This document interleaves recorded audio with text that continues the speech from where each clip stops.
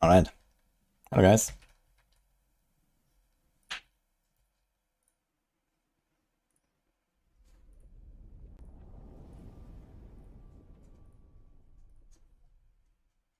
Hello from down here. Okay.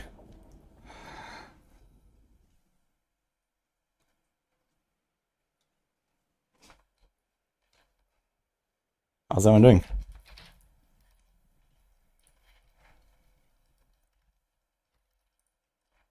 Okay, we have one more day and a little bit tomorrow. And we have work to do. Let's go.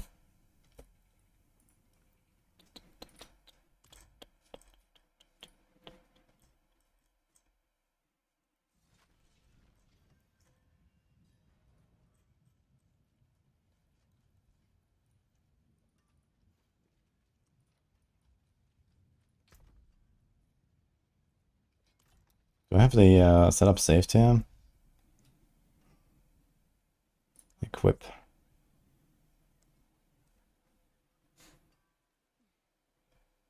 It doesn't let me equip it because it has the same runes in both weapons. That's kind of funny actually. So it just like doesn't. Okay.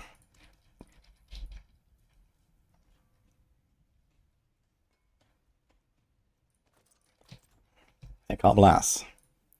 Thank you, man.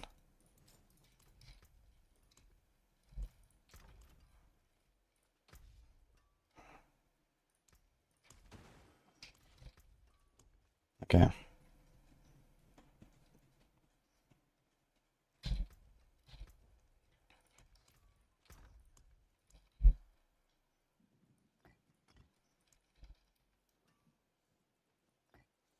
So we do this.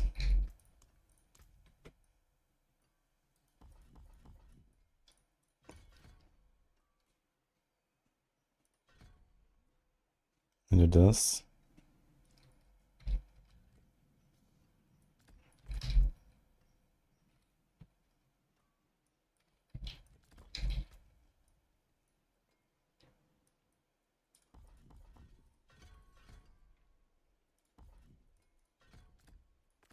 We do that.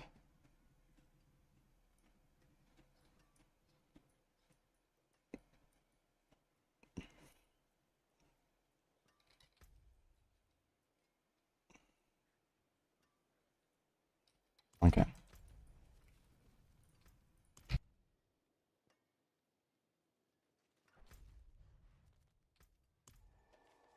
Привет. Thank you, Carl Blast, for the 20 months. We're gonna do some pen shot again. The release date for season 9? Yeah, it's the 1st of July. So 4 weeks. We have a lot of work to do until then. I wonder what I will do. Okay, this is getting a bit full here with my inventory, by the way. Can we fix that? Let's put some stuff in here. So I have a bit of space. I don't need much. I need... This is fine. This is fine. We also need a new bow and a new dagger. 1st of July, yes, Sainsbury.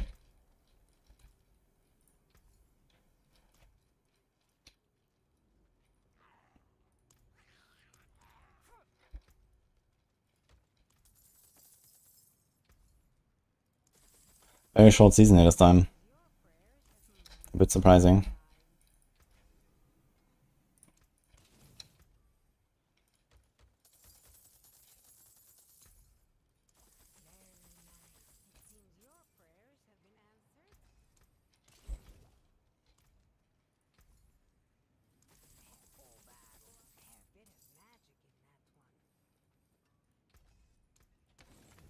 Hmm.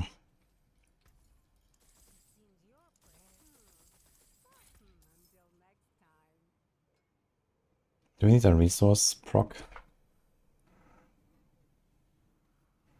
Frankly, it wouldn't hurt. I don't think we'll need it.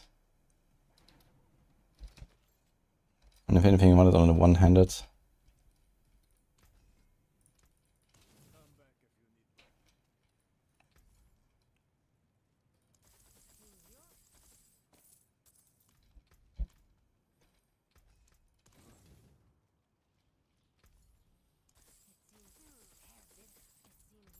Oof.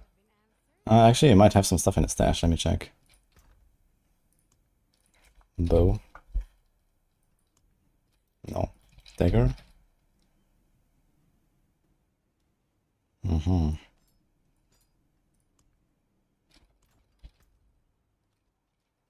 Maybe I'll just try that one.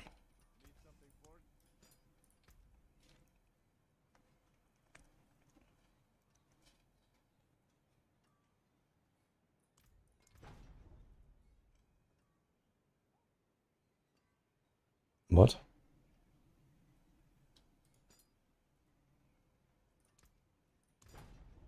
What the hell happened?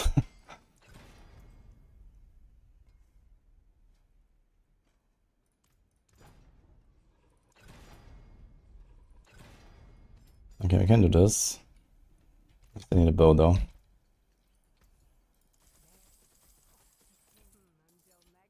Hi Donkey, how's it going?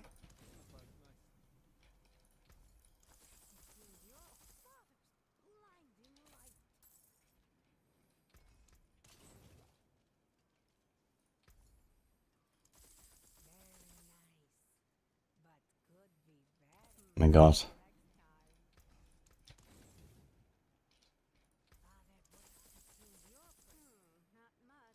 Okay, here we go.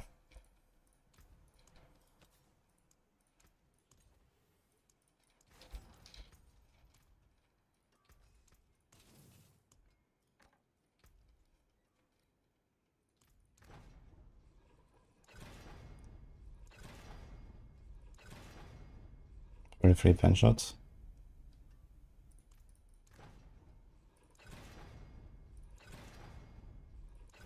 Okay, we got a bow and a dagger. Let's go. Mm-hmm. Nice. Okay.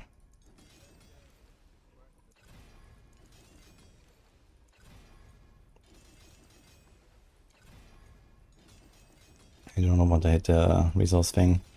Close and pen, that would be ideal. So it's 25. It's like 90% pen shot cast twice. Maybe it's fine. Alright. So you can do trick shot if you want.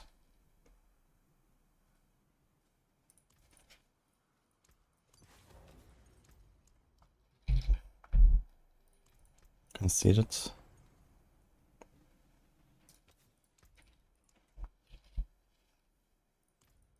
Apologetic Fiora.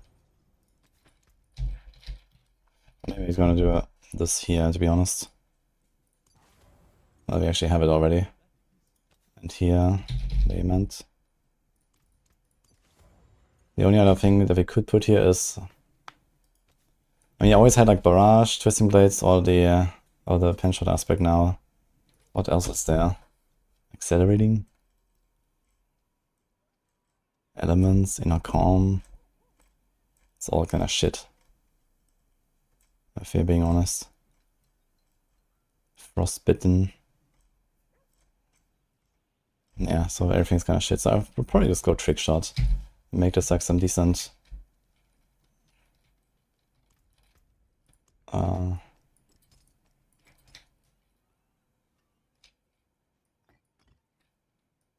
decent AoE clear here. You have Pattern Greaves and Umbers.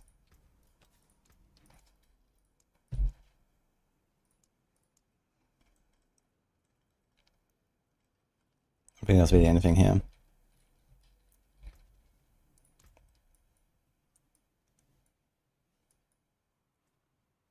%, close quarters. Canny is fine. Headhunter is fine. Fragility, turf, versatility. The thing is, versatility only applies the damage on the Shadow Claw, not to me. So maybe I want to do something else here. Can I?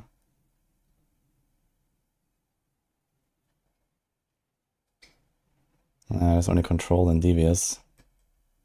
And we kind of need all the boss damage you can get. So I guess versatility it is. This is fine. This is fine.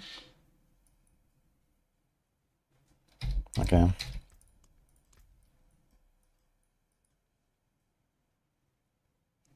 I wonder how the energy will feel.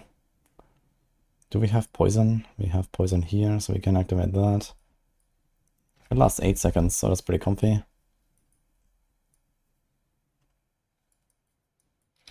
Okay. So apparently, I played this Azure Barrage build, but it turns out Penshot is just a better version of that, which I guess does make some sense. Since Penshot just has way better AoE clear, since you hit everything and not just like one guy or two guys. This has 51, let's say 50% lucky hit. You shoot, let's say 10 arrows, so it's 500% lucky hit. And here we have, let's say 150. We shoot 2 of them, that's 300 already on single target. And there's a 40% chance for an extra shot. So that's 420. So it's only 20% less on single target than Barrage. But it has just like insane AoE, right? You also have the knockdown, the slow. Which means you don't need a slow here. Which means you can do chill there. That's my crit. Okay. Ding, ding. That's my attack speed. Ding. Alright, let's try it out.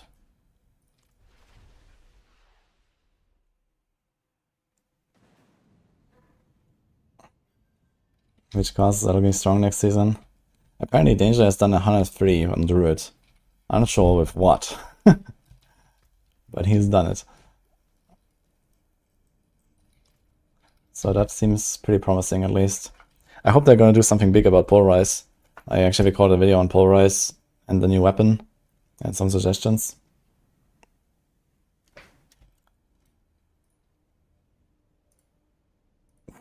Hello Q guys only.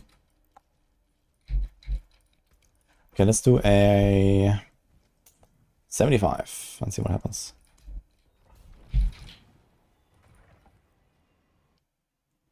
All class is gonna be okay. I mean, not necessarily, right? We don't even know what build that is and how clunky it is and how reliable that is and so on, right? So I would be a bit hesitant to call everything okay. Also, like, you know, Spiritborn is the strongest, but also, you know, Spiritborn relies on all this like Mystic Circle shenanigans for pushing and so on, and a lot of people will not really like that, I think.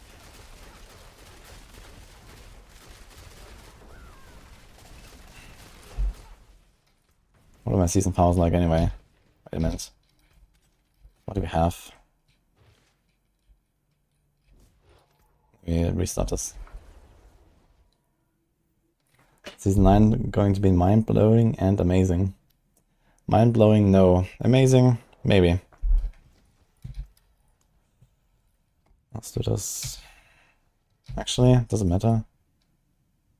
The resource thing, barrier thing, execute thing.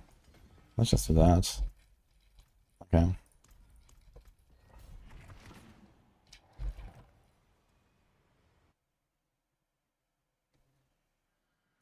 I tried Spiritborn PTR and realized how much I hate all the shenanigans to make a build strong. Yeah, it's just because of this Jaguar Hall and the double dipping on Jaguar Hall. If they would fix that and just buff the class overall, it would feel a lot better, I think. Like, I don't mind the Mystic Circle playstyle for, like, pushing. It actually gives us, you know, some kind of, like, interesting pushing playstyle. But the thing is that outside of that, like, you know, many builds even struggle in T4. So it's like, oof. Yeah. So that's the main issue that Spiritborn has. But the thing is, if they, like, just fix all the double dipping, then Spiritborn is gonna be, like, a shit class again, and it can't even push. And it doesn't really get anything for T4, so they have to properly, like, buff everything a lot.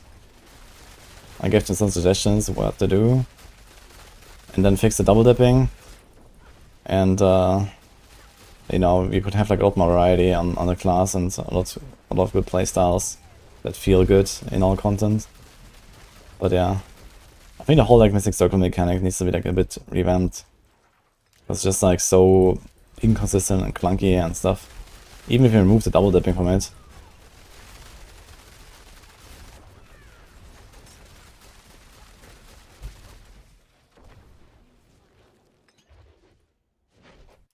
I actually will not. I'm very bright. Yeah, because I woke up and I was illuminated. I had all the ideas.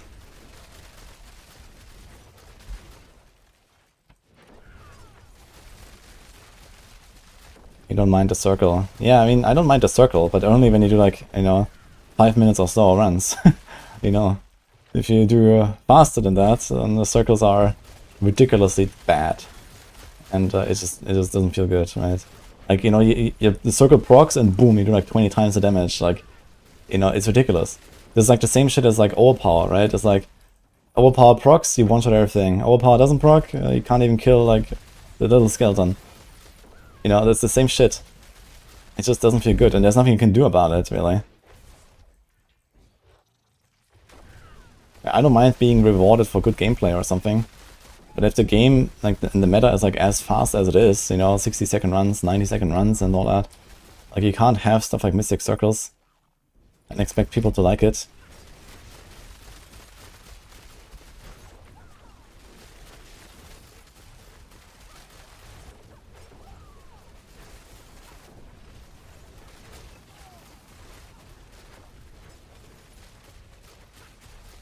Spiritborn's key passes, glyphs, and Spirit Horse are mostly the straight. Yeah, some of the glyphs are kind of whatever. But I mean, I'm not sure exactly what they would do to start buffing the Spiritborn, you know, to appropriate levels. Let's say Jaguar Hall didn't exist, okay? Whatever they will do with it, let's say it just doesn't exist. No, so no double dipping shenanigans.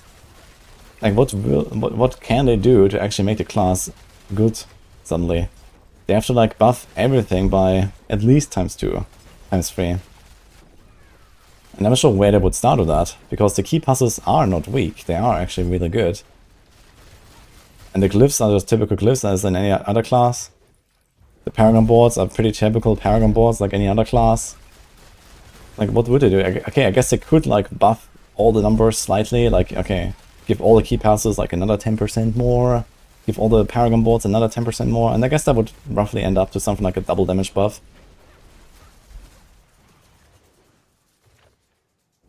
Sebazontek could need a huge buff, you know. Sebazontek, first of all, make Withering Fist a usable pattern, that would be a good start. Like a, you know, triangle pattern or some shit. And just like buff the shit out of Sebazontek, so you actually have some basic builds. And then same with Kepeleke, you know, nerf Quill, buff Kepeleke. And then, you know, leave Quill roughly where it is. Make sure the other builds kind of catch up. So that would be something to do, basically. What if they enter the second weapon swap? Yeah, that is a complete rework of core game system, so that's not happening randomly in like a season. And it's not happening in this game at all, I think, so forget about that. You just stay a bit realistic, I think.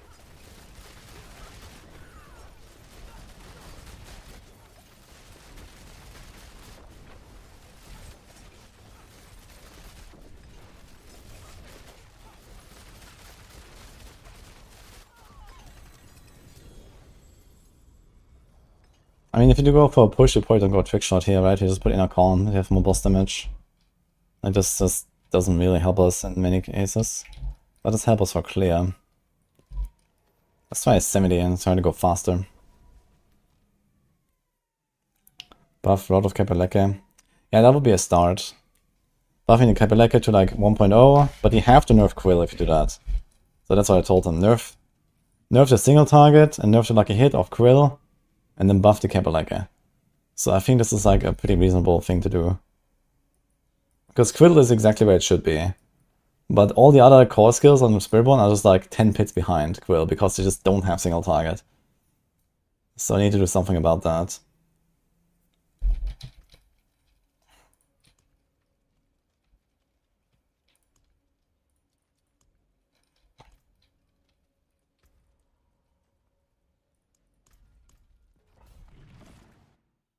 The key pass on Spiritborn need to be more general. I don't know. I feel like there's no build on Spiritborn where I'm like, I don't really have a key passive for this. You know, like there's fitting key passes for every build, I think. So that's not the issue at all, I think. You know, and they have pretty impactful effects. You know, like Prodigy's Tempo alone is like ridiculous. Noxious Resonance is ridiculous. you know, Vital Strikes is pretty niche, but it does have, you know, its purpose for leveling and for evade, for example. Adaptive stances is okay, you know, it's just kind of like the backup. If you don't have anything, you just go that. So I don't have any issues with the key passes at all. In fact, they did get buffed in Season 8 already. And they are kind of like on the level of other key passes. Plus minus. So I don't have any problem with that. Like Noxious Resonance needs like more single target and less AoE. I told them maybe make Noxious Resonance 310. Right now it's 180 and 20. And that still leads to like this, like even though they buffed the single target of it basically, outside of like the overall nerf to the key passive with the removal of the crit scaling. Single target is better on Noxious Resonance now, but it's not enough. Like they need to lower the AoE part a bit and buff the single target a bit to make this actually feel like not atrocious on bosses. So this would probably, like, you know, close the gap between AoE and single target by half or so, which would make poison builds actually feel okay, I think. Plus, you just have more DPS, which poison builds also do need, besides Balazan and stuff.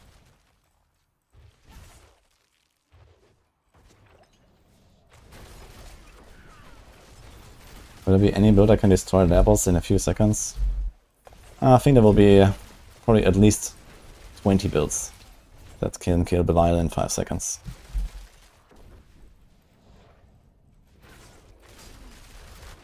So there's plenty to choose from if that's the goal.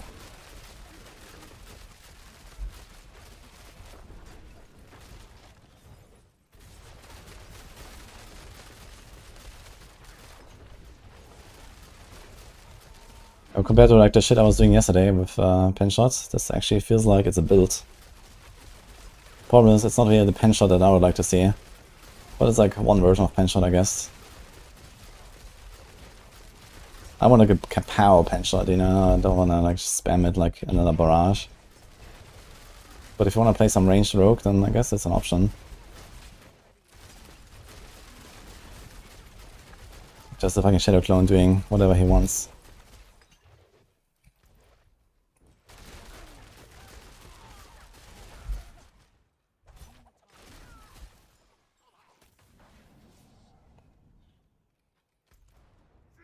Unfortunately, Penshot doesn't have enough power in Pit 80. Yeah, this is an Azure Penshot build right now, and actually that can push 90 plus. So this is actually gonna be like a pretty solid setup.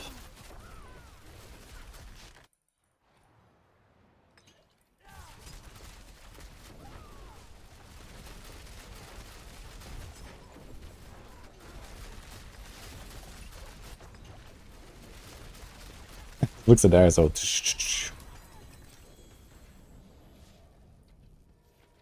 Thank you, Demo. Appreciate that. Death Trap is still the best, yeah.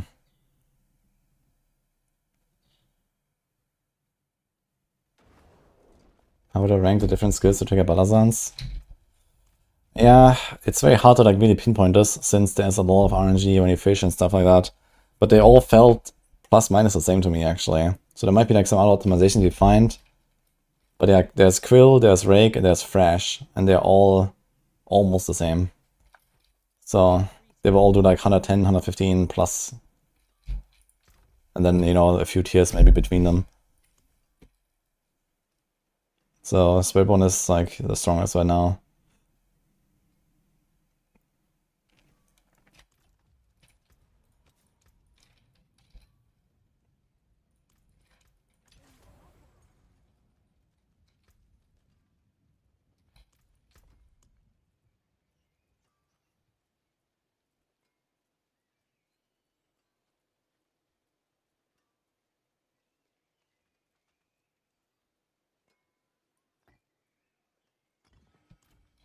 I realized I didn't really have like any chill and stuff, right?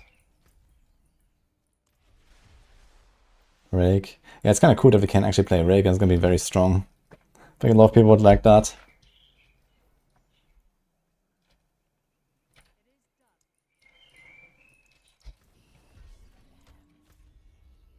Let's try a...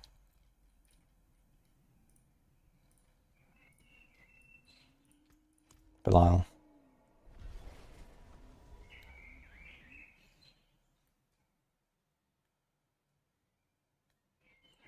20 builds, all the talk about the nerfs I talked about before. Lol. This is why you said people are overreacting. And people are always overreacting to nerfs, so that's not very news. But I mean, the fact is that a lot of builds also get kind of like crowded out now, like with the nerfs. There's a lot of builds now, you know, look how many builds we have, right?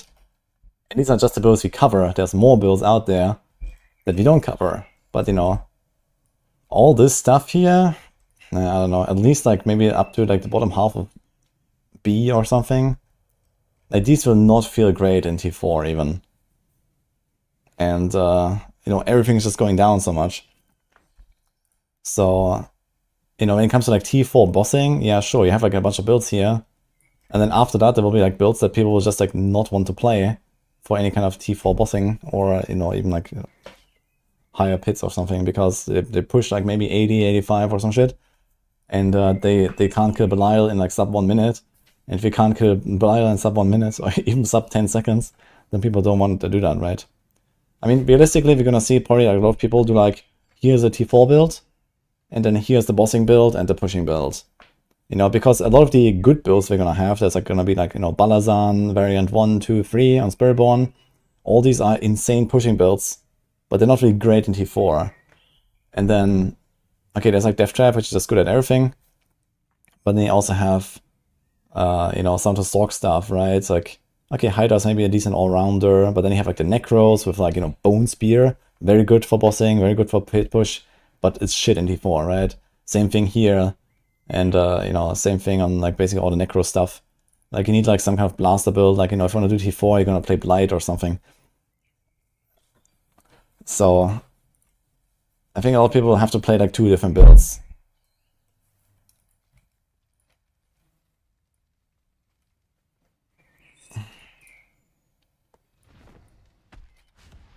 Video looks good. Yeah. Why? Because of area? No, because the pushing builds usually are, you know, very RNG based and very slow and very clunky, and, you know, like, yeah, sure. I mean, of course, you can take a strong build and push of it, and farm like T4 of it, right? Like, you can, like if a build can do pit 100, of course you can do like T4, right? But the thing is, can you do T4 fast? And the answer in most cases is no. You know, because for example, the Spiritborn relies on like the Mystic Circles and like stacking the Jaguar Hall procs and just generally making large pulls, and you don't do any of that in T4. Like in T4 you need one-shot everything, and you fly, and that's it.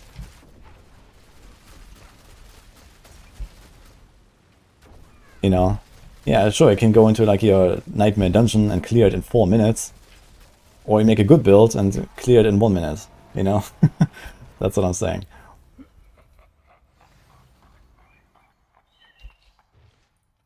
This actually works though, I gotta say. There's a new helm drop, by the way. I should maybe find it out.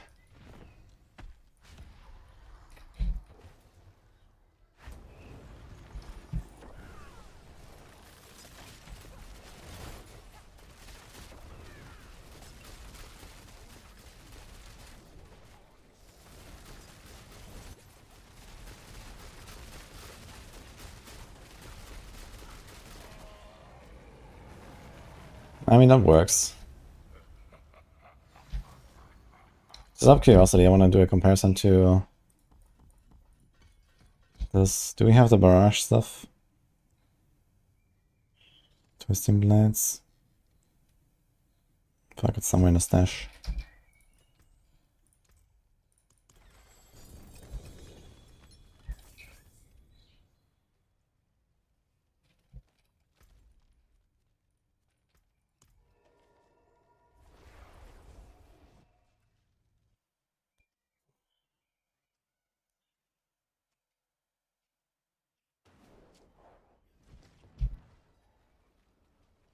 The reason for some statements are almost always lost to me as a filthy casual.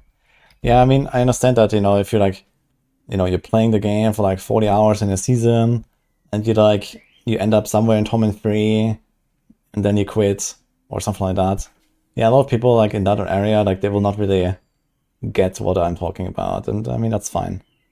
But there's also like a lot of people that actually play the game seriously, and they suffer from, you know, a lot of bad design, a lot of bugs, a lot of, you know, problems basically of the game. So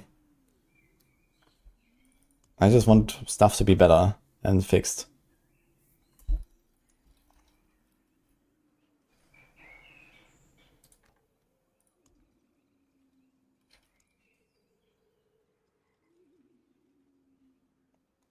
Yes, a Shadow Clown.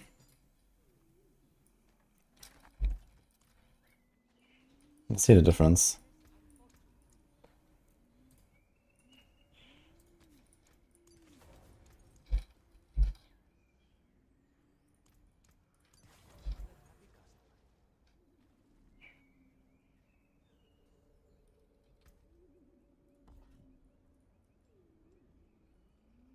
Wait, why did I have 2 points in there or something?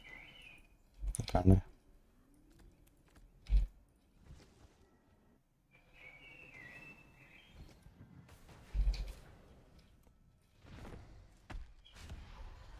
We weren't using the hunter. Bad mistake.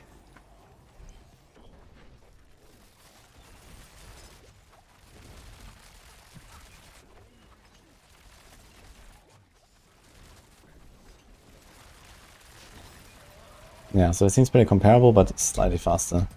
Kind of like what it should be. So that checks out here.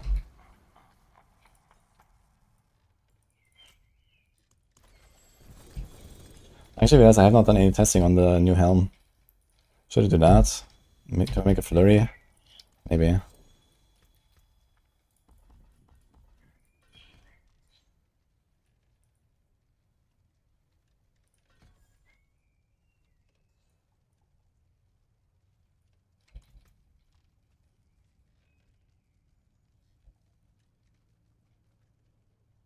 Testing clients, pen shots.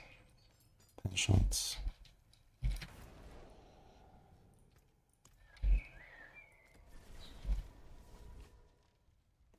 What's the build called? There's like an Azure pen shot. I have an Azure Barrage planner in my Discord, so this is the same thing, just with pen shot basically. Starts with Inner Calm. Tum Fool, or do we do Tum Cry? I think we need the Cry for push, because else everything is just gonna like not be where it should be. And we go Ahu Quacks. It should be fine. I didn't actually check how fast it procs. Let me see that.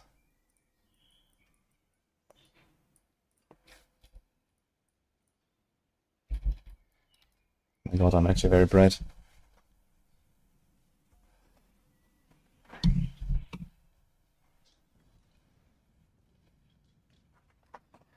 Okay.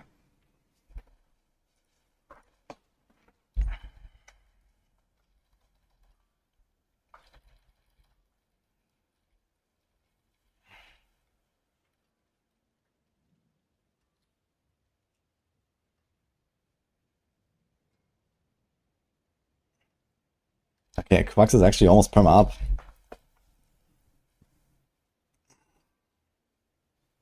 It's very good.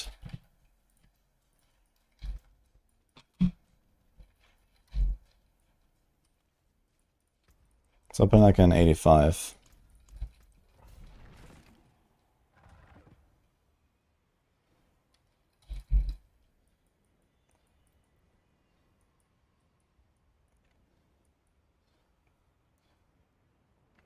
I wonder if I should do Deadeye. But I can't, nah, we don't really have the time to do that. Because I have to Shadow Step every once in a while. And we have to hit a close enemy, so we can't just like dash or somewhere. You could try to do it with dash and like go in melee range, dash through the boss, and then be distant. But then the clone probably just doesn't hit, if I had to guess. So probably no Deadeye here, we face tank. And we also have Cry Rune anyway.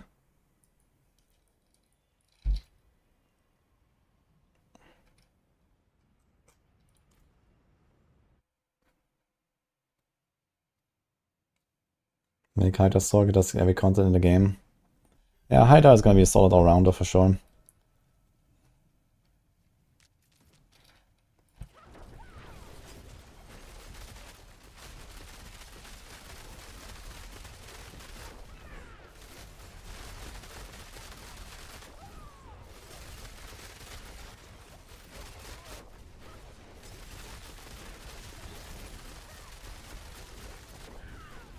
Dude, I really have to get away from all this like face tanking playstyle in the pits.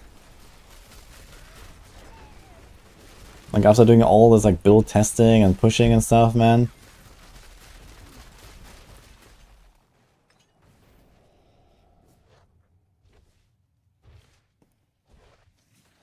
You asked me why I don't like pushing.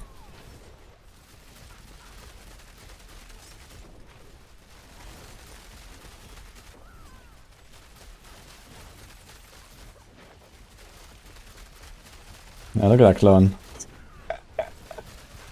Oh my god, dude.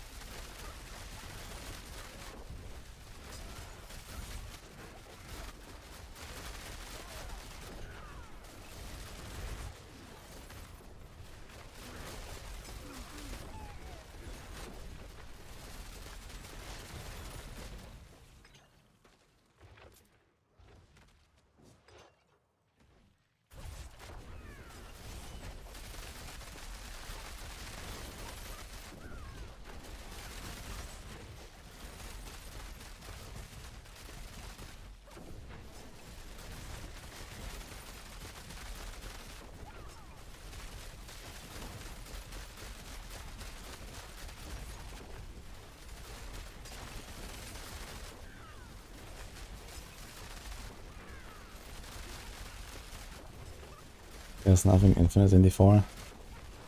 Technically not, but practically yes. I don't mind infinite scaling, it's just that the pit is just boring. The timer is way too long, and the elites are not dangerous enough. They need to fix both. And the boss fights are way too long, but that will be fixed if they make the timer shorter. There needs to be more action.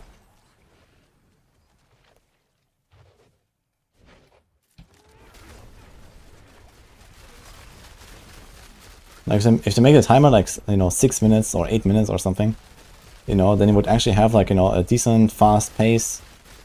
You know, you have to go down, of course, like 8 or 10 tiers or whatever, but, you know, it would actually feel good. Because this game is just not good at slow combat. That's the thing. It always like devolves into the same like face tank playstyle. And even if you make enemies more dangerous, then most likely people is gonna try to get more tanky so I can face tank more. So you have to do something that is like really not face tankable. Like we need like arcane beams from D3 and mortars and stuff like that, you know? That's the stuff we need. Like all these elite affixes don't matter that we have here.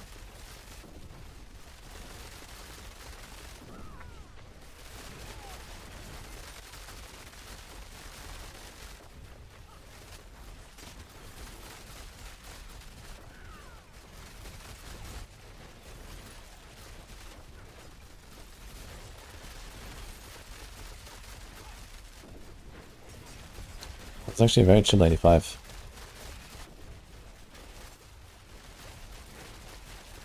Also have barrier dudes.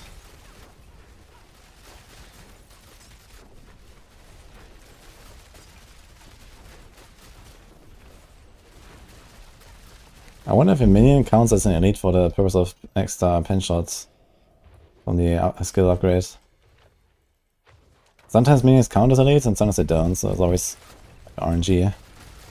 You have to test it for every effect.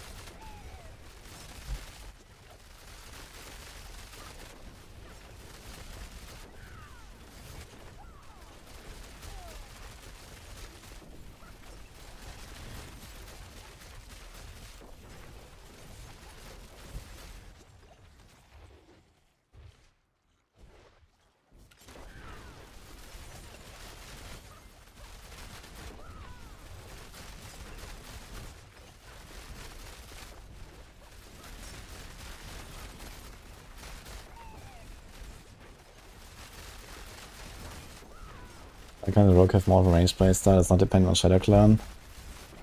Well, we have to thank Ava for that, for being the most thorough mechanics tester and bug reporter that I know. because he tested everything about Shadow Clone and reported all the bugs. And then they tried fixing Shadow Clone, and here we are. And now Shadow Clone is OP. So they basically have to delete fucking Shadow Clones from the game. That's what I told them like for a year or longer. Like just fucking delete Shadow Clone, guys. Don't fix it. Make a new skill. And here we are. And I knew exactly this was gonna happen. If they ever make Shadow Clone good, this is exactly what's happened now. I knew it. You think you do, but you don't, you know? And here we are.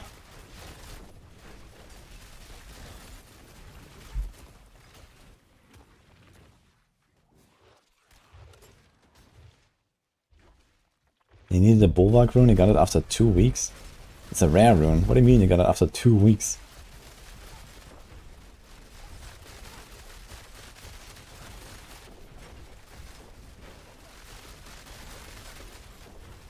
Do you guys not have clones?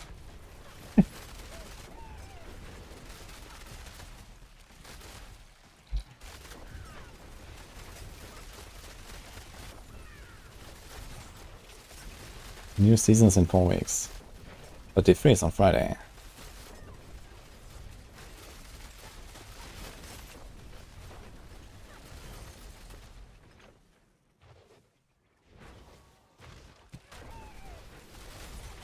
Okay, barrier dudes.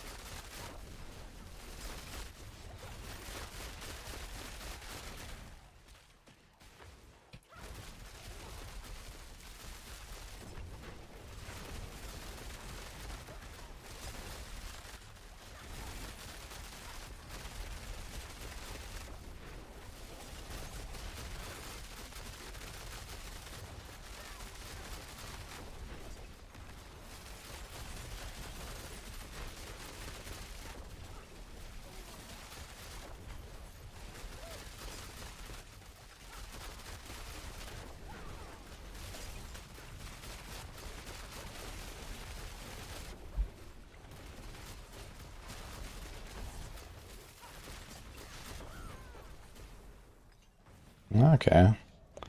Yeah, the A5 was pretty chill. Let's see the boss. I can probably kill him in like 5 minutes.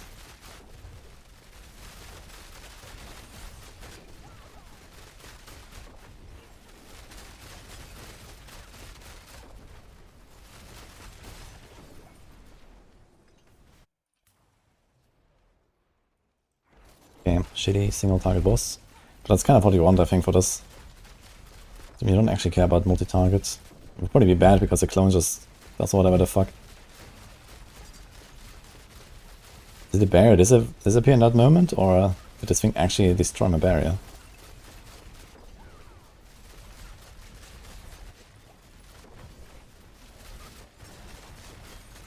Seems like it actually destroys my barrier perfectly, without me losing health. That's funny.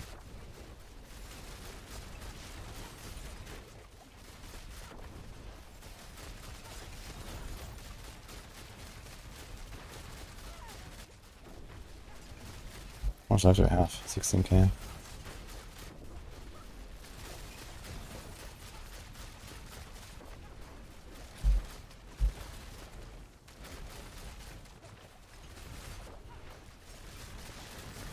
The barrier power is kind of nice because you just constantly get new potions throughout the fight.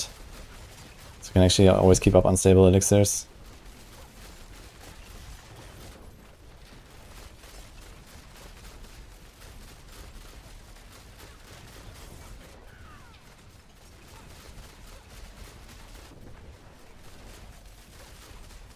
Now if only I could tell how many Epoch Furor stacks I had. That'd be cool. Imagine that. This boss fight is faster than I thought. And just as exciting as I thought.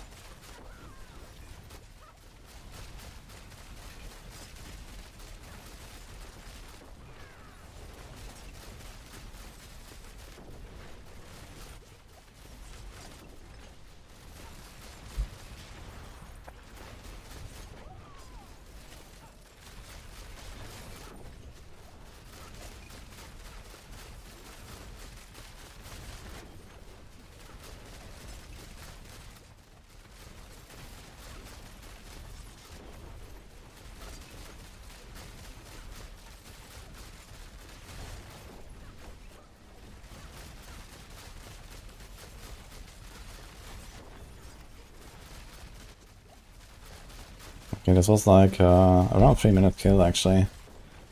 Not too bad.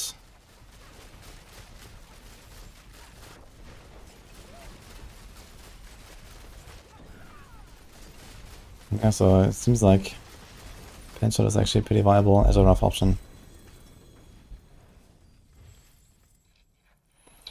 And pretty playable actually.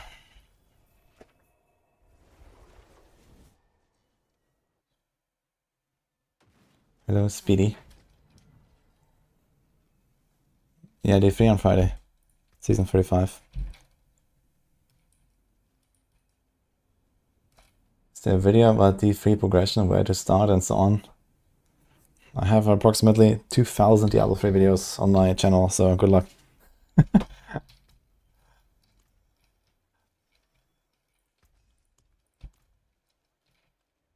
Season start. I didn't make anything for this season specifically yet, but I guess sometime this week I will make a few. Maybe make like some kind of like season start or leveling thing, and then season overall tier list, and maybe 1 or 2 build guides or something. But yeah, I was like in D4 mode now, so it'll be on Wednesday, Thursday, I guess. Okay, not much more to see here, I feel. But this actually works. Good luck, holy lifestyle. Shakeloon can be good, but making it so get infinite uptime with CD reduction tempers makes it OP. Well, it's not just that, Xario, it's also just that Shadow Clone just feels awful. Like, there's one build where Shadow Clone feels okay, which is Heartseeker. And every other build in existence, Shadow Clone just makes it miserable. That's the problem. And also the second problem is that you can buff the Shadow Clone. Like, it's called a summon, and it can be buffed by summon modifiers, which should not happen, because it doesn't have its own damage, it has your damage. Like, it scales with your damage, and then you make the Shadow Clone stronger. It makes no sense. Like, it needs to not be scalable, you know? For this to make any sense. It already scales with you. Like, why can't we buff the Shadow Clone? Like, that needs to be removed. And then, you know, make it like good for like 1 or 2 builds where it makes sense. Like, you know, I don't mind if Heartseeker has a Shadow Clone, but all the other builds, like this, just straight up doesn't work. The Shadow Clone doesn't target what you want. Positioning is the entire build on Barrage, right? And the same with Penshot. And the Shadow Clone can't do that. You know, it's all about positioning. Rapid Fire, like, it straight up doesn't even hit the target. It just shoots past it. TB, same story, very tiny AoE, positioning matters, you have to cleave into the pack. Like, the Shadow Clone doesn't do any of that, it just like attacks some random guy in the middle of nowhere. Like, Flurry is maybe something where Shadow Clone is like okay, let's say. But the thing is, if you don't like very tightly stack the entire pack together with like a vortex or something, then the Shadow Clone always just does whatever it wants. So if anything, you should make the Shadow Clone just like actually stick exactly to your position, you know, like it spawns inside of you and then, you know, repeats the attack where you are or something like that. And then that kind of makes sense. But the way this works right now is just like, it always feels miserable. Because the Shadow Clone is like all your damage, or mostly all of your damage, depending on how hard you scale into it. And most builds kind of go all in. And then the Shadow Clone just does not what you want it to do. And even if it did what I wanted to do, it's not me doing the thing. And I want me to do the thing, you know? So it's just like bad. Like, there's no way you can make like a ranged pen shot or something playstyle work, because the pen shot will just fly past the enemies with the Shadow Clone.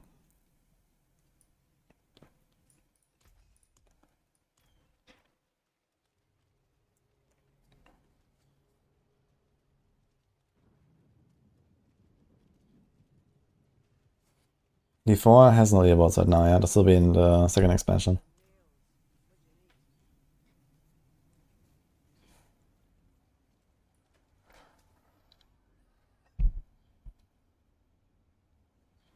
You get annoyed when I have a bow or crossbow and let me stop on your toes and shoot you and watch the arrow fly 60 feet behind the target. Yeah, we need stuff like these or something, right? Like they tried a little bit to do something like that, I guess, with Deadeye, which kind of goes in the right direction, but it's just like not enough.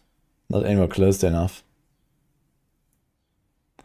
Like the whole combat needs like a revamp to kind of go closer to what it was back in Season 0, for example. Where we actually did have a large variety of playstyles and builds and, you know, combos and whatever. And these days everything has kind of like devolved into, okay, face tank everything, you know, clump them up. And, you know, everything is in meta range. Like range build straps just don't even exist, right?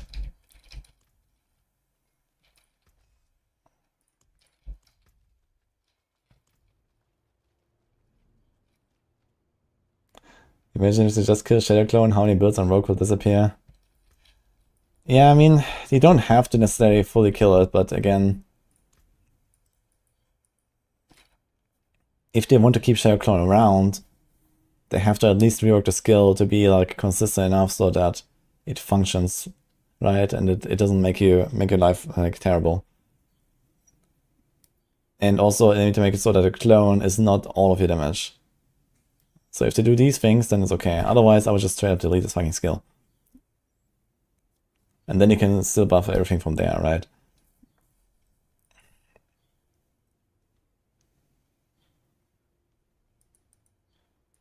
But yeah, anyway.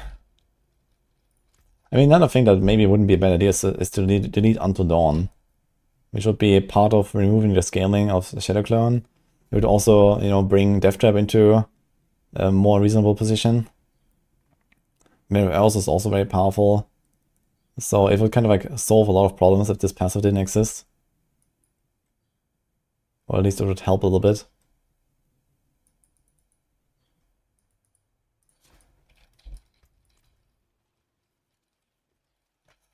Do we want to try Flurry or what?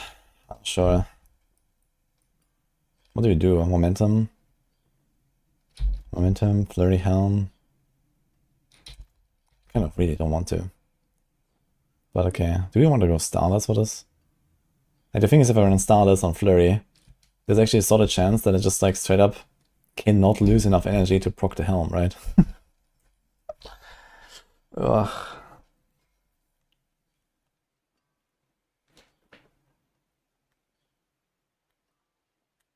Transform the clone into a Mantler directly on top of you. Yeah, I mean, if the Shadow Clone is just kind of like, just literally like does what you do, but as like, you know, you could actually make this look really cool, right? It's like this kind of like, you know, ghostly shadow that's like inside of you or something, right? And it kind of like repeats all of your moves with like, you know, a 200 millisecond delay or something. Like that could actually look really cool, right?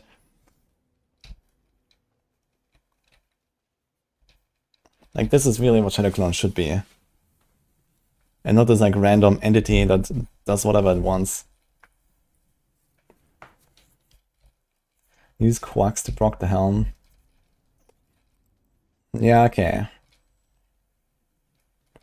That's easy with Quacks. But I guess even then it might you might run into a situation where you might not proc it.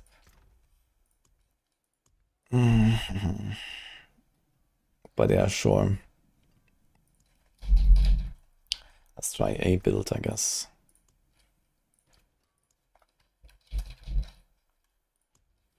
Pen Azure.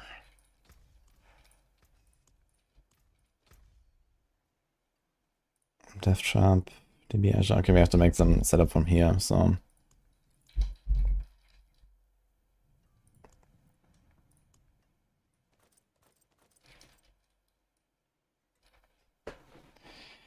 But I guess the idea is that you kind of want to always spend life, no? So that you can use Dark Dance. But okay, maybe not, right? It's just like if you spend life, you don't spend energy, and then you lose like all the other synergies. So I guess you just do like a typical build and just have this helm equipped, and that's it, right? There's like actually then nothing to it. Like this whole like spending life thing is just like worthless. Yeah, Dark Dance would only work well if you don't have Shroud equipped, and you just like, you know, don't have Innovate ranks and all that, like, you know, nothing that gives you energy. Because even if you have Shroud with 1 point in Innovation, that's already too much. You will get too much energy from this with 1 point. Maybe on single target will be okay, but other than that, you will always have too much energy. So you will not proc this. So you need to not run Shroud, but if you don't run Shroud, well, you're not playing the right build, right? So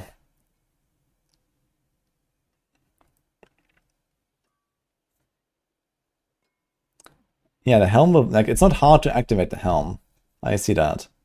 But I want more, right? I want to spend life on every single attack. That's the whole idea, I think. In fact, if I want to make this more interesting, they should actually force us to always spend life as much as possible. Like, there should be like maybe a stacking buff, right? It's like, okay, maybe it's like 10% damage, 10% attack speed, but it stacks 10 times. It has individual timer. So you really want to spend life a lot. And then this helm would be somewhat interesting and, like, you know, maybe powerful enough to be used over like Perdition or something. Because right now it barely even beats Perdition, right? It's like, okay, it's a 50% buff, Perdition is a 60. And then Perdition has like the Giga crit. It has a lucky hit, which is nice. This thing has life and armor, which, okay, I mean, we mildly care about, but we are rogues, so not really. And then, okay, I guess if attack speed buff, is that even in cap 2? Let's say it's in cap 2, then it's useful. But it's not really a lot more damage than just Perdition. And you have to solve your crit.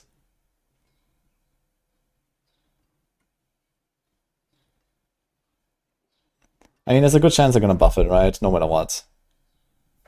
Because if it's like such a minor upgrade to Perdition, let's say it is an upgrade, then, you know, we have to struggle to make it work. I don't know. Like, for example, if you do speedruns, okay, you can do like Neo Quacks, I guess, in speedruns. You have a 5-second timer, and Neo is a 4-second proc for Quacks. So I guess that works. And then for pushing, you do like Ahu Quacks or something. And you're probably fine.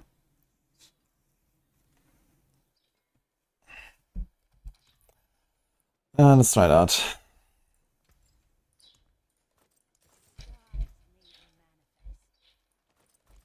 We go to Kjormashat. I have a 2J Death Mask in the mailbox. That's fine. Need to have an additional effect. Flurry costs 40% more energy. Yeah, the thing is that Flurry is supposed to cost little energy, right? If you do this. I mean, you're gonna do this, right? Like, screw the healing. You just do this. Because you have healing here anyway. That's a lot of damage. You don't really want to give that up. So it costs less energy. You can't wear Crown of Lucian, because that's a helm. Yeah. I think really if they wanted to make Flurry cool, they need to change this. They need to make a stack to like 100. It needs to have an individual timer for each stack. So there's actually a ramping effect going on, right? So, you know, like in AoE, like the AoE of Flurry is fine, but the boss damage is not.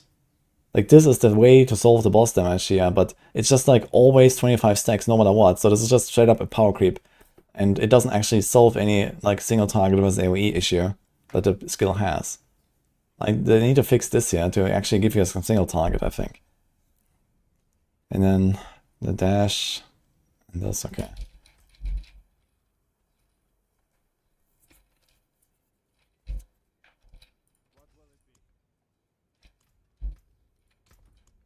Alright.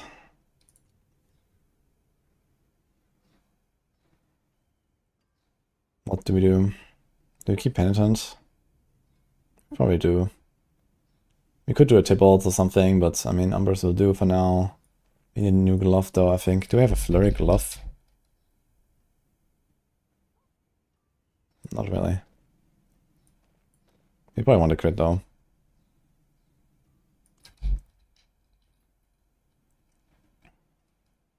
Yeah, we don't have ranks, but we have ranks here and here, so maybe get a better status.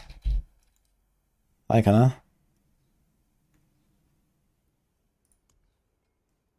That's all of core skill ranks.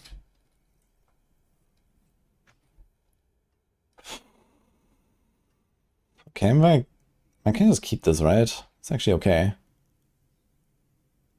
I want Flurry size though. I guess I need another pair of pants of Flurry size.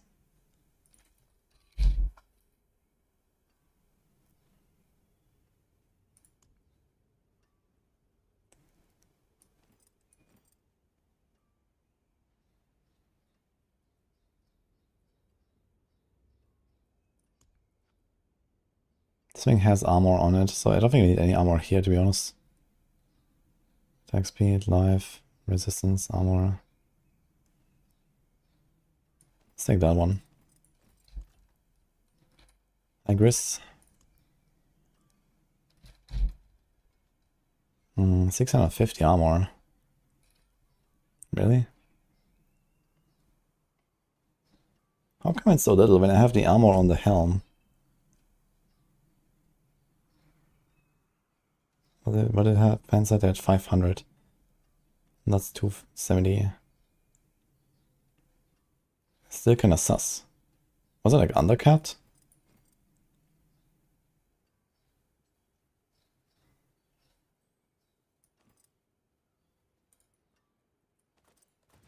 I guess I just didn't have cap, turns out. But maybe that's okay.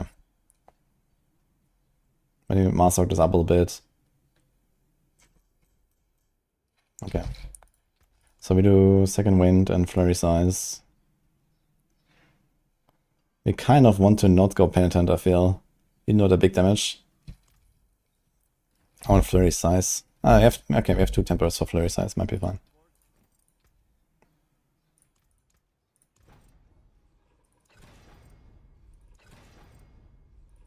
Oof.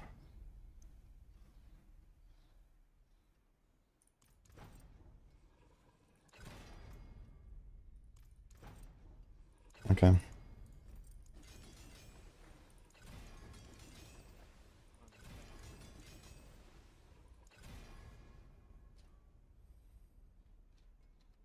Kind of low flurry size, but otherwise. What's my attack speed? 82. That's actually pretty good. How do I have so much? I'm from the pot as well, I guess. Let's do an attack speed roll, and this will be perfect. That's my crit. 55, but we can fix that.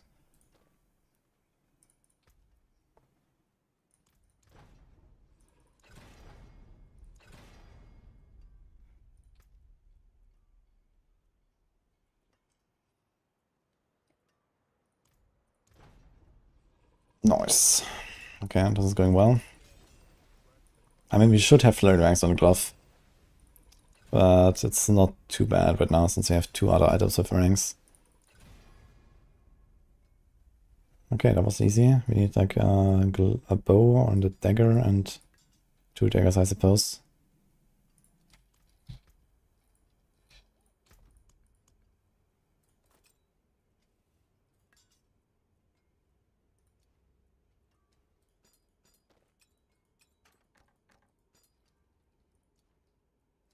I actually need like 1 Shadow Clone temper and 2 Flurry tempers, right? That's probably what we're going for here. So here's Shadow Clone. We can just take that. We probably want like a restore resource thing.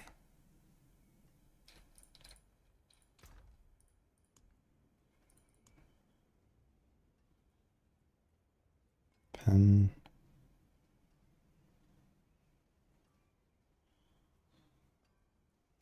There's actually Dex, Attack Speed, Core, Daze, Shroud. Could also run this one if you want the core ranks. But no flurry size then, and we kind of want that, I think.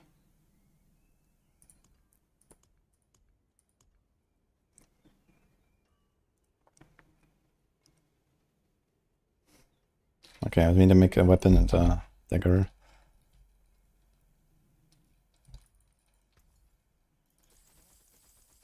Actually, do you want to go swords? You probably want to do swords instead of daggers.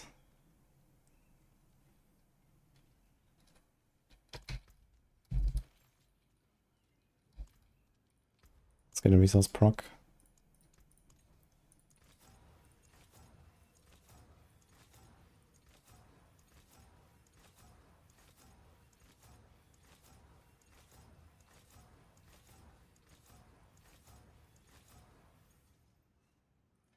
It'd be funny if Shadow Clone spent your life with a helm. Double life spent.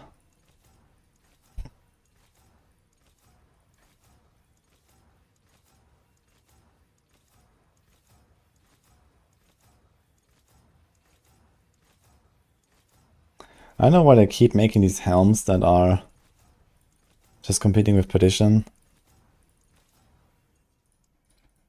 You know, they're making these helms like so ridiculously powerful. I feel like it doesn't make much sense.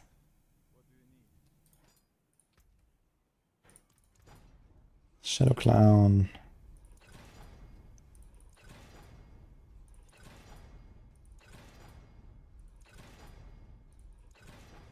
Beautiful. Okay, we try this again.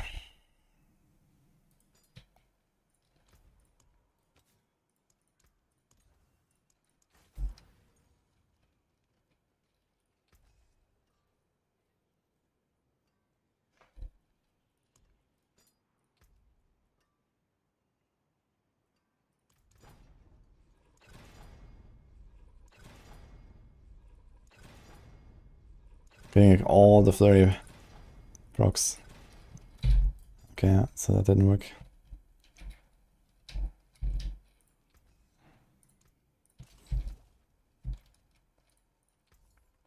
Let's go swords actually. I have one dagger and one sword, but I think I'll go for double. It depends on the breakpoint. I didn't check the breakpoint now. Maybe there's like a good breakpoint we can hit with only a dagger.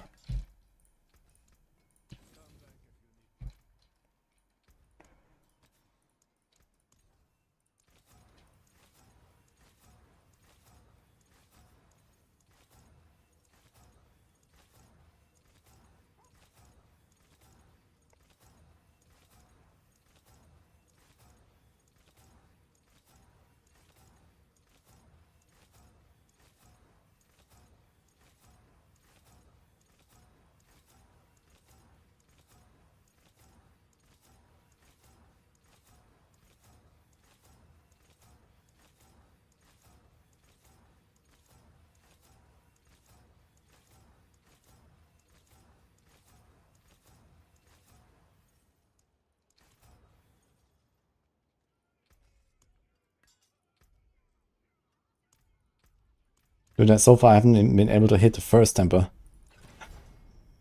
19, woohoo.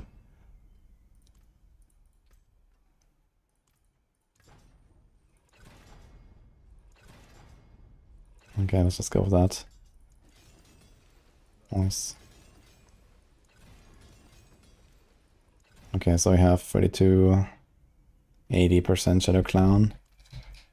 And let's do a bow and then we do Flurry on that.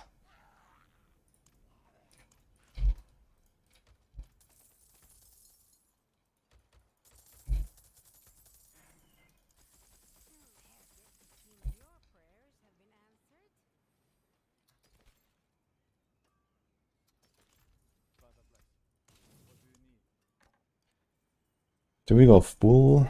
I guess we do full rune, right, or something like that.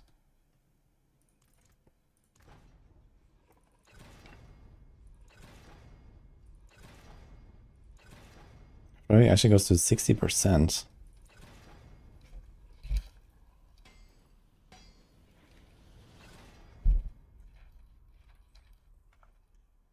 So you can actually get 100.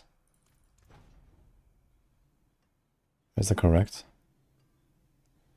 Yes.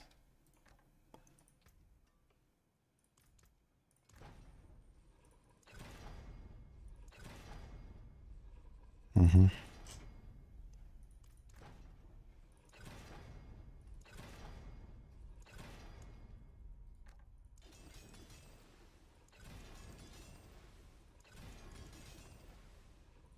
Okay. So you can get 100 on both, but you only have 80 on the Shadow Clone. Fine.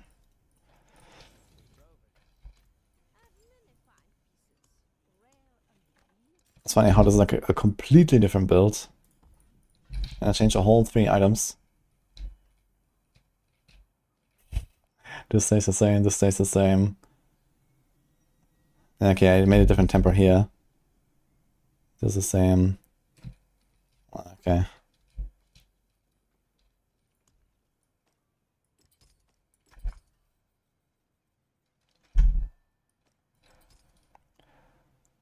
So.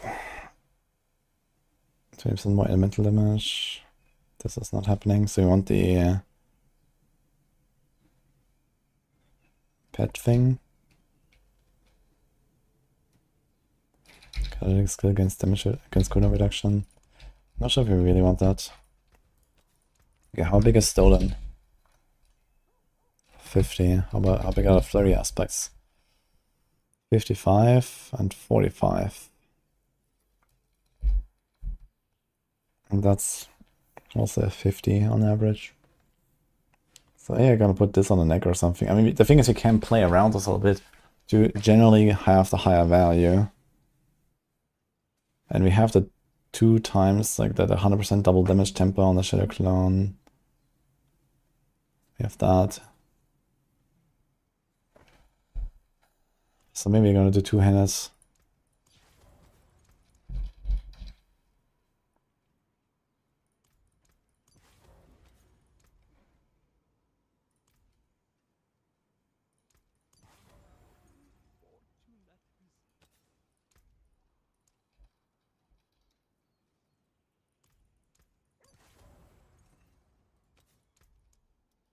And then is the last one conceded? Oh, there's another one actually. Wait a minute, what about the... Ah, shit. This need a glove. Forgot. Grasp of Shadows. Already need that. This has a giga attack speed, man. Does the effect even work?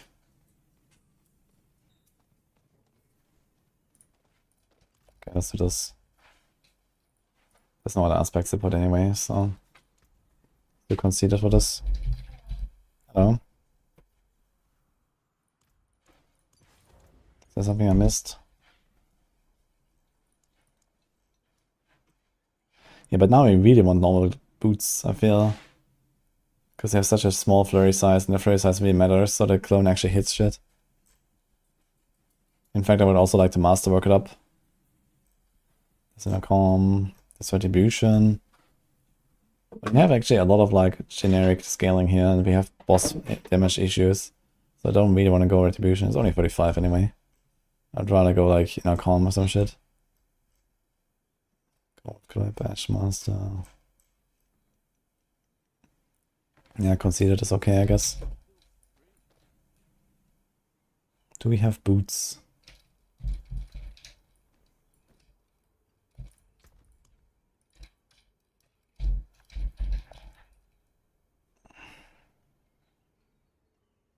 This sounds fine.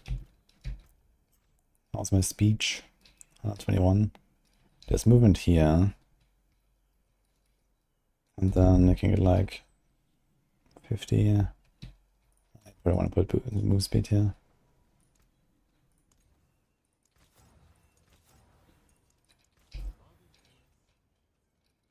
Bayman Brawler.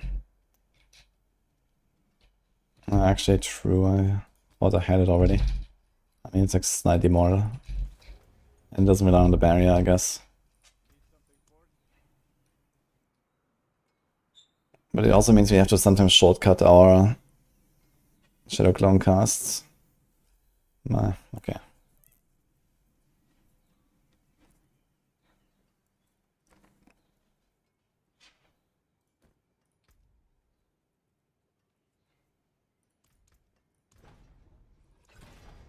Why the hell is Flurry size in the Alchemist control, by the way?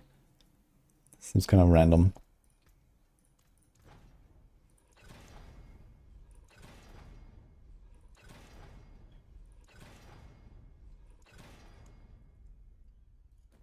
And we're not gonna try anything with imbuements here or something, I think.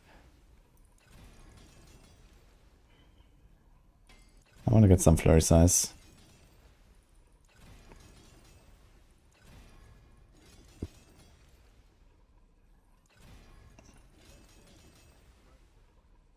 How bare with the helm will work? I mean, you just don't have energy, you spend life. Still spend the life.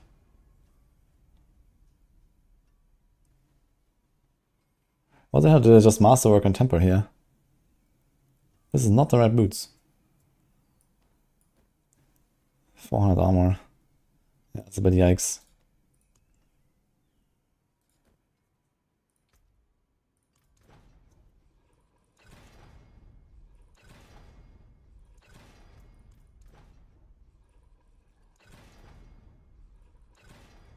Okay, let's try this again.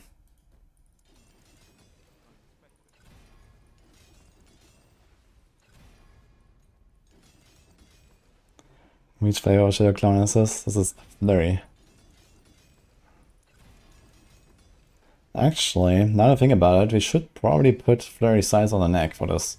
So you reach 100%. I think that kind of matters. That's a lot of armor. That's too much armor.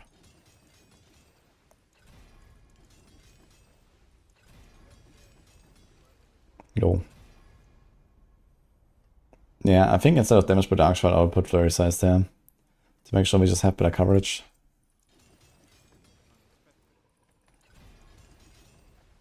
Holy.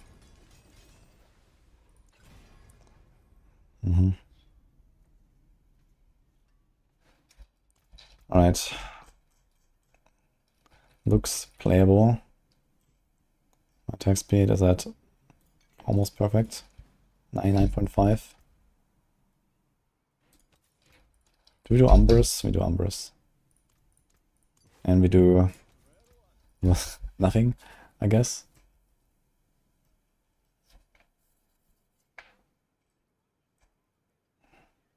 Mangler. Wild Bolt. Blech. We're probably gonna play Cry Rune anyway, right?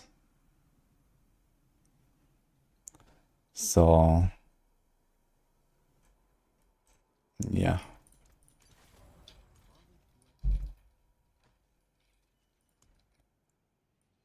Ahu. Quacks.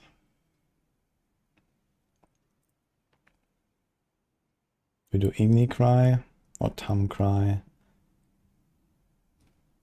Honestly, Igni doesn't sound like a bad idea. So you walk in, press the button, you pull shit. But you probably have so much attack speed, I think Tam is fine. Okay, okay, okay, okay. My flurry ranks are 20, and that's without any points.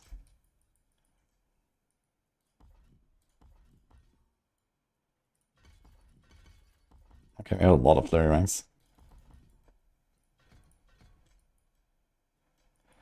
I want to try to get Dash and Shadow Step in there, but I don't think I can do both. Get the Shadow Clone. Okay, Poison Trap doesn't help us. This. So my Cap 2 attack speed is 20, 70. Anything else? No. Okay, so I have 170. Momentum is there. I don't think I really want animation.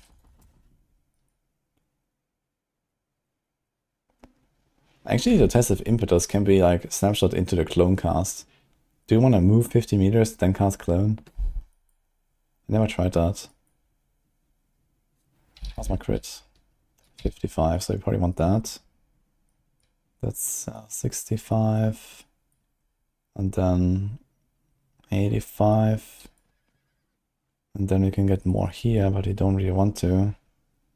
You have like, okay, 90. You can put the crits there if you want. Actually, this doesn't work. But this works.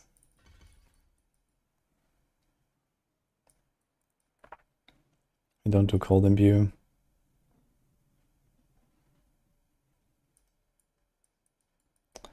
We can't do trap mastery.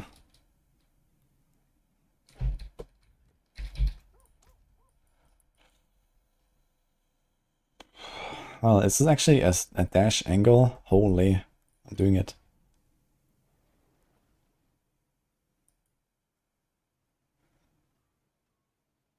This only works against knockdown. But okay.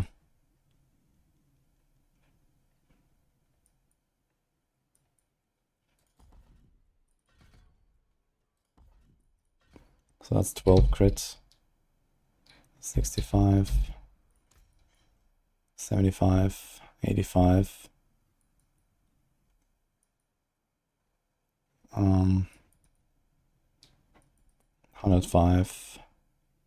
But dash is not always up, I guess. They not use this on bosses and so on. So I would like to have a little bit more crit. Like the GA crit, I have way too much attack speed, but like this.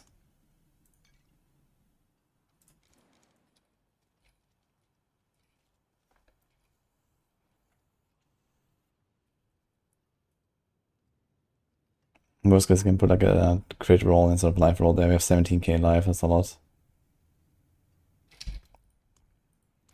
Yo, Capbit, by the way, thanks for the subgift.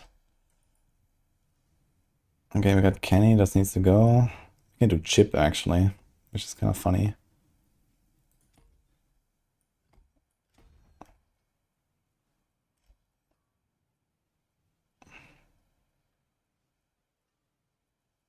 Vertical versatility. Turf is also not really something we want here. I mean, it's playable, but I don't really want to. Dude, I wonder, like, when enemies are outside of my close range and the Shadow Clone attacks them, I guess the Shadow Clone doesn't get buffed, right? Which is kind of funny to think about. Yeah, agility skill every 6 seconds. Do we do this? Not really. My god, all of these glyphs are just like too inconsistent. I think we have to do turf anyway. Headhunter.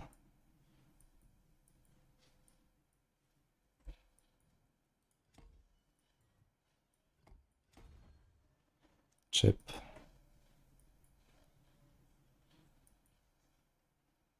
I guess keep the versatility.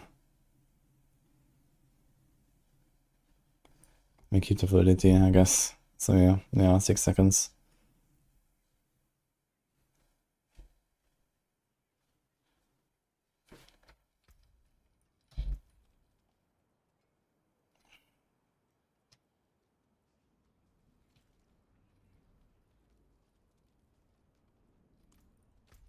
Let's try it out. Oh man, true, Weapon Master now works. I forgot about that. It's the first build I played where Weapon Master actually works. I forgot about that. It doesn't even exist. Okay, so what do we do? We have way too much on second wind, I guess. It's funny, I have 0 points here, but it gives me full barrier. Sure, I guess. Do we want bottled wind? This is fine, but this is not really something we want.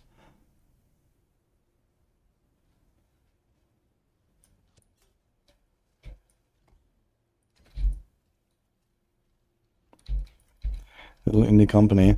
I mean, you just need to understand how Weapon Mastery works, and I wouldn't even consider this a bug.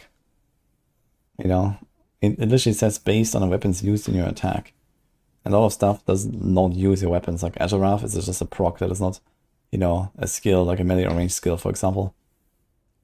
And for example, the traps also don't work with that, because then they're not melee or range skills, right? So it kind of makes sense the way it works, actually.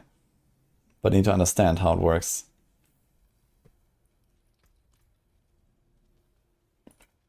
Hope they make escalation dungeons truly escalate in difficulty.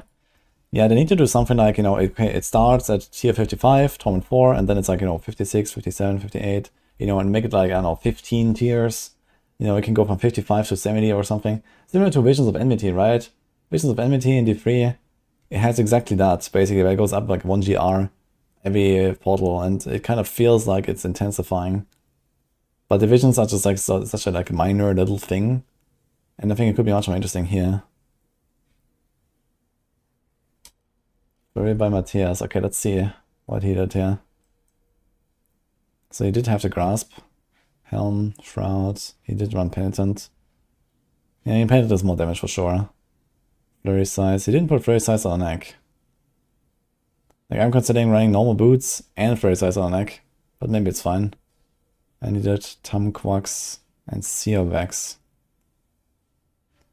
Tamquax over Ahuquax. Okay. Breakneck, Stolen, Apogic, Dark Dance. So he is running Dark Dance. But how is he proccing it? One rank in Innovation. He doesn't have to reach this proc. Like, the thing is that Dark Dance is not even that much more powerful than another neck aspect. Like, we have good aspects here. Let's say if we proc Dark Dance every single time. That's only a 20% increase over Encircling. And we certainly don't proc it every single time, because this exists and we have passive regen.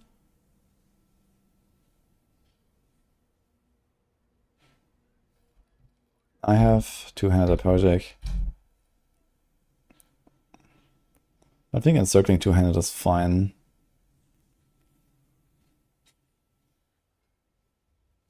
Smoke, Caltrops. Yeah, so it's like the same setup basically. What's my Paragons?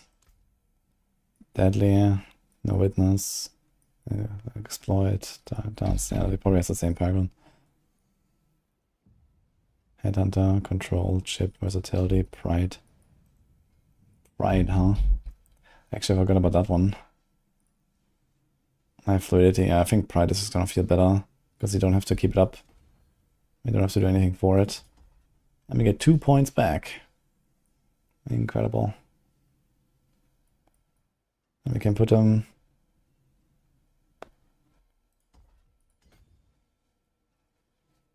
exactly nowhere. Actually, there's crit chance here, and I kind of need 5% more crit.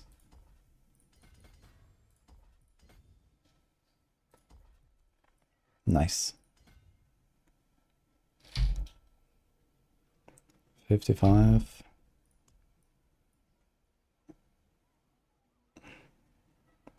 So this is 67, 77, and then it's 97. Okay.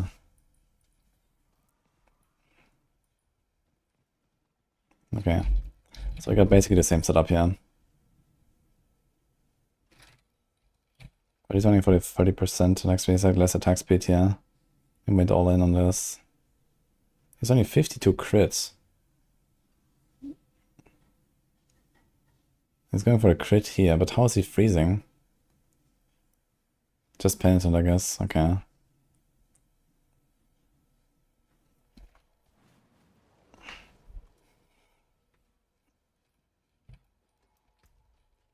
Yeah, going for the 30% attack speed is definitely the way, but I have too much attack speed because I have this glove.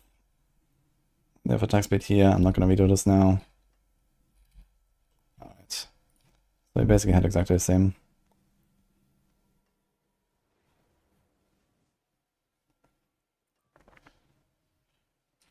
Do I have two from control? Denial, power, denial. Yeah, I feel like if I don't need the attack speed, and I can't do the elemental, then it's just kind of like, I don't have anything. You take the cheat death, and then the summon. There's the Kaladex skill against cooldown reduction, but do we care? My helm, that's a new Flurry helm. Looks like that. Dark Dance doesn't work, canonically, he dropped it. What's the issue with Dark Dance though? It's just like the one-pointed innovation, I guess. Yeah, I just wouldn't go Dark Dance, that's fine.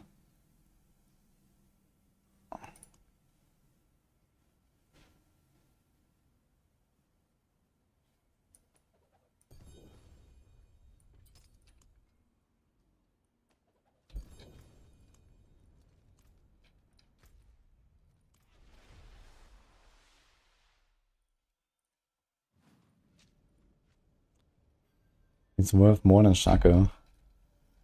I mean, it's not hard to beat Shaco unless you really want cooldown, and we don't, so.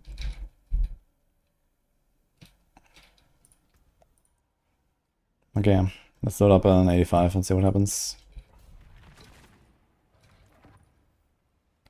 It seems kind of strange to me to go Tam Quacks instead of Ahu Quacks.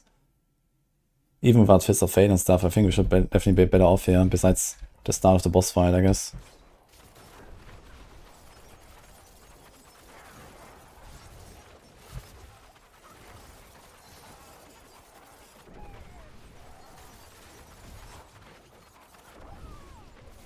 Now, are we proccing the Helm? Can we tell somehow if we're proccing the Helm? I mean, I have a lot of attack speed, so I guess it is working, but... Is it? I don't see the buff. Is that a buff? Summons are empowered. Flurry is empowered. Is this the purple thing? Is that it? Okay, I guess the thing about Ahu Quacks is that it doesn't proc at the first 20%, like the Helm just doesn't proc at all at the start. The increased damage of... no.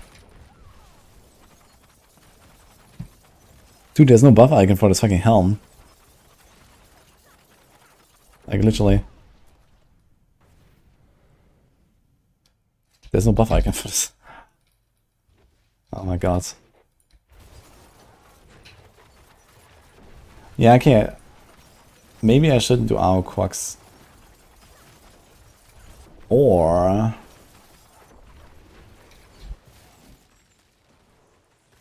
okay, I don't have innovation ranks. But I do have the restore primary resource, and we kind of need it to fuel Quacks if we want to do that often enough. The thing is, with Tam Quacks, he has, I don't know, let's say, I don't know, 5 attacks per second. So it triggers Quacks every 16 attacks. So every 3 seconds. 3.5 if you cast some other shit here and there. And I trigger it probably pretty reliably every second, at least in AoE. So I have a lot more value on Quacks. Okay, here's a single target. We can actually see like a little bit how it looks. And my resource is way too high. There's no way for me to go down on resources. So I wonder if I could min-max my resources now to the point where I drop this lucky hit thing. And then I maybe just go without any innovation at all. Or maybe just like 1 or 2 points or something, like to the point where I can go down to no resources on single target.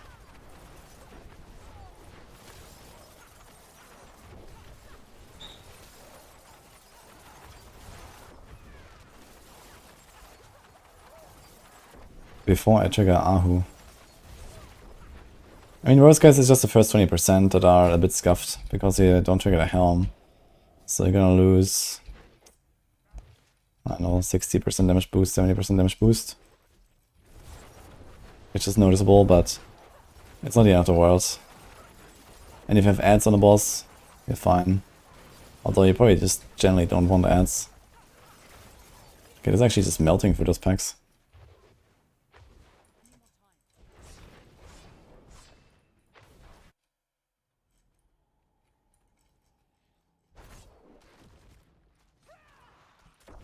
And the thing is, even if it drops Shroud, you still have passive regen. I mean, if there was like another big aspect to put, or two, you could drop Starless potentially. And spend more resources as well. Because you only spend half the resources, and we are forced to have 1 innovation rank. But I mean, there's like a lot of stuff just to like make this whole like spend life thing better, right? So...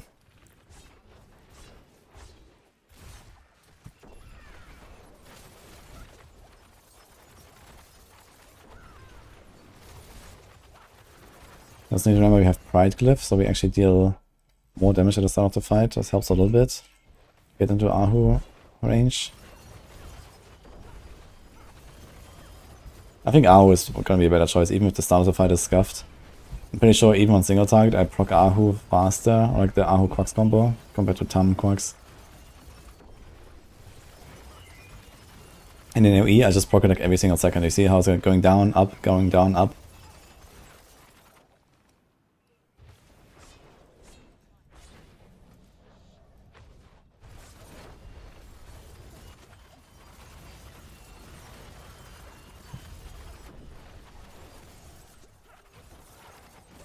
Actually, decently strong build. This is just melting.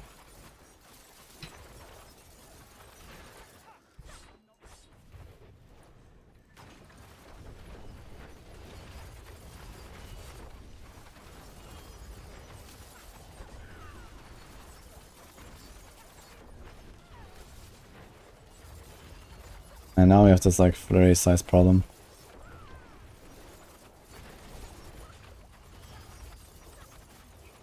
I don't really see any of the Grass of Shadow clones. Where are they? It's a 50% chance. There. Okay, I see them. They actually do pop up sometimes.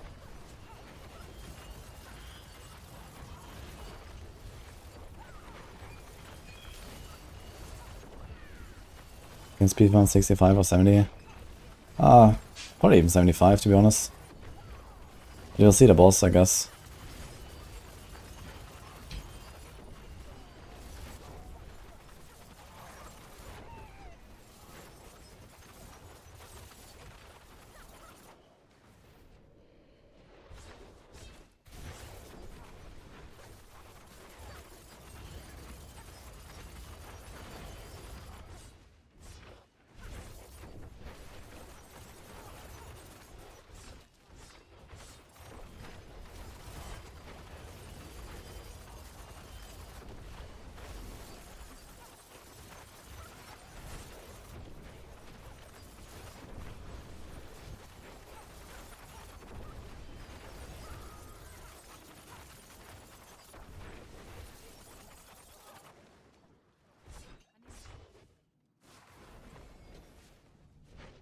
Yeah, we use Quaxrune to proc the unique. Quaxrune you can just proc it whenever you want, basically, as long as you trigger the rune.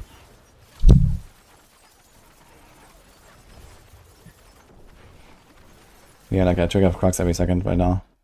Okay, 8 minutes, let's see. And we have a shitty single target boss, so let's see how that looks. Okay, we are not proccing the helm now. No chance. But you just need to get to 80% and then it's fine. And then you proc the helm and Quax. And you have something like triple damage, I guess. I don't expect to have perma Quax uptime. And the good thing is you have the staggers at the start of the fight, actually. That helps you also to get to 80% faster. So maybe it's not that bad. And here it comes. Yeah, the uptime is still really good on Quax. I think our Quax is the way. Even on single target, it procs like all the time. And we actually are spending health now, look at that. Fuck.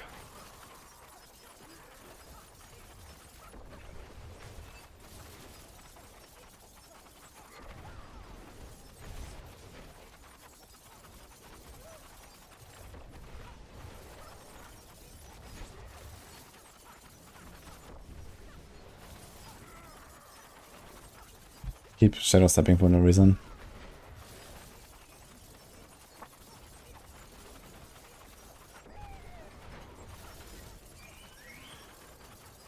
Yeah, it's actually like a 2-minute kill or something.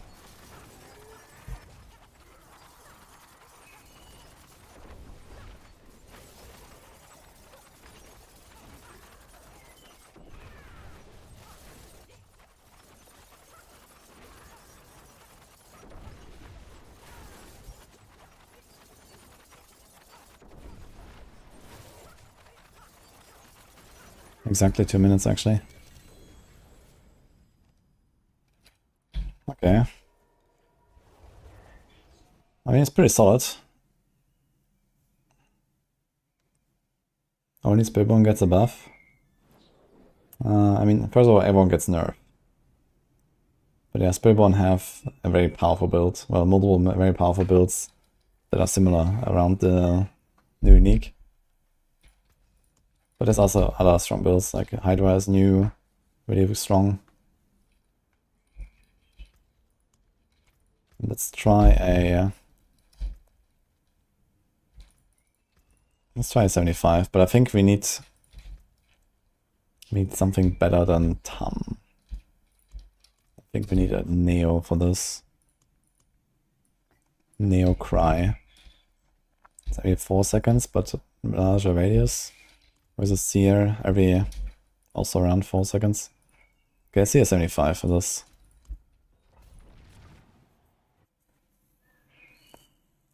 And Dark Dance works if you spend life, but you barely spend life.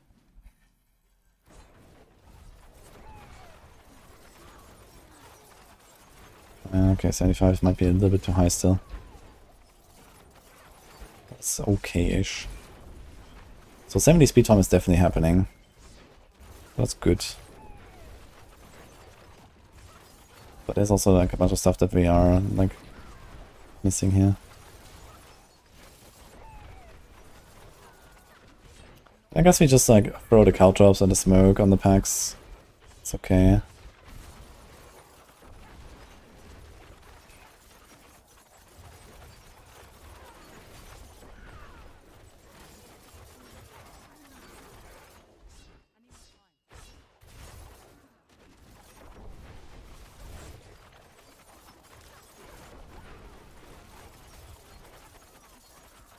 Maybe I want to try a Tum Cry anyway.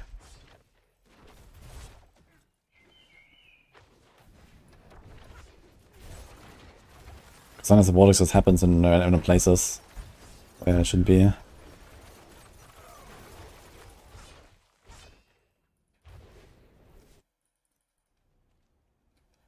Ah, true, they have to dash Flurry, so I can like jump even more.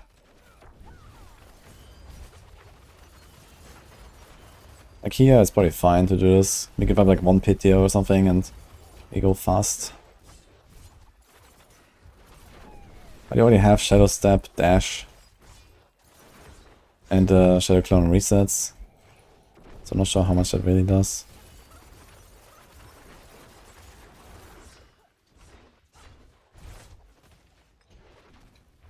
But here we could do it now, for example, on this guy.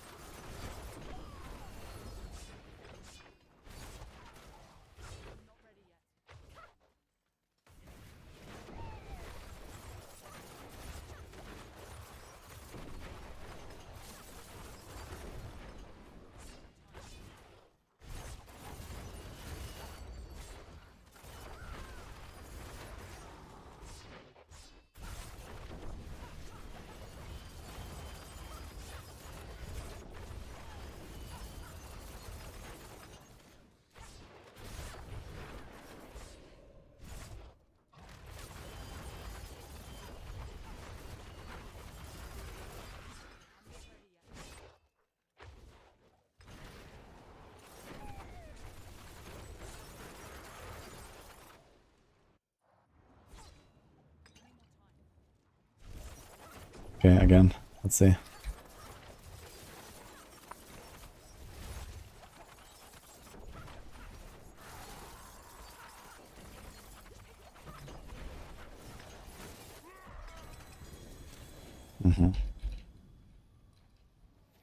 Let's try a 70.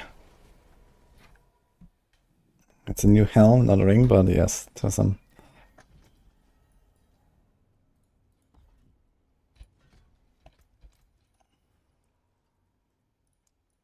Gotta go fast. Actually, I wanted to change the rune, right? It should have been on the ring. I mean, to be honest, it doesn't really do much, right? It's just like, okay, we run Quacks, but we run Quacks anyway. You know, it's not like we run Quacks because of the helm. Now we're just like forced to have Quacks all the time on Flurry, I guess. And that's about it. Like, it doesn't really offer anything special. Like this whole like, okay, spend life, it doesn't really happen. Like, there's nothing really interesting about it. Maybe if they're gonna start adding more like life spending synergies and shit. But I mean, who asked?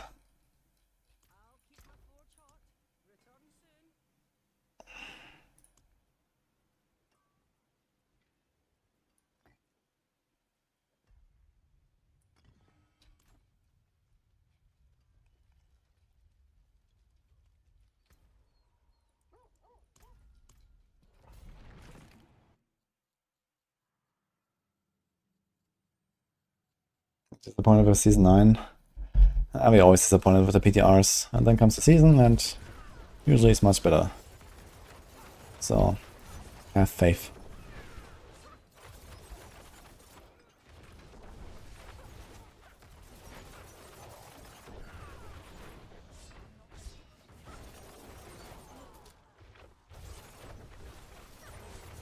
Yeah, maybe I like the Neo to proc Vortex more after all. Like here we're gonna have like a lot of like random no procs moments.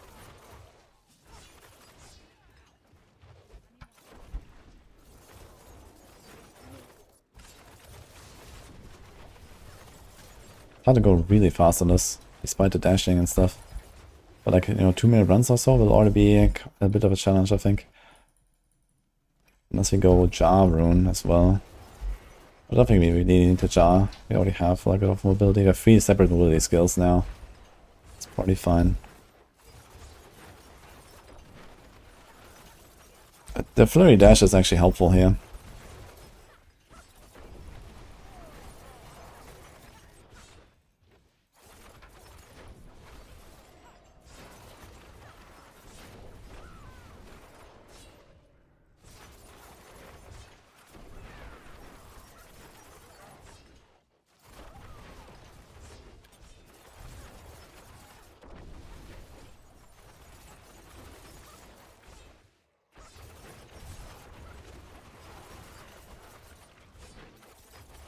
Okay, this actually is a 2-minute run.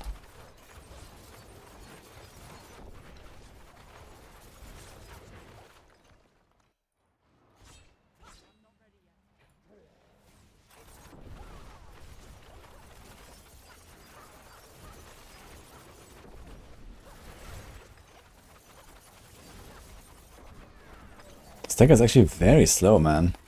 Surprisingly slow, considering I have like the perma stunts.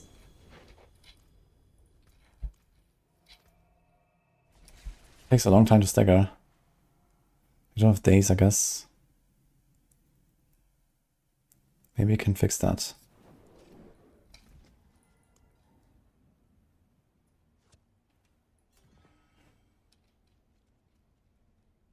And honestly, we actually don't really need this for speedruns, right? We don't even need this, actually. Wait a minute. Gonna do Immobilize, Daze. We have Stun. Yeah, for Mobilize. Can do the Destroy Barrier, maybe.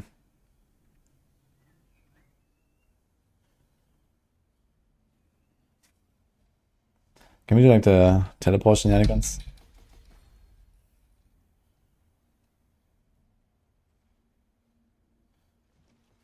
What? Every 9th wave from your Astro Pillar fears, it automatically taunts and lures any enemy that is feared. What kind of fear effect is that?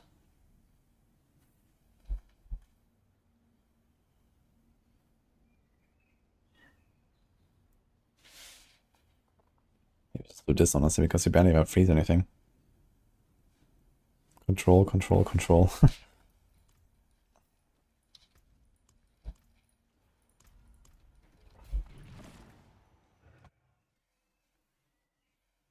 Could you use Cold Imbue over Shadow Step? Use Cold Imbue on your push. Oh boy. I mean, the thing is you attack really fast, so I need like Giga Tempers with Masterworks. And I mean, okay, you have like the pants and the amulet and maybe a pair of boots. And then maybe get something like 10 imbuement charges.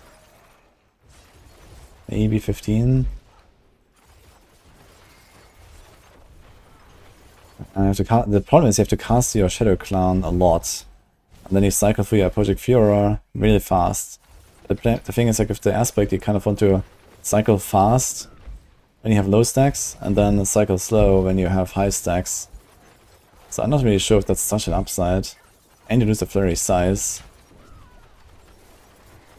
I think the Flurry size is relatively important. With Beastfall boots. Okay. Beastfall boots is an interesting strat.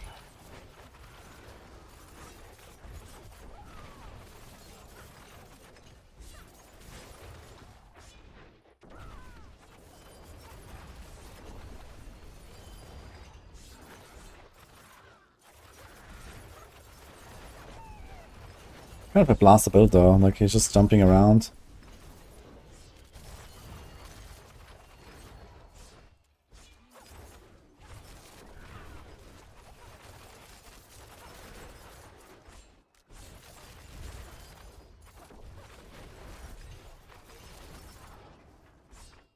See the stagger on this boss. Should be a lot better. The catalyst now.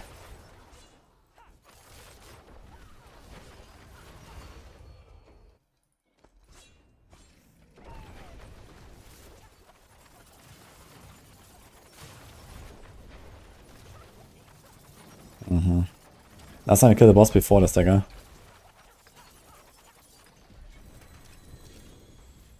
I think. We also lost our potion here in between. So Belial. I dropped 3 if I imitated. It outperformed physical. How many charges did it have? Just one temper orange or what?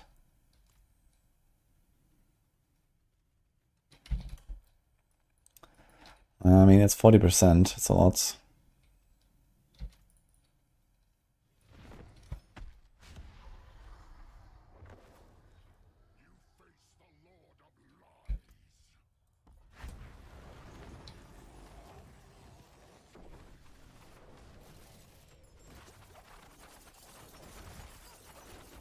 Shadow Clone? Hello? What is he doing? He just doesn't work, man. Now he's in range.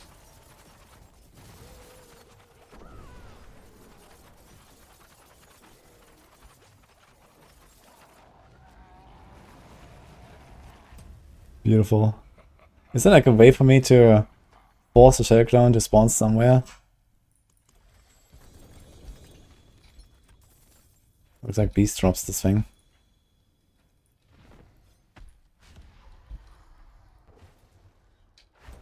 I guess it might just spawn next to me.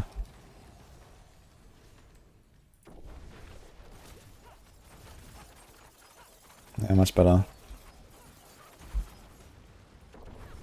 Okay, like the clone just spawns where I am. And then the Grass of Shadow guy just spawns inside of Belial. Okay.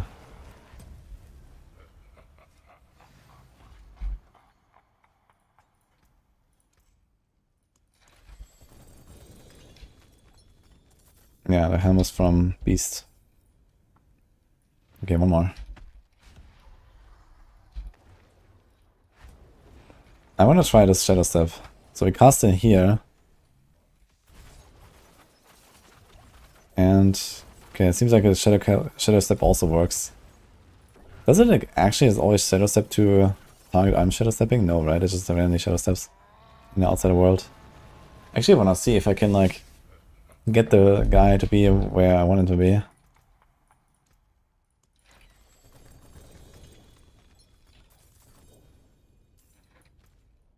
Let's do a dungeon maybe. Belfry Sakara, for example. That's pretty chill because you can just change one thing and go.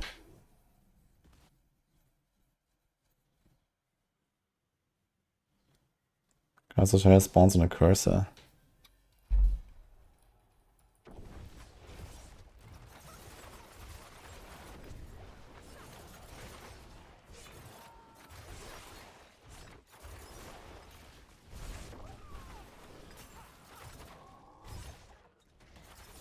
I mean, here the clone, it did work.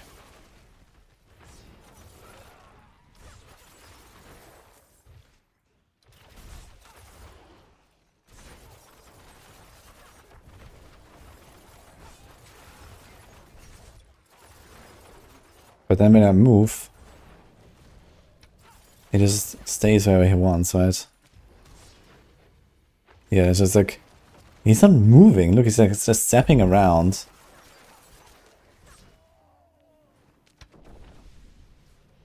Yeah, look how he's like teleporting.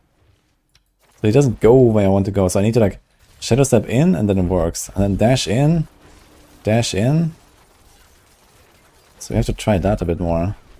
But the thing is, you don't have that many shadow steps. I should put Ravagers on this, actually. So we have to double shadow step. Like a lot more shadow steps, and then we can control our guy. I think that's actually the strat here.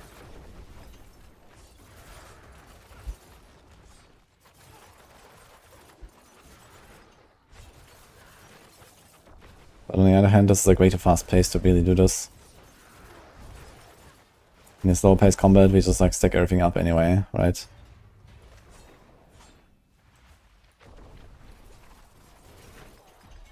Bloop. Okay, Flurry is very good actually. I guess the new helm is a very mild upgrade to Perdition, and that's about it. You have a bit more tankiness. You get an armor roll, so you get maybe a dex roll somewhere else. So similar damage, a bit more attack speed, a bit more tanky compared to Perdition, so I guess it is alright. I have no idea what has like a boss here. Ironhold?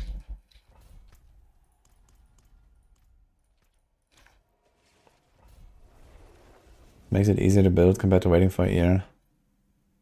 Yeah, I guess that's definitely an upside. It just comes online a bit earlier because, I mean, okay, the thing is like, you always have Cowl, right? But Cowl also needs a lot of masterworking to be very good. Here, you just equip that thing and you start blasting. So there's an advantage, but the question is, did Flurry need more early game? I feel like it didn't, right? Like, they made it unique, and didn't really solve like any kind of like single target or something. And okay, the boss damage is alright, but you know, it's more of an AoE build, and it would be nice if it was like something more interesting, you know, some gameplay variants. Like here, we just do like the same like base tank, everything, and hope for the best kind of playstyle. It doesn't really offer anything.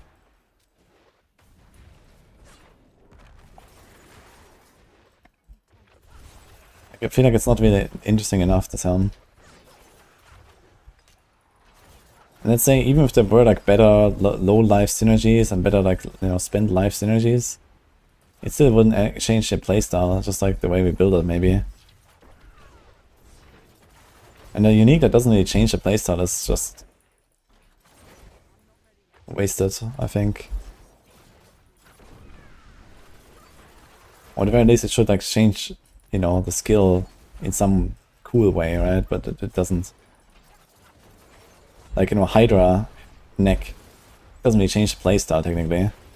The Serpentine aspect does. But that's like part of the combo, right? So there is a gameplay variance now. But the Hydra neck is still an interesting item.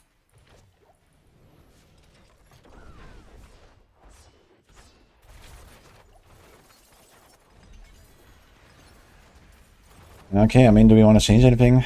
Not really, I feel. This is pretty much set in stone for the most part.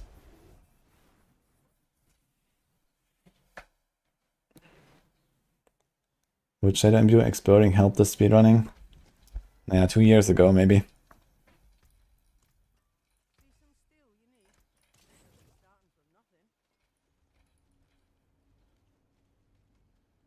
Thanks Volty, by the way, for the prime. Assassin's Stride time.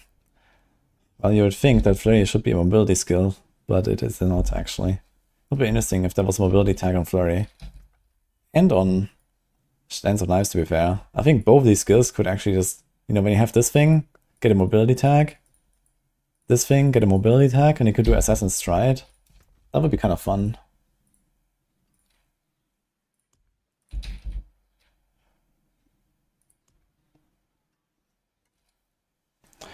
On the other hand, I don't really trust the Shadow Imbue, even with this thing, to do anything at all.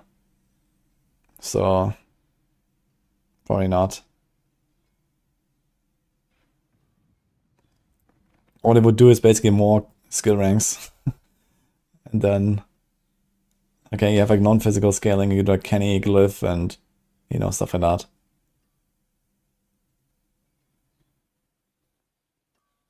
Yo, Xanimus.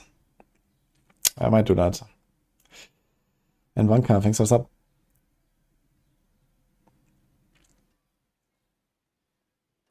Between Saucer and Spiritborn, what's my favorite for Season 9? I'm definitely very much looking forward to Spiritborn. Spiritborn is going to be very cool and very strong.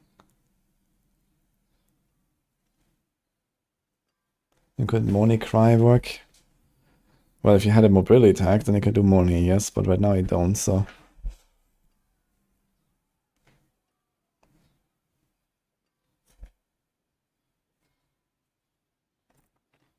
You despise the tempering system. You continuously have 4 in a row of trash tempers. How would I fix it? Well, I think one thing that should be deleted are weapon tempers. That'll be a good first step. And other than that, I mean, you could change tempering to, you know, give you more flexibility. Like maybe you can choose the outcome, but you have fewer attempts or something like that, you know. Or you allow us to just use the scrolls more often, but yeah, you know, there could be like some ways to like make this more quality of life. Because like the RNG system of it just doesn't make sense. I think in general, like the whole tempering system needs like a bit of trimming. I think I could literally delete like 80% of all these stats, you know, that never used. They all have the same fucking damage value anyway. So why do we even have all these like, you know, damage to... Why would you go damage to poison enemies when you can just do like, I don't know, crit damage or core damage or, you know, like what build one stat over the other, right? None. And there's like a lot of these examples. There's so much like random trash in there basically that needs to be trimmed. You know, they try to like add some flavors and like, you know, interesting templars and so on, but in the end, you know, after like multiple seasons, we realize, you know, no one ever uses that stuff. So just get rid of it. You don't have to try to balance it or make it stronger or, you know, force us to use it. Just delete it. And that's it. There's like, you know, like you can like take all these offensive recipes and make them like 5 recipes or something.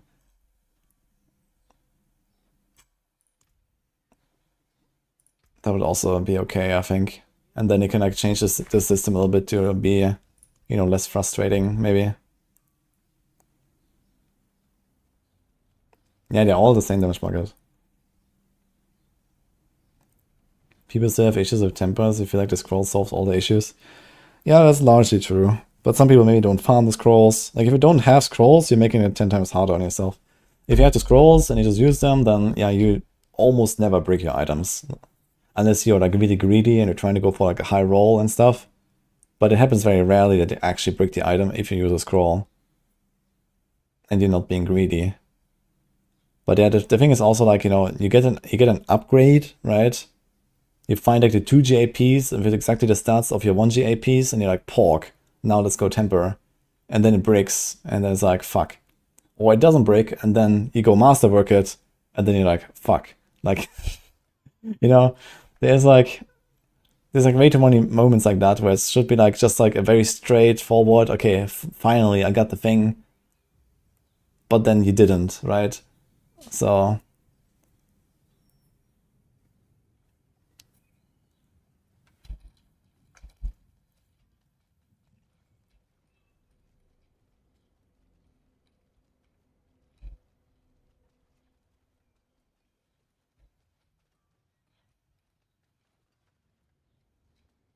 like there was an instant fader with, well, here's double cast and double damage instance on your main skill. Yeah, it was definitely like a huge source of power creep. I mean, back in Season 4 and Season 5, you know, it was kind of fun to finally do something with our gear, and like the Loot Reborn rework was generally good, I would say. It's just that, you know, multiple seasons have passed, and, you know, many flaws with the system have been revealed, and nothing has been done about those flaws, right? It's not like the system is like fundamentally broken or something, but nothing is being fixed. That's the bigger problem, right? Like all these, like literally all these double damage and double hit tempers, they should all be deleted, I think. That's like step 1. Like, they're neither interesting nor are they good for balance and power creep and all that. And, you know, if you ever want to get back to a scenario where we can use more than one skill in our build, like, these things cannot exist, right? Because you will always overinvest into one single skill that carries you, and your basic skill will do nothing, and your other utility skills will do nothing, and nothing ever does anything besides your main skill. And I want to go back to a time when we can play Flurry IF, and we can play Kratos Barb. You know, not every build needs to have many buttons, but at least those builds should exist, and they cannot exist right now because of tempers and because of other things. But this is like at least one thing holding it back.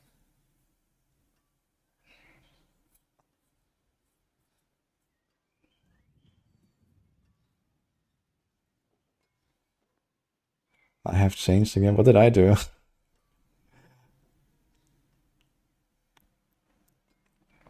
And I think in general, like, we have like this issue where it's like, I think we have also too much attack speed and like all this like double casting going on. Like, there's like so much clutter on the screen. Like, I never even see anything. Like, look at this Flurry build, right? I attack like 5 times per second. My Shadow Clone attacks 5 times per second. And then, you know, everything just goes crazy. Like, it's too much.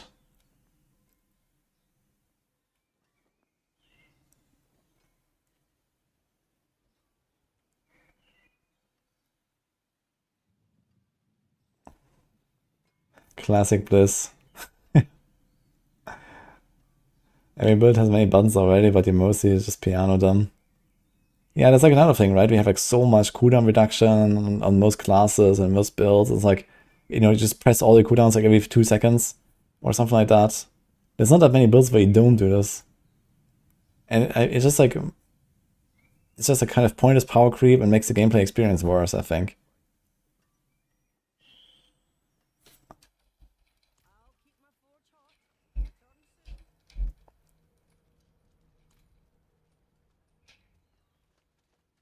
Like, I don't want to have all my cooldowns every 2 seconds. You know, so I can spam them everywhere on every single monster. Like, why do I have stuff like a smoke grenade and a caltrops? You know, if not to like maybe boost my damage against, you know, the elites and the boss and, you know, some kind of like bigger targets that pop up here and there. No, I have everything all the time. And not only that, but then, you know, my DPS is also the same everywhere all the time, which means I do the same DPS against the trash that I do against the elites. And I don't have a way to somehow buff my damage against the elites so that, you know, the fight is shorter against them or something, right? Because now you just like dilute the DPS, you know, graph basically, right? It's like, it's always linear, like a constant rather, where I don't have like a spike in my damage when I actually press my cooldowns, and I can't take down the boss in, you know, not 7 minutes, right? I can't do that because everything is up always at all times. There's nothing where it's like, there's a downtime of my buff, but it doesn't matter because I'm just fighting some small guys.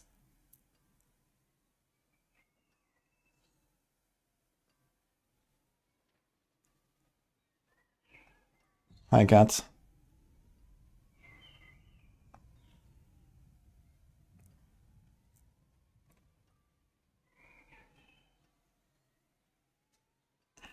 Hope the skill tree overhaul will remove all the design and functionality of aspects into the skill tree. Yeah, I mean, this is... If they don't do that, then what are they redesigning exactly, right? Like, this is like the step 1 they have to do. They have to literally delete every single aspect that mentions a certain skill and put it into the tree. You know, like this, and, you know, especially this here, for example, or something like that. And the same with the uniques. Just get rid of them all. Put them all into the tree. So you can actually differentiate your skills there, and you are not forced to run that item and that aspect just to buff that skill. And then, you know, we always go into the same direction, right? Oh, there's still this aspect. Okay, I'm gonna run that aspect. Now I don't have this other aspect that would buff all of my damage. So, you know, whenever I press all my other skills, they will do no damage because I only buff that skill. And then you have the same problem again, right? Like stuff like Shadow Imbuement, like it just straight up doesn't work anymore. You cannot play a Shadow, like even if you try to make a Shadow Imbuement based build, you're not gonna go anywhere. But, you know, Shadow Imbuement, you know, back in the day, it was just like a thing you popped into your build and it killed shit. But you can't do that. Like, try it. You can't do it. It does nothing. Like maybe in Torment 1, or Torment, maybe if we're lucky in Torment 2.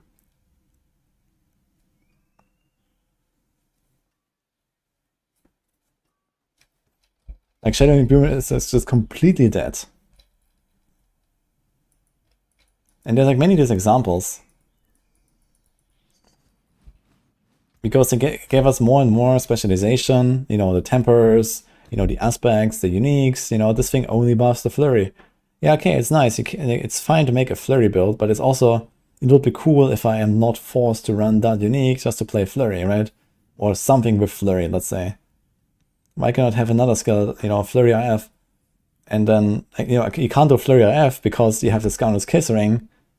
And the Scoundrel's Kiss Ring is required for Rapid Fire to do any damage because it has like Rapid Fire ranks and it has a Rapid Fire damage multi, despite also altering the skill to be an AoE effect, right? The unique effect should be just the AoE part, but then they also added extra damage because they felt, oh, I need to buff Rapid Fire, it needs to be stronger.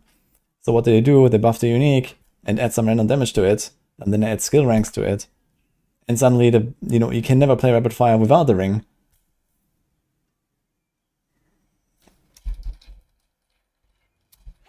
Yeah.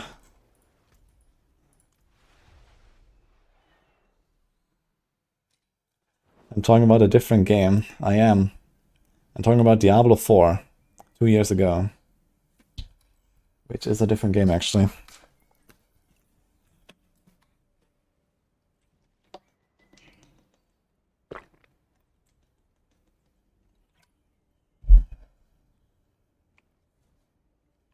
Thanks, my Korean friend. Appreciate this up.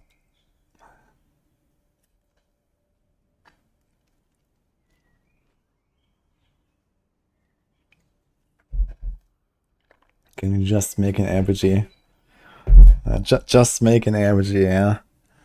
Just somehow get like $200 million, recruit 200 devs, and then spend a decade and make an RPG real quick. Yeah, we can try. Donations are open.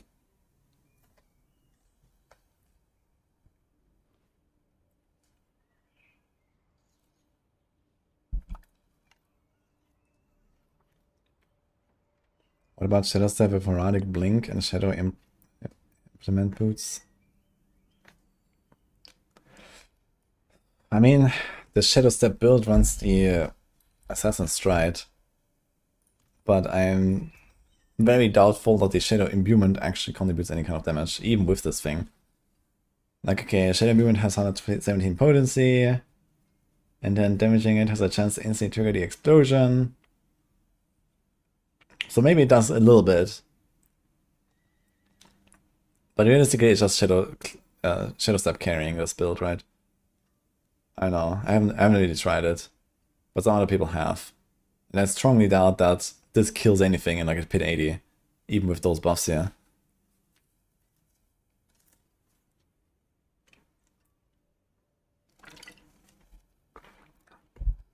What does the Vortex Shadows do?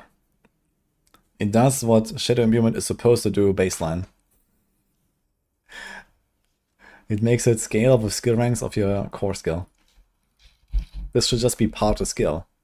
Because Poison Imbuement does literally this. Just by itself. You know?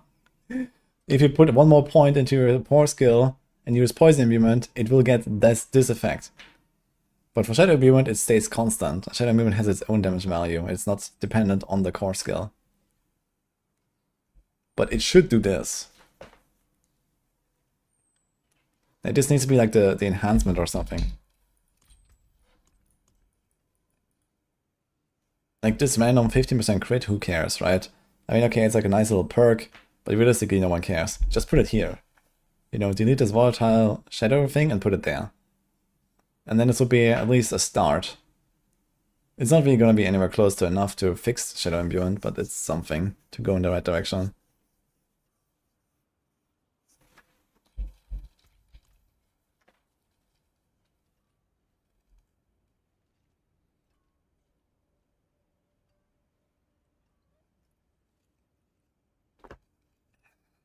Shadow Step is brutal like a hit. Yeah, Shadow Step is actually a skill where I can cap out on like a hit on some effects, which is kind of funny. If you really try, I can do like 400% like a hit or something. So any like a hit effect that has 25% chance will guaranteed trigger. And 25 and above.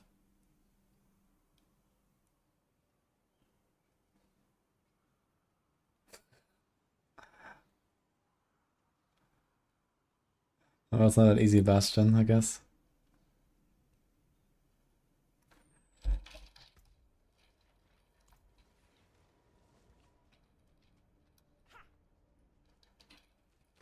Anyway, what else do I do? We've done Flurry now. We've done Death Trap. We've done a lot of like Azure shenanigans. Even TP. I don't want to do Shadow Step really. So I think we're kind of done on the Rogue, let's say.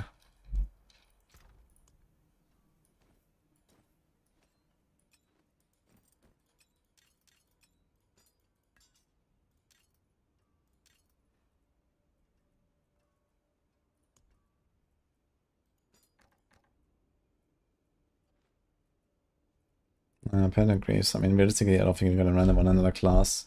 But let's put them here. Anything else? Nope.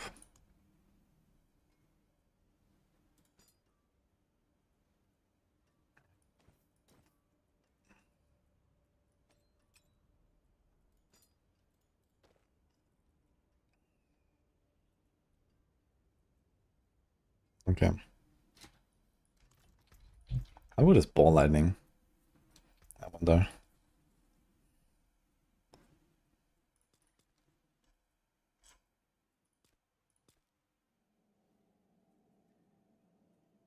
What build is this? Is this Ice Shards? I think Rogue is scuffed for Season 9. Nah, Rogue is doing just fine. Death Trap is insane again. And, I mean, there's a bunch of other builds in, like, the T90 range. There's TB, there's another version of TB. There's, like, the Azurath Penshot, the Azurath Barrage. Like, all these builds will do 90 plus. Rain of Arrows as well. So it's looking kind of okay, I think, for the Rogues. Hydra. Wait, what is this here? Starfall?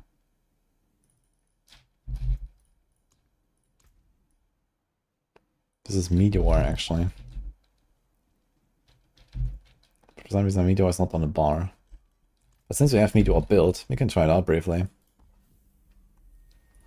Jesus.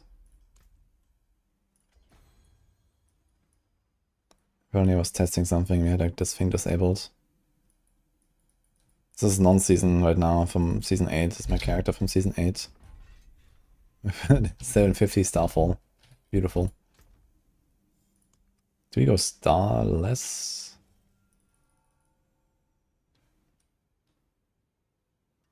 We can't keep that up, right? So we don't do Starless. It's not even... Is it? Yeah, it's a core skill actually. Shattered Stars, Armageddon, Vehement Brawler, Stormswell.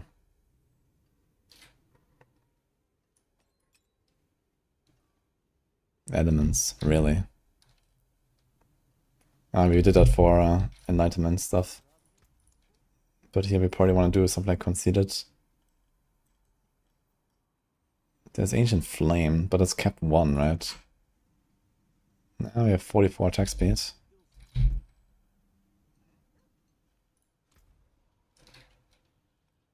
I wonder if Ancient Flame will be better than Conceited. Because the attack speed also goes to our Ice Blades, right?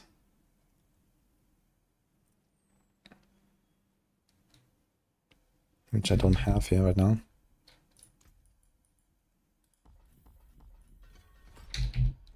Okay, this is it.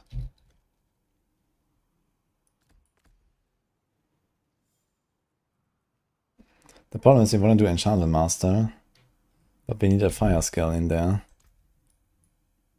Searing Heat, Fundamental, Frigid.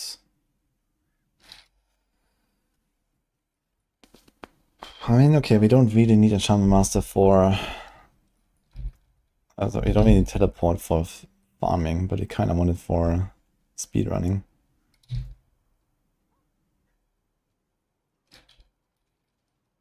Ignigar. We don't need that. Neolam, we don't need that.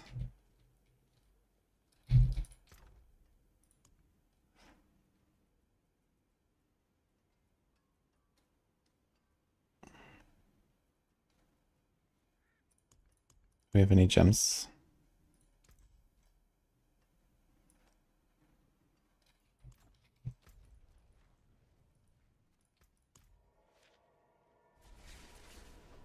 Meteor or meteorites? I do have meteorites in here as well. Is Rogue still the most balanced class between their builds? Well, it's probably Druid. I mean, it has already been Druid, just with the exception of Cataclysm, and now Cataclysm is down to the others, basically.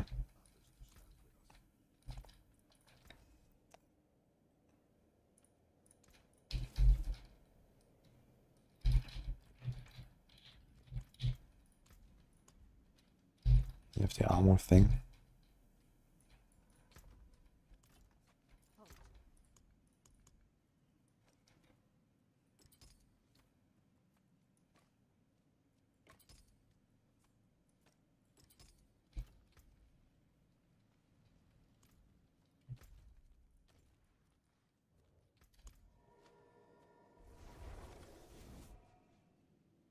Has Druid been the biggest loser so far?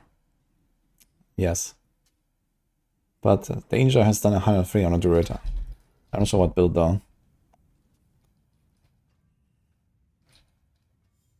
I wonder if I should go back to the Pulve and try some more shenanigans. Okay, Meteorites deal double damage, Meteorites deal double damage. Orange Heralds, Snow Veils, Shroud, Starfall.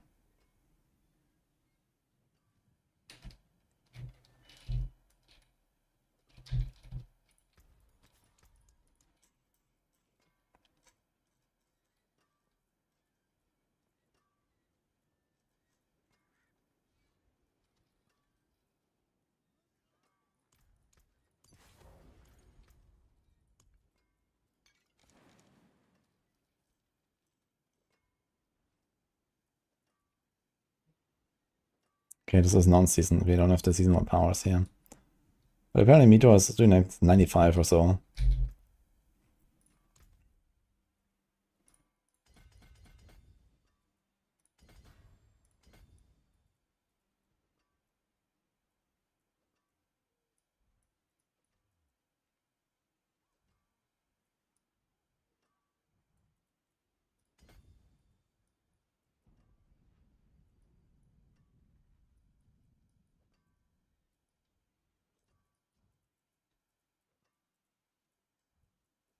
What other board is there? In Stealth Enchantment Master.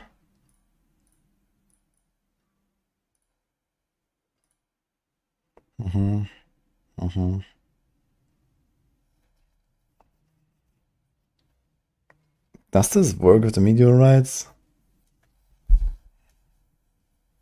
Maybe. Okay. Let's see this conduit. Well, you have crackling energy, but it's gonna be tough to get crackling energy here. Hitting enemy has 8 times of shock skills. Yeah, this.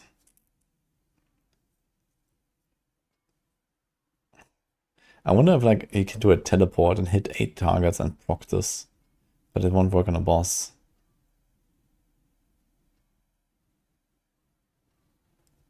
Yeah, so it's kind of scuffed either way.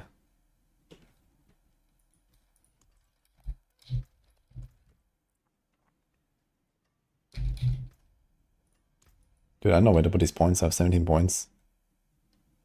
There's like nothing to take.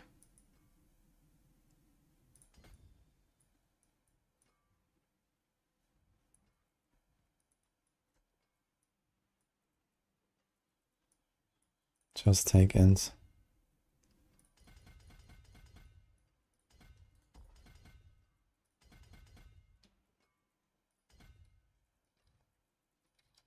So who cares? I think a BD's down.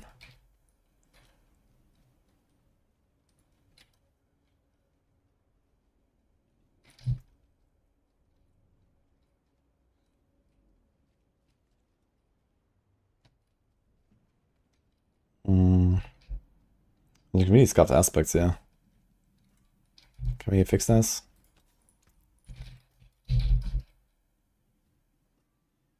No. No.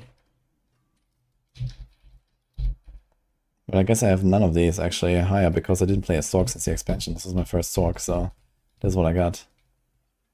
Okay. So we have a normal cooldown, high roll with 1 masterwork.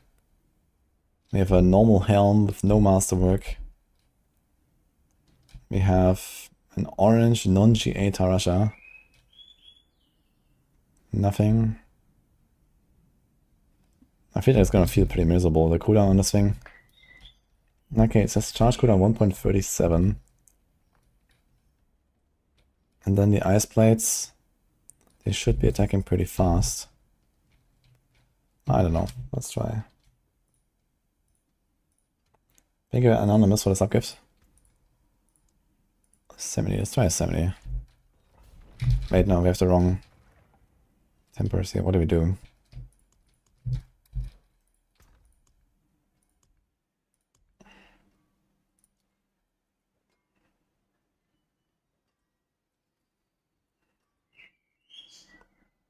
What do I have in the planner? Did I make a planner for this?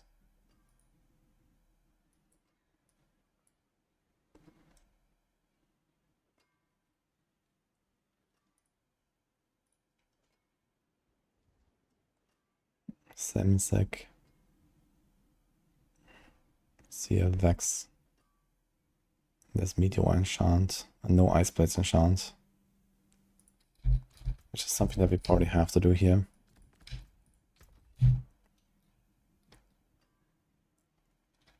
And shredding blades instead of ancient flame.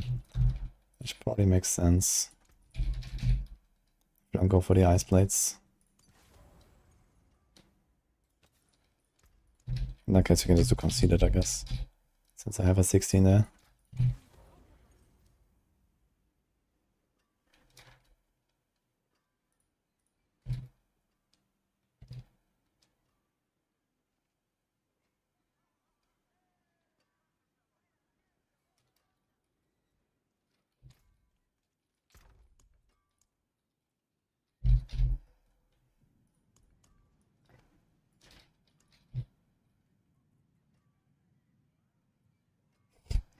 $101 Zacharoons. Okay.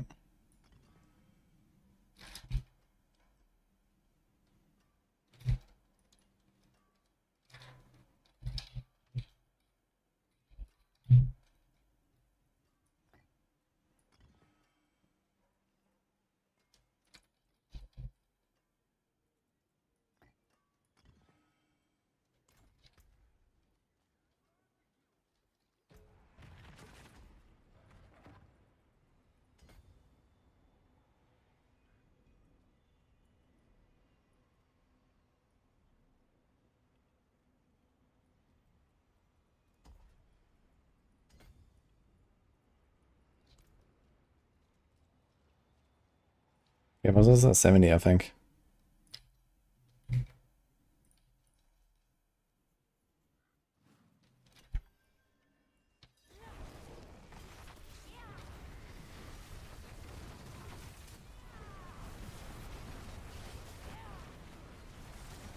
Quite a lot of downtime on Meteor casts.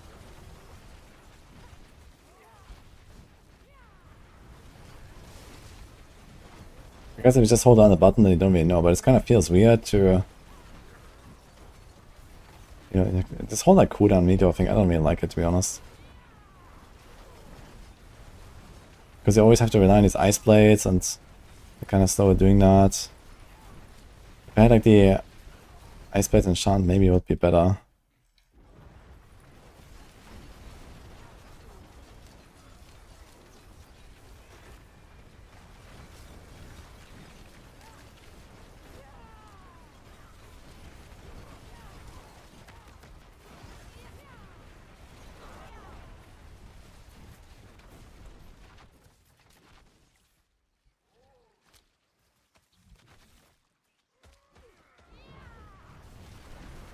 Actually, why do I have the Cry Rune? I just realized we are casting Burn all the time.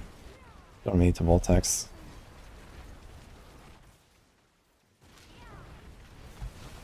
Time for Quacks. Like Yule and Quacks maybe.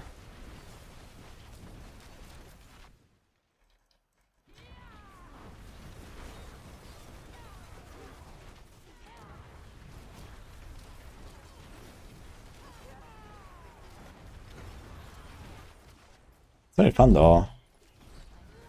That didn't feel like so clunky with the cooldowns. Thanks right here.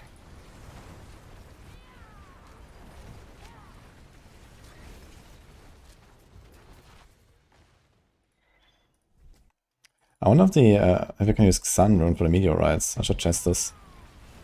I wonder if I can use Xan and overpower a bit. 16k life.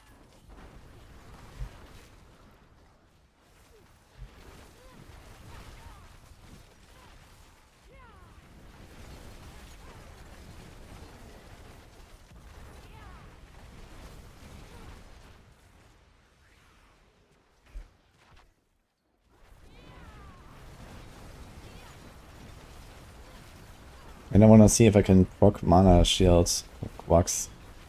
That'd be pretty huge. So I don't have any way to spend mana currently.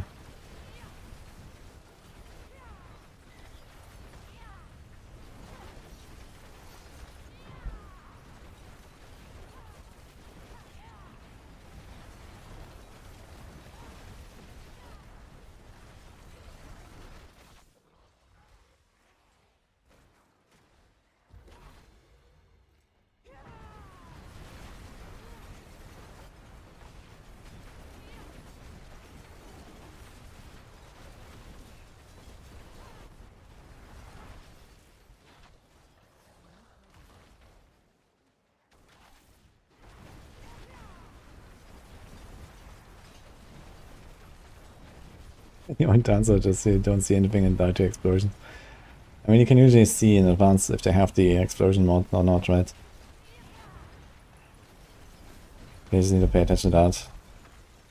But yeah, visual clarity is kind of low. It's like very bright and flashy. It's maybe a bit much. I'm not sure if you can use Xan. That's what I want to see, you know? Like usually you can't overpower like procs. But I'm not sure if the meteorites count as that or if they actually count as like a skill.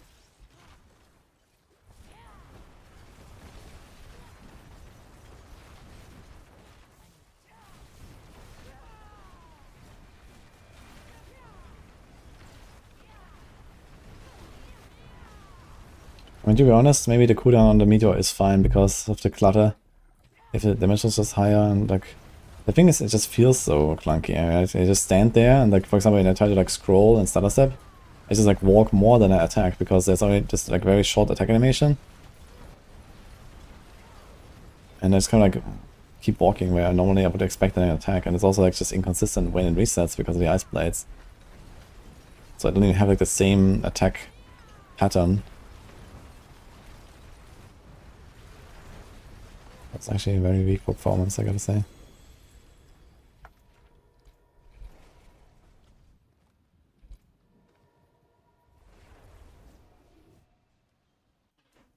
It's PV2 patch.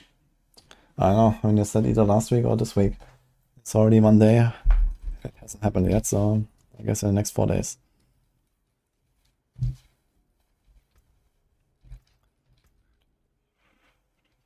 Do we have mana regen?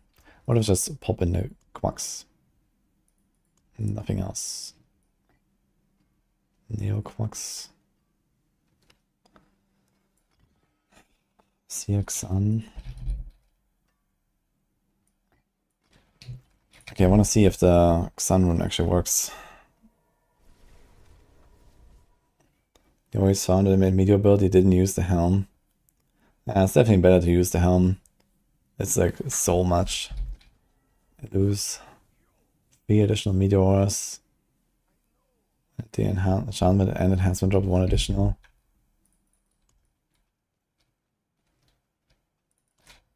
That's a lot. But I guess you could try to like not go for any cooldown and go Petition Helm. It might actually be somewhat close.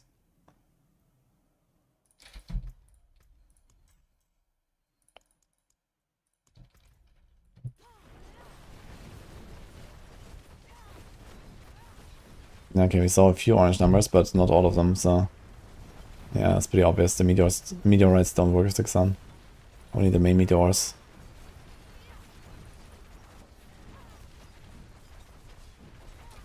Okay, so we cancelled that.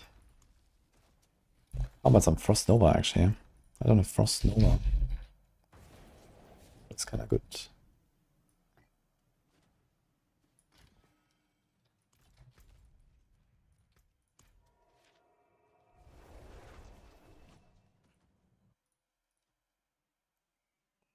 Meteor is stronger than Fireball. And Meteor is actually one of the best builds for Sorc next season. Apparently there's like a 95 with it or something. I'm not sure exactly what's the setup, if they still run Enlightenment or something, but either way, I mean, it pushes pretty high.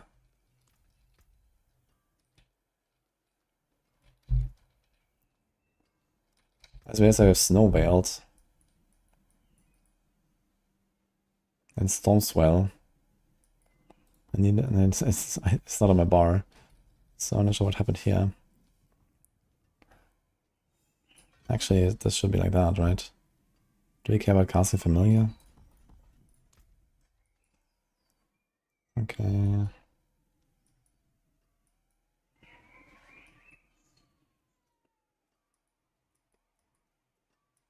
I mean, could squeeze out a bit of damage here with Convulsions, but that's 5 points. And we need to give up 30% DR.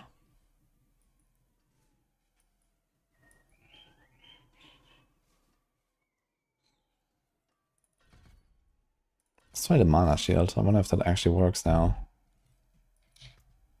The Quacks. I think it should. We pocket. Yeah, as long as we pocket every 5 seconds, we're fine.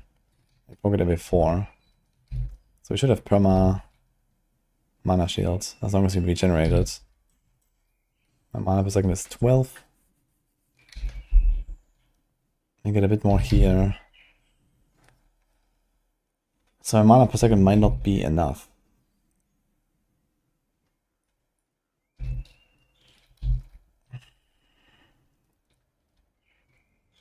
But if an extra roll, this would solve it. And we also have all this Pyromancy attack speed, and it's realized I don't really benefit from that. Because I don't really care that much about attack speed, I guess. Could be more damage.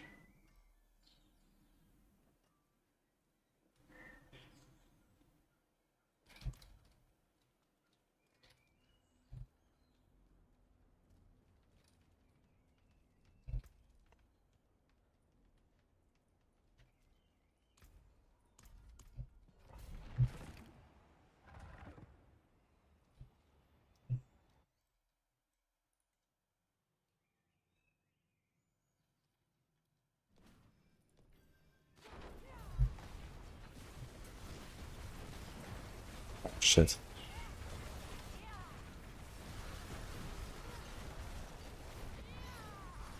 Improve the visual clarity, guys.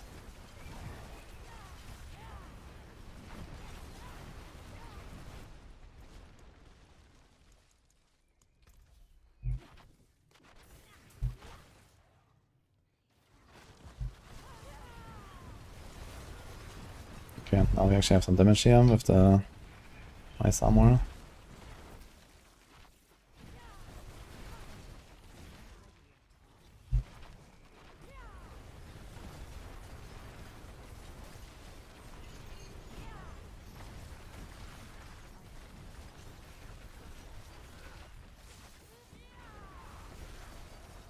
And we need to get a mana roll so we can fuel the Quacks. So what about the mana shield? Yeah, here, there's a mana shield, right? Damage reduction increased. Because now it triggered. We got it anyway. For some reason I keep triggering it. Even when I don't spend hell mana. It's a bit sus. Maybe this is the Protection? No, because you're constantly spawning meteors. But yeah, Crux definitely works just fine. If you had like 1 mana roll on the boots, you'll be okay. I like that idea. Easy mana shields, makes us very tanky.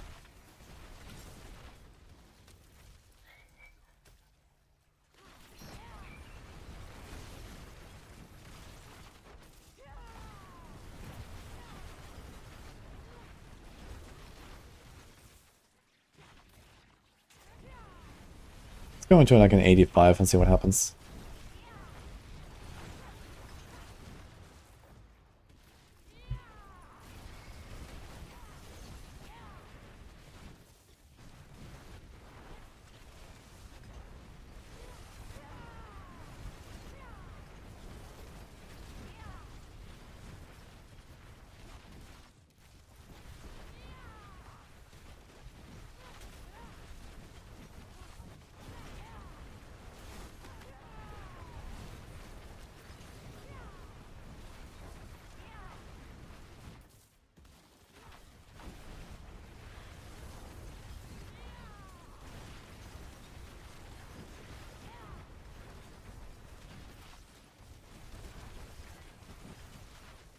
I turn this into a shatter build. I mean, the shatter stuff is just a bug right now, and this is also a non-seasonal build, so I can't even use the bug. Because that's from the season powers.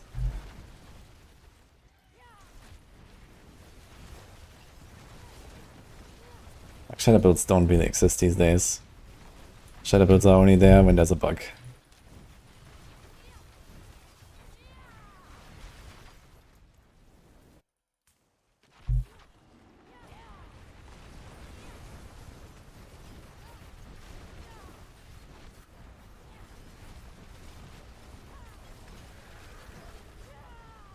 I wonder if I can take this old item and reroll it on the enchanter. It's an item I had from the live servers, but I guess it's bugged anyway.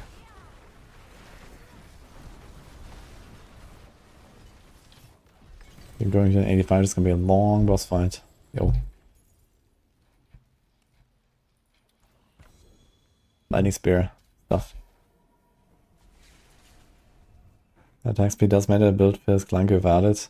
Yeah, but if I can only cast 1 meter every like 1.2 seconds anyway, I feel like the attack speed doesn't really matter. Like what does feel clunky here?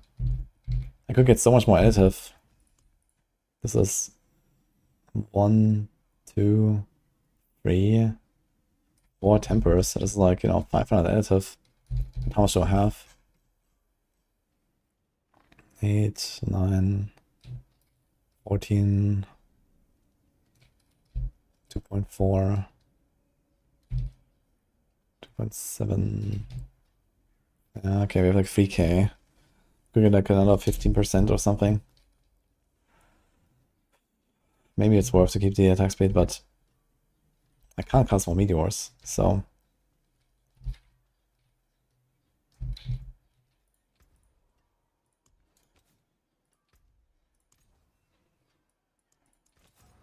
Yeah.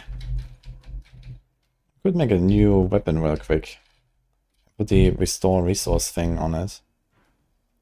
I think that wouldn't hurt.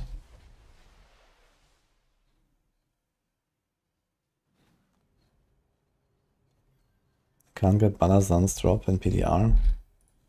Try the unique. What was that? Yeah, grant all uniques.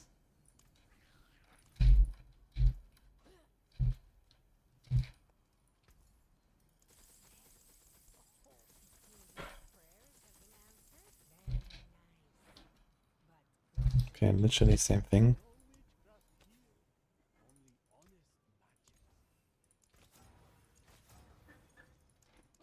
Chance to restore resource.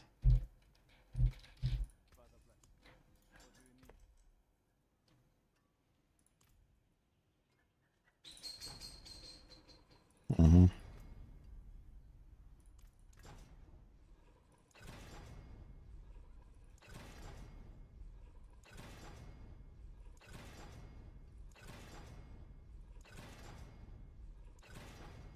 Okay, so we are forced to have the fire damage now anyway.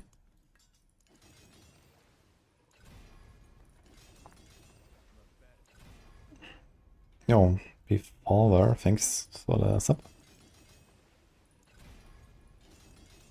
We'll try to hit at least one on the meteorites.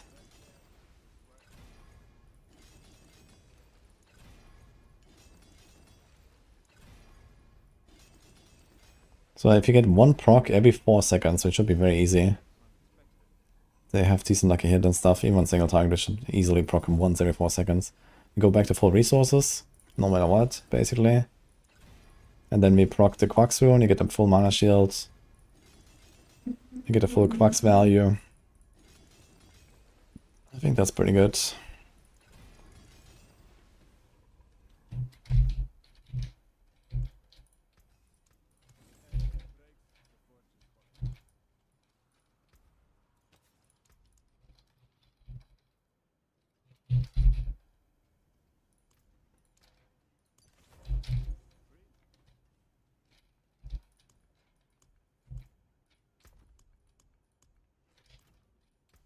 I'll just take the same gem. How much are we losing here? Well, if it's active meteorites deal 320 more damage. So that's actually a lot. So missing like 10% damage here. A few percent. A few percent. You have lots of missing cooldown. Neck is very good though. But also missing like 5, 10, 10. That's fine. Here we have the wrong aspect.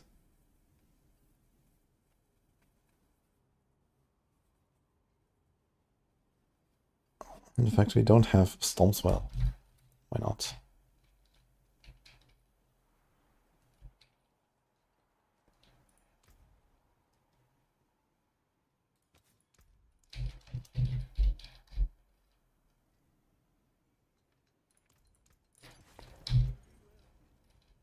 And we do.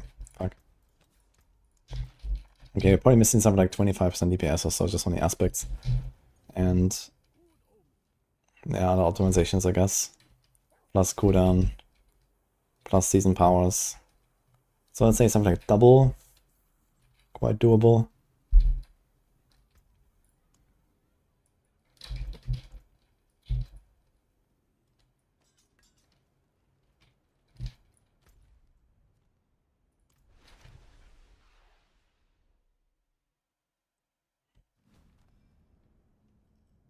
Try to gamble them, maybe gaming live.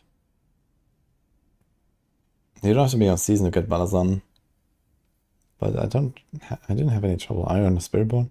Yeah, do you open a class unique chest, right? Not the normal one. Guess that's what they're trying.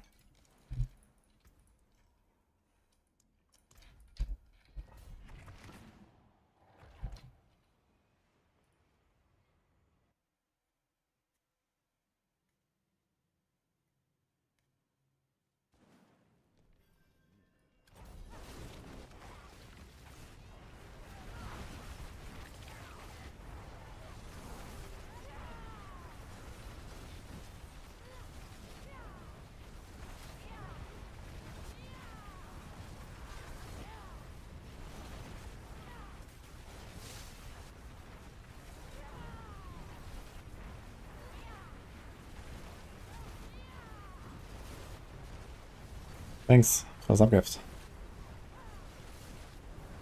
It's a kind of slow progression, yeah. We also don't have the executor we should have.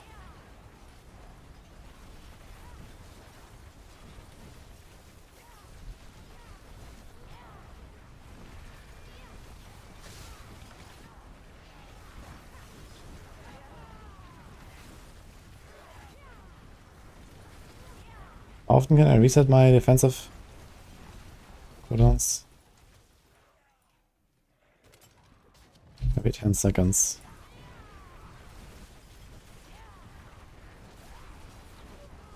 So actually the right timing and not pressing Flame Shield or Teleport. I can kind of keep my Ice Armor just like that.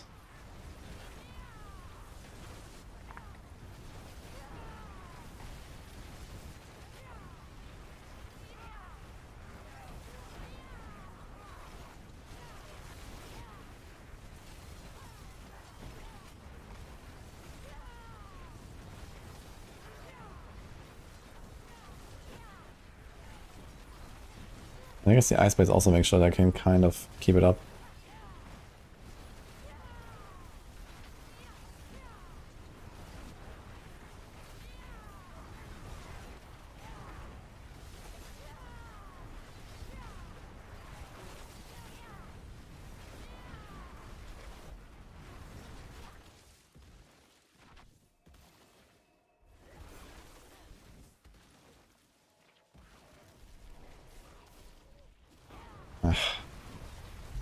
Okay, plan B. We're playing hardcore. We can actually leave the pit. Pork. Playing together a few skulls.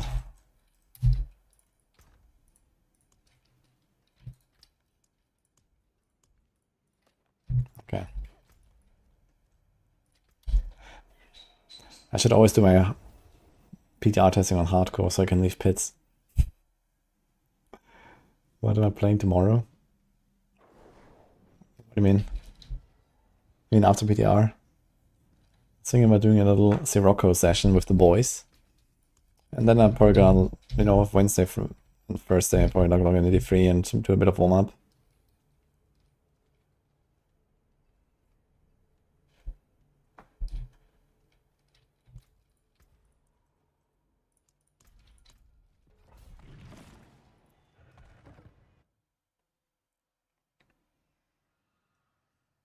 Sirocco, the game. I was sponsored for this like a few weeks back. It was a very fun game. It's like a Dota with ships on the old Warcraft 3 battleships map. They made a game out of that. And I played it with Ava and Chronix. And we're gonna do like another round maybe with Beatdropper as well, another Maxwell guy. Hashtag not sponsored this time. But it's just a fun game. And that we play together. So we're gonna do that maybe like tomorrow after the PTR ends. I'm gonna ask them. Yeah, like talked about it already vaguely.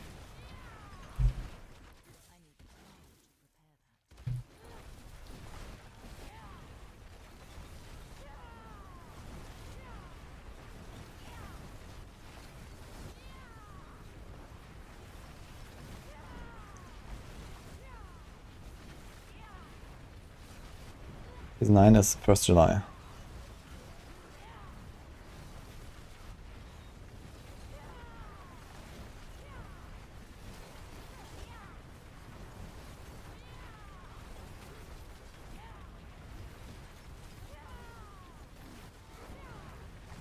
I know to say though, in pushing, this is just kind of boring because you stand there and you do nothing. I mean, many builds have that problem. But I feel like here it's even worse because I can't even spam my ability very much. I have to wait for the fucking cooldown of my ability.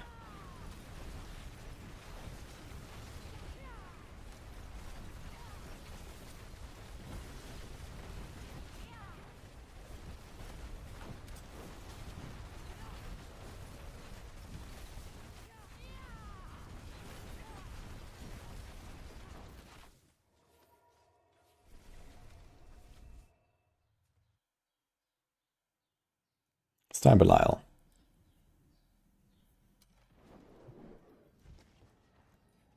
Need to be using Flicker Step and Evade Spam. And how does that help me?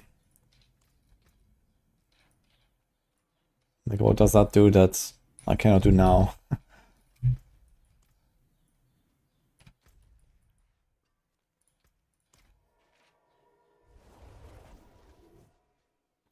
You think that will buff Barb core skills?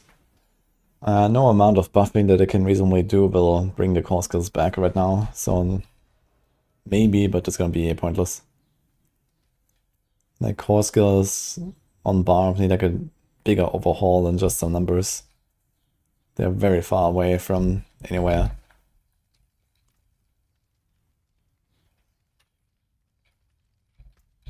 And I mean, people are complaining every season about the state of Barb core skills. They just haven't done anything since like season 4. So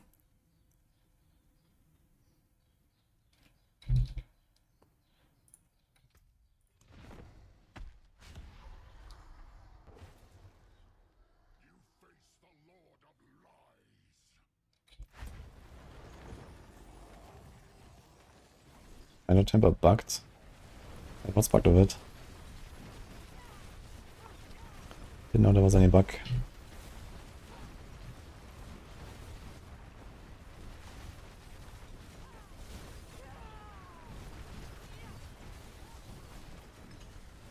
Can we tank this?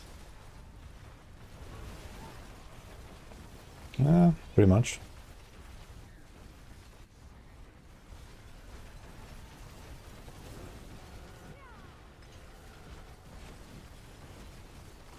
He barely touches my barrier. It's actually insane.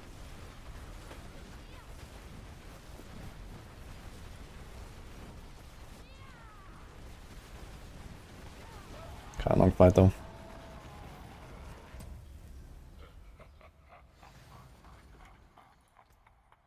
Shit. Anyway, time to delete this guy. Actually, before we do that, I want to see like how tanky am I.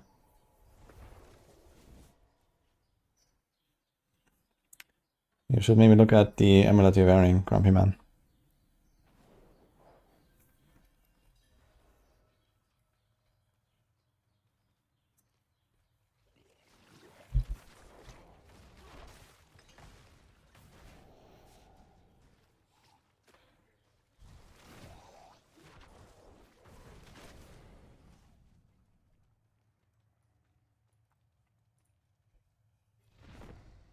I want to see if he one-shots me. Probably not though. With a 90 elements, 60% DR, 40% DR. It's actually a lot of DR, man, this class has. Sorc is so fucking tanky. It's insane. I need to not press Flame Shield. Oh, I should check this as well. Here triggered. So when you walk into those things.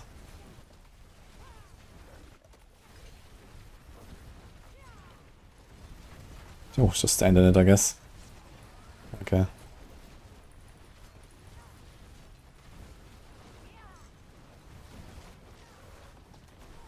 Okay, he kills me. But my barrier wasn't fully up. Alright.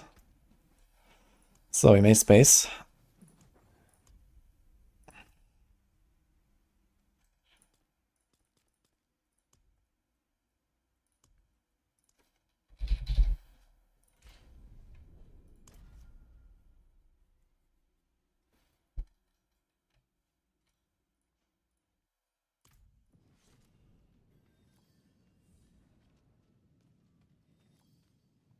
Makes a wish all builds use unique amulets, so all I have to worry about is whether the GA is on the right start. Yeah, it's hard to get normal amulets.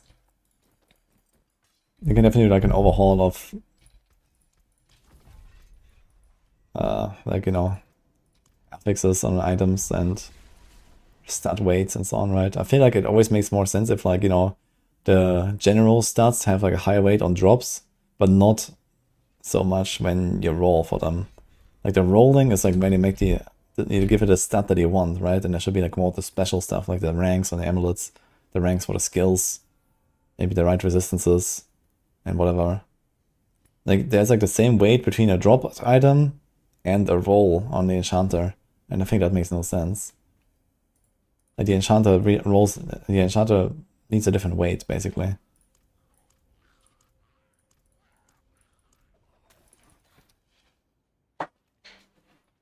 But yeah, I mean, evade Spiritborn actually runs the emerald, by the way, so that is actually a thing. Hello. That looks good. That looks good. Wanna share? Please?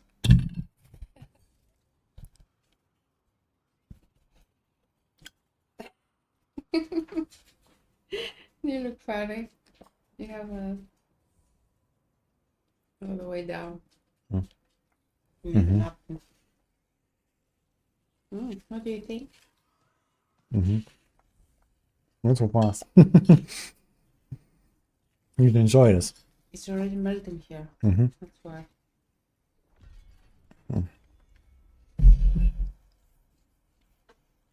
Is it fine? Is it fine? Yeah.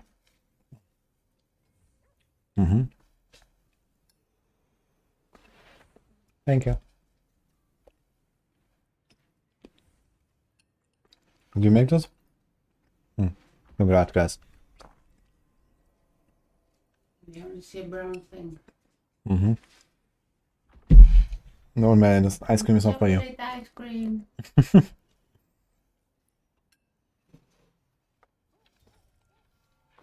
Are you gonna have some too?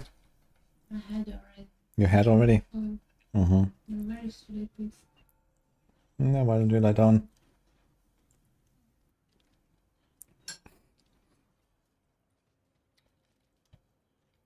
You need to find my planner here, guys. I know. Hi, child. Wait, that's PoE builds. Here. Skeleton mages. It's gonna be a thing. Did you see my last meme? And the joke I wrote? I'm not sure. Quickly. Quickly. Yeah, it was so funny. Okay, guys. I was laughing. Prepare to laugh. Mm.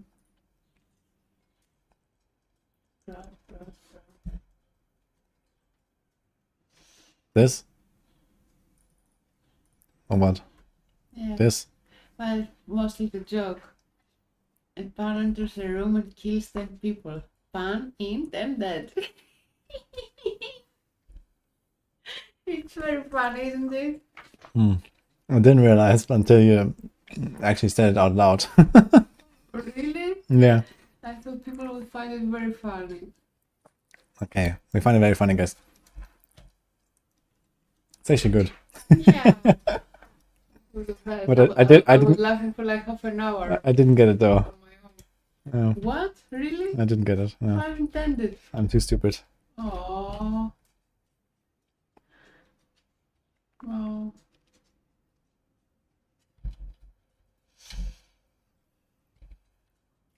Okay. The ice cream already is soup. The ice cream soup. That's what you get for being born in this country. We eat our ice creams very quickly here.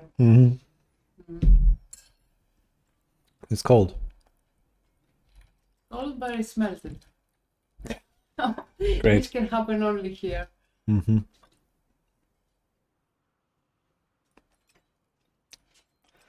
Alright. Live. Okay, let's do this.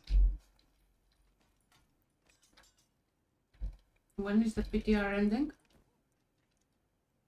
25.5 hours. Ah, okay. Are you in a hurry? Kind of. Oh, Necro. I mean, that's the last class now, and there's only one build I'm gonna do here anyway. Or... yeah. Where are you, Blue? 11 Celsius. Must be very north.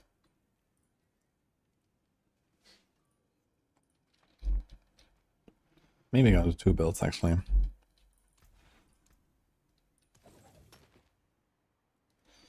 Did you already test Barb? Yeah. Someone asked. Yeah, but I only did Lunging Strike. I mean, it's not much else interesting to see, I think.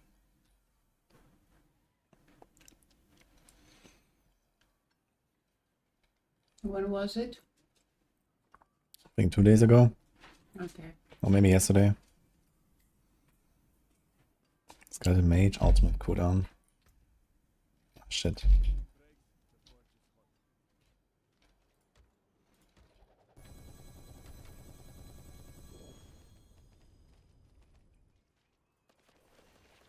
Northwest in the US.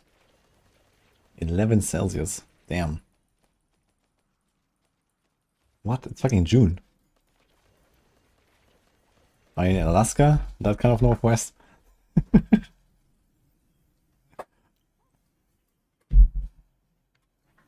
Well, usually we don't make homemade ice cream here either.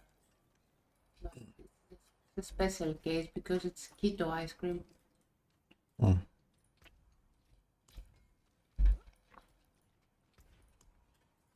It's a special case because it's Nini. It must be very nice in Canada. What? It's a special case because it's Nini. Yeah. When Nini's on diet, makes diet ice cream.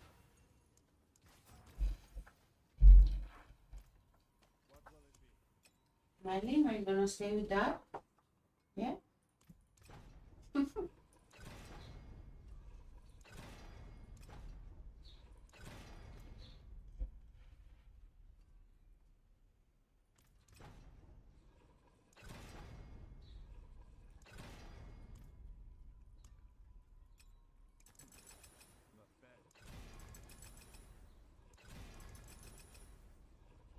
soup. Thank you.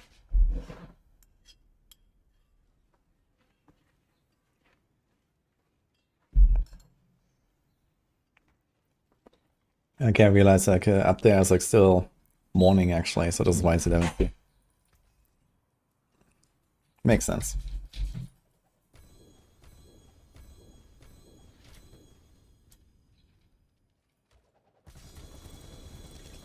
Okay, so do I want to do this bone splinter build actually?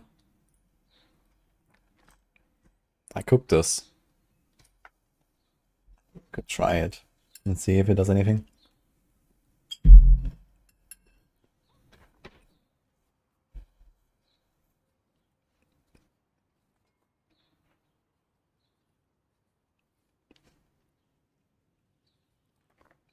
Good attack speed. Cooldown. Resource. Path of Chakul. Okay. Lead a man down, Path of Chakul, and Hand of Nas. Right.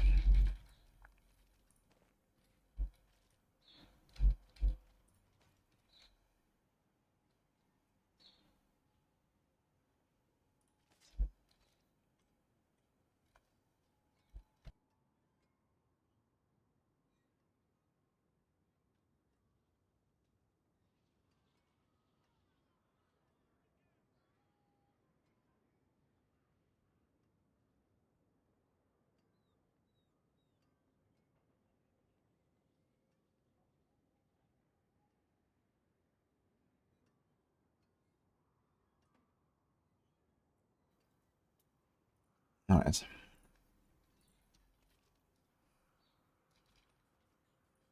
Wait, we need Bloodborne Breaches as well, right? Yeah. Okay.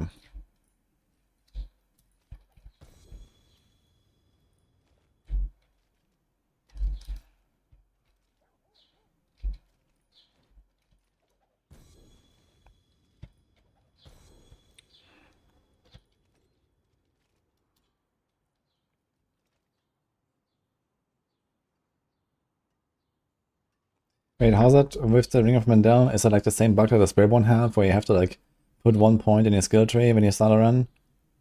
I think I remember something like that.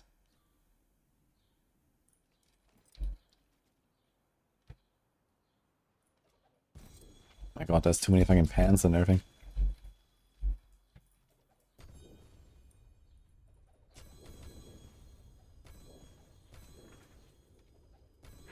Oh, actually, we need the jewels.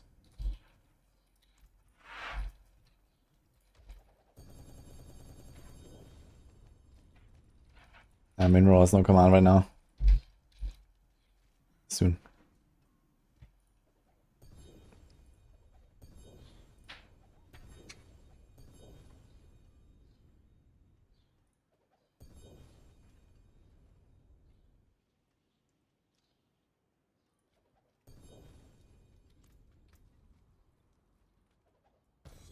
I didn't find the Hand of Nas. Where is it?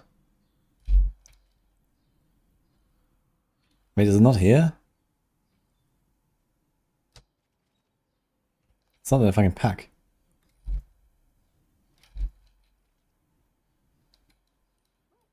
Am I tripping? Wait, where is it? You have to farm it? Oh, fucking god, dude. They didn't put it in the cache. Holy shit. Okay then. I guess you can do like some T3 Belials or some shit. That should be. Which boss is it? Does anyone know which boss?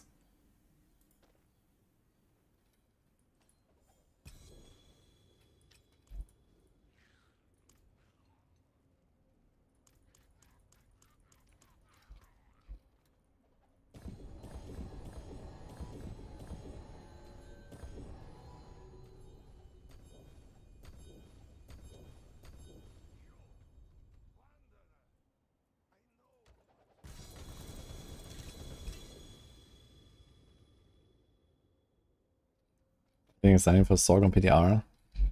Ah, Hydra. It's big.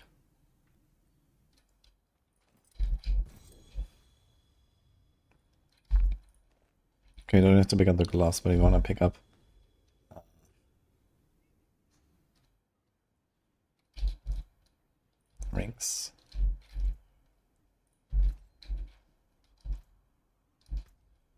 boots.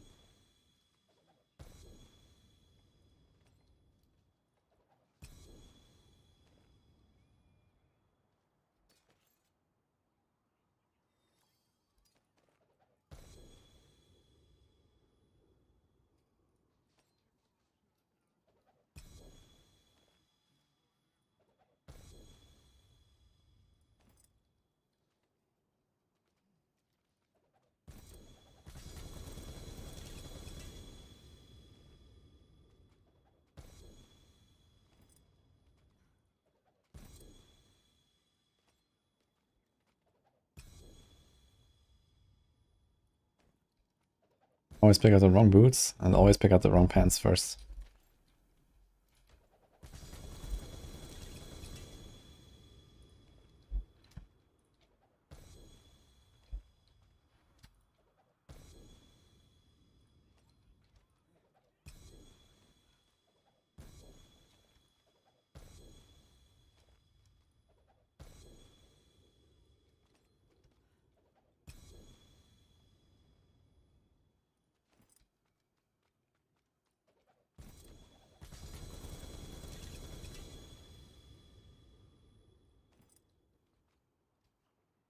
Beautiful.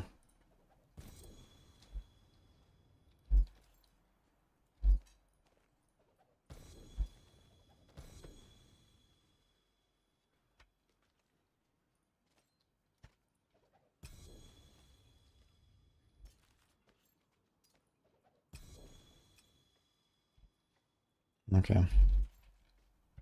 We still need Blood Moon Breaches.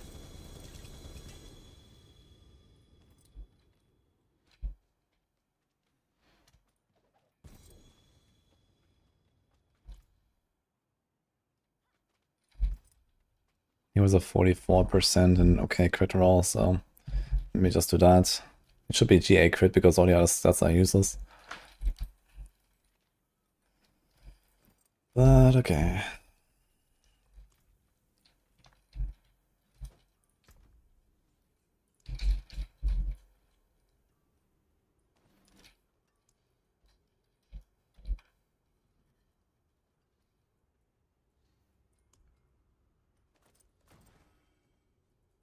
So we have no glove right now. That's cool.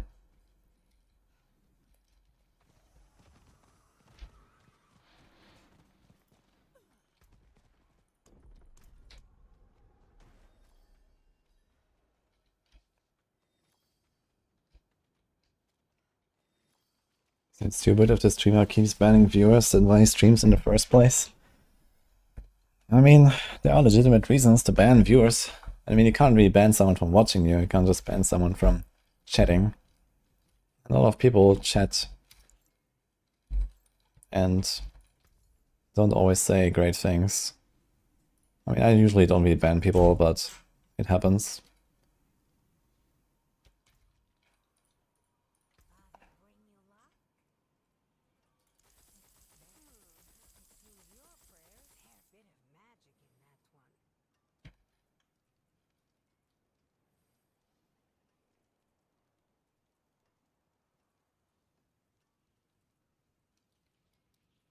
They all turned out like crap.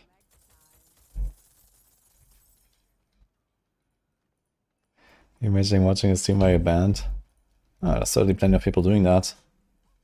I mean, a lot of people watch and never say anything in the chat, so if someone is not like a very active chatter and they got banned for whatever, maybe just keep watching anyway.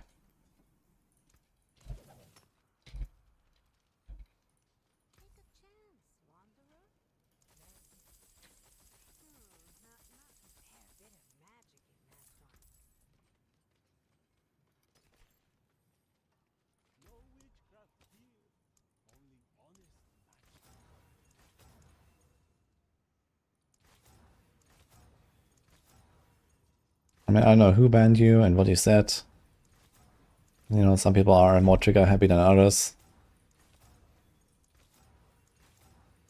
I mean, maybe some mod banned you. And the mod wasn't really doing what he was supposed to. Or maybe he was. I don't know.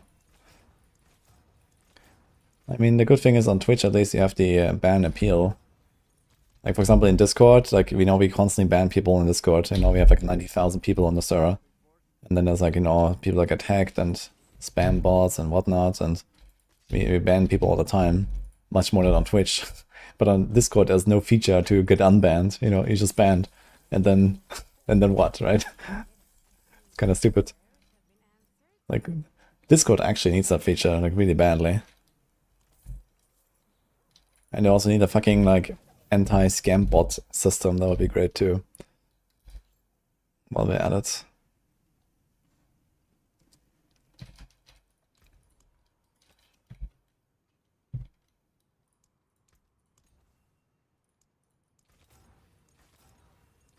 Two to Gloom. That's actually a kind of crazy thing to get.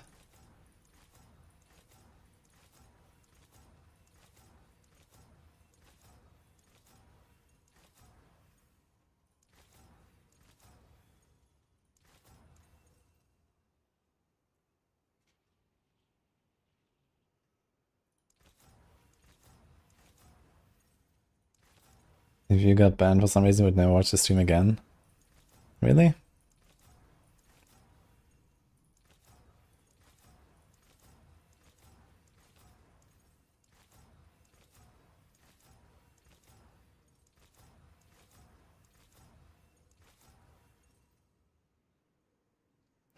I would put fake Woody out of work.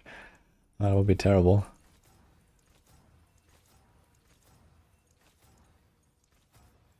Compound fracture, huh? I actually wrote the Gloom that I shouldn't have. But on the other hand, I think right now, this whole like shadow shenanigans is actually not working, right? The decaying humorous apparently is not working.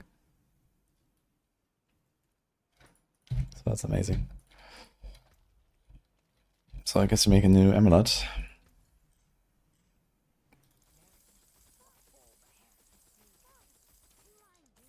Exactly.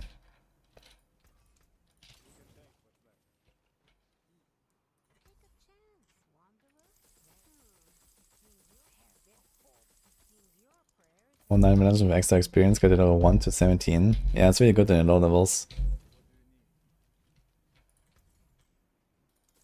9 minutes and everything is probably going to be a legit strat next season, like at least for groups.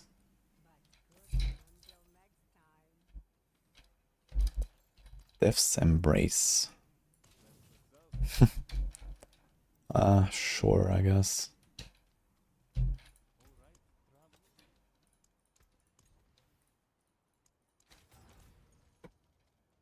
Okay, do we do like ultimate?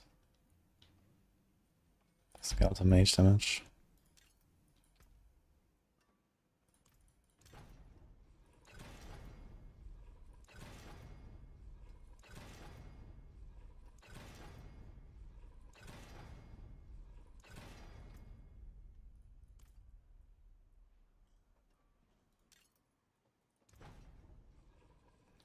Well, summon damage it is, I guess. Meaning is summon damage is 65 and this is 105. It's quite a difference. 61% more.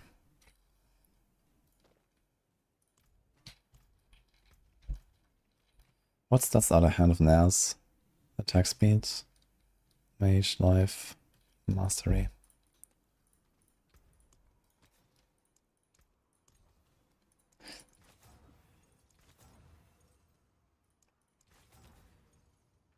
Almost the same.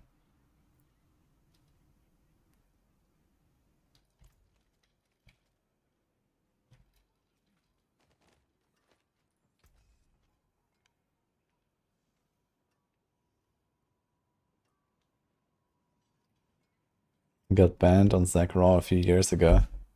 Well, the good thing is it doesn't matter there, right? Because no one can read the chat anyway.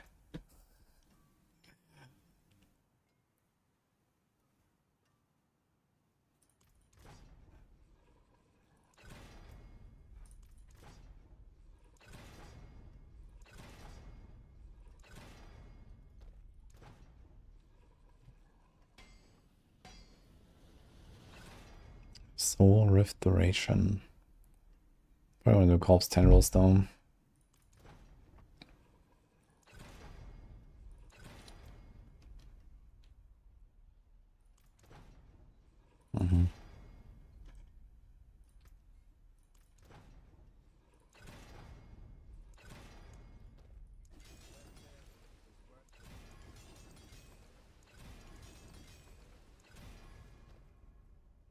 Oh wait, need boots.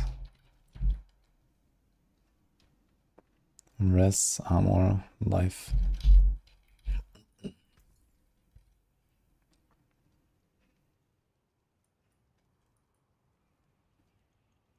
%8 movement speed per skill, so it's 24 movement speeds.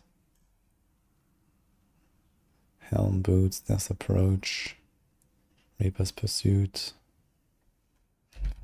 Okay then.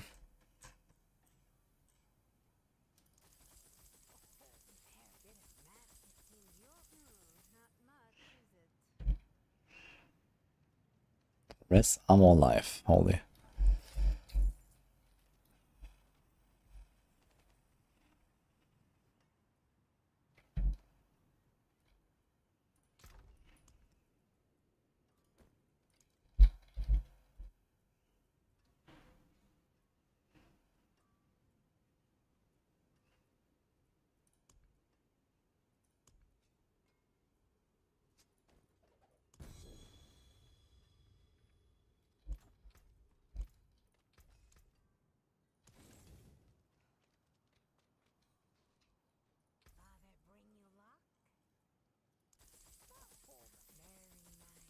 How's Flurry Rogue going? Flurry Rogue is pretty good.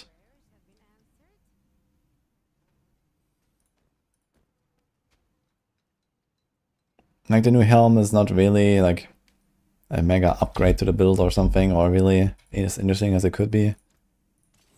It's mostly like a side grade to Perdition, maybe slightly better. But I mean, Flurry is solid right now and will remain good.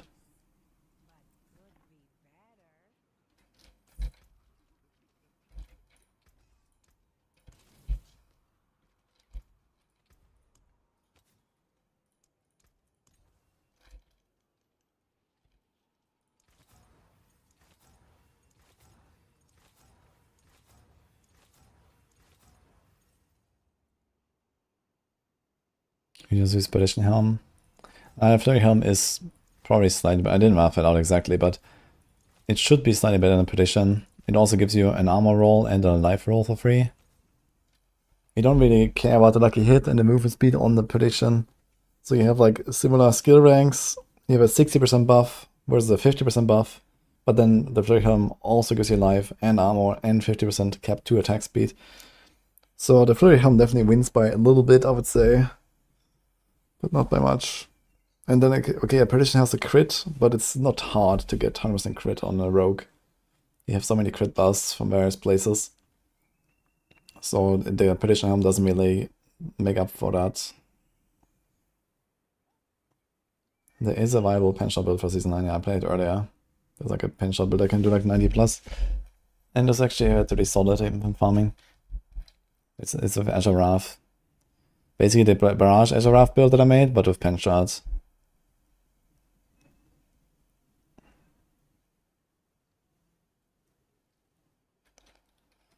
Well, I think we are fine here. Movement, Soul Rift.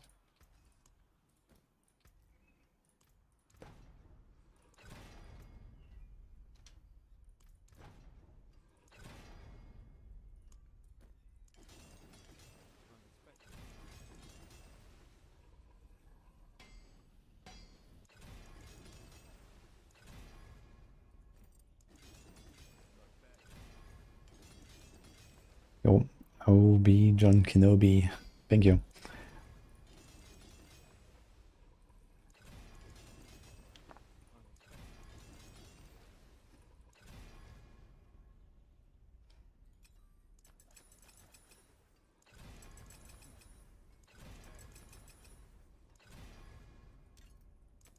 Okay, relatively scuffed setup we're making here. But it is what it is. So at least I hit the mage cast twice thing a little bit. Get to 88.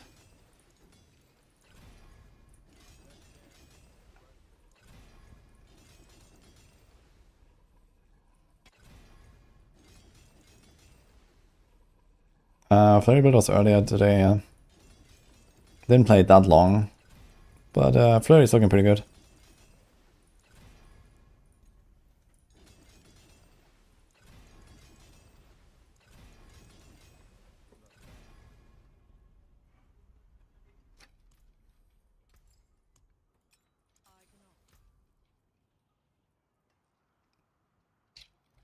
Right.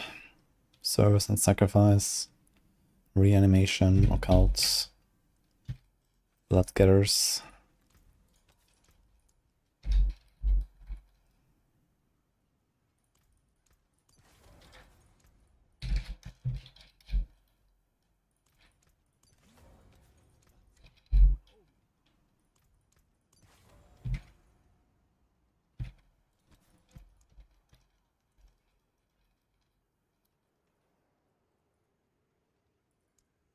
Kind of crazy that Occult Dominion is a utility aspect.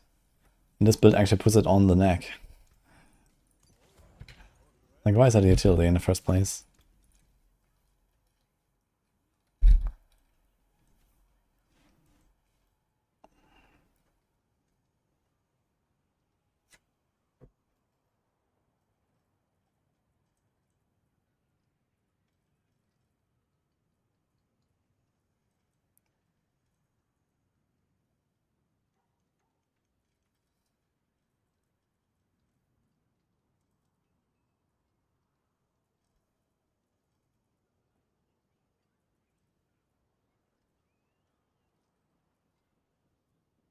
Yeah.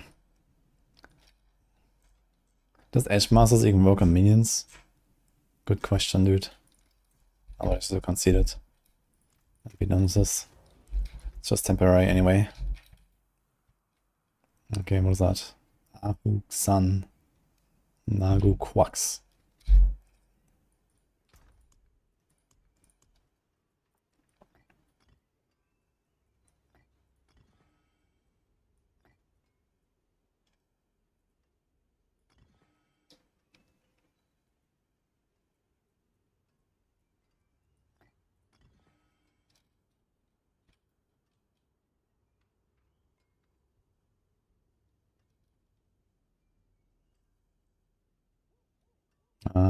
We probably have too much attack space, right?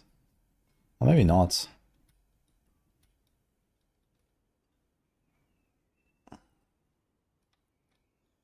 It's 30%. Let's remove the defensive one. The setup has 22k life. That should be pretty tanky, actually. We can do the elemental thing. The summon thing. The attack speed thing. No idle. Actually, don't have the summon thing here for some reason.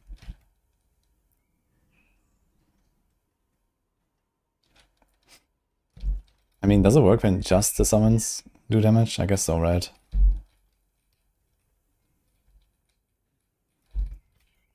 We need to make that tree.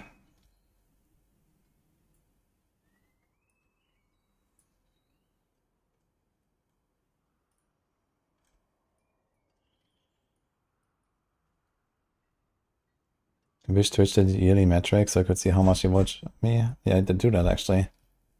There's like a, you know, Twitch year recap kind of thing. It's also one for streamers. It's kind of funny to see. You can see like your most active chatters and like your most used emotes and these kind of things. And how many streams you've done. I think last year I did more streams than there were days in the year. That was kind of funny.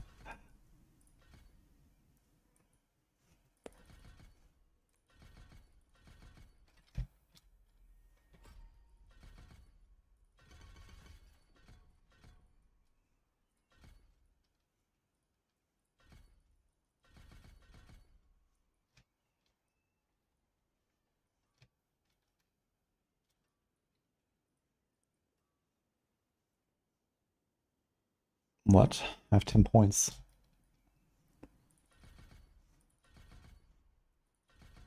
Okay.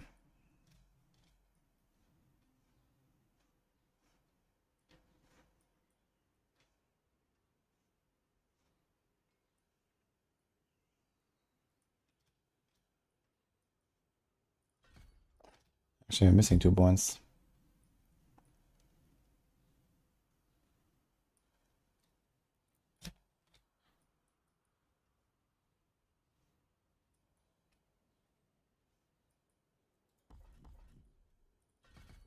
Okay.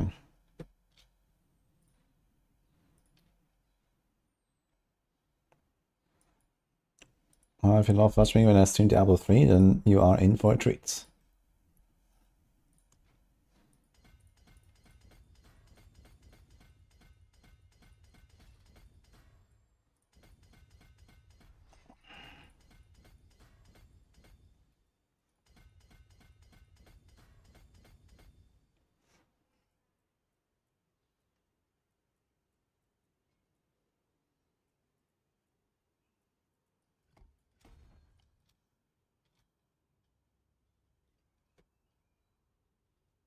Swirl Barb still curb stomping everything. Whirlwind Earthquake is really strong, yeah. Normal Whirlwind, no.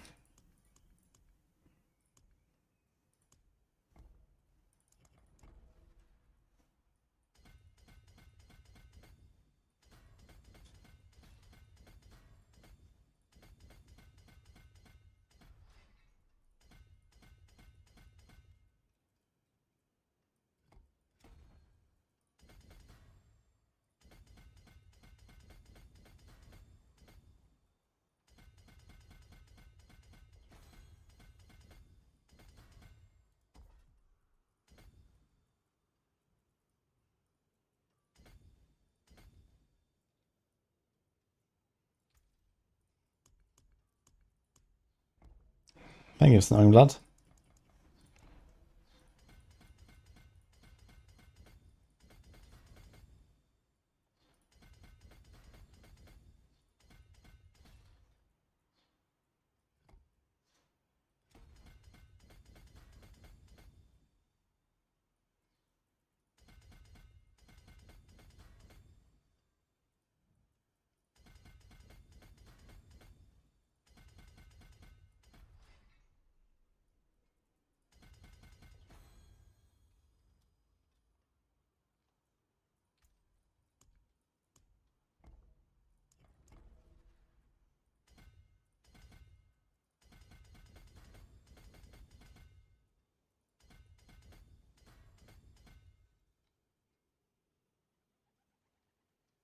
And Diablo plays on Friday. I'll be making a couple videos. I have already the Maxwell update. It's out, most of them. So you can check the guides and stuff. The tier list is out as well.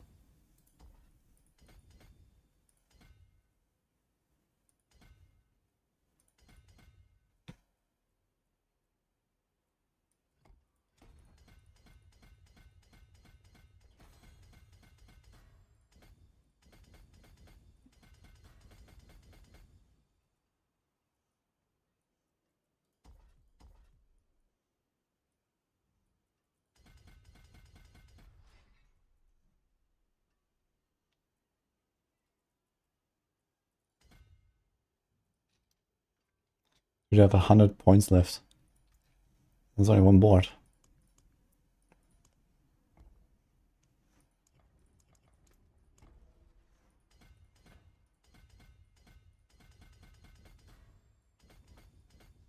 Necro Paragon Man, Disparage.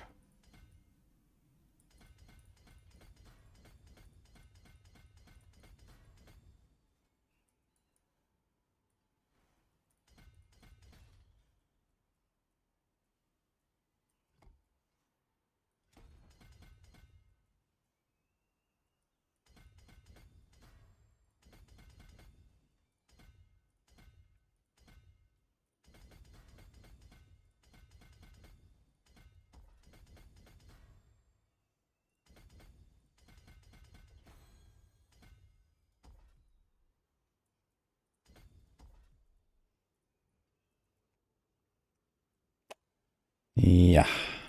Okay, I guess we just press like random int nodes that we see.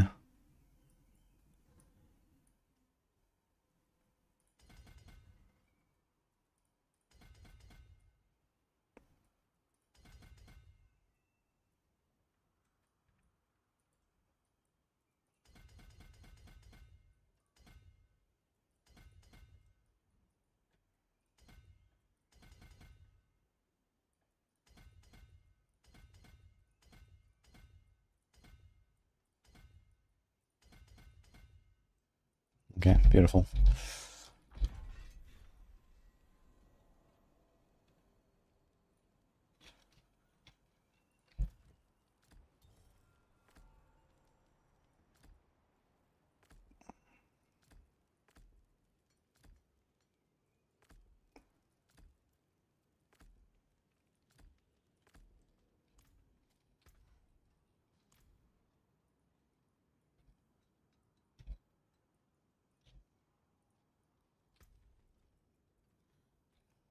Okay.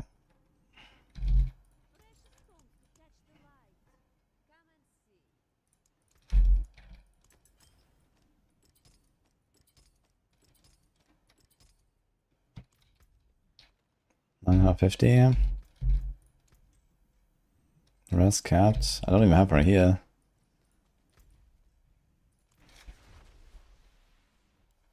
Just grab every single node on one board and call it good. Yeah, we just 3.1k int. That works, I guess.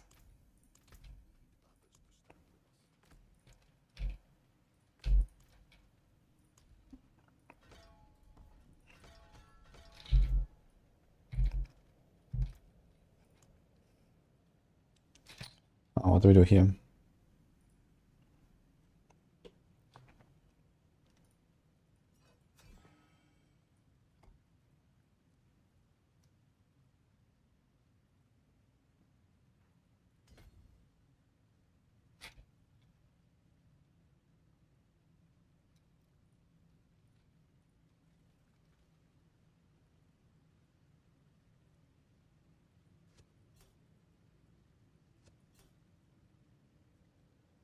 We had to say execute interfere with anything.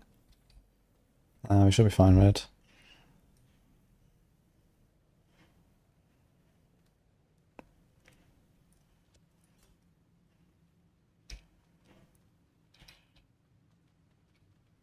I guess the damage resistance aura deactivation is very good if it actually triggers. So you don't have the minions just like do they actually attack the damage reduction guys? No, right? It's just like RNG. But I kind of want the barrier as well, to be honest. I don't think we really care about the days.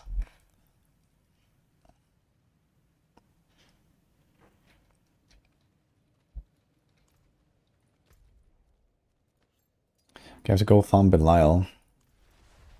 Apparently. Okay, I need to figure out which boss drops the new glove for Necro, guys. Does anyone know that?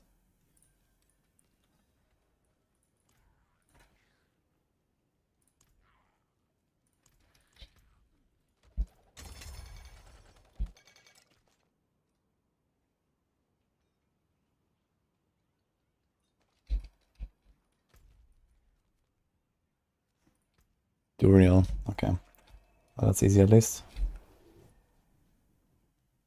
Did they ever change the notes on minion armor and resistance?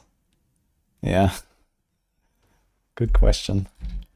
Now, interestingly, apparently the crit that you gain from this passive here is not double, effect for your minions.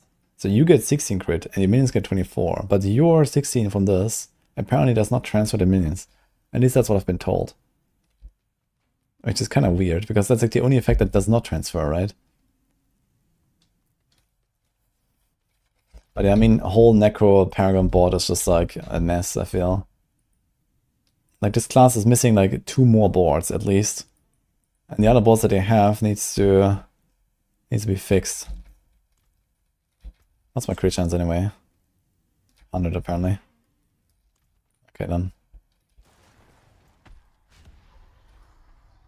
If attack is off, still 100.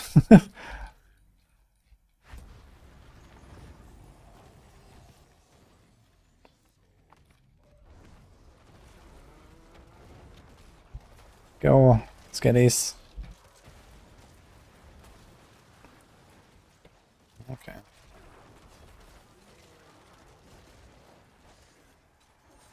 Can I just tank this? Ooh. No.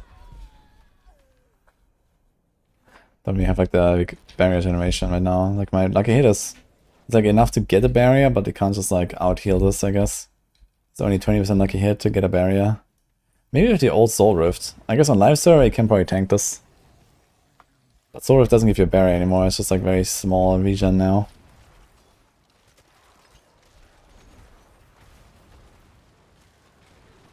Wait, aren't the skellies supposed to be revived? Ah, wait a minute. They sacrifice themselves, right? They go pop. Can I watch this now?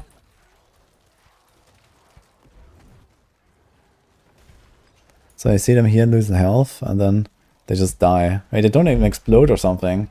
Really? I thought we get actually like exploding skellies or something, but they just die. It says explode on the thing. Where's the explosion? Oh. That is kind of lame. How did it nerf Soul Rift? It went from 75 to 15% damage bonus and no more barriers.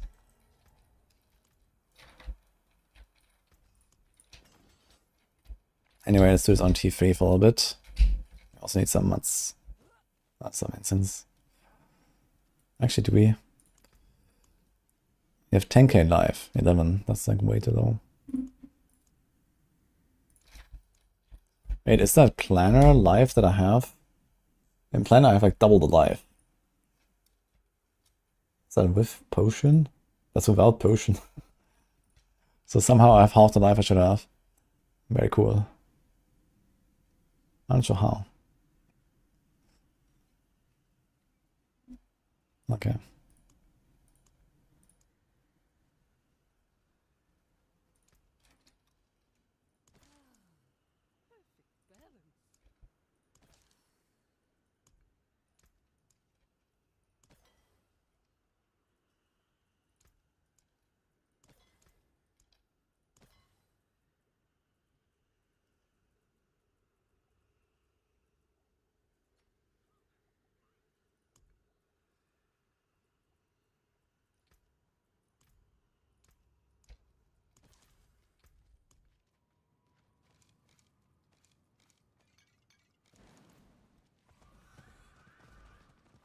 Okay, let's get the glove.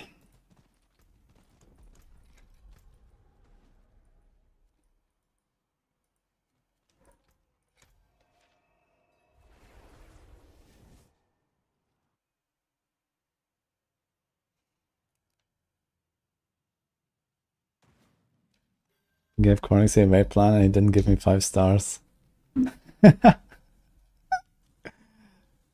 So you have it like on the bid list?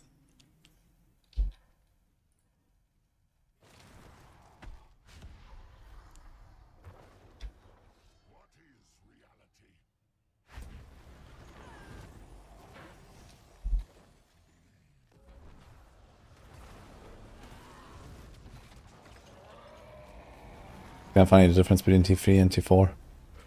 Just a bloop. Why is that such a difference?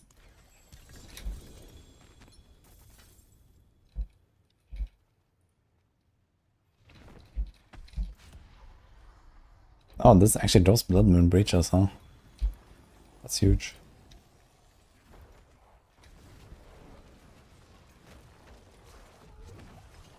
He slaps me.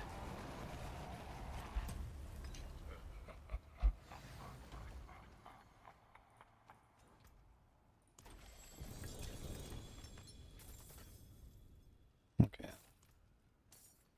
So, it seems like it's the real.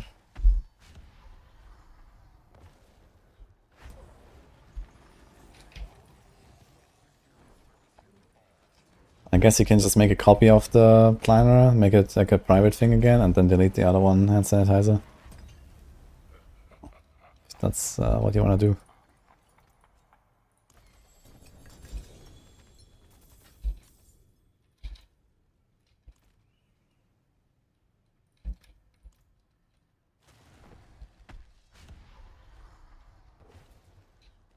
And farming on one specific item here is kind of a struggle.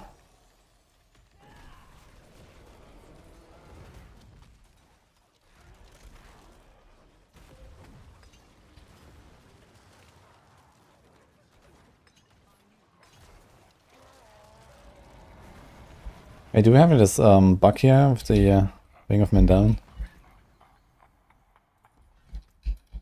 Maybe. Glove.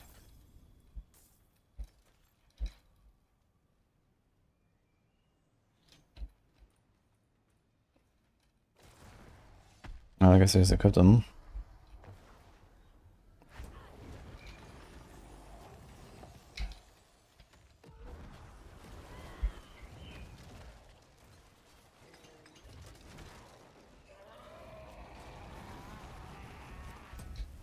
Are these like the Archdudes now? Archdudes now or what? Why they don't even despawn? How do we see when they're upgraded?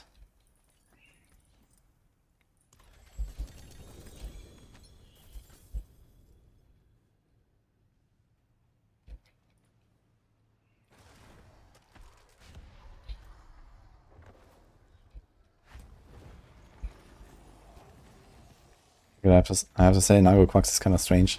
Because this randomly drains my resource.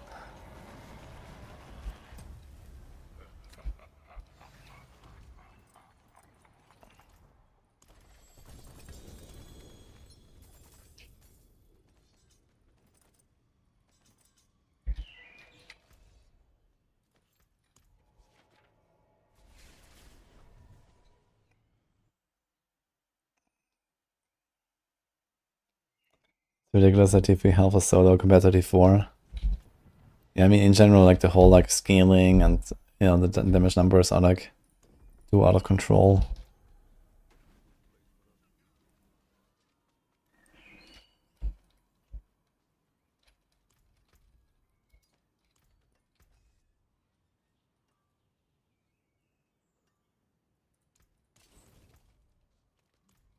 Okay, let's try this on T4. I mean, you can just try to master this thing, right? It doesn't really have the right GA. Or even 4 ranks to skeletal mastery. It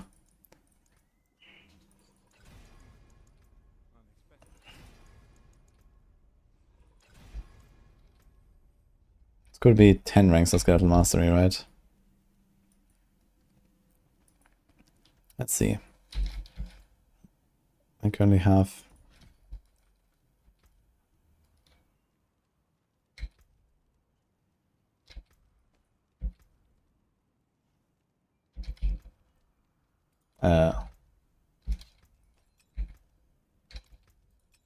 Nice.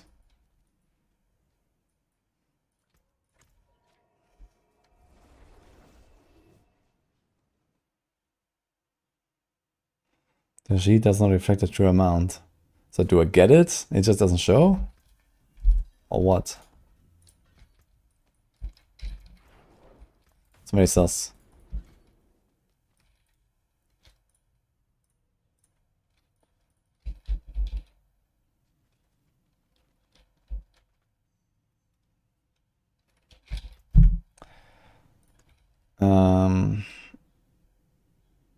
We do the quit.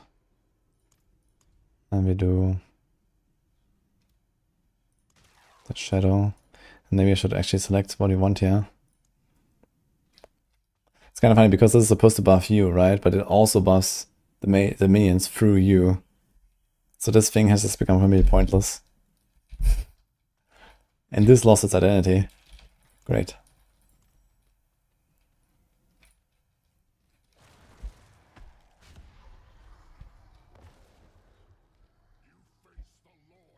Mages.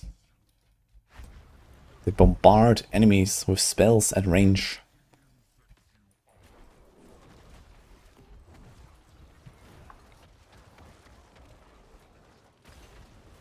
I guess if you want to do boss farming, you can also easily throw in some bloodness or so. Okay. If this is more optimized, then he's melting for sure. Like my setup was pretty scuffed.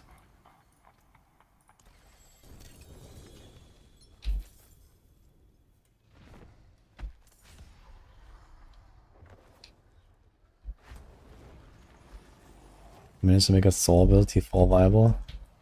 Yeah. Yeah, the thing is that there's like such a big gap with like, you know, killing stuff like Belial and random content in T4, right? Like in T4, if you do like 1 billion damage, you're fine.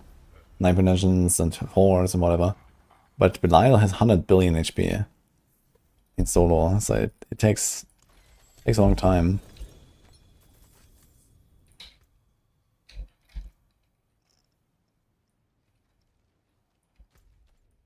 Let's try a pit.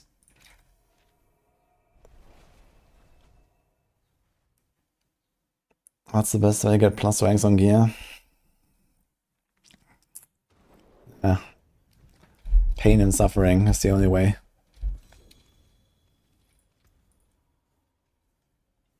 Through enchanting. Okay, let's try 70.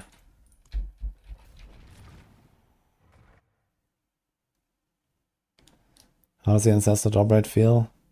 Yeah, I barely pay attention to it, but it seems like it's much improved.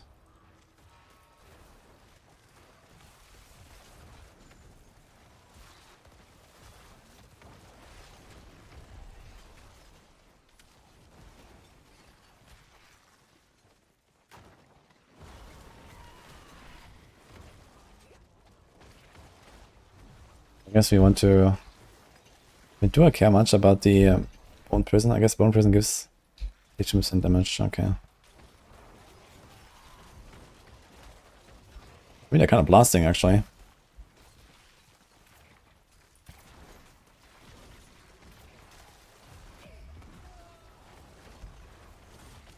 Do we just spam Blight as much as possible? I guess so, right? Is that better than Reap Lucky Hit? Not sure how the Lucky Hit is on that scale.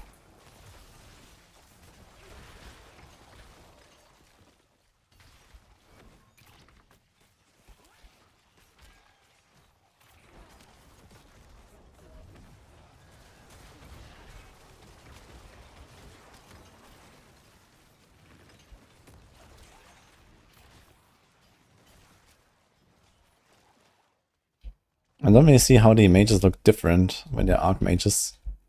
I guess I have the glowing hands. I guess that's it, right?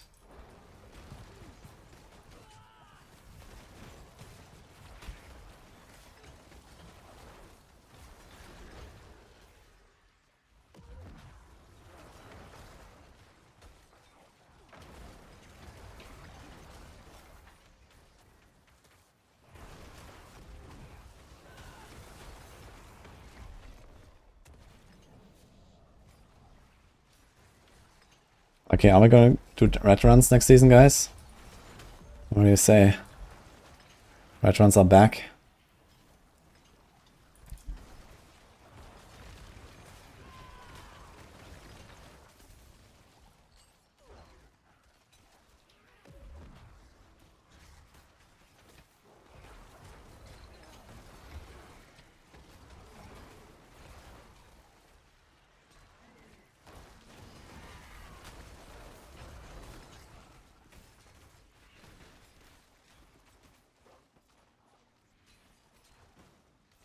Necro was sad about the teleport being strictly a DPS loss. I mean, like the mage is teleporting out of harm's way. Yeah, I mean, it doesn't really make much sense when you get 90% damage reduction anyway. So maybe they should remove that 90% damage reduction here, and then this would make some sense.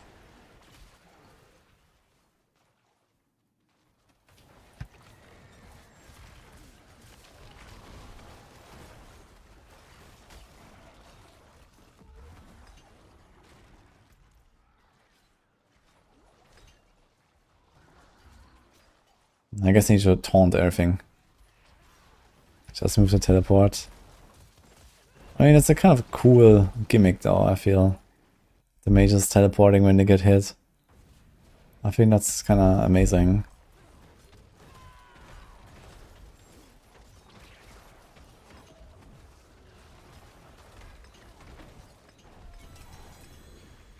Okay, so single target seems to be very good.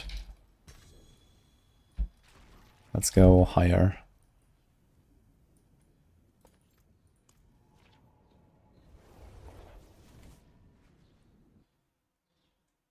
DPS loss gimmick. Yeah, I mean, okay, you can just always add more numbers if you want, right?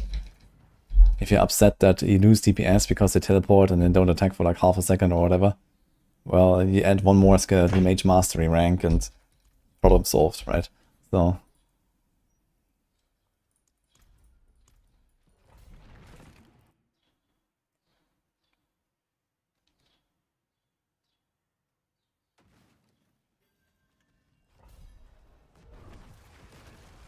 And then at least there's still like a little bit of a mini game with like trying to let the mages not get hit so that they don't interrupt their attacks, right? So that's actually something kind of interesting to do, because usually minion playstyles just don't really have like any way to do something interesting.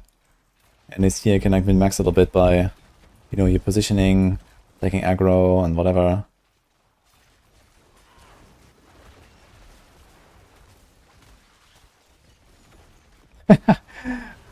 We tendered the guy back from the Rahir charge. It was beautiful. Not today, Rahir. Dude, can we remove fucking knockbacks on mercenaries at this point? That would be great.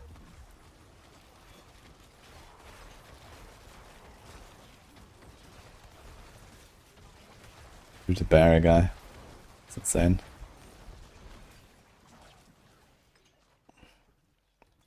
And minions are definitely powerful. I can feel it. I don't have to do much here and everything just melts around me.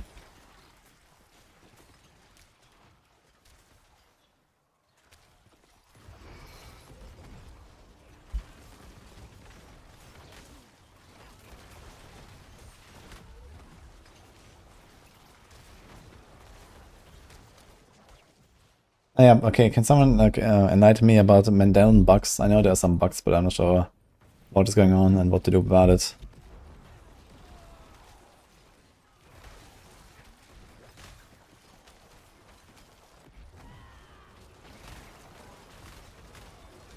You're just killing him through the aura, who cares? Because the aura Druid is just chilling there.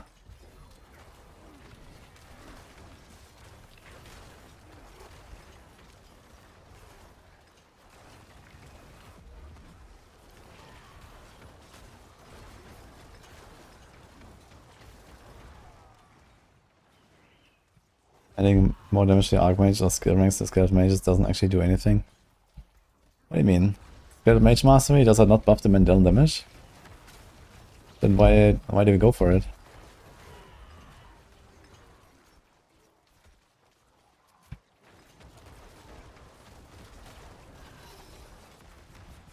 It does not, okay.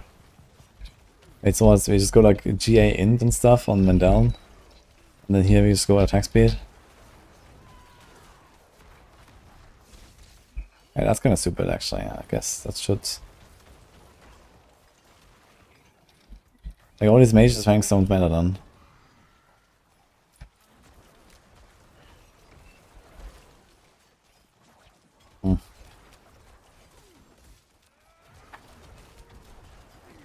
Okay. Good news is we can go with our scuff gloves. We don't actually lose much. I thought I would lose a lot here. I wonder what happens if I just straight up remove Mandelen. Or run. See what happens.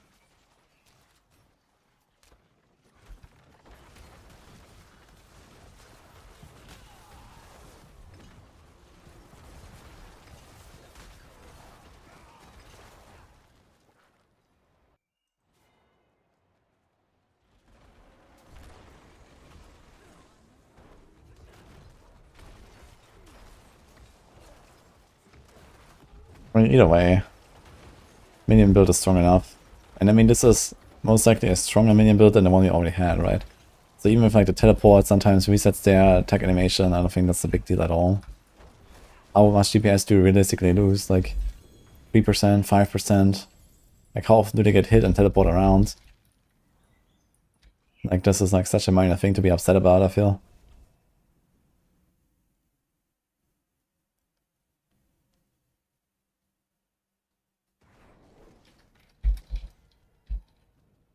Okay, let's movement down for science. Most of the minion damage is man down. Yeah, that I understand. We were talking about the the teleport reset of the attack animation. So apparently they interrupt their attack when they teleport, right? They're still killing stuff, and in a weird way. They all... Wait, do they do AoE, or were they just like perfectly hitting all of the guys? I don't have Mandel right now. But they were all melting exactly the same. Like, watch the mages now. How often do they teleport? Look. Last, like, 8 seconds, none of them has teleported anywhere. Let's see in this fight. Yeah, I see, like, a few guys teleporting. But I mean, the attack animation is like, what? 1, 2... They attack, like, once a second. Like, even if they do teleport, and they interrupt the attack, I mean, it doesn't matter, I think. It's such a minor thing.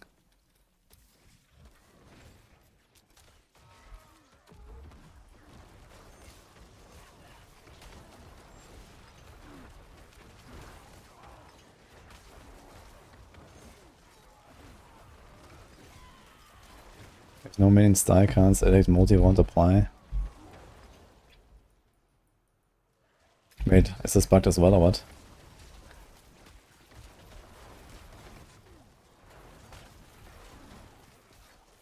And there's no man down right now. Ah, I think they're piercing, right? They don't have single targets.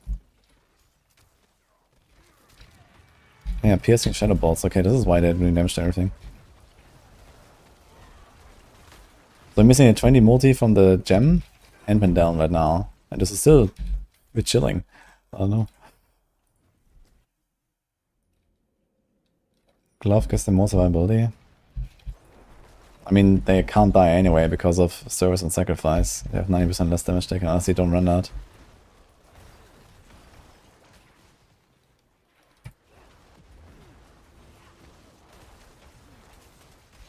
But I don't understand what I mean. Like, if no minions die, Karan's Edict multi won't apply.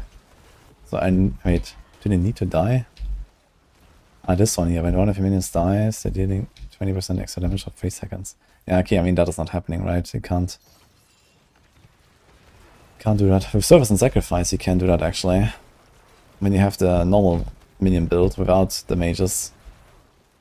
But here, it's just like, okay, you don't get it, but the mages are stronger.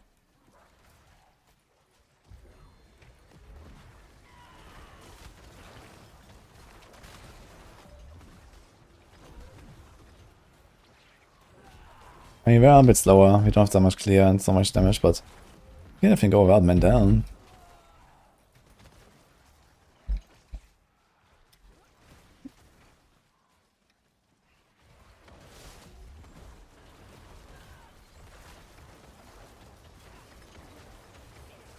Does it work when I recast the Bone Prison and then Corpse Channel them in? Do they get the damage buff?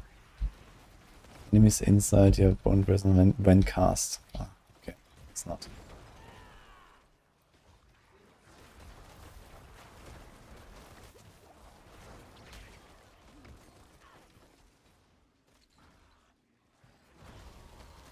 Ah, true. Bone Resistance is weird minion stuff.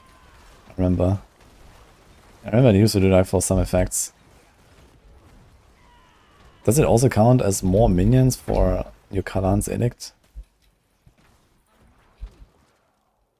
For each active minion.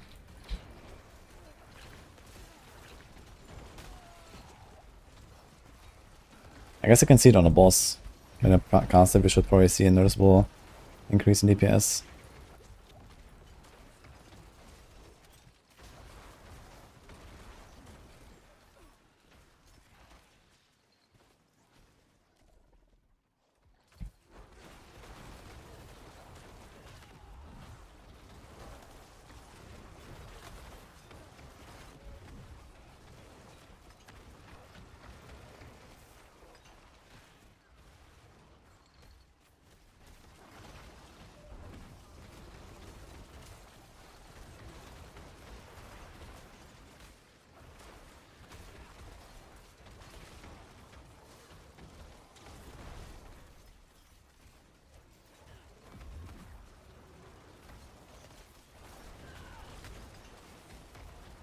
Yeah, definitely slower. I guess Mandelen feels like it's like half my damage or so. Probably.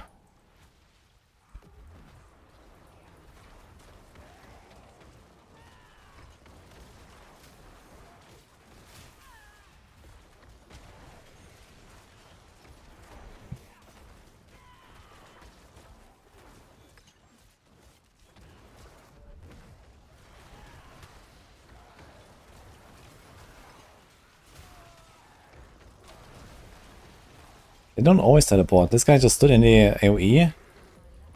Like he teleported into the AoE actually, and then got hit by it, and he didn't teleport.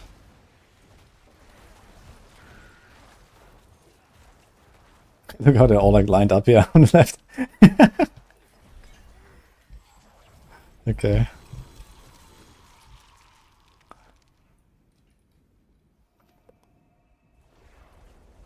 Yeah, that's some current cooldown it seems.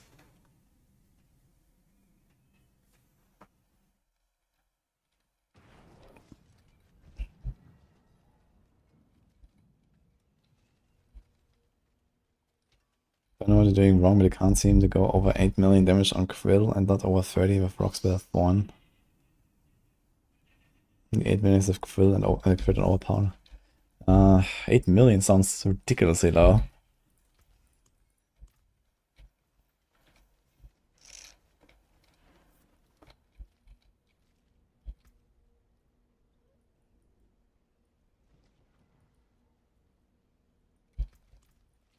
Okay, what can we do fast, I wonder?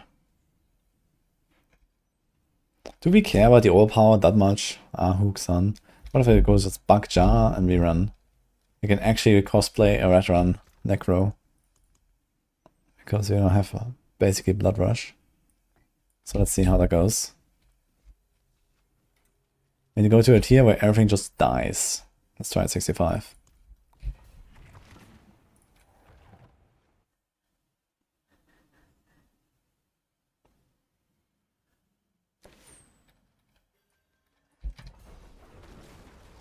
I need more dudes, right? Like we spawn in with like half our minions for some reason.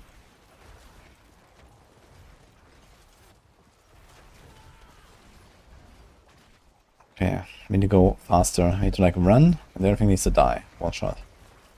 Can I do this in T4? And 10 tiers below this, we probably can.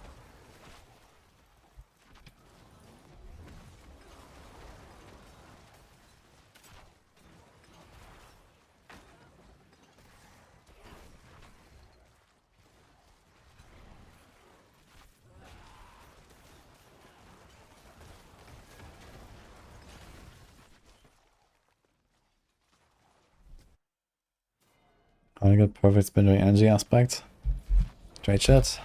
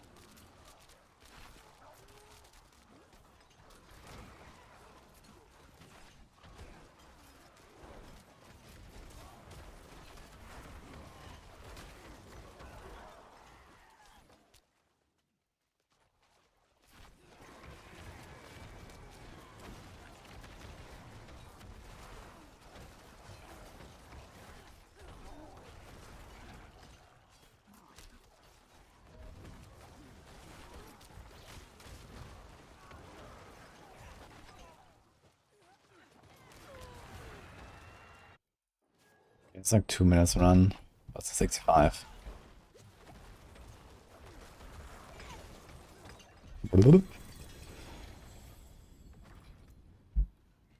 Huge.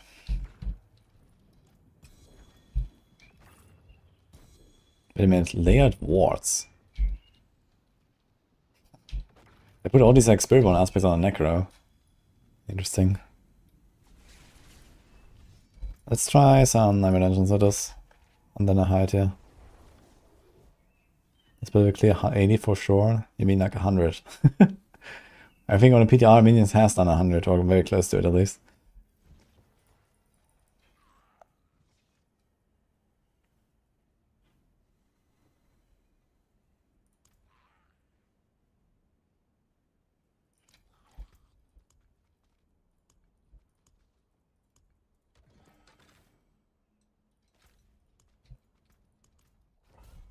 Okay, let's see how this feels.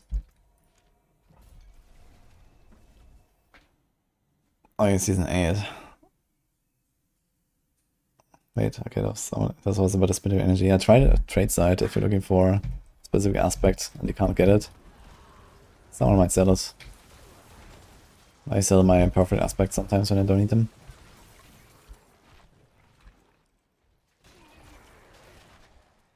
It's like, you know, ultra meta build, so people are selling that for sure.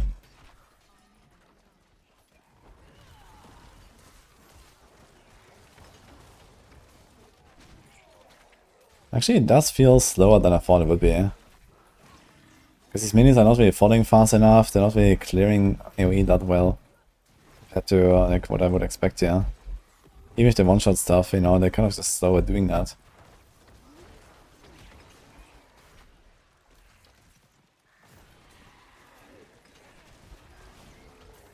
But I mean, it works, right? Just kind of walk and chilling. But I've like no soul rift that time.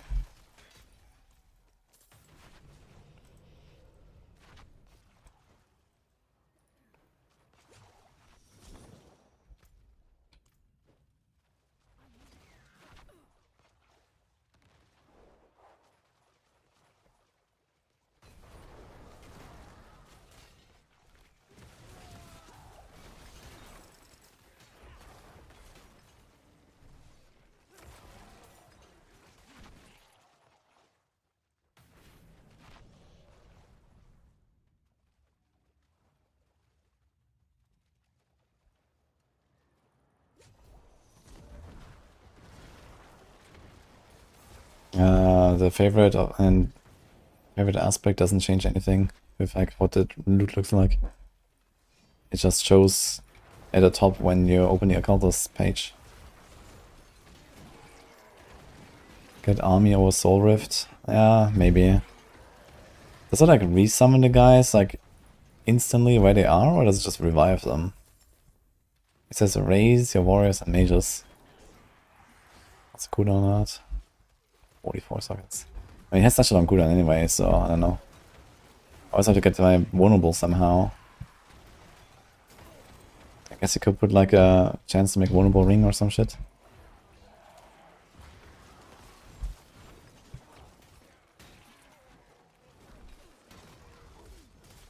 So if it's only revives and my guys never died, then army so that doesn't do anything actually, right?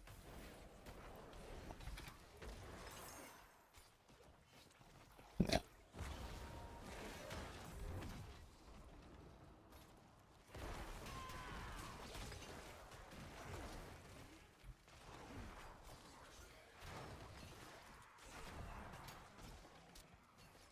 Army for damage. Yeah, only if the aspect, right? But you already have good aspects. This is 60%. You want to count the minion. You want this, you want this. Like what aspect are we putting? Like what are we replacing? And why would you not do this always? Why only in T4?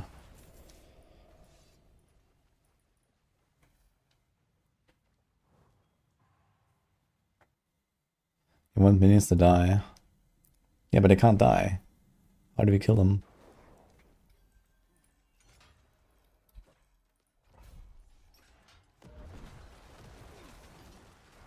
Yeah, the commander is more than... not than this, I guess. But you could put it on the neck, maybe? And then drop Blood Gatherers? And put a Occult Minion there or something? But either way, I mean, it's only for a few seconds while army is up. And we don't reset anything. This is T4, like, everything's supposed to die one shot. You know, we don't get Decrepify, we don't get any cooldowns. Like, look at my Soul Rift. It's not happening.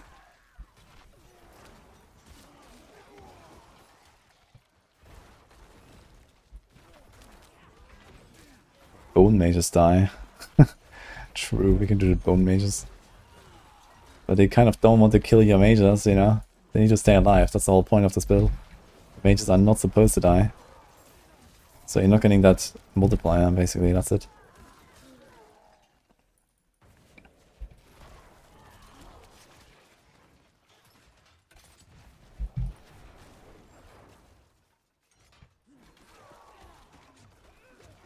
It's a PTR worth giving a try if you only play Sorc. Yeah, I can try the Hydra stuff. That's really strong and kind of like one of the meta builds next season. How's new Bursting Venoms? I tried a little bit. It has some internal cooldown, it seems, of like something like 2 procs per second. So you can do some crazy shenanigans with it. I did play like a Poison Trap variant where I used Bursting Venoms and casted Poison Traps myself, but I mean, it was just not really fun. I can't really be bothered with Poison Trap stuff. I don't want to deal with that. Like, Poison Trap as like a support skill is okay, but I don't want to make a build out of it where it's just like another version of face tanking shit, but clunky.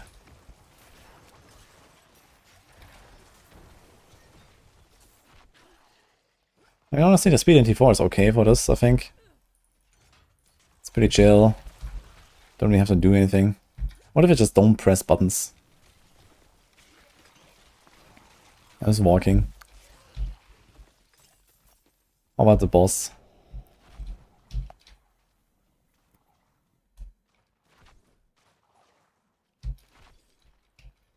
We have Monster Barrier as well. There's a barrier map.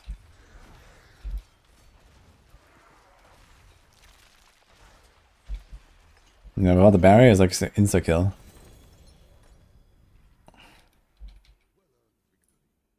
Let's try this again. How's Spiritborn for season 9?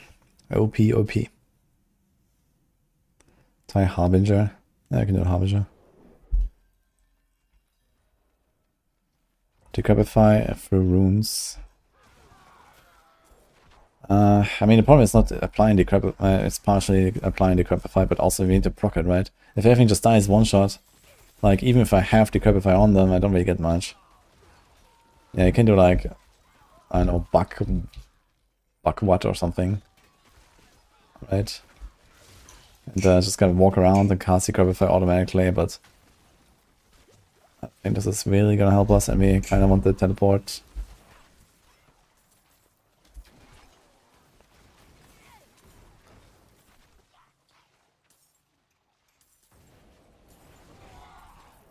Yeah, I think we should press some buttons at least. Like, the damage is not high enough if I don't do anything. That's a lot of stuff. That's all of this side. 1200. Thanks to Frank Saza and Josh Rivis.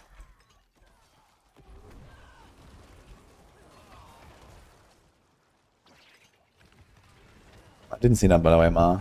That sounds interesting, so...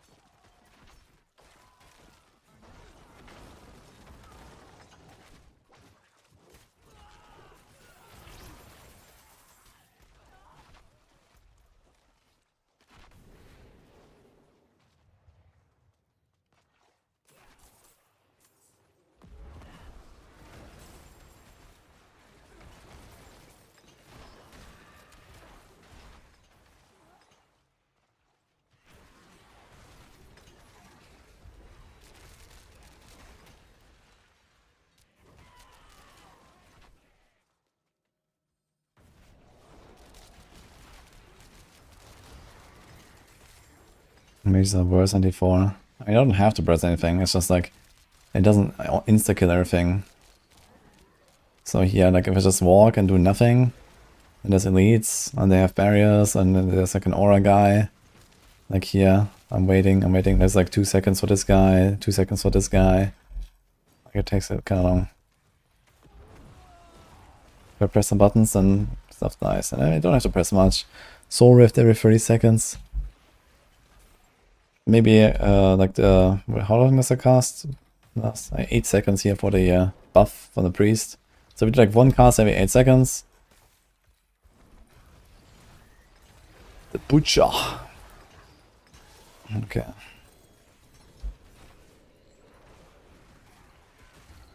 Yeah, 1 cast every 8 seconds and Soul Rift every 30 seconds, and you're kind of chilling already. And on the boss, you're gonna press Bone Prison. And then this is pretty chill. Rare keys. Now the Curify is not proccing. There's a 7% chance to apply the curse if the target doesn't already die instantly. What do you mean if the abhorrent decrepify, man?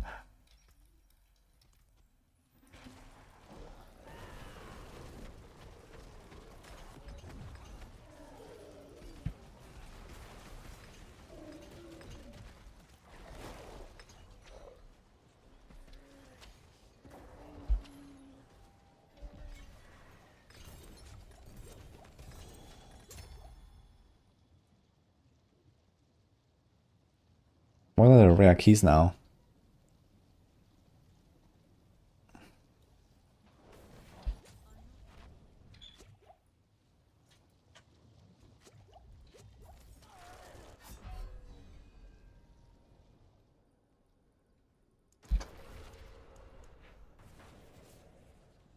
Erotic Materials Reserve, Erotic Strong Room. So maybe they mean this. Could be. Anyway.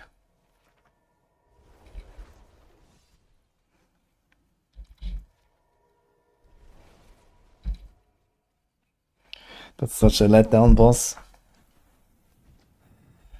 Well, if they do what people are requesting, which is like giga juicing up the escalation stuff, then that would also mean a giga juiced up boss. And then it could be fun. So for now, let's just see what they cook. But yeah, I guess realistically, it's gonna get boring really fast if like we fight this guy too often, right? If you do like escalation, like 3 dungeons, and then it's the same boss every time. That's kind of the problem I see. Let's go back to Hooksan, I guess. Okay, let's load up a 90 and see what happens. I could make it random. Yeah, like what? Why don't they do anything with like those Season 8 bosses? They literally made 10 new bosses for Season 8. Well, okay, not entirely, because some of them are like in strongholds in Nahantu and shit. But either way, where are these bosses? Why are they not there? Why is Astaroth not just part of the boss ladder? Or something like that, you know? Or at least after Season 9, at the very least, they should do that, right? Like Astaroth boss ladder, and then put like all of the Season 8 bosses there.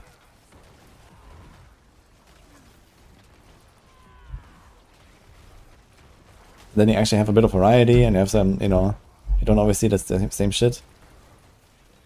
And the Season 8 bosses are actually not bad, you know, they do some stuff. Yeah, we are melting through this 90, by the way.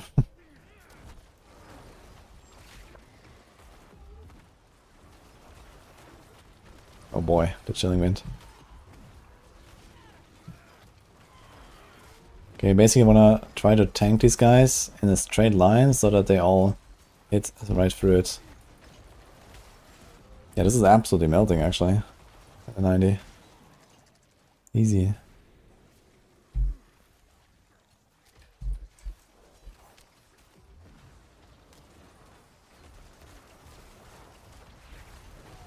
Oh, we're getting melted too.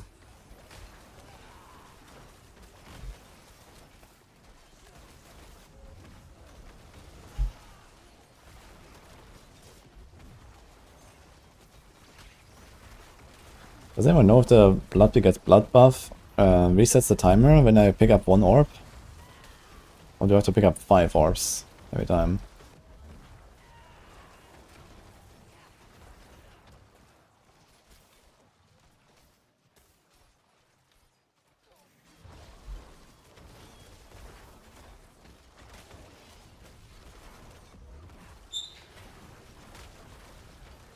Yeah, I think I can't see it on my bar.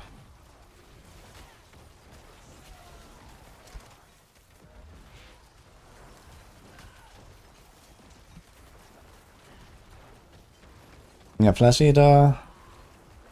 A Flash Eater, you just need to do 5 corpse kills, basically. Every 6 seconds, I think. That's okay. You can actually reset it these days as well, but you need to do 5 corpses every time. I was asking about the orbs. Like, for example, can you do like 1 orb and then go back? 1 orb and go back. Increase damage from consuming corpses, increase damage from blood orbs. Ah, I see it now actually. Yeah, this is this buff. Okay, so we can actually do 1 by 1, look. So you can kind of just like, you know, slowly eat the orbs. Okay.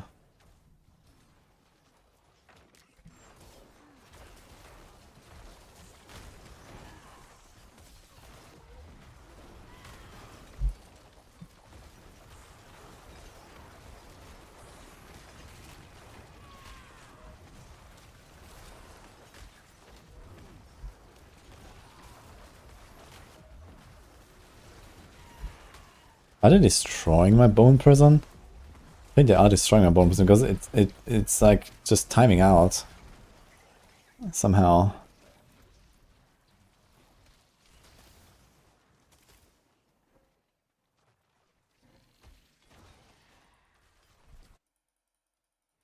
Maybe try the Spiritborn channel, Vintio. Or the default channel. So maybe some people can help you. It sounds extremely low, so something must be off there. And if you say this is with overpower as well. Like, are you actually proccing your Cap Lecker at all, for example? And you're fucking vampires, it's beautiful. Great monster type here. Let's see if we can do it.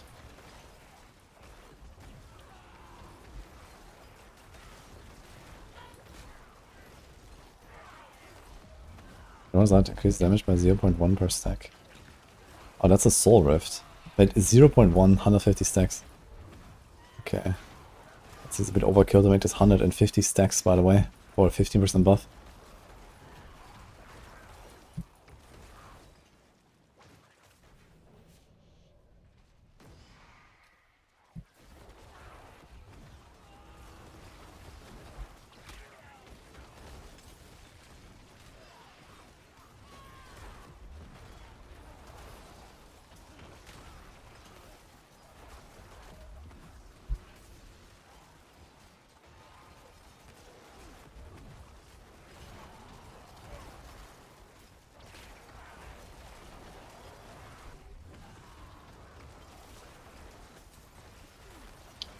Yeah, Vampire, triple elite. Beautiful, man.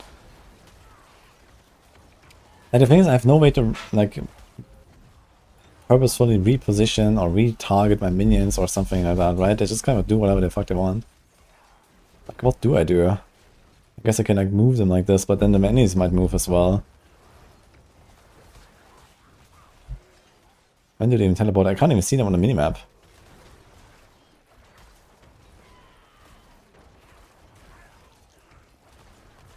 Get them, boys. I wonder how long we need for the boss at 90.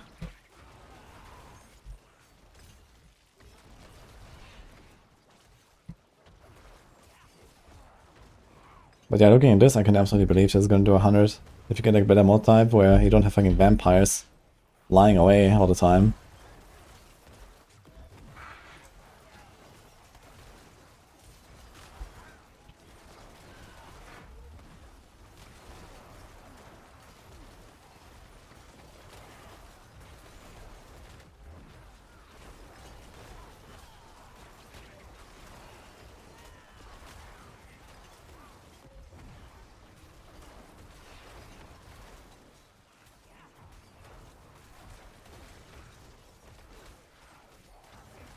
You still have attacked this target. Yeah.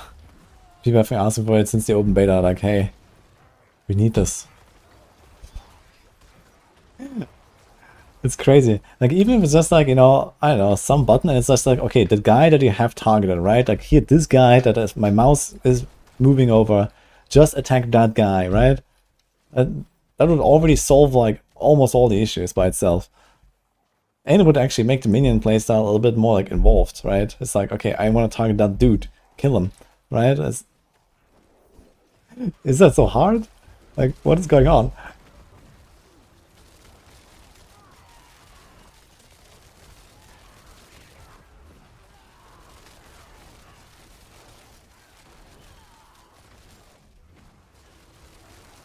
Simple solution, don't push with minions. Only do red runs.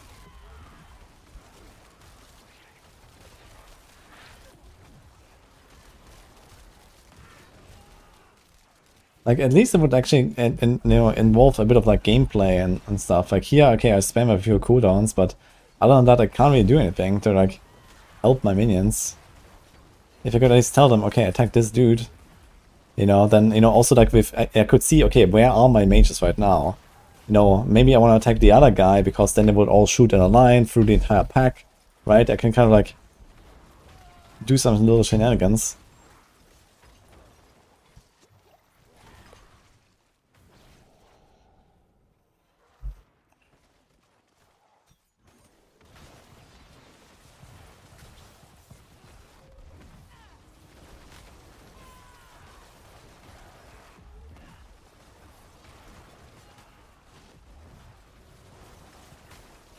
So why exactly does my bone prison just like despawn all the time?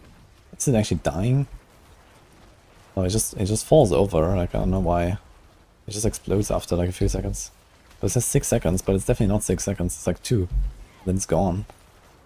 I don't know why.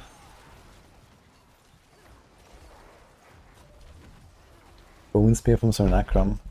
I mean, Bone Spear from Necrom is like another thing, right? It's just kind of like some more sophisticated extension of your character. And the minions are not extension of my character, so that's fine. You know, the minions being minions is okay. It's just that why cannot I tell them attack this guy? Like attack the fucking good guy that gives everyone a 90% damage reduction aura, please. You know?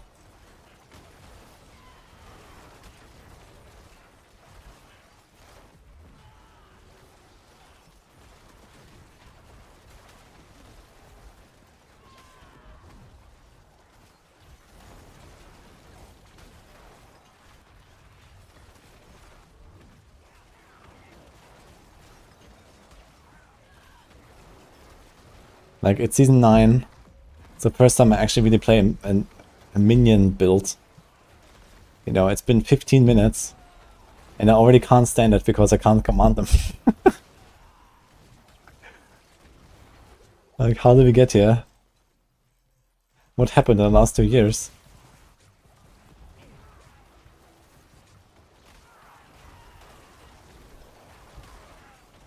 I wonder if 4 minutes is like enough for the boss. But I guess it is. You know, Banora. Thanks for Prime.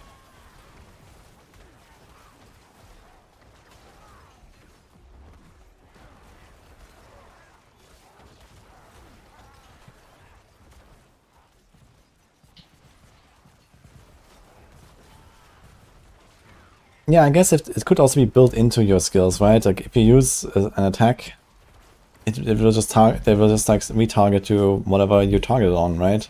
If I spam up light on this guy, okay, minions go. I mean, you can also do that. Why not? At least you would have a solution, and then you just try to include that.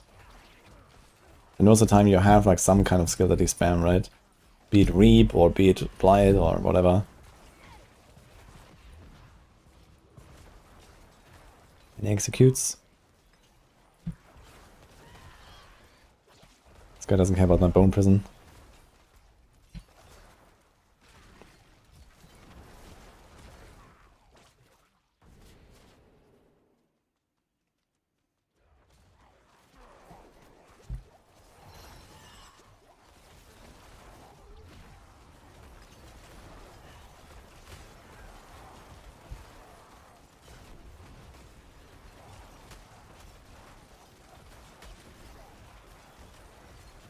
bone prison despawns if we click the button again. Ah, you're right. Wait a minute. Yeah, you can actually deactivate the bone. Okay, I didn't realize that. It doesn't say that. Yeah, the bone prison just despawns when you press the button again. You're right. Interesting. You can release them.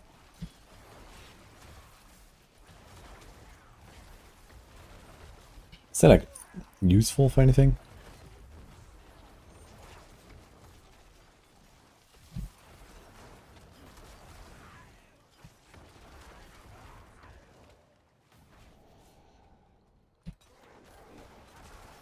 But I thought I had 4 minutes for the boss, but then we had vampire packs, and here we are.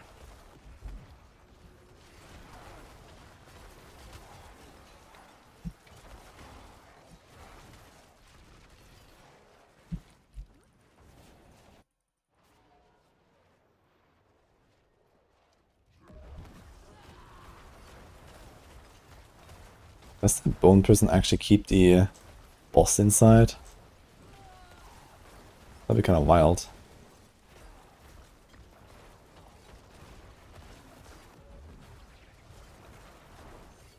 I guess just spam blight as much as possible.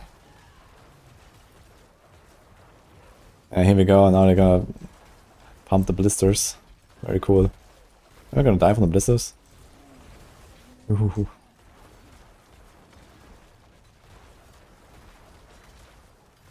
Okay, this looks like it's gonna be like some 5-minute kill or so. We started with 2 minutes.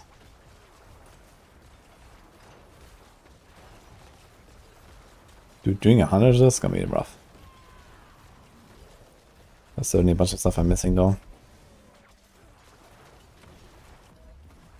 I ban at any time.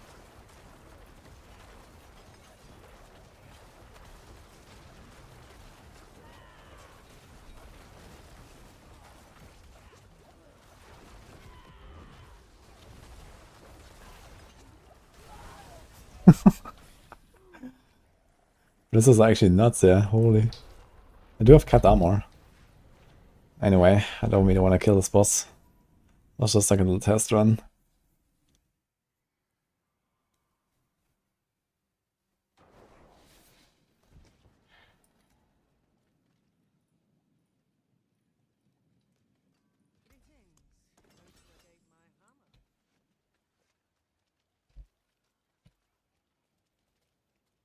Is PoE 2 minion better? I've not done any minions in PoE 2, but they definitely seem more interesting at least.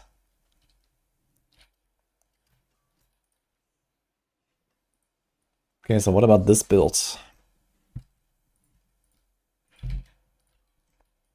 Media Shaco with resource. Bone skills, movement, bone splinters. Chance for hemorrhage to form blood orbs. Holy dude. Okay.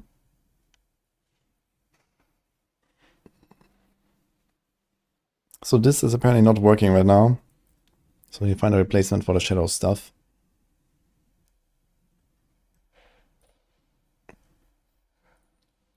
Alright.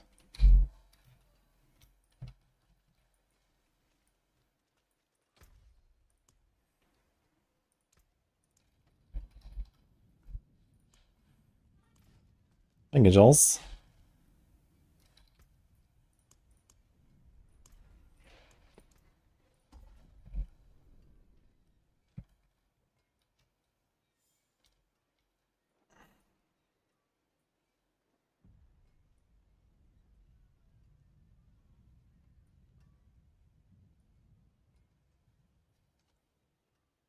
PoE 2 minis are better designed, but are currently garbage. Okay. I mean, like balance-wise?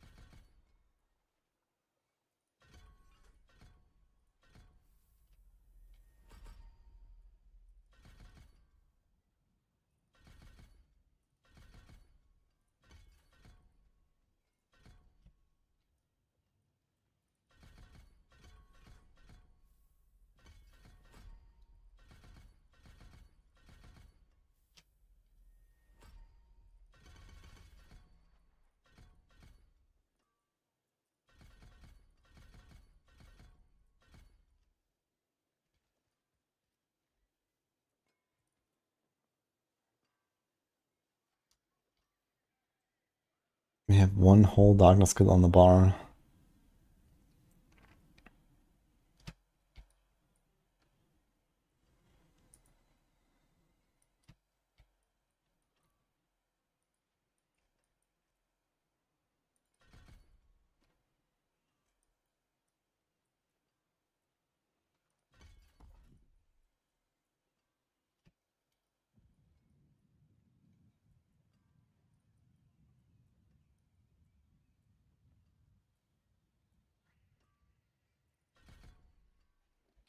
Okay.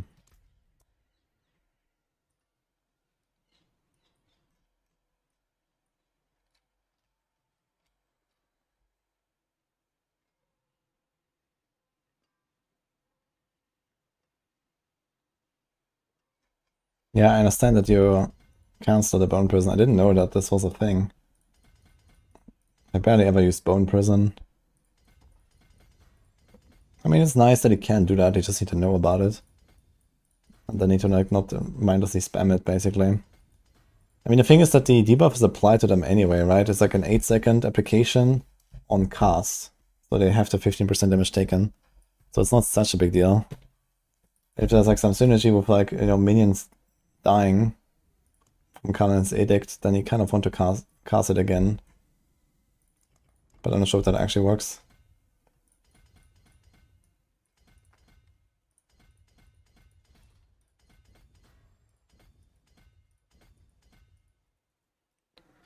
Eliminator.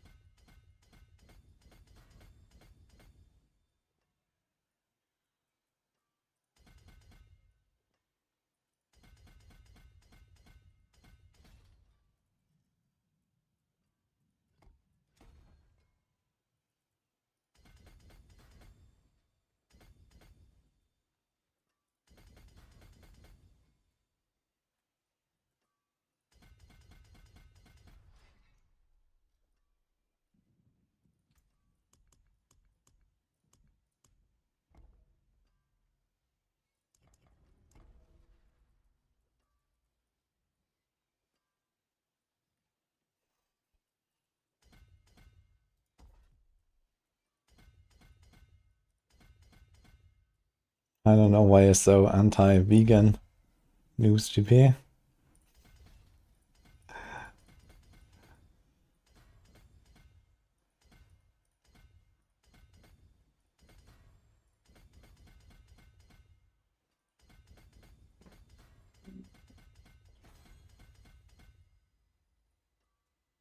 Vegans eat the food my food eats. Well, if you don't eat vegan food, then aren't you happy that they are not eating your food? I think that's a better logic.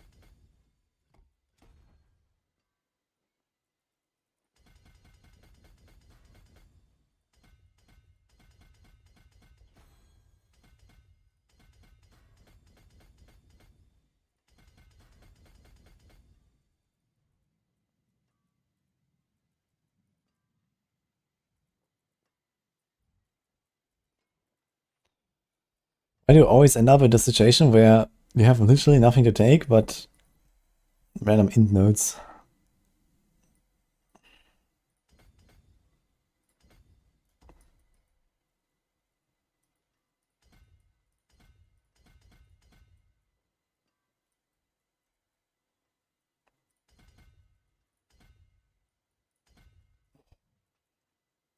Messed up.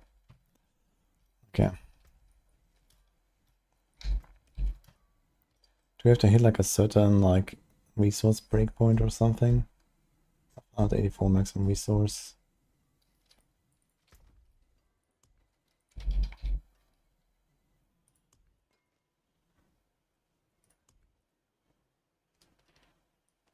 I guess just take that thing. Shroud is there.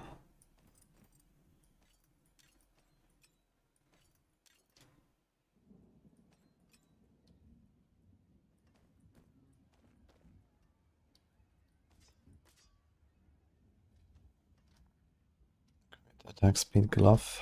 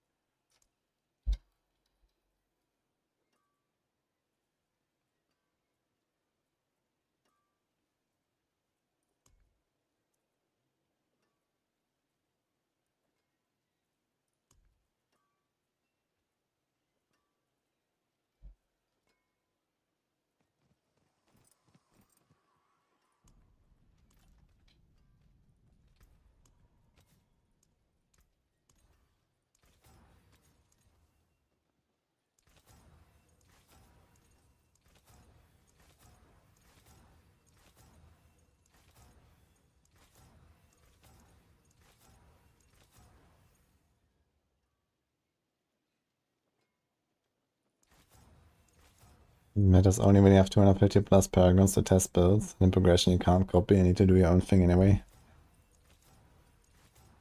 I mean, for paragons that's usually kind of minor anyway. And I mean, on, for example, the Maxwell guides, we have setups for a lower paragon in all of them.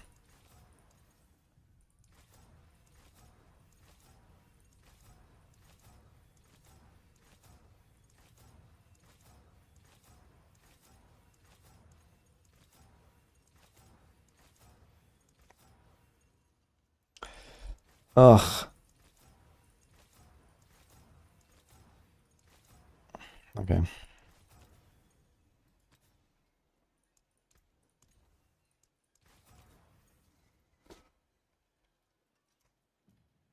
You have cooldown on the offhand and a dagger.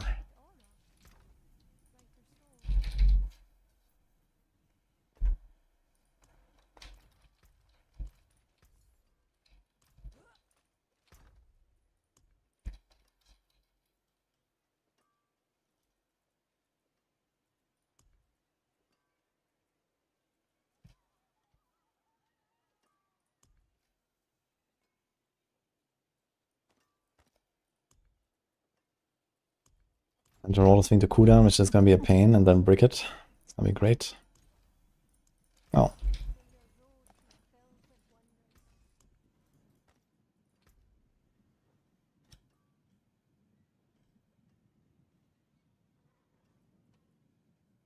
I'm actually not 100% sure if the Bone Splinter cast twice even works. But Bone Spirit deals double damage, doesn't help us as well. So worst case, you could do like Titan's Fall or some shit. It's gonna take the Bone Splinter's cast twice for now.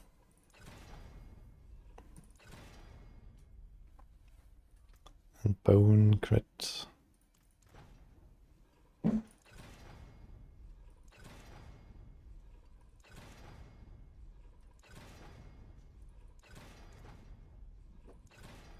we did not break the offhand.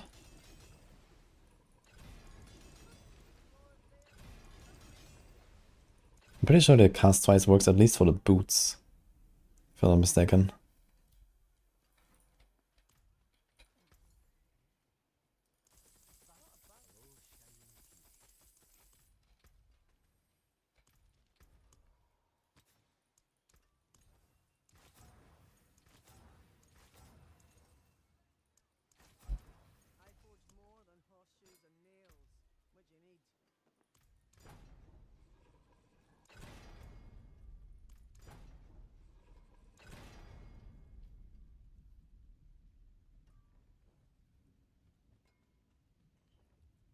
That's what I usually go to.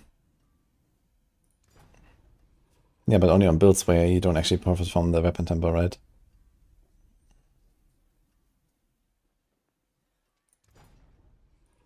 Or if you reach 100% somehow. Like Sever, I guess, does that with the boots.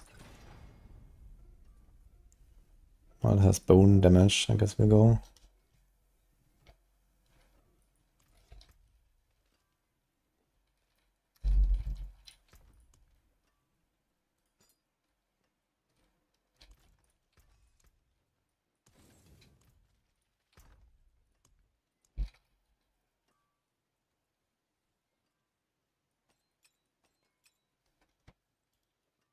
Okay, crit attack speed ring.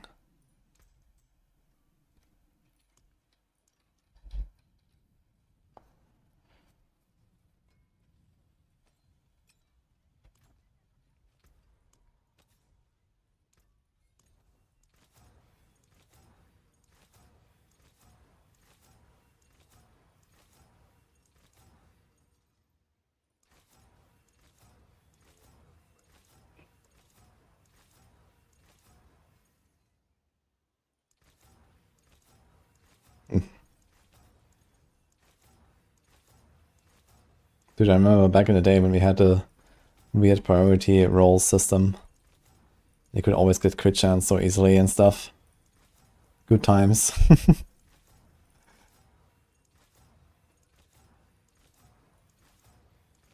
It's actually kind of nice because you know, kind of felt good about finding the item where only that one stat was missing that was easy to roll. Now it's just only pain.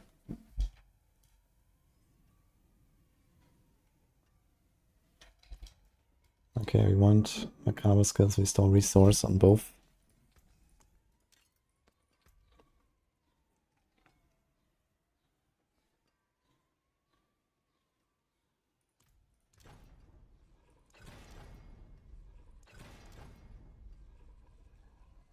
I do get annoyed by the massive RNG dump crafting. But you do what you gotta do. Curse size, bone crit damage. Curse size. Corpse tendril size. Okay.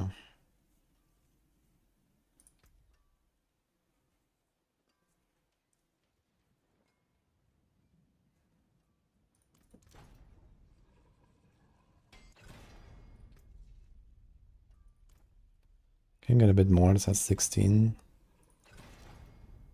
Nice.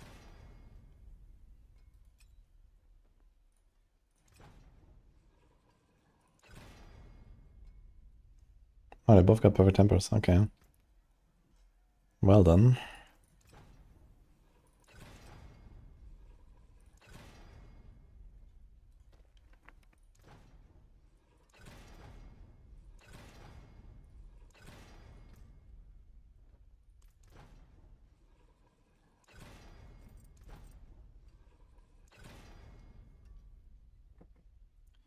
Okay, chance or hemorrhage to form blood orbs.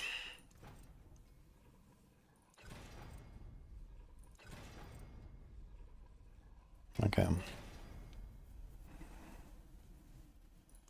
Let's just go with this.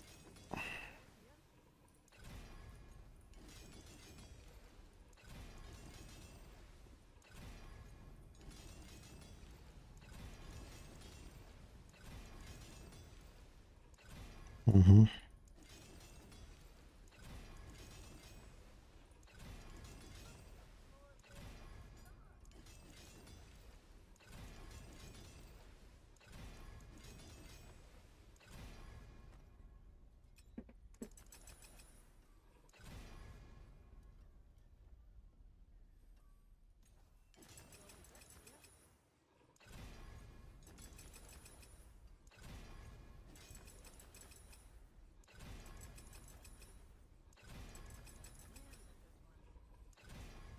Okay, this is 36 primary resource. How much resource gen do we have? 20. 16.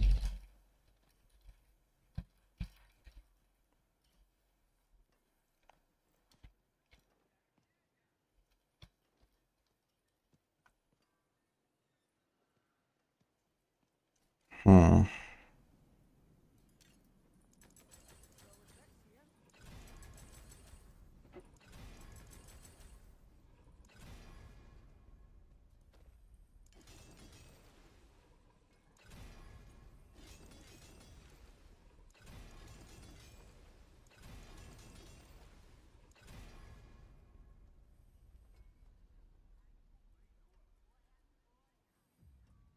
Okay, I think we are pretty much set up.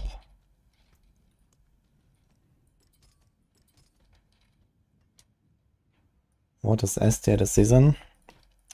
A lot of Spiritborn. Maybe a bit of Hydra. A bit of Necro. And the end. Well, Death Trap, I guess, might make it there. Death Trap is gonna be pretty OP still.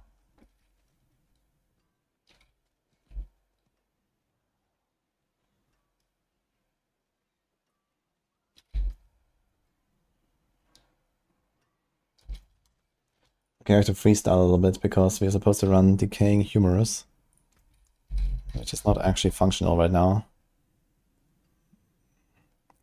At least parts of it. Which means I think we're running non-physical damage, which we cannot do. Amplify, Eliminator, Essence, Sacrificial.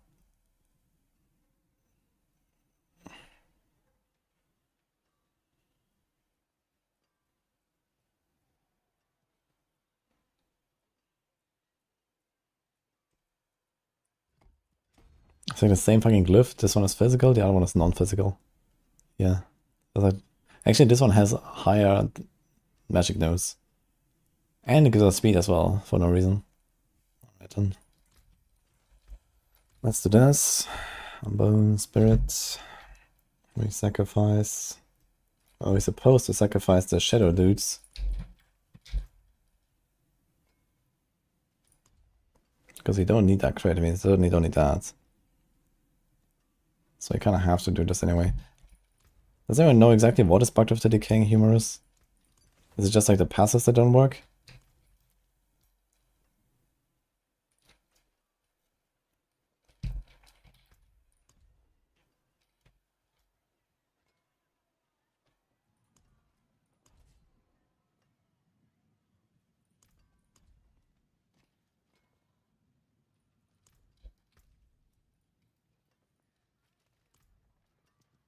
Oak for season 9 is really good.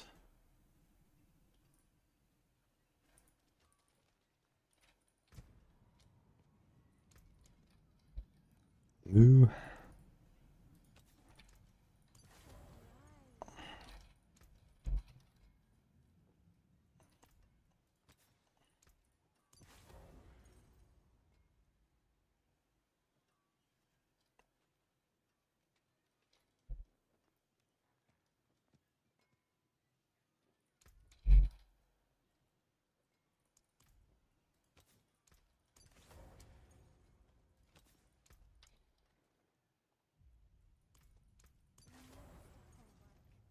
Okay.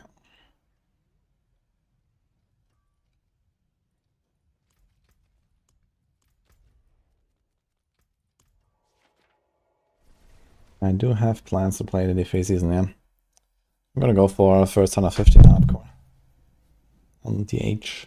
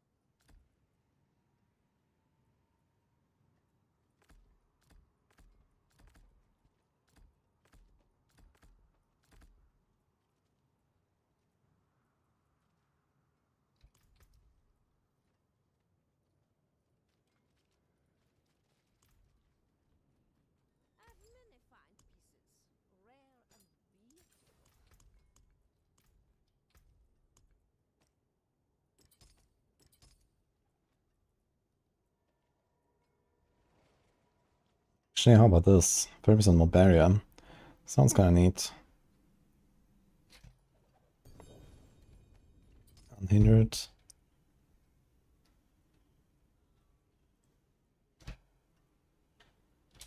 Okay.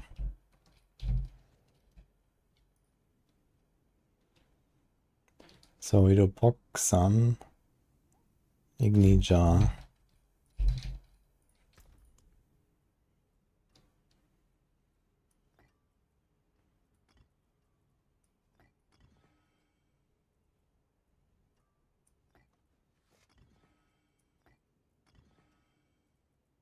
And then we go push. What do we do? Can we do Ahu again? Ahu-san, Ahu Quacks, I guess. Sounds like an idea. Okay, do we want resourcefulness? I think we do. And this. We have 2,000 armor. Whoopsie. Because it's a GA on my Shaco with a masterwork as well. Essence is 200. We get like roughly 100 back from this, and then we need to get 100 back from this, and this. Before it runs out.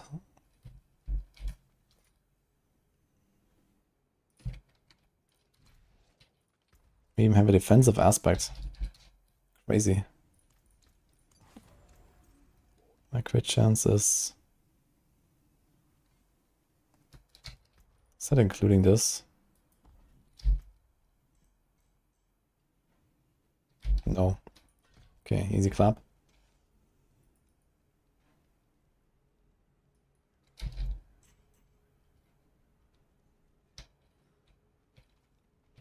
Okay. Let's see what happens.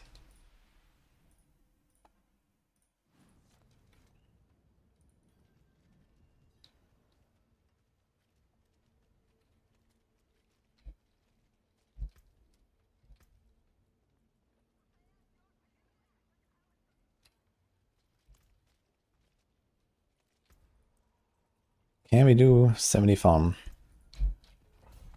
That's all is a bit functional, let's see. Okay,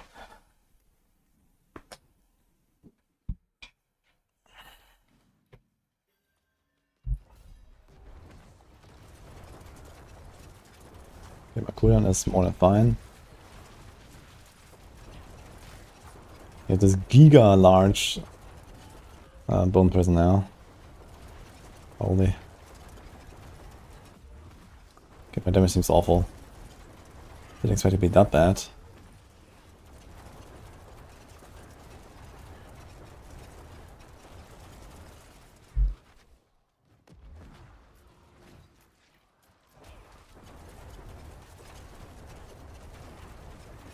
I mean, the unhindered is really nice to just kind of like walk exactly where you want to go and do like the full shotgunning, but even then it seems weak. Holy. I expect I would be blasting for the shit here. Okay.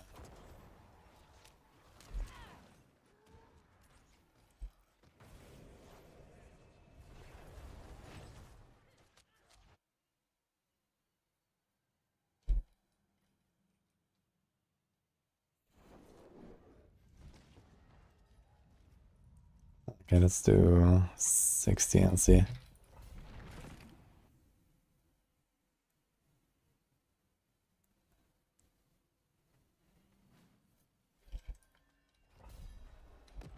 Crit.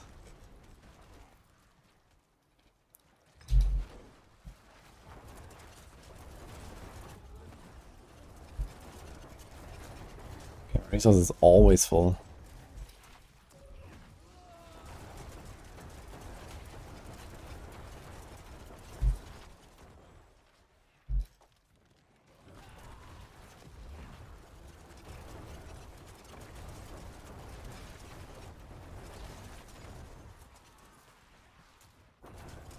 I think I should not run with the Path Dragul with this Sever aspect, and we can fly. Which is gonna be amazing. Yeah, damage on this is actually much weaker than I thought it would be. It's a fun setup, man. Too bad.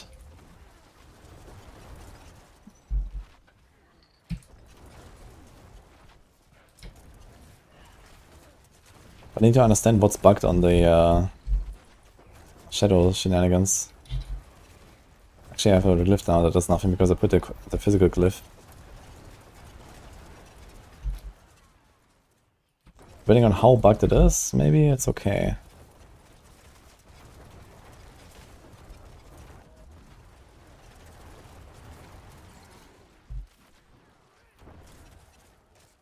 Sometimes I don't get a reset, I don't know why. Should we always get a reset? Sounds like we're not critting sometimes. But don't we have 100%? We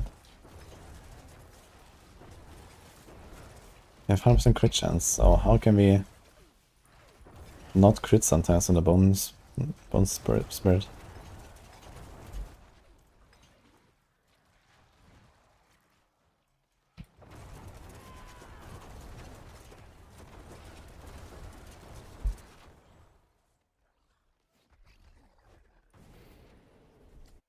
Yeah, so I'm not sure what is bugged about the aspect. I think it might do shadow damage. And some things work, but not everything. But if nothing works of the aspect, then we're missing the 25, we're missing a glyph, we're missing the passives.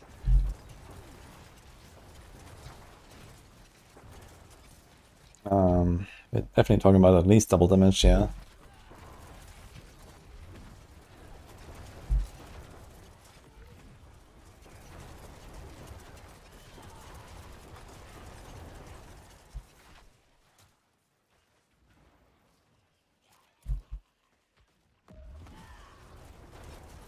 Basic Necro build cooking. I mean, this build already existed. Just hasn't really been meta lately. Or, like, not really ever, but it used to be decent, let's say.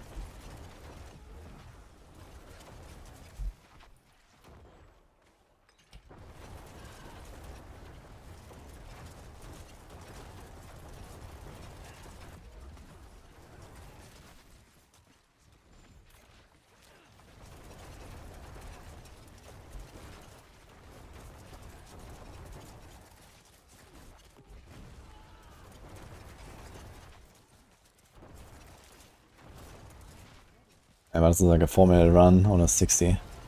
So, yikes.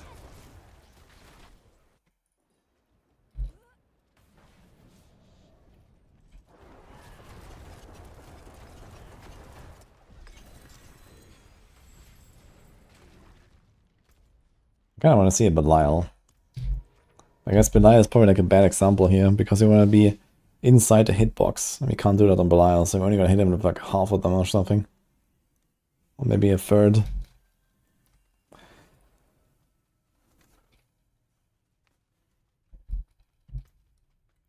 And then we have GA movement with a masterwork here. For no reason.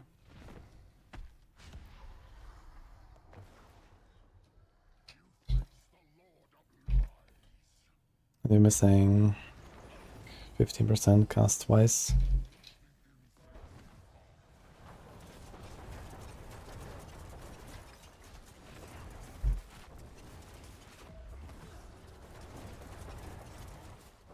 Oh my god, these blood are like spawning somewhere.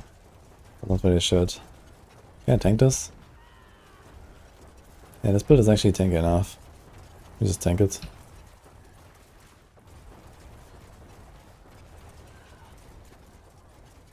I wanna compare this to like Vashan later. Gonna destroy Vashan. The other bosses. Here we lose half of the shots. Because we can't actually walk on him.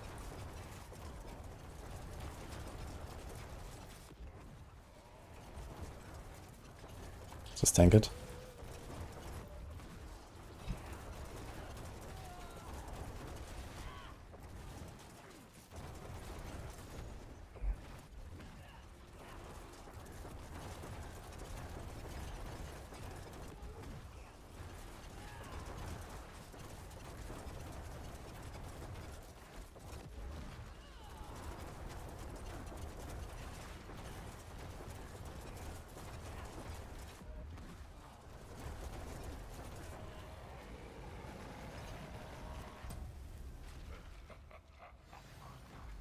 It's crazy. Yeah, that's kind of awful here. I'll see this. Hi, Rolls Royce. Which guys looks fun to play for Season 9? Spiritborn is my favorite right now. But I'm gonna do a bunch of Rogue as well, I think, and yeah, maybe I'm gonna do a Hydra Sorc.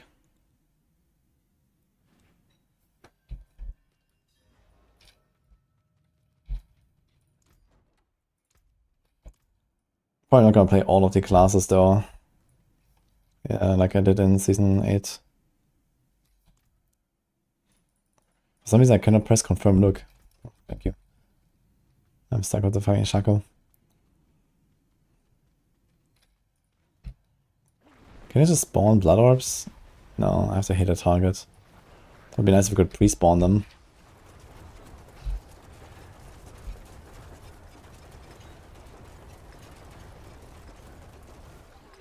Now when you can stand inside, it's much better. It's much easier now, because in the past you had to like perfectly evade into him and then do the thing. But now you can just blast.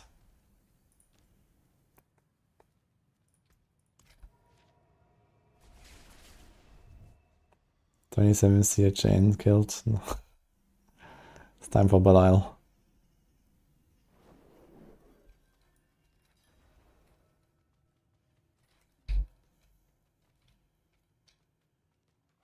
Do you think they will eventually close the D4 servers? Yeah, I think we're like at least 2 decades away from that, but maybe.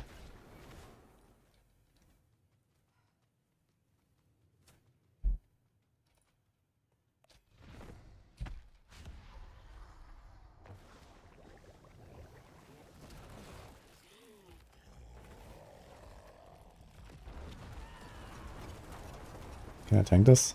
Ooh. Interesting, man. I just tanked a fucking hug.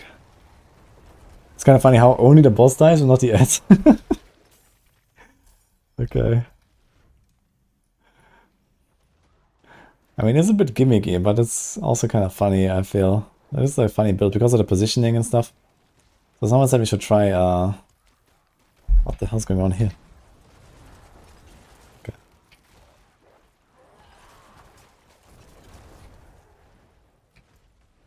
Let's try a Harbinger.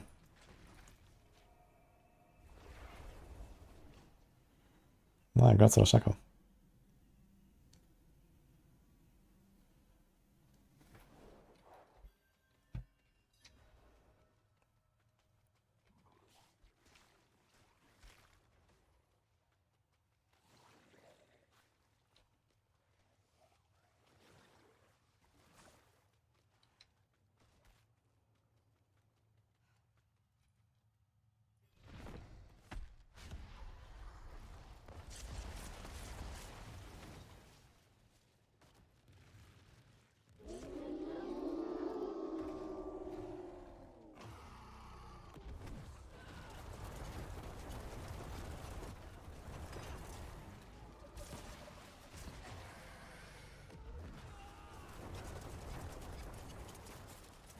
Ooh.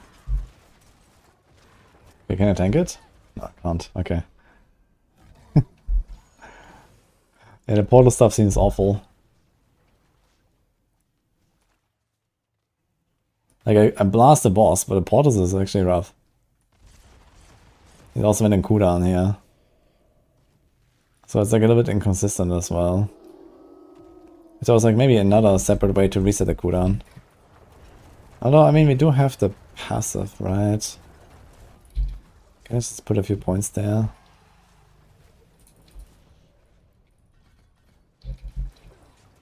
So maybe this would give me like the consistency I need. Oh, shit. Let's try this one more time.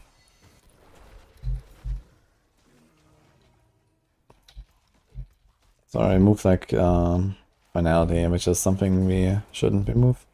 Is there something better to remove?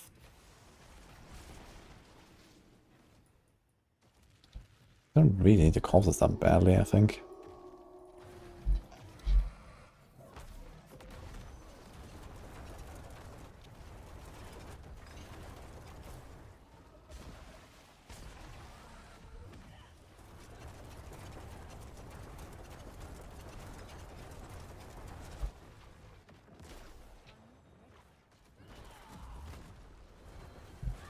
Ugh.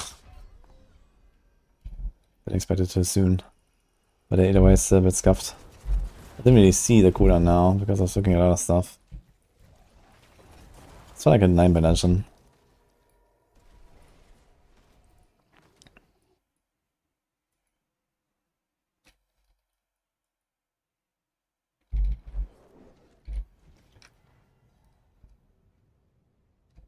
I had full barrier here, right? Yeah, so it's a full barrier and he just still one-shots me. And this is with hardened bones. Damn. That's a 30 DR. 17k life, fortified, and barrier. Any other DR? We have actually some, right, on the Paragon. So this is 12.5. Another. You basically have 2 defensive aspects. 17k life and barrier, and he still one-taps me. What's on the skill tree though? And another here, so basically 3 defensive aspects. Huh.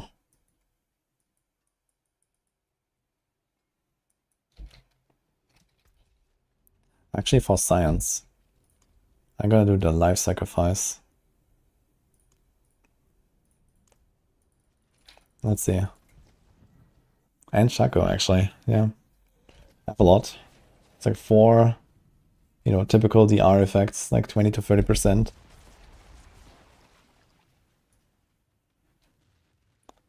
No, you can definitely live for it. I just don't know how much you need. Like, I was able to tank this no problem on my Barb and on my Rogue in Season 8. I found this guy on T4 in Hardcore. I mean, Rogue was just like invincible anyway. Okay, let's stand here. Ah, look. This time we lived.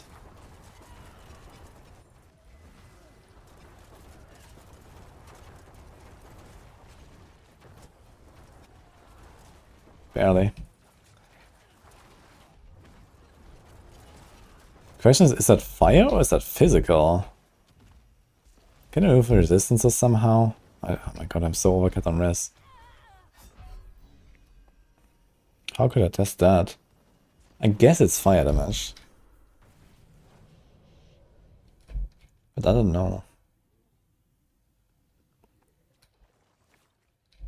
I could take off the Starless. Do you have any res? No, I'm exactly here, overcapped. We can't take off... I'm not sure if I will have enough barrier if I take off this one. But I can't take off the amulet. We only lose 8% life, which might be enough to still survive it. Okay, I'll try that. Did Berserk get extended? Seems sus. Yo, Mandrea, hey, thank you.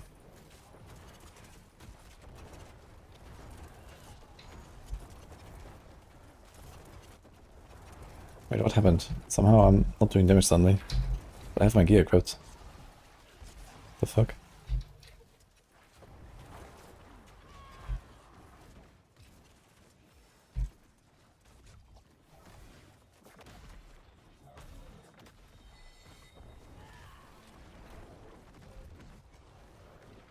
Ah! Okay, there. So this time he one-shot me. But it was really close before, so it might also just be that the missing 8% life does it. Because I don't have any other changes in my defense. But this... I wanna see one more. Is a crit from behind? No. Yeah, the free season is gonna be fun. I'm also excited.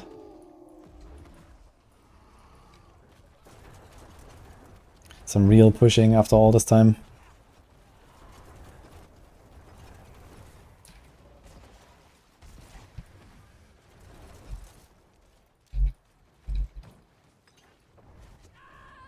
Yeah. I'm pretty sure it's fire damage because these fucking wolves also insta-kill me. And it looks the same, so I guess the jump is fire. Okay, I wanted to try this out because, you know, it's like 77 and here we have 85. So there's like quite a difference.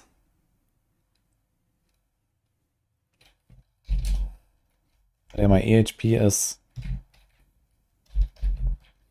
15% from 45. And then you have the barrier.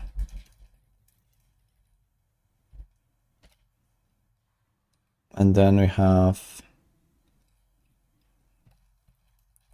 30%, 20%, 2.5, 1, 2, 3, 4, 6, 5%, 1, 2.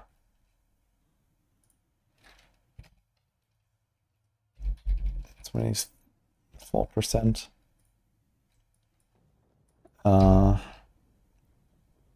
Any other DR effects?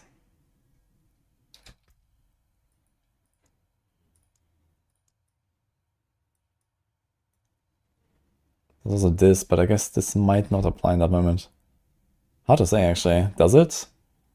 I mean, when he hits me, he should be close to me, right? So maybe this also was there.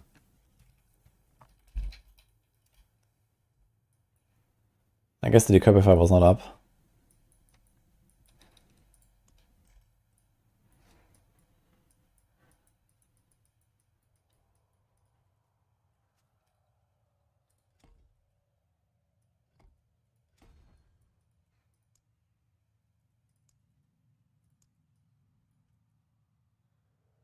Oh, there's also this.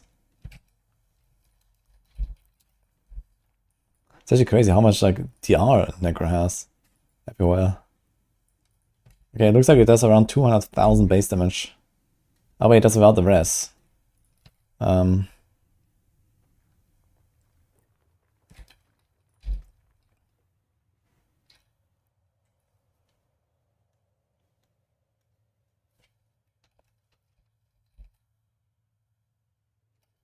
So it's a 900,000 damage.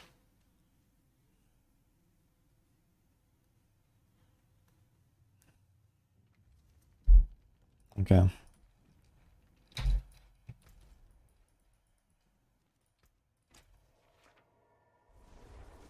All the on feels like paper class. I don't know, I usually feel pretty tanky on Necro.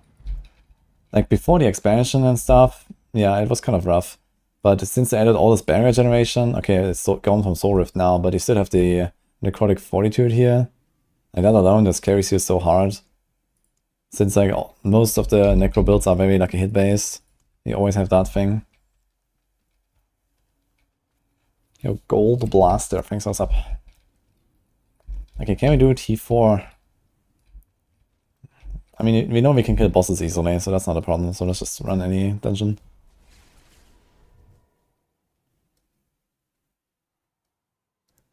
Spiritborn would be good for next season. I mean, Bone Spirit, yes. What I'm doing here right now is not Bone Spirit, I'm doing a Bone Splinter build. Which is relatively the same, but just much weaker, and looks pretty.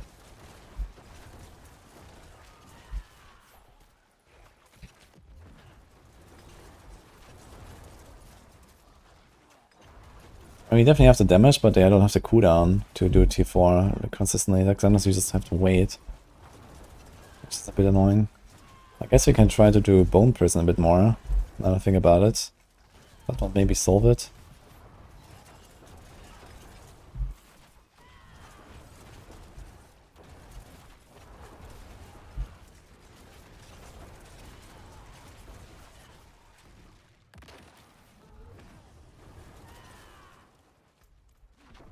Great. Nice teleport here. How's Sever? Yeah, I think Sever should be pretty good. But it was also an overpower build now.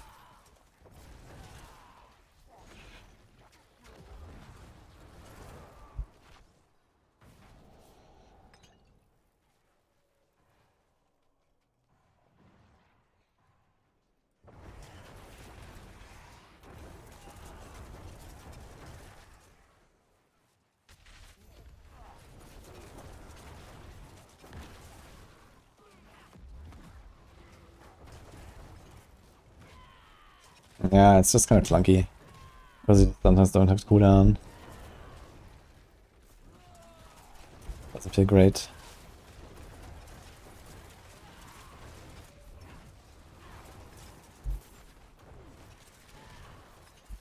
Even with like 270 essence, I get 4 seconds back. The base cooldown is... Wait, is it actually broken properly? Just realized.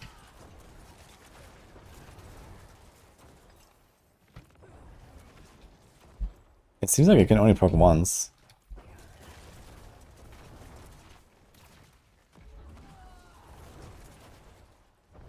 Like the same problem that preparation used to have.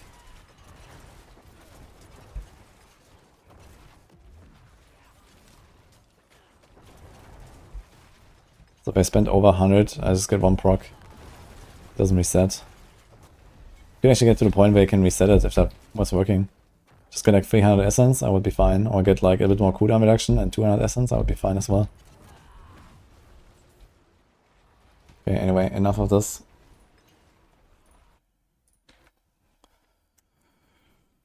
I don't think I want to see much else on the Necro, to be fair. I could build like the Bone Spear, but I don't think I really want to. Maybe I'll do it in the season. I was planning to play it in Season 8, but then I didn't, since I got the DC dev.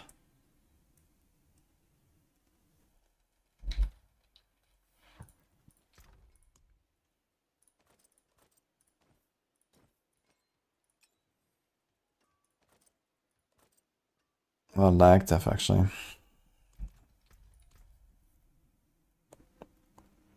Any chance the Protector Spiritborn is doable? No.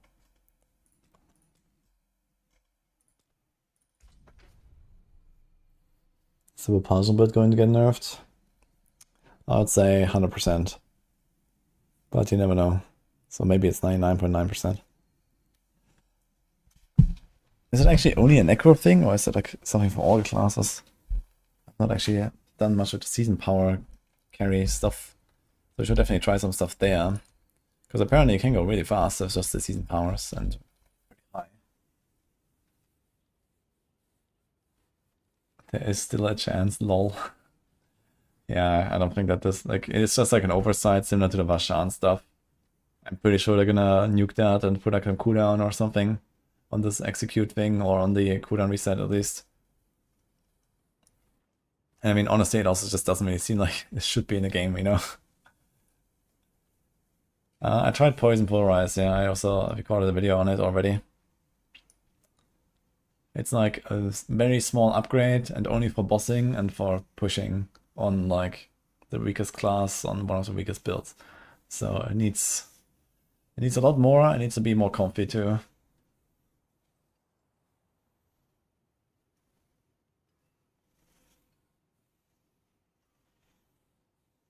You saw Rogue with a totem going really crazy, like more than 10 times a second. Oh yeah, I guess you can use Umbra Crux. And maybe there's like some weird stuff where you can try to execute a totem, but the totem can't die. So it just goes boom all the time. We can try that actually. It sounds kind of stupid.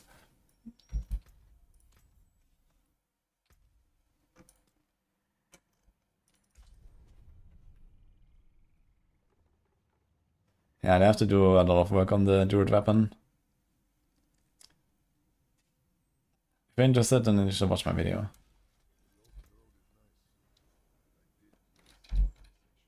That's a very full inventory. Okay, do I have an Umbra? Umbra.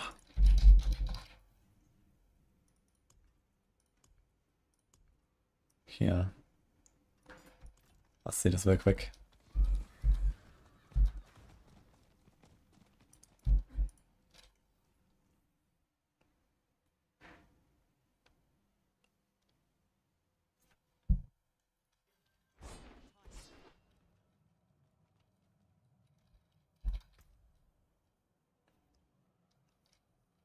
Okay, so I have to do execute and propulsion, right?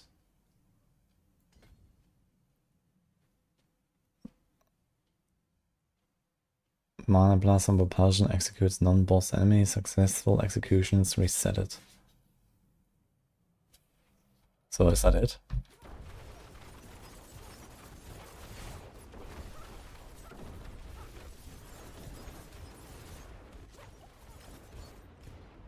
No, that's not it actually.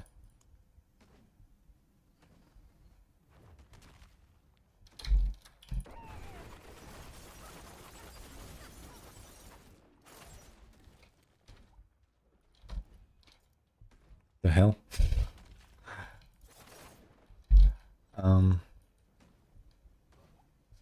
What else can we do then?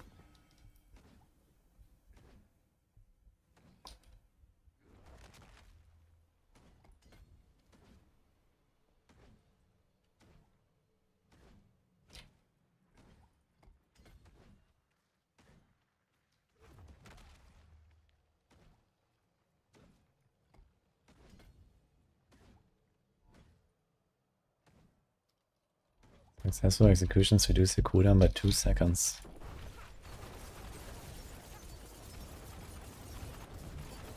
No, the totem can't take damage. Okay, then I actually don't know what the combo is exactly.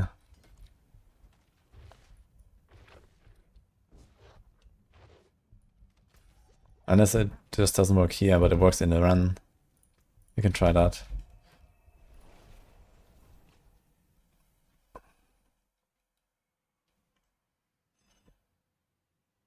Thank you, Gold Blaster, by the way. Dark Dance. Wait, what are we gonna do with that?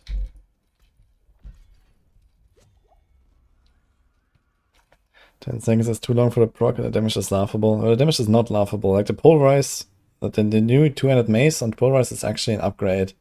It's just like only for pushing, basically. And that's about it, so. It's kind of slow, too clunky, and it does make the build really stronger than it normally would be. So.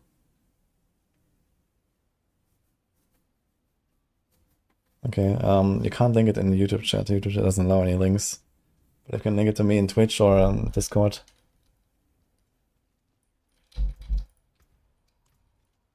Thanks, Yomi, by the way. Yeah, what if I just go into the 60 and see what happens? Someone just mentioned something with the season powers and Umber Crux. But so far I can't really see what that would be. Oh my god, the propulsion is going boom.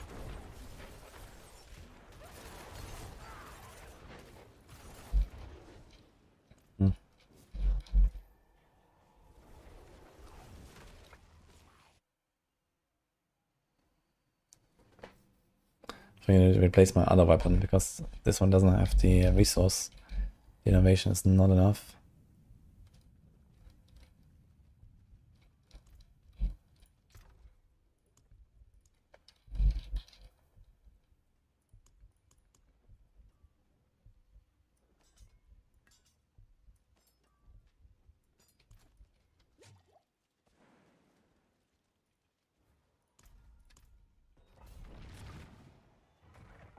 We have a list of PTR bugs. It's a long list.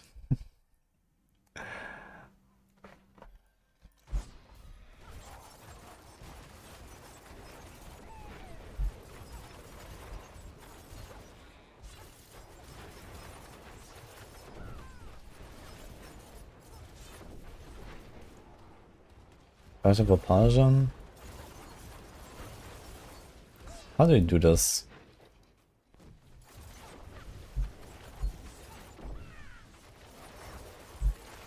There's only a 60. I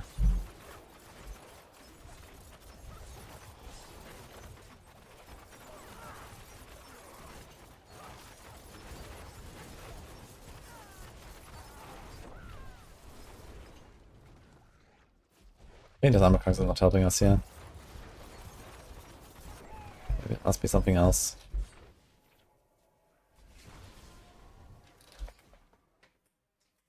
Cook TB Rogue. I was doing some Azarath stuff. And you can do Azarath with Barrage, Penshot, and TB. In the case of Barrage, it's probably the best version of Barrage.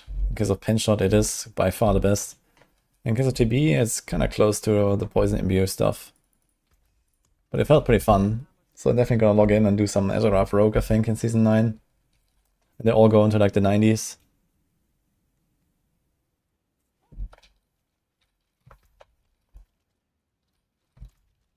So that was pretty successful cooking.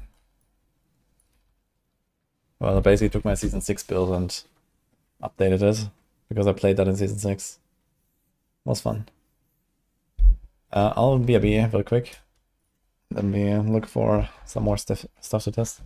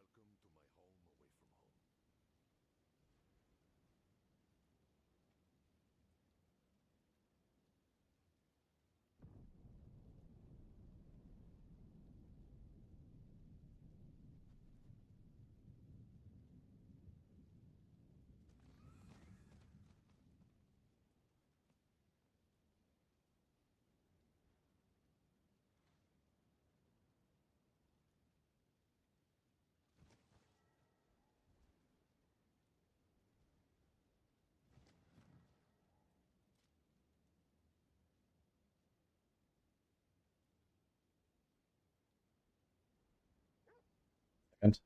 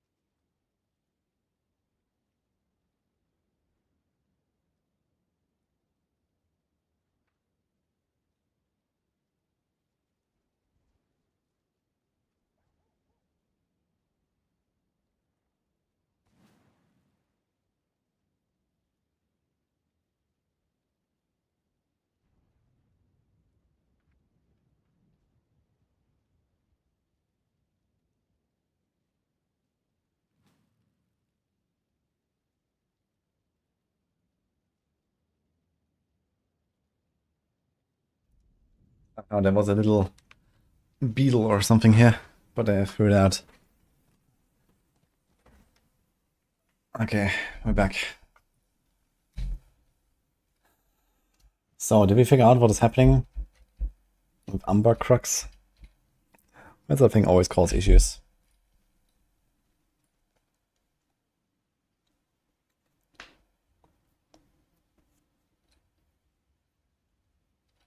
Okay, let's see. Savage on YouTube chat told me about some build.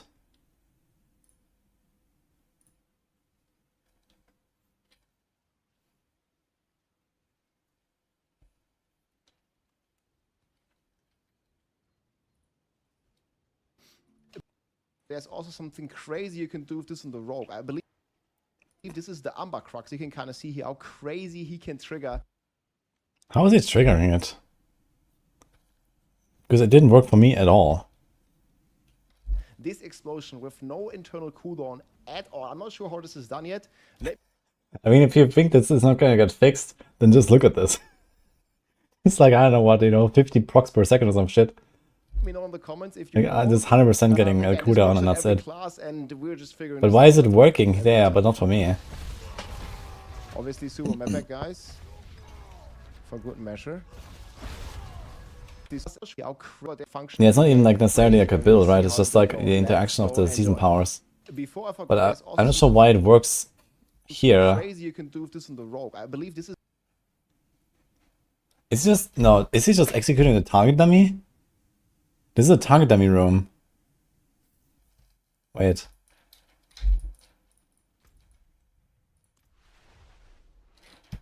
I need to speak with more German accent. Uh-oh.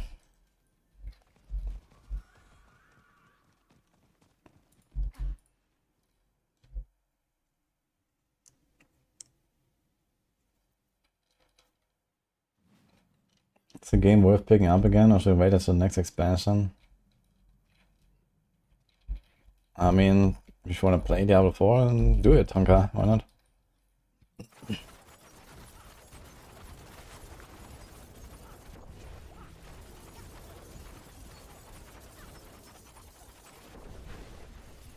I mean, you see a lot of explosions here. But I don't think it necessarily has to do with the Umber Crux.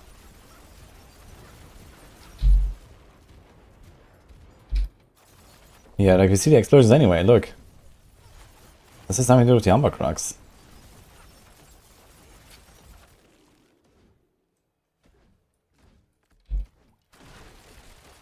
Yeah, look, there's nothing about the totem. It's just, you can't kill the target dummy. So it keeps executing the target dummy, that's it.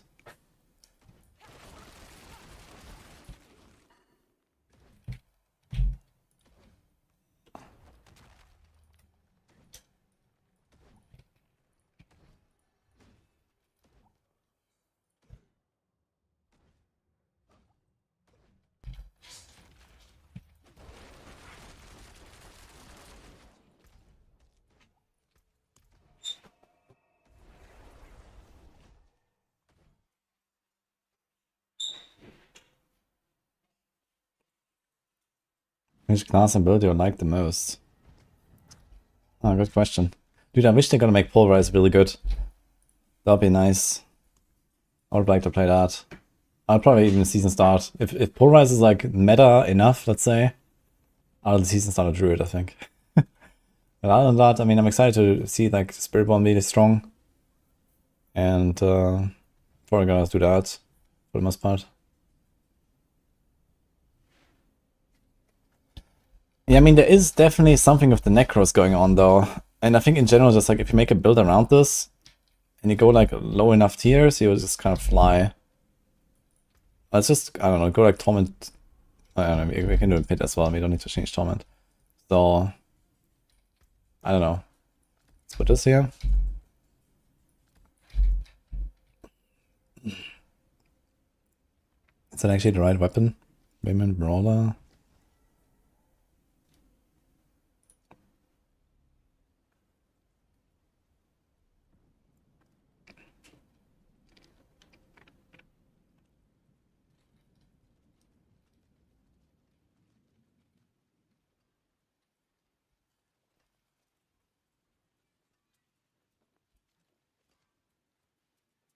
We don't have the ring. We like some random ring here and stuff. Wait a minute. So this.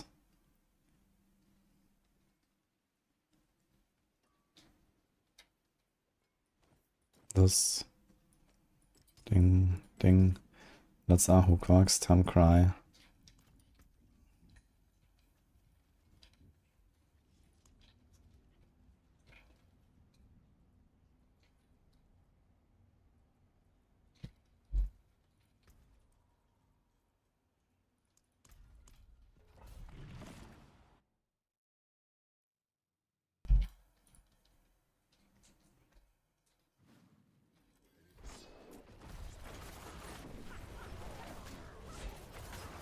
Yeah, but I forgot a blink, right? We need a blink as well.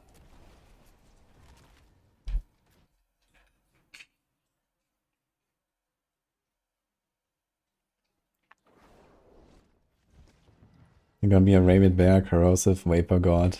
Assuming they fix the aspect. Yeah, I mean, you know, Pulv is okay right now, but nothing great with or without the weapon. And then it has this clunky, like, overpower playstyle where, you know, it just like does no damage 2/3 of the time, which just kind of feels not great. What's the post PTR plans? D3 for next week.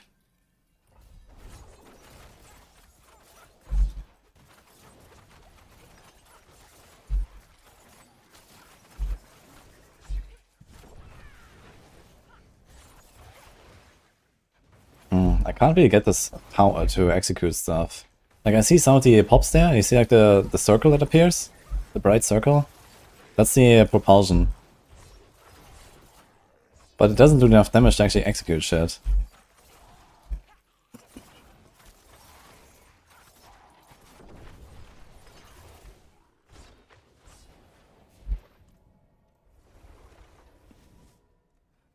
It seems so unplayable in hardcore. Wait, why?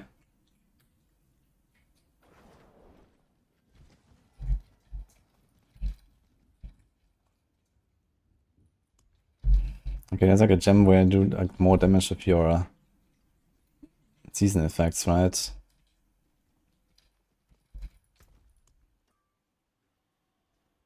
Infusions are more potent.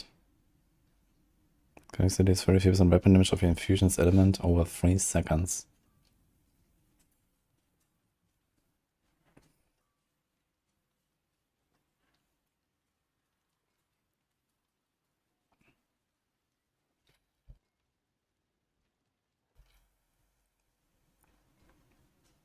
What the hell is the secondary effect?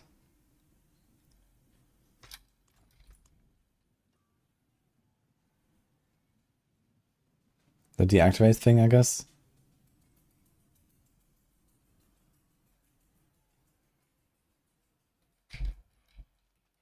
The season effects are downgrade? Yeah, they're definitely much weaker than in Season 8.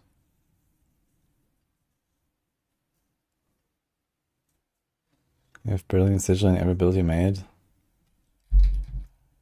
Is it this one? What is Brilliant Sigil? The infusions are 150% more potent. I mean, this works for like the damage reduction, I guess. You can get 25% damage reduction. This is kind of irrelevant, I guess. And this too, and this too, and this too.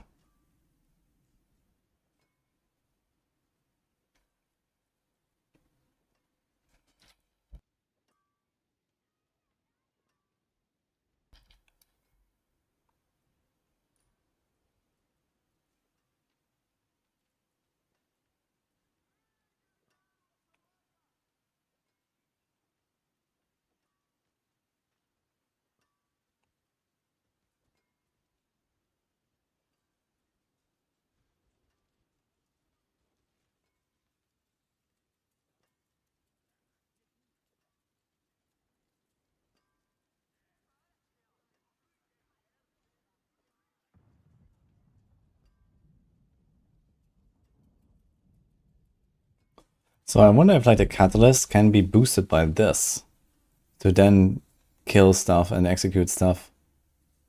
Maybe that is how it works. So what is the highest damage dealing one? So this one is ignite the ground, so that's bad. So this is poison and this is lightning.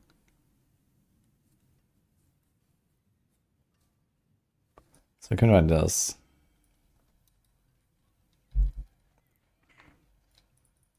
Oh, wait a minute. Yeah, we're executing injured non-elites. Okay, this is why you're not getting it, I guess. Wait.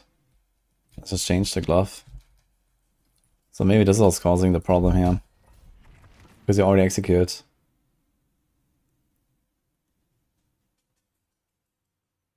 Yeah, you definitely have to like not run Ratburn.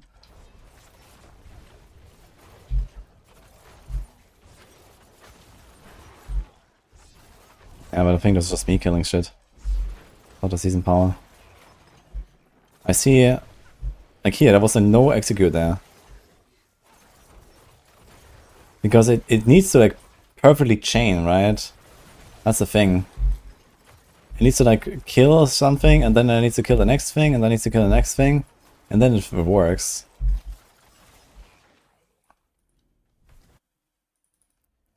But if I accidentally kill them without executing, if I just do too much damage, for example, and you have to do some damage, because otherwise you can't kill the boss, right? You have to also kill the boss somehow.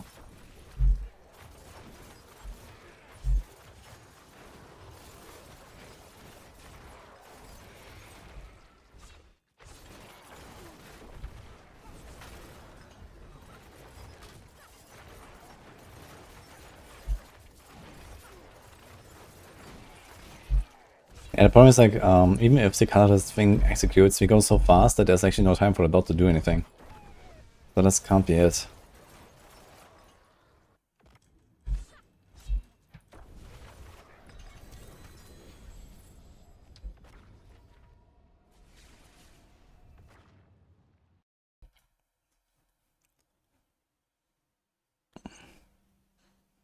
Yeah, for the combo to work, we need to like one-shot everything though and execute it instantly. Like every proc needs to execute something to then reset itself.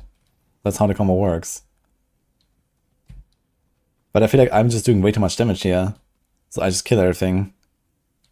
And I can't get it to work.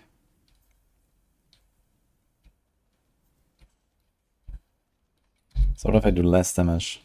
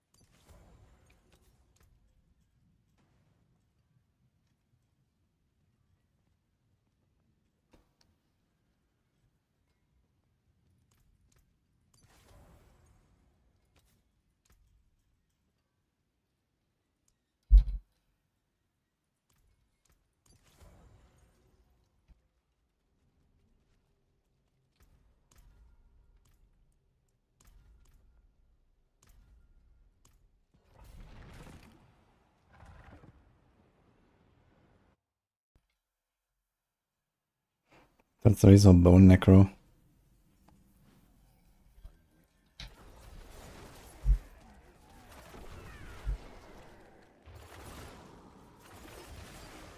Yeah, it seems better now, you see? It's chaining more, but not always.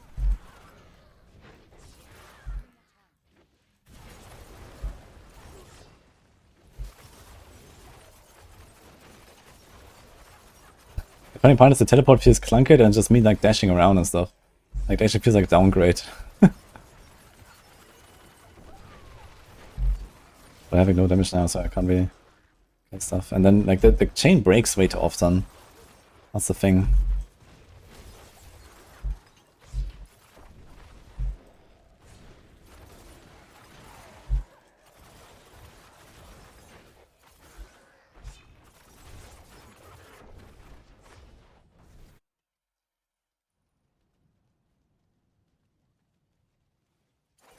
The few monsters that spawned are the idol from below jewel guys. Some of the season jewels they have equipped.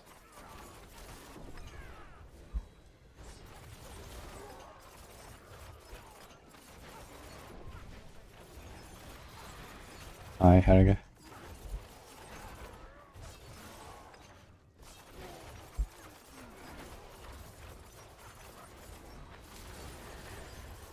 Yeah, sometimes you see like a nice chain reaction, boom, boom, boom, and then that's it.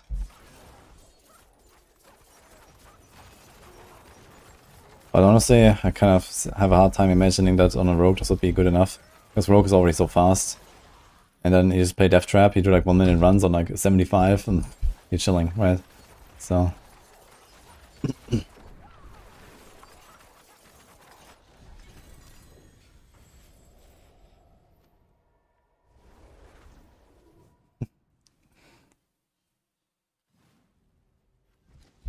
the Illuminate Eye. Let's drop all of these and shall we try a new...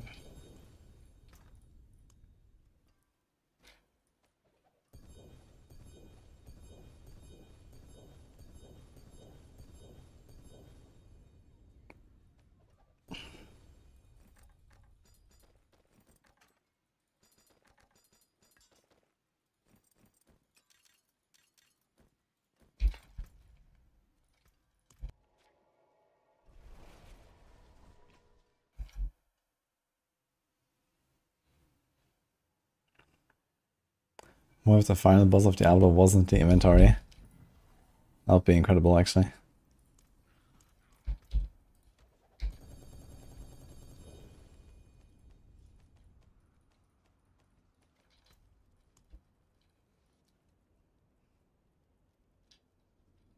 Catalytic skill? No. The catalytic skill is the skill on your bar. This is not the catalyst itself. So this has nothing to do with that.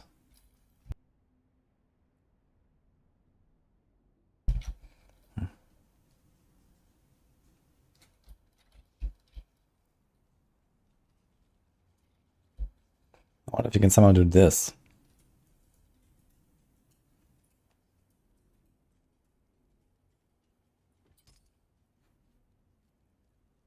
Fusion's 150% more potent. I wonder if they also do more damage. I guess so, right? 400k.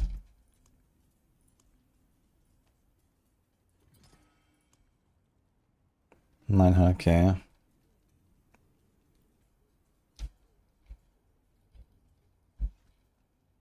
Okay, it deals lightning or sparking damage and is damage by its arc to and surrounding enemy. This can only happen on each enemy every 3 seconds. Catalyst now deals poison damage. And take poison over 4 seconds.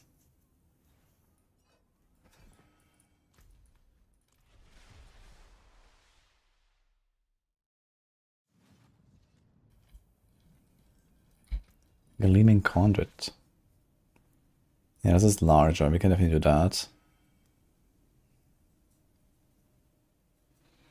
Damage from a catalyst has an 80% chance to consume damage all the time. Yeah, I mean, there's nothing else we can do though. We need this, I mean this.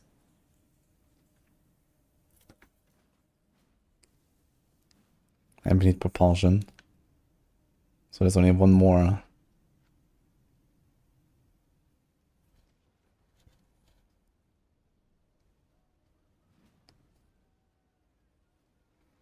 Propulsion removes vulnerable, and after the fear, a lesser mana plus is formed. So maybe this could help us actually to just get more explosions if they also execute.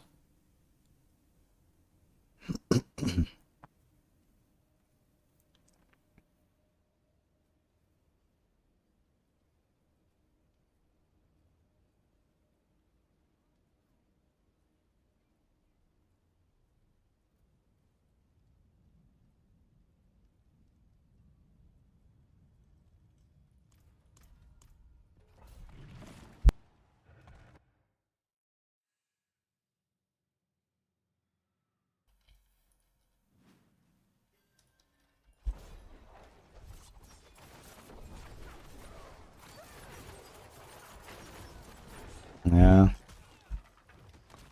It just doesn't really chain react well.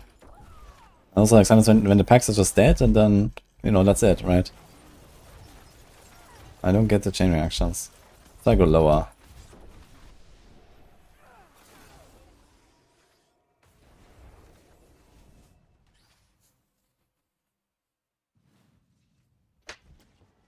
$45.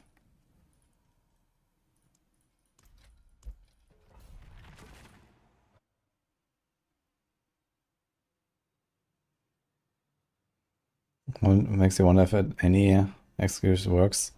I mean, I just took off the Grasp of Shadow and it seemed to be better.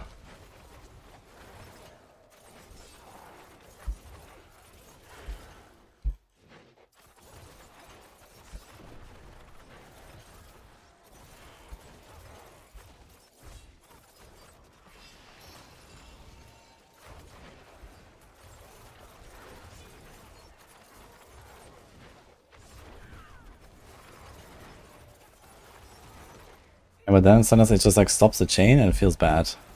So I don't know. And I mean, it's fucking tier 45. So...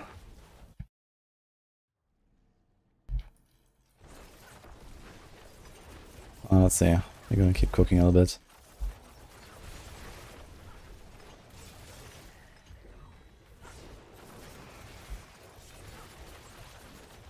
The thing is basically this thing that already does what my Flurry does anyway, so Flurry is probably kind of the wrong thing to play this with.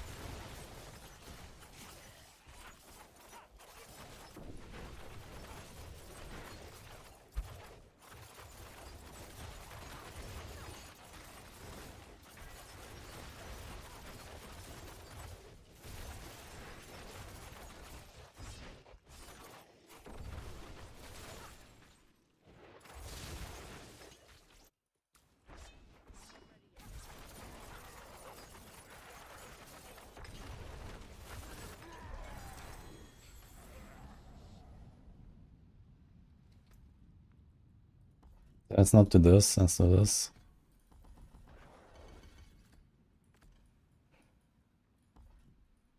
Let's see.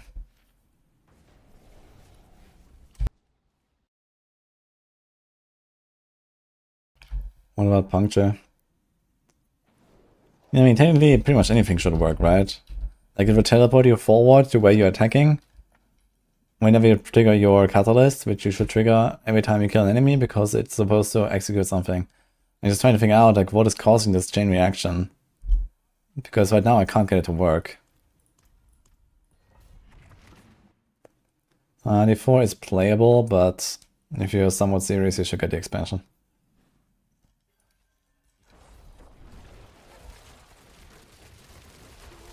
Like, does the... Wait a minute. The catalyst just triggers, right?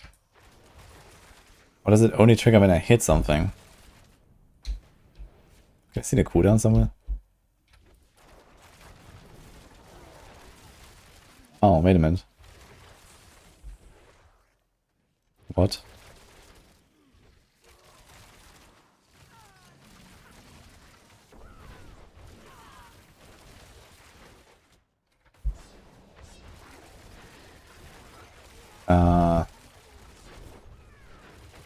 Okay, there's something strange going on with...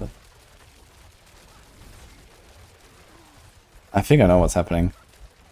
And now things make sense. I think what's happening is that a skill that has a longer duration just kind of keeps triggering it. Like this barrage, it just triggers it. Like ding ding ding ding. Like I actually just stopped attacking and I still got teleported around. And maybe this is why they do the Bone Storm.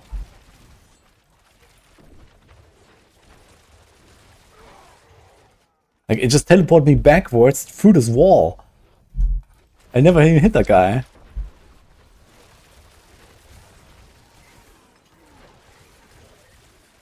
You see this? It's very strange. So I need to try this with like TB or something, maybe. The spinning blades.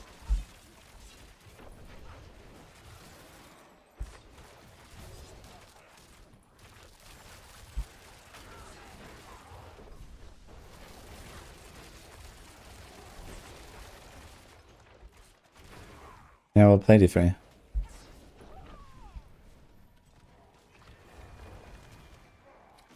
Poison DB, uber godly. I mean, Poison DB is like in the mid-90s. That's just pretty good.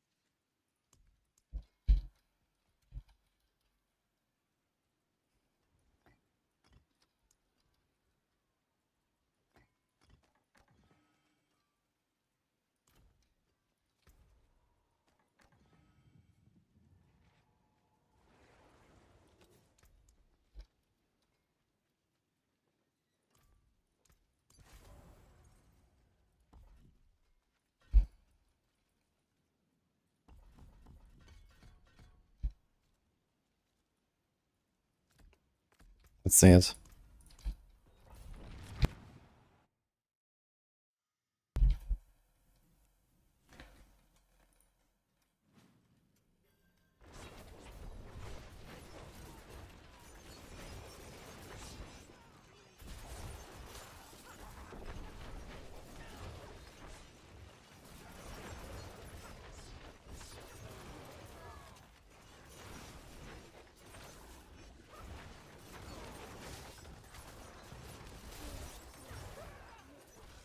TB is too weak right now to get anything.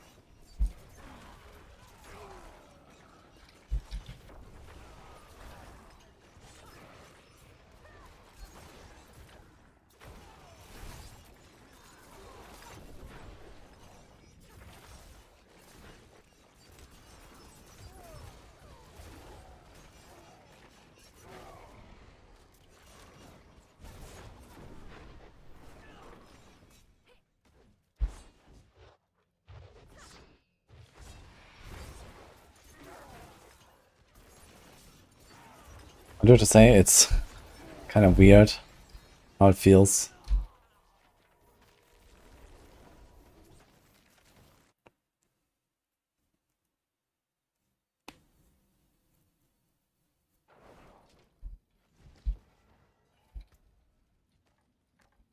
Advanced Hissing Blades. Is that this one? I mean, you can reach 6 attacks per second, so I can get 0.6 seconds per second back on a single target. It's not that terrible, to be honest. Problem is just that everything is preparation these days, so you don't really care. What about Dance of Knives? Well, let's see.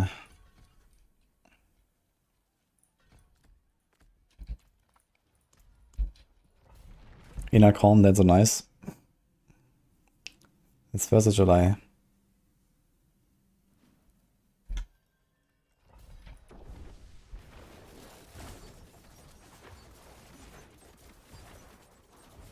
I don't have Star Shards, I should probably put that. But it is so no execute here. Seems like it doesn't work with channel skills. I can see one pop here when it starts. and no other pops. So it doesn't seem to work at all.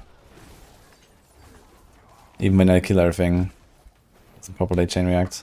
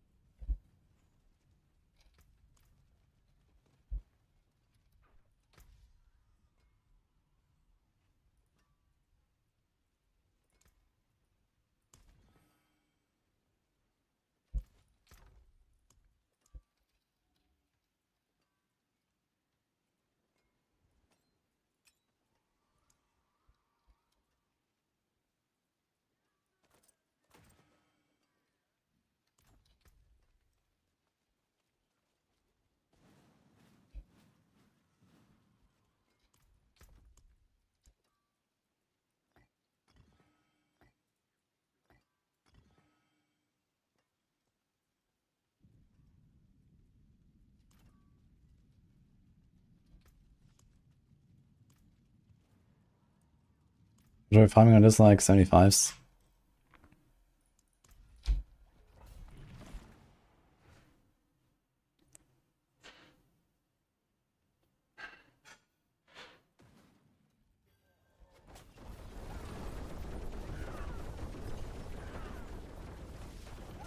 And I'm trying to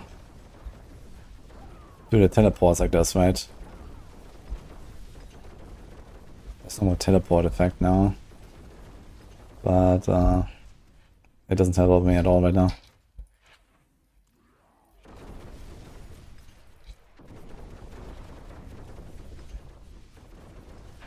Not a single proc actually. What if I'm closer? Yeah, so this doesn't help us.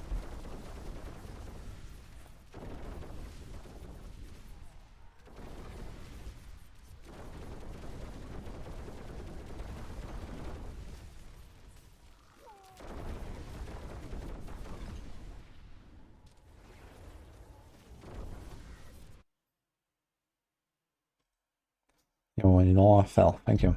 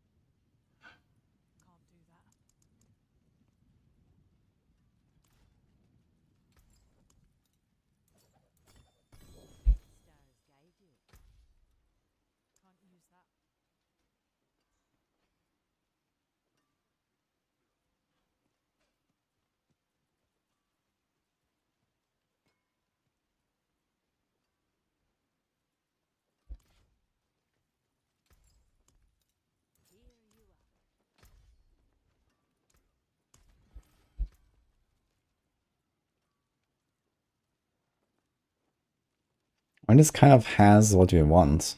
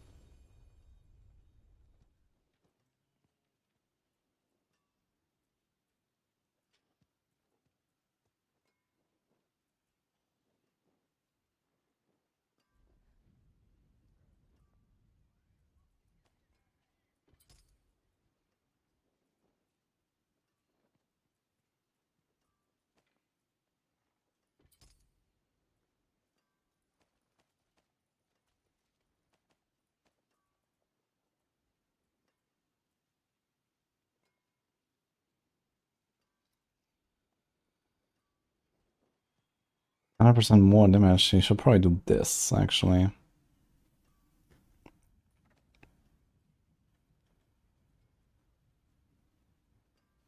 I don't think we care about the infusions.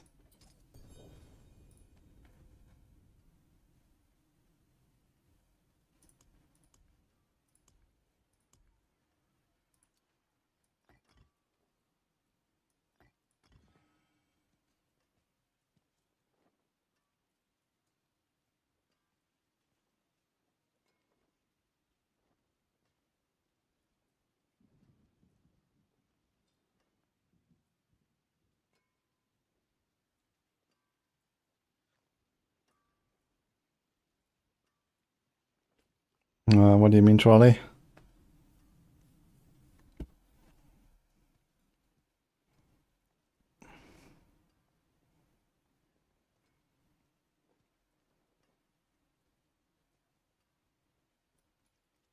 Okay, need a barrage weapon here. Do we have a barrage weapon? Where is it? It's Flurry.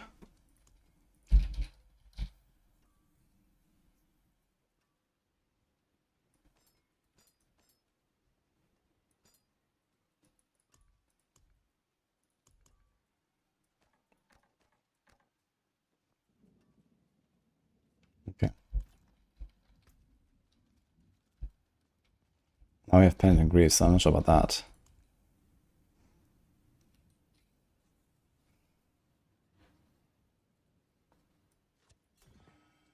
Let's do a catalyst effect size.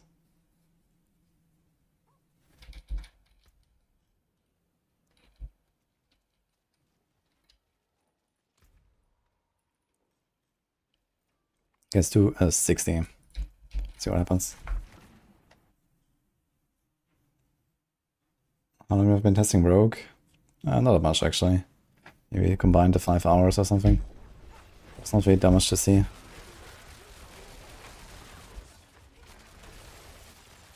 Okay, it's very large now. It just looks like it's 50% radius and not 50% AoE. Wait, is that right? That definitely doesn't look correct.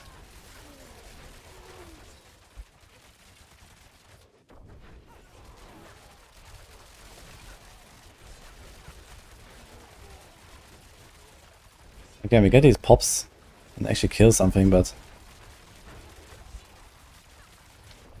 I feel like it doesn't really help me because it's just like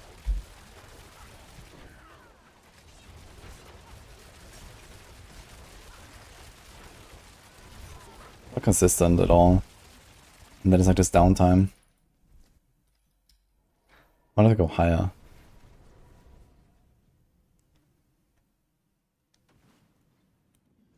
Yeah, maybe not every build is updated yet, Trolley. I updated mine. Demon Hunter Necro is done. Crusader Monk will be on Wednesday. Northward is busy with the PTR right now. And Shui, I don't know. So probably also like the next 2 days. I updated mine like a week ago.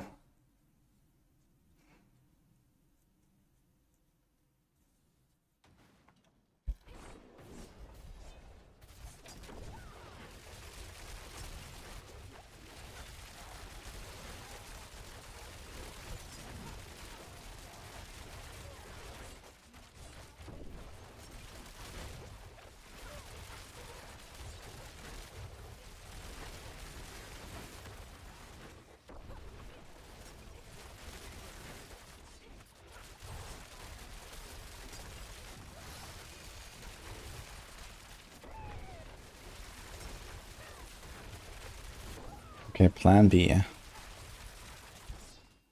another idea.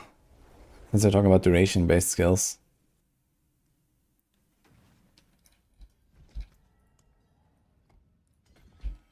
Let's try this on the Shadow Clone.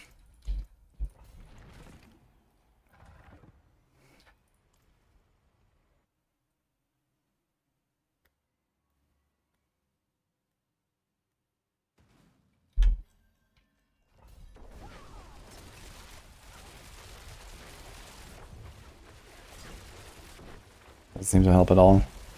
My god, this got knocked to like China, man. Look how far they fly.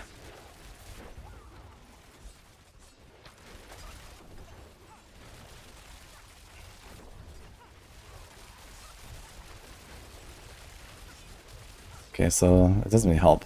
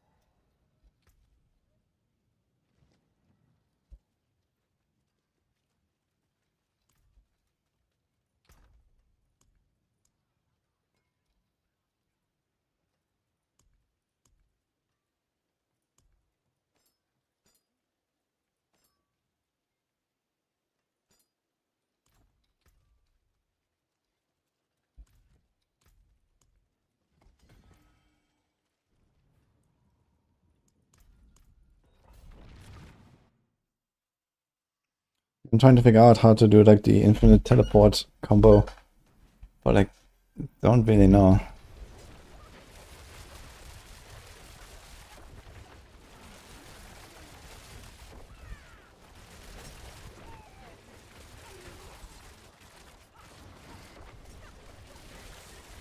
Like, to me it seems very scuffed to try to make a build like this. Maybe it's just like a Necro thing or something.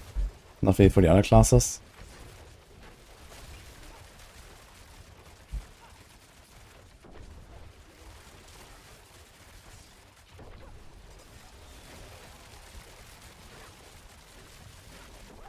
Like it does randomly teleport me a few times here and there.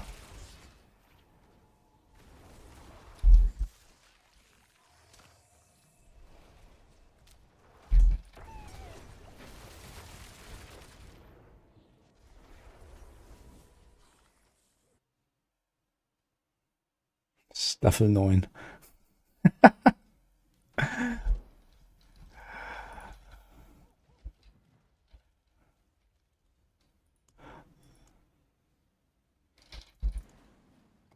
What about this?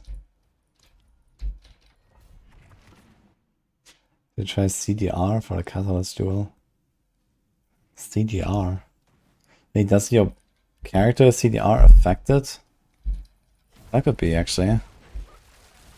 So he kind of like closed the gaps. Just skip a Shaco. I have not tried that yet. It would be a pretty massive damage nerf, because the Shaco doesn't offer you anything.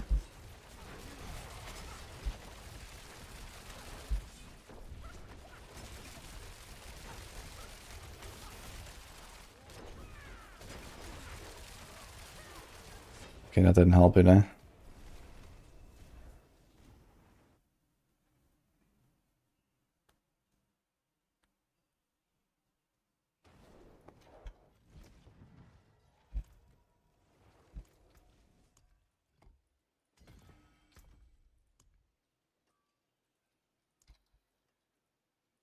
It's 49 CDR, so it's something.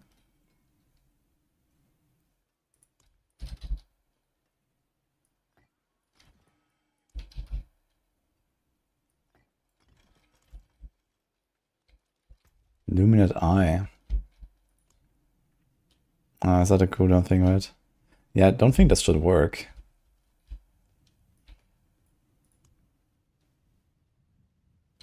We'd have to test if it actually goes faster, but it should...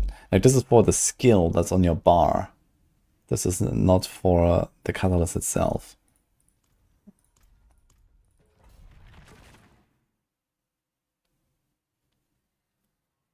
But maybe it does both for some reason. We can try.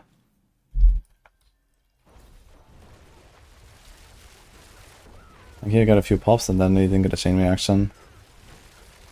Same here.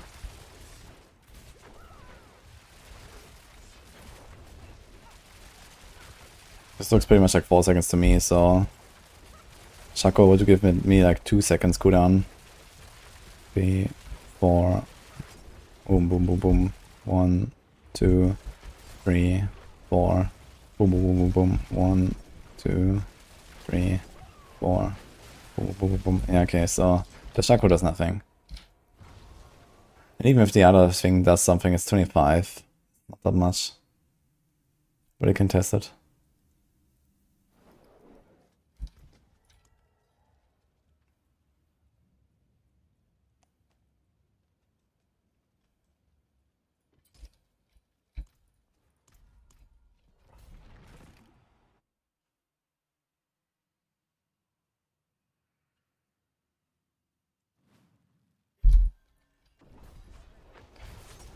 1, 2, 3, 4. 1, 2, 3, 4. Yeah, that seems to be exactly the same. 1, right, 1, 2, 3, 4. I think this is pretty obvious, like nothing happened here.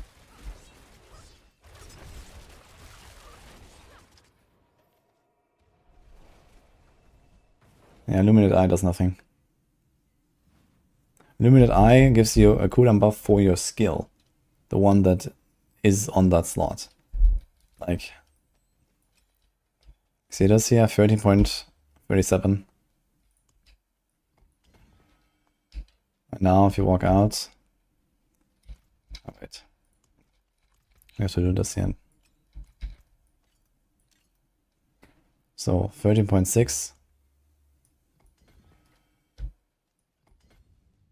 And now... Okay, it turns out it actually does nothing. It still does nothing, what? Oh no, here, 10.8, okay, so it adjusted now. It just needs like a moment. Yeah, so I use this on my Death Trap Rogue to get lower cooldown. So if I change this, yeah, 13.6, you see?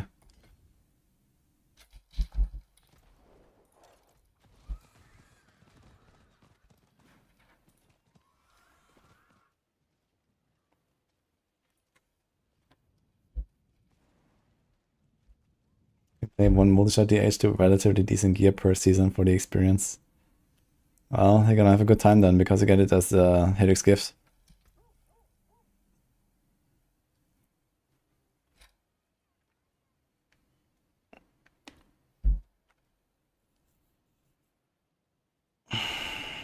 Yeah, I don't know. I don't think there's really much going on here for rogues with this season power shenanigans.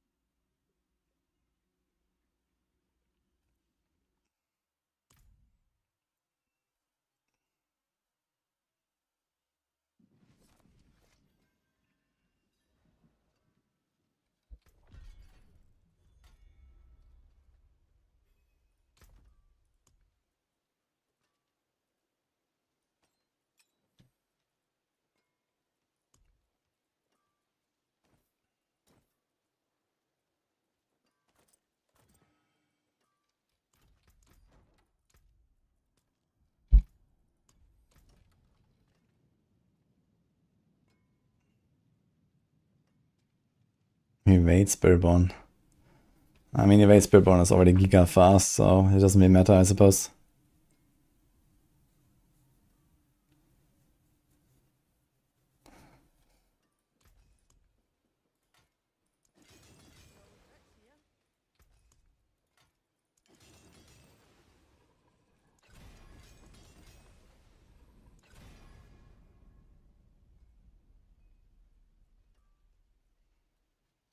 I'll keep the wonders of Sanctuary at your fingertips. How may I help you?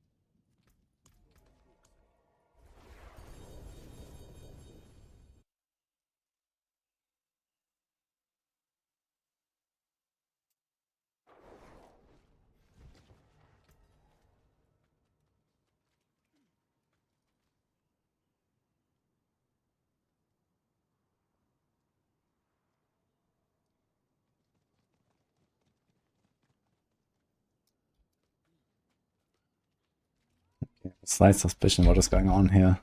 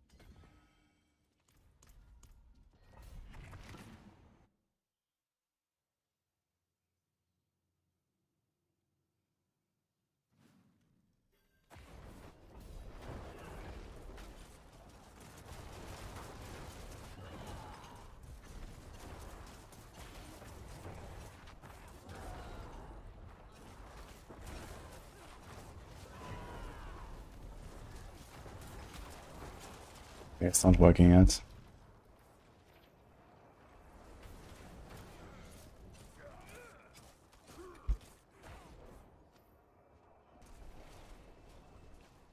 My favorite thing in D4.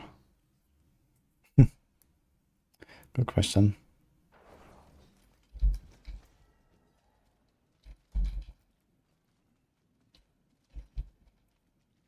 Yeah, I'll play some D3.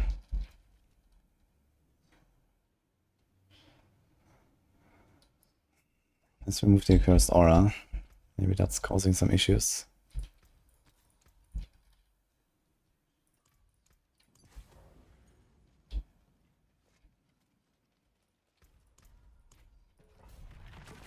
Make it force.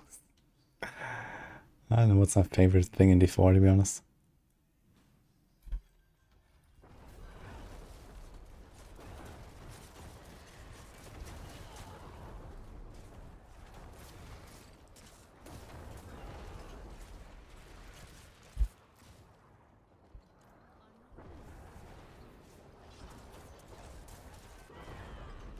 Okay, for some reason that blink doesn't even work.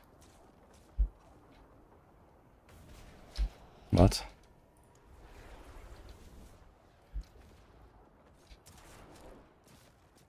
Like, it still doesn't blink me. It just explodes.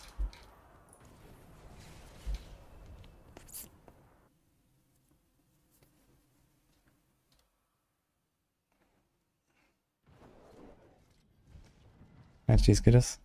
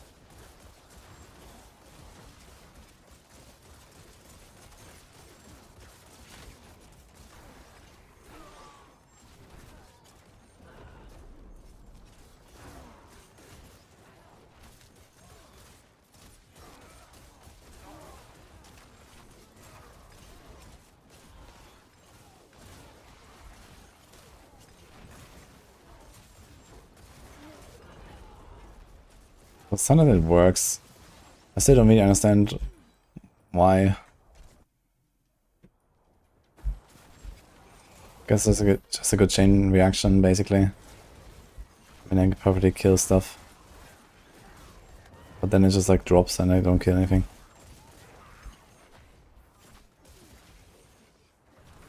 Like, it doesn't feel good, because it's like so inconsistent.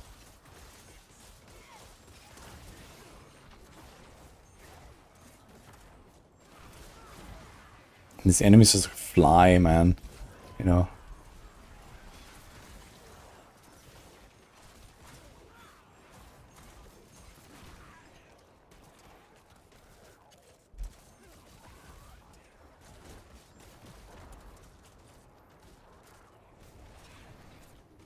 On the curse.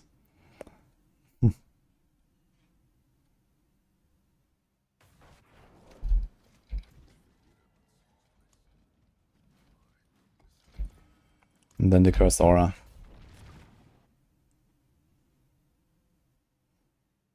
If you get multiple souls of execute.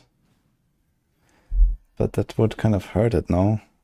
Because the catalyst needs to execute.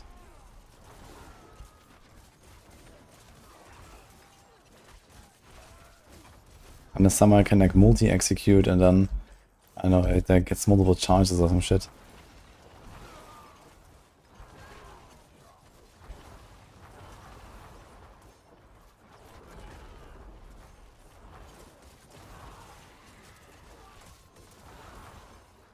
Here's the thing actually, and I do it on a curse, I can actually control it.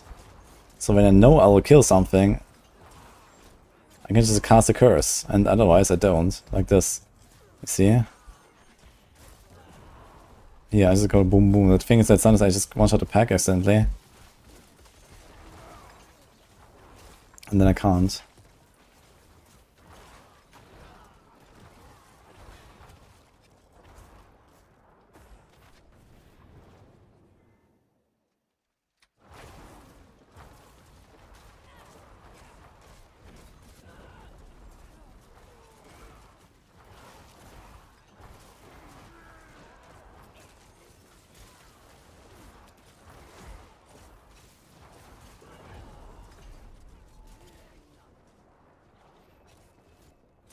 He's very clunky, I gotta say.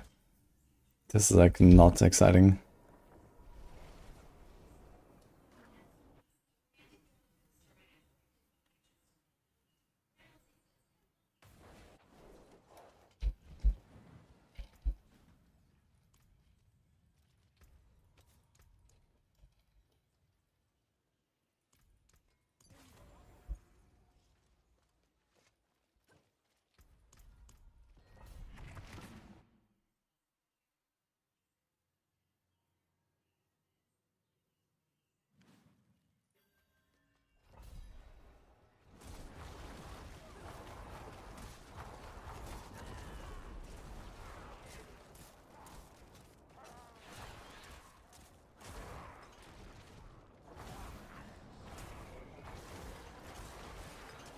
For some reason the blink just doesn't happen really.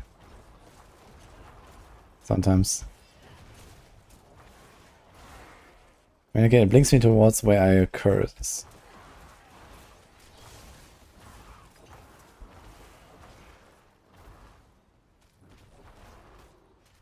But every time I do the slightest mistake, the chain is broken. I have to wait 4 seconds.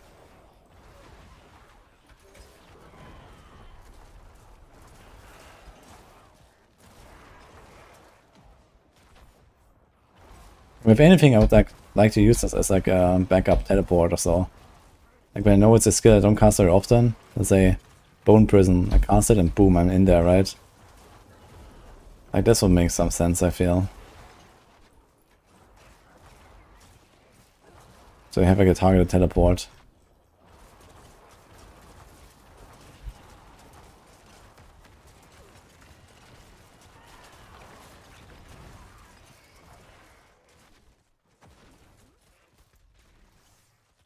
I did test Druid, yeah, the Pulverize and Earth Spike.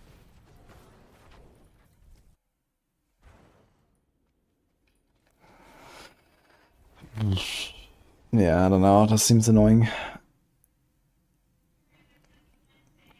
There's certainly something I didn't really discover, but even if it does work, it just, you know, even when I get the chain reaction, it just feels weird. Because you just go like, and you have like no control really.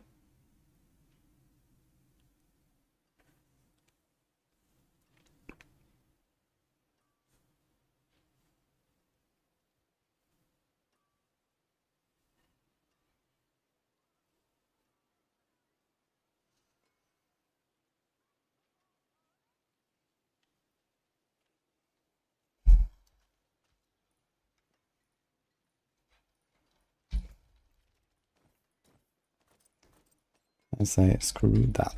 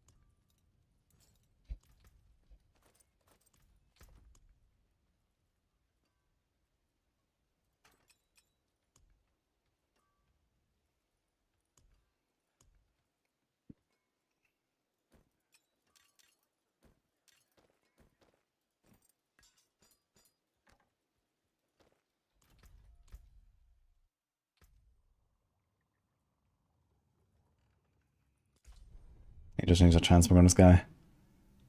This fucking helm.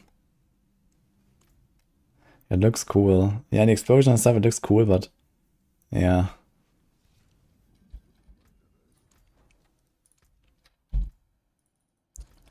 Okay, not confirmed. Look, is that only in town?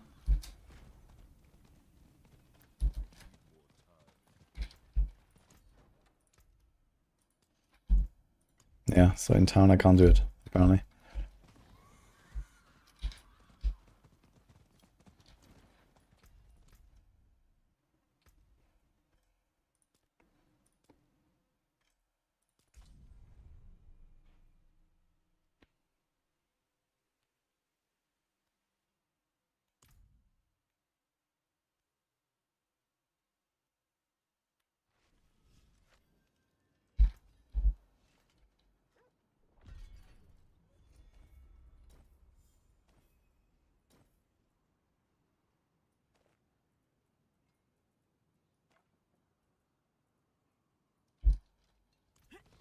Okay, I have to test one thing real quick.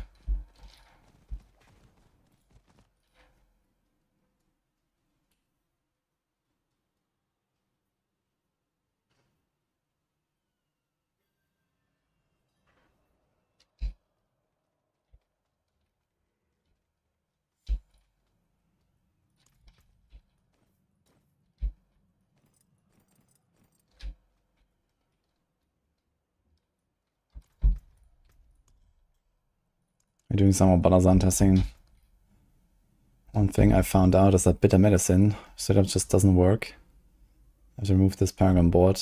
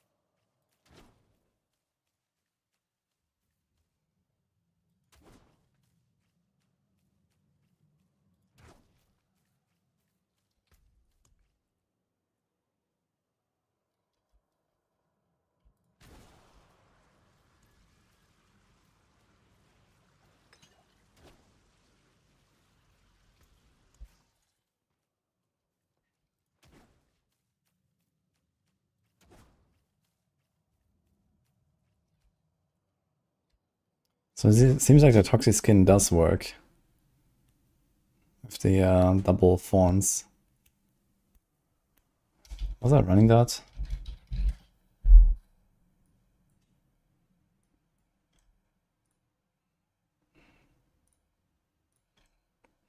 I was not running Toxic Skin. Yikes.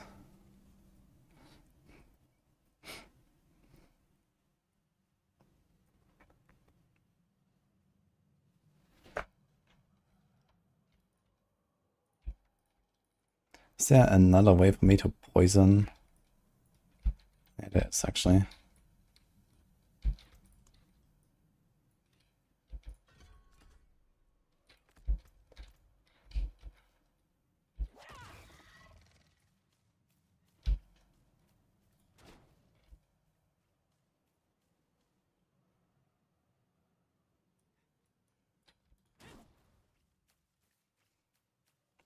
Yeah, it's basically double.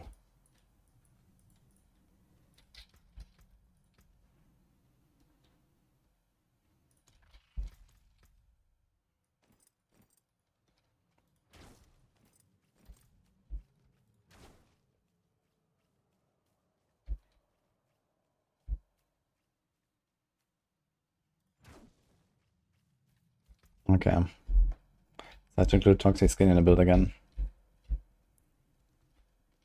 And remove Bitter Medicine.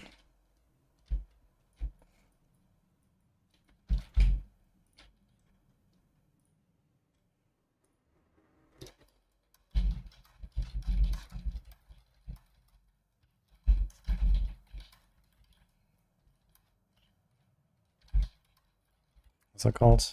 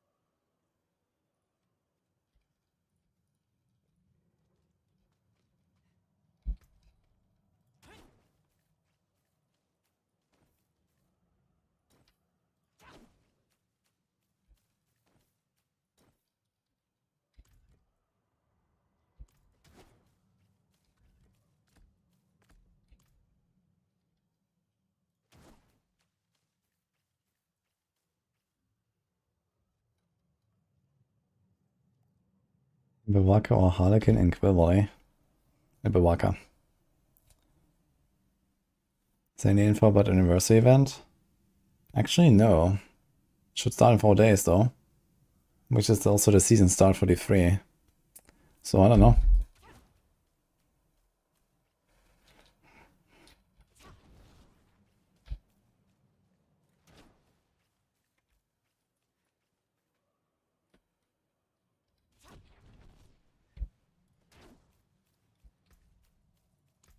If you live, yes.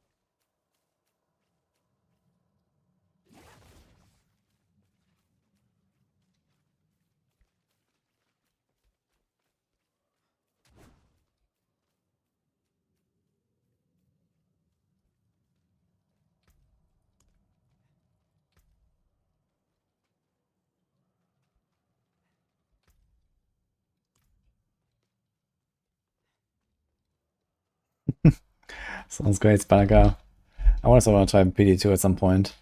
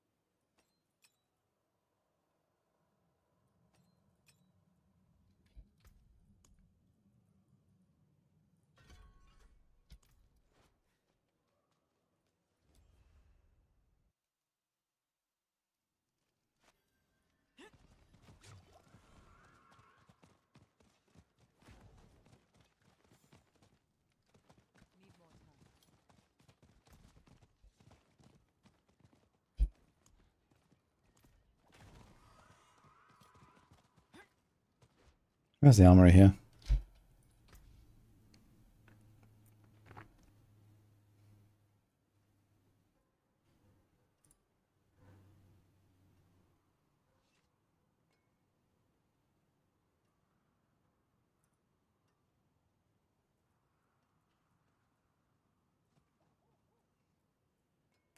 Oh, wait a minute, I wasn't actually running bitter medicine.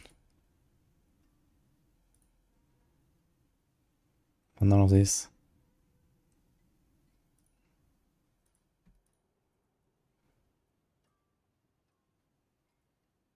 Oh, wait. Here I was. These sort of conversions. These big conversions again.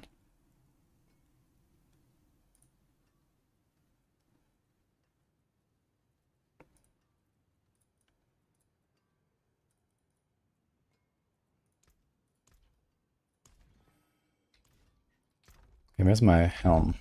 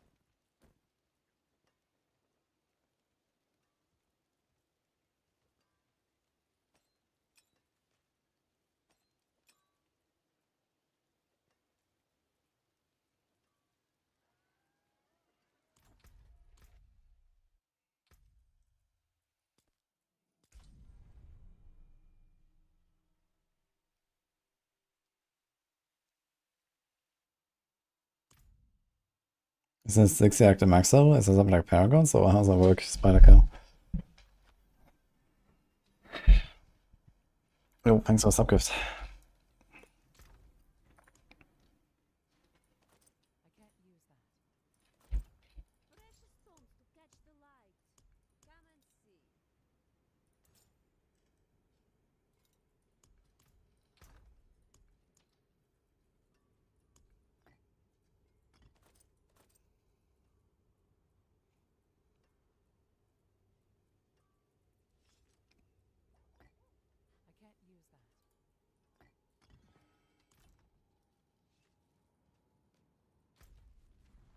Oh, 84. Okay.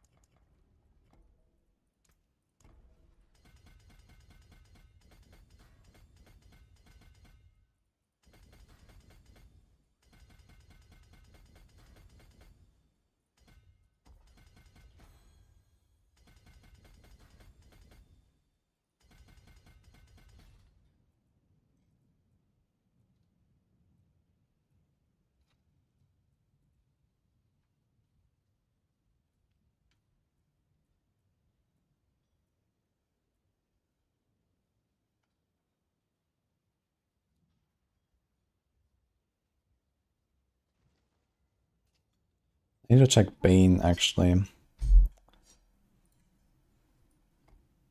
Oh, Book of Joshua, thank you. Appreciate this up. I haven't checked out if Bane works.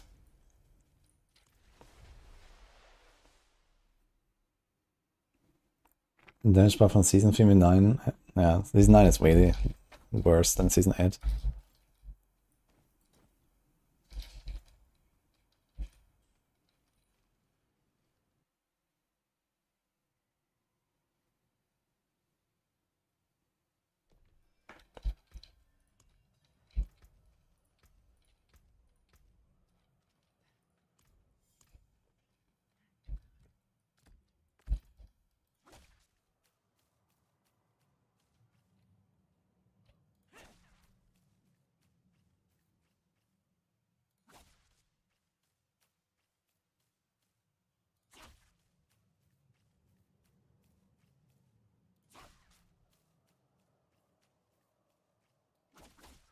Oops. Looks like it's a lot more. Where's that vulnerable coming from?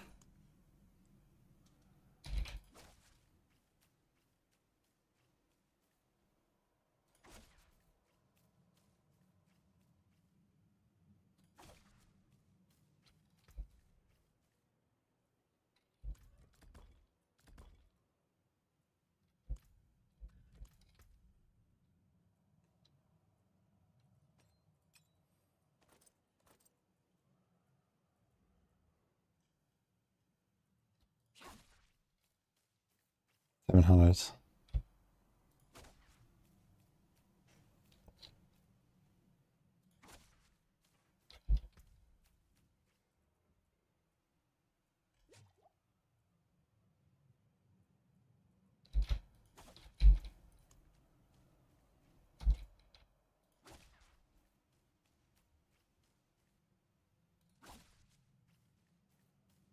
Looks like Bane works.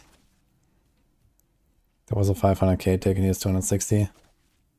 260.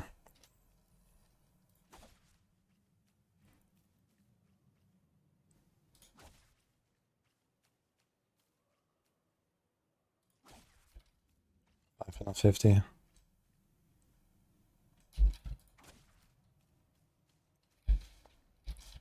But there's some variance, it's kind of weird here. Okay, one thing is sapping, I guess.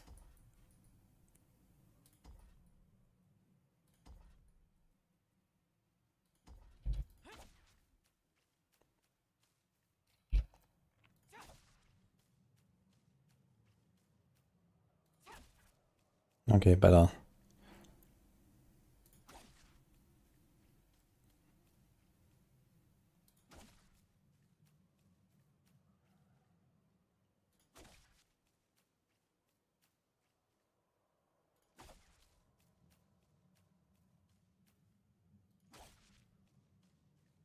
Yeah, it's double.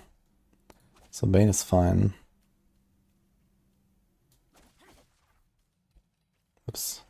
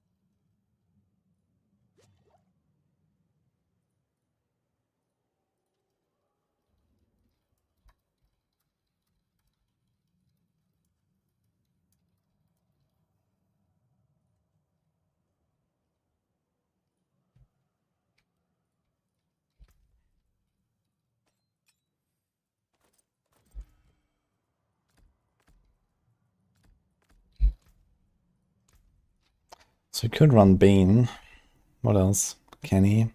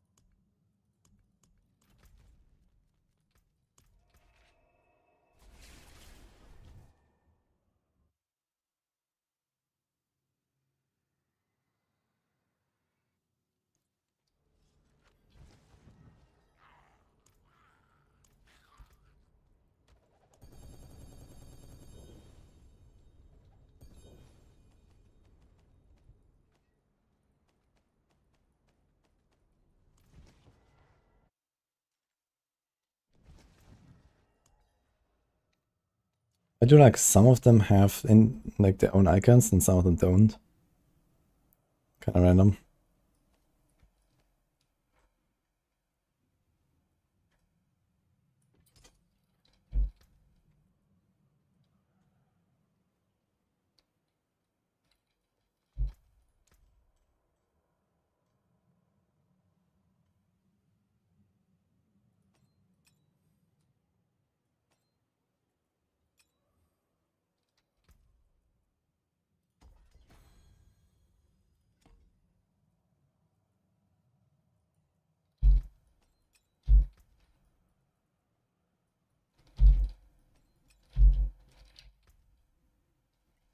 Interesting. So this helps.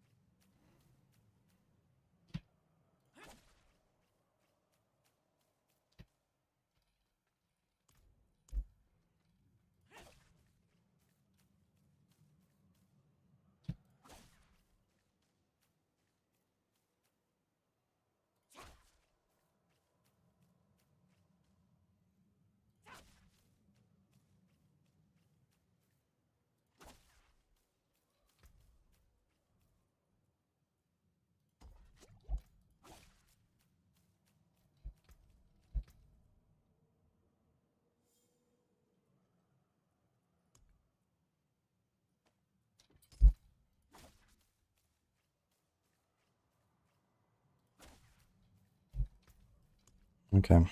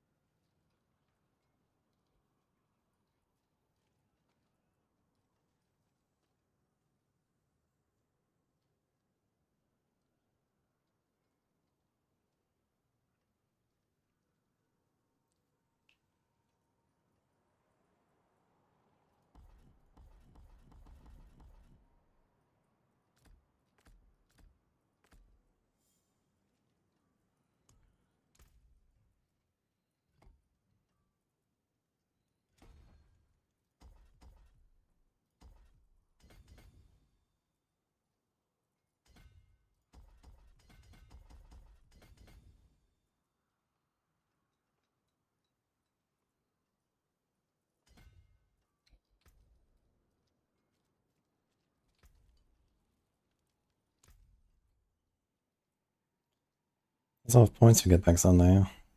But we have that.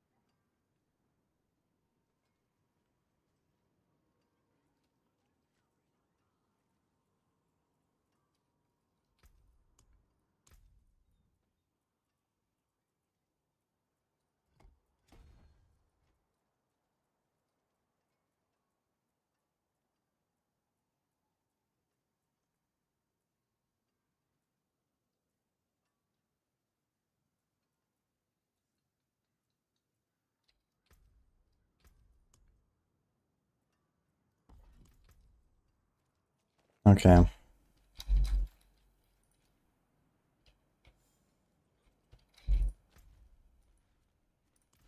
Good try a bit of pit here. Yeah, legendary runes are mostly from their bosses, that's fair.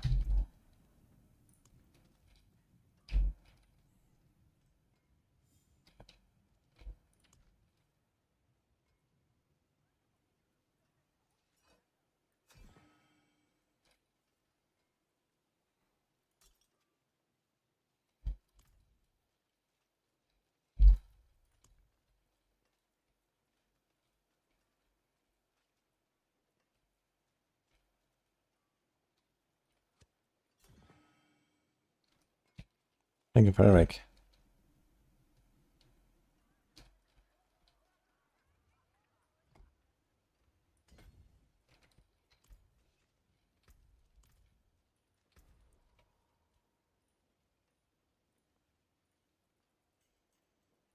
Five. Gonna be so fucking squishy. I have no resolve, no block. It's gonna be yikes.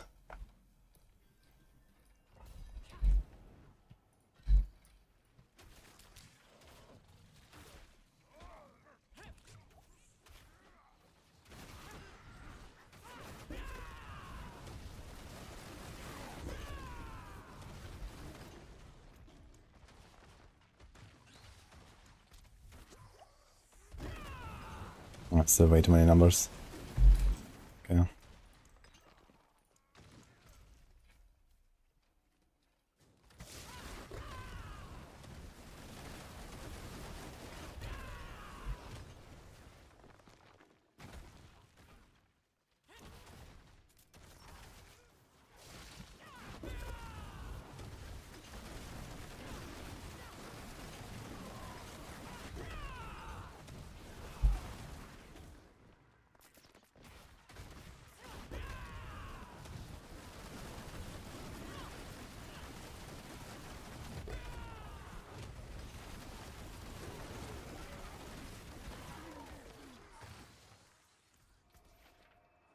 We need a different weapon.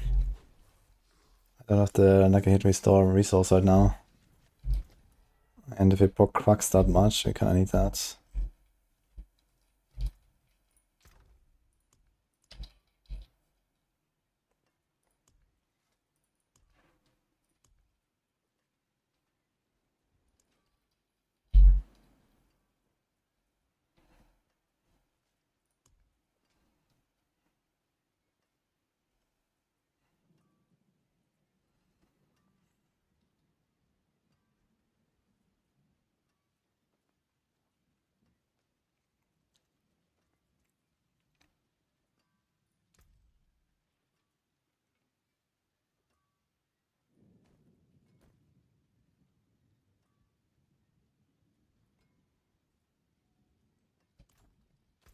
So we need my follower.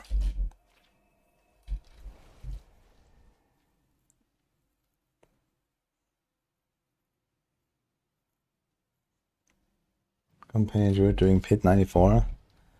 Yeah, Companion Druid was expected to be the strongest, but it seems like maybe not. There's 103 on the Druid, but I'm not sure which build.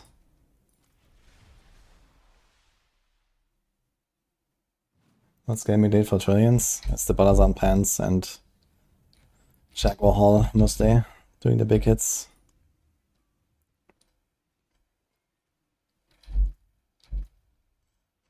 Okay, my resistances are fine, my armor is almost fine. Can I make this more fine?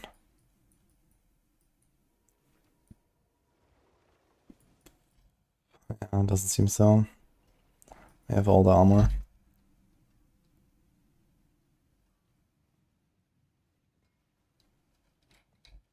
Okay.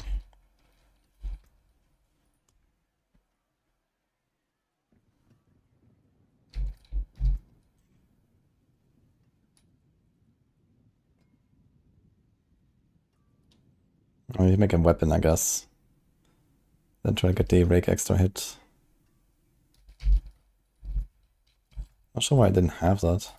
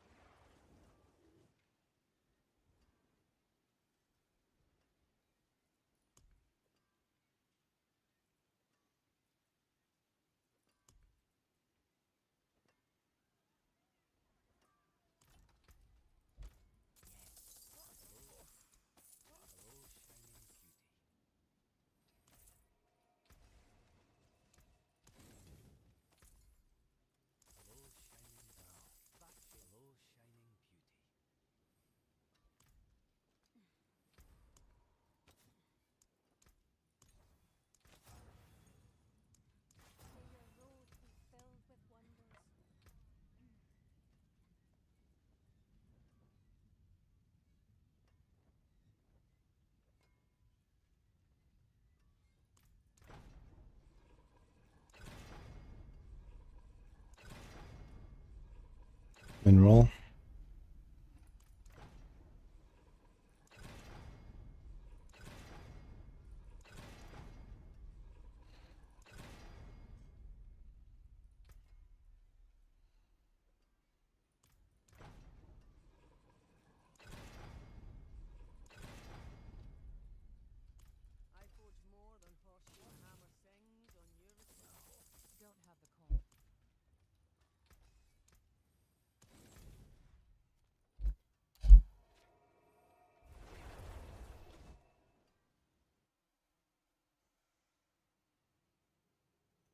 Hey, Delange.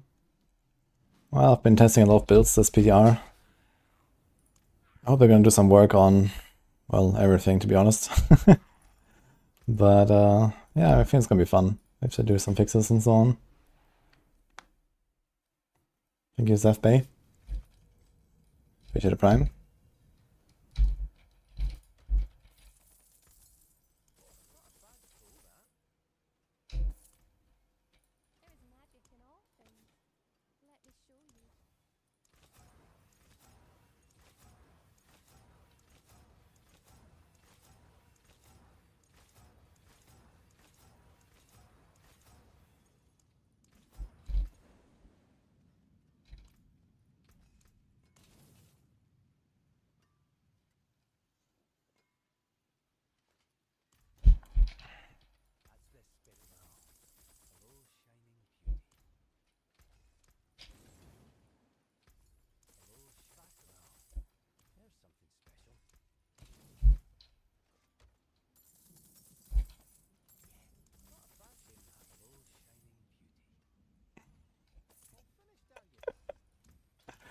I'm fucking cooked, dude.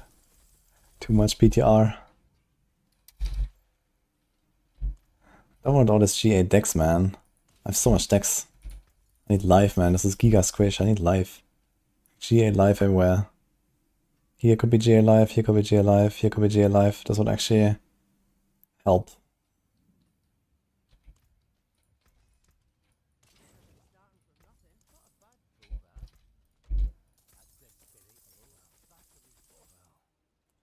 Almost free, yes.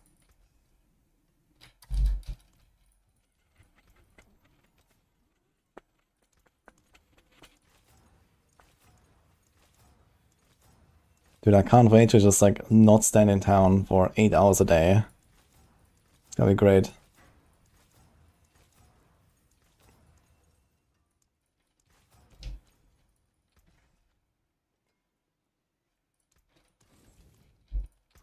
First of all, let's stash that thing.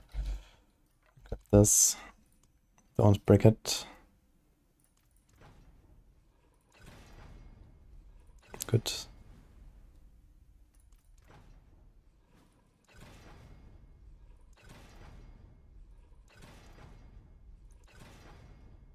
Oof. Alright.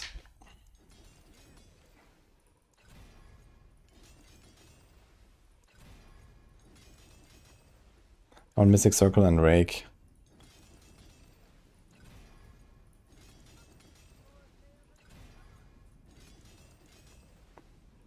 I'm gonna do the 3 after this.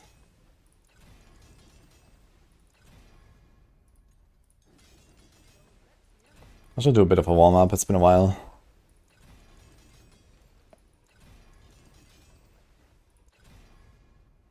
Yeah.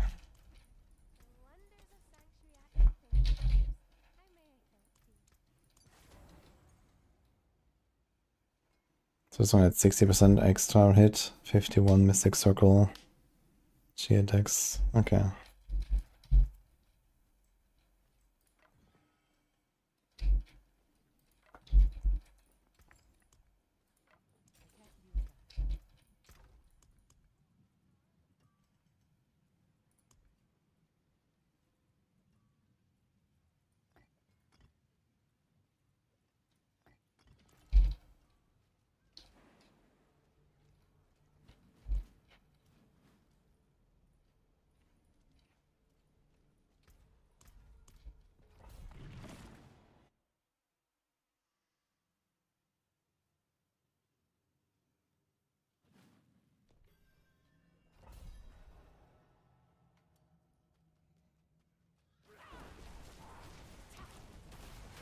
Shit. I forgot to take out the point.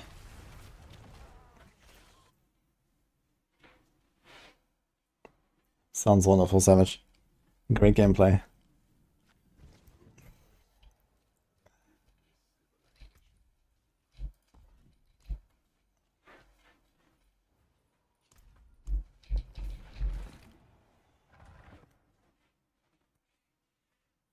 How many clicks I enchanted in the past week? Am I at 500k?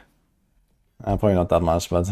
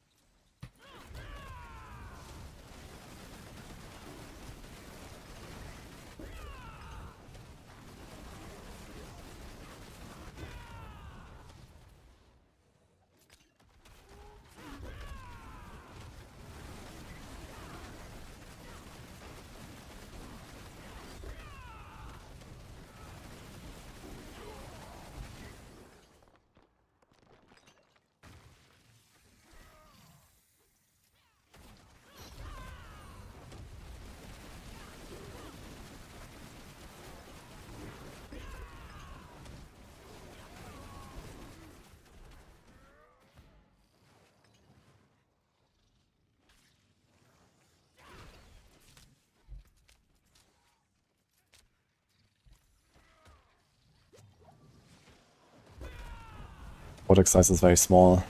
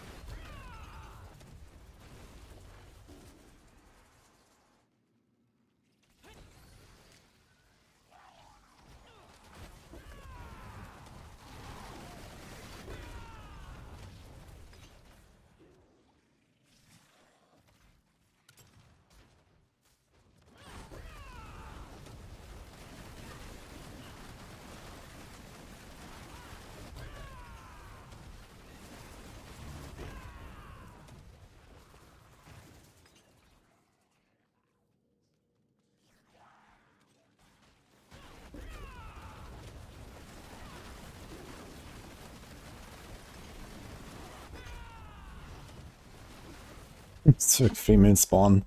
Just chilling.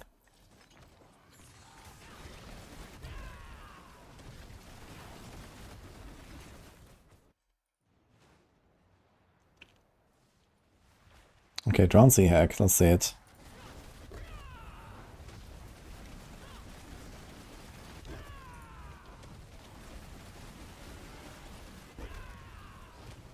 Should be one of the better bosses. I'm not sure what I can survive though. I have 70k life though.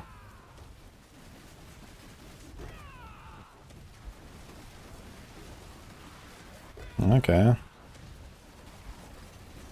We're already seeing damage.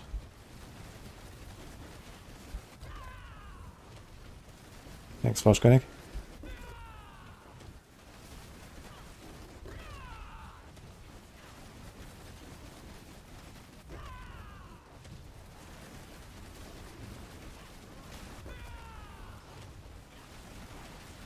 Oh, even her attack kills me almost.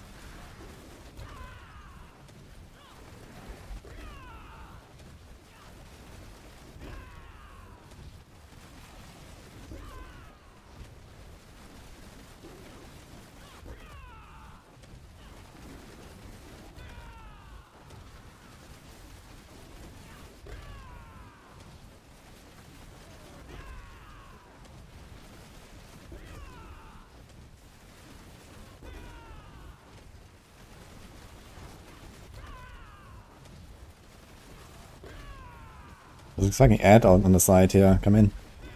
Okay.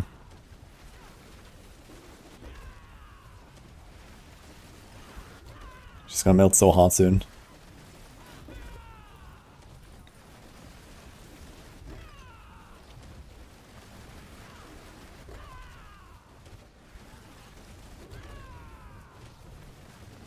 That's so annoying. Sugargunning is actually hurt.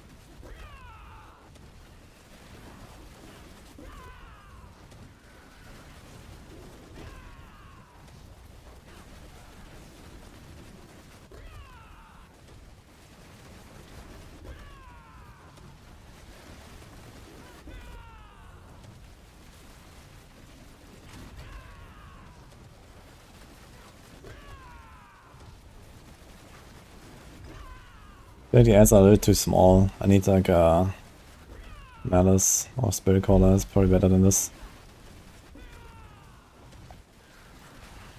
Also, she's more dangerous than the other two. So I have to press my counter attack a lot. Every time I press counter attack I lose damage basically. What's up? Am I feeling better? Not very much. You're sleepy too. Okay. Hope you're gonna be fine. Hmm? Hope you're gonna be fine. You want anything before I go? I promised you cherries. Want cherries?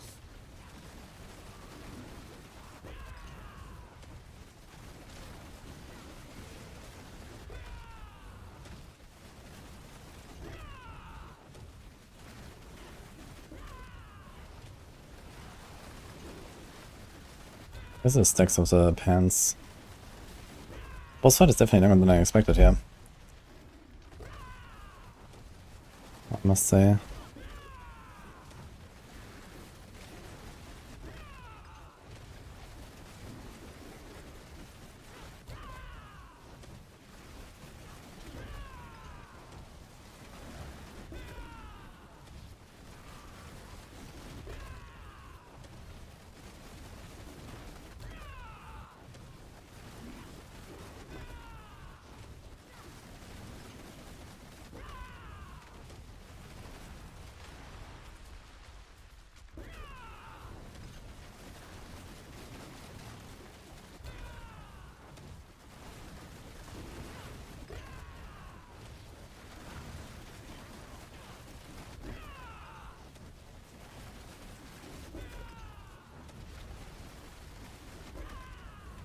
So we spawned at, what is that, 3.5 minutes?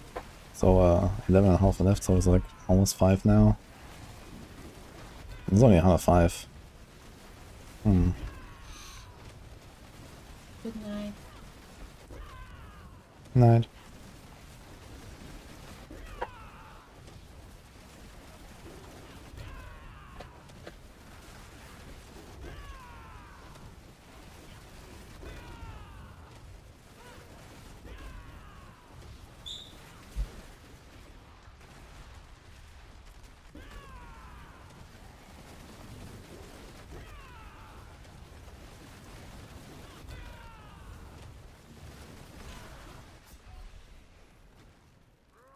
Okay, so we were at 6.5 minutes now. She would have probably died in the next 30 seconds, so 7 minutes roughly for C-hack.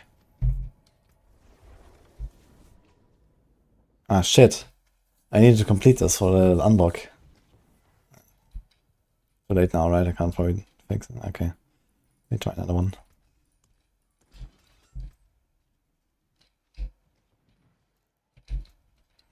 I really don't like being that squishy, to be honest. I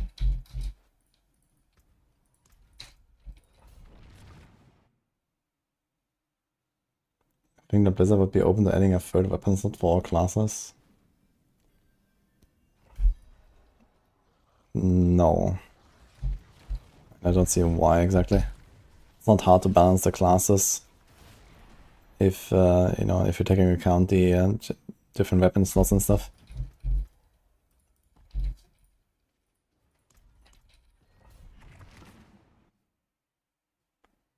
Do you know what maybe he's working on? No, but I guess it's like, you know, death trap optimization and, you know, maybe some other builds.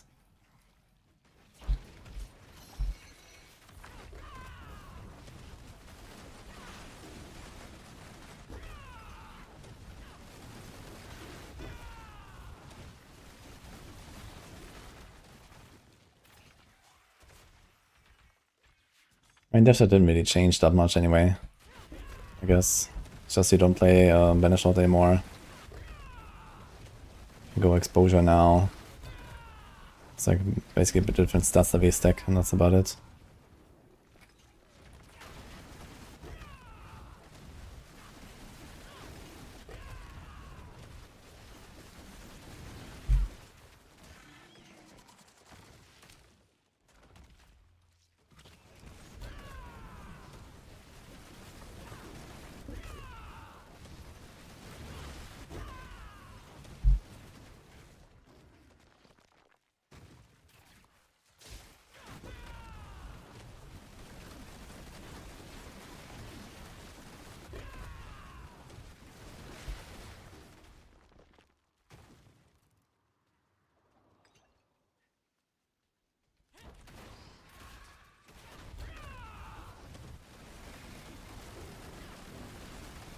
Yeah, the Maxo guide needs to be updated, I guess, sorry, yeah. Yeah, we saw that apparently something happened this season or something, a Firebird. And area damage. I'm not sure how, but somehow something happened.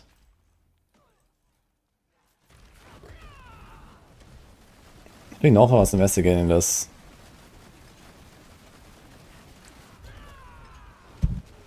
I'll tell him again about this specifically.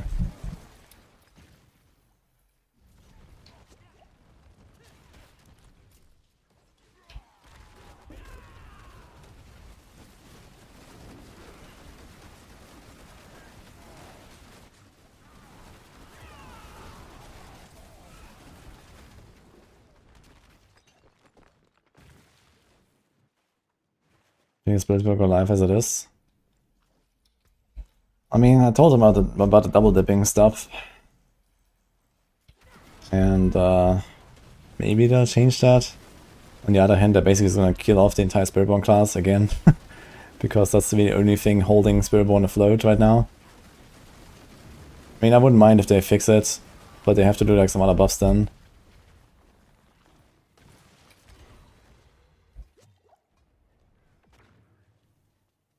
Neither nor, Rudol. This is from the pants.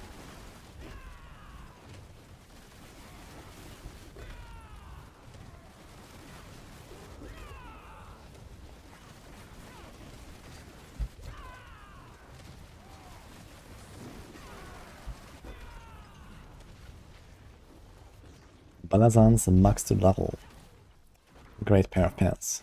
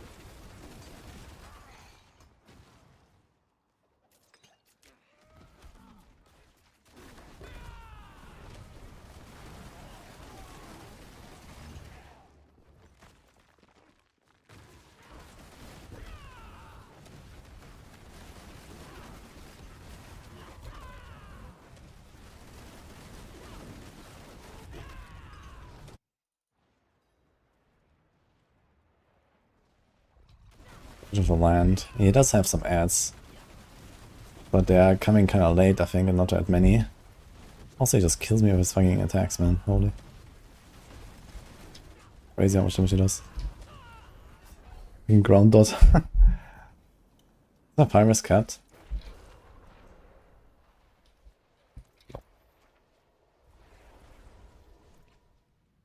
Every build next season will be Spiritborn. Well, we're gonna make a Rake version. Like, Rake itself is so weak, like a Rake and stuff. So the Rake guide is just gonna become this. Then we're gonna do the same with the Thrash guide, because same problem.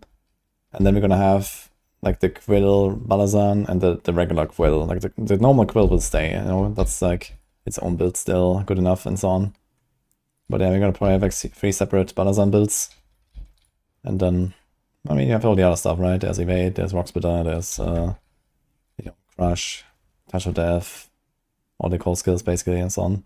So they will all stay in their own thing. Payback is going to be like a Thorns build as well, but not with the pants.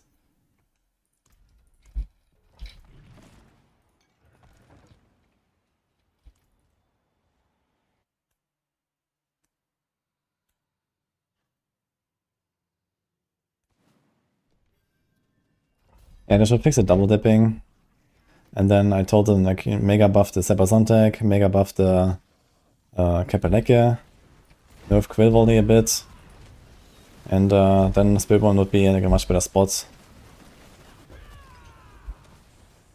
But yeah, I'm not sure what of that it will do, so who knows.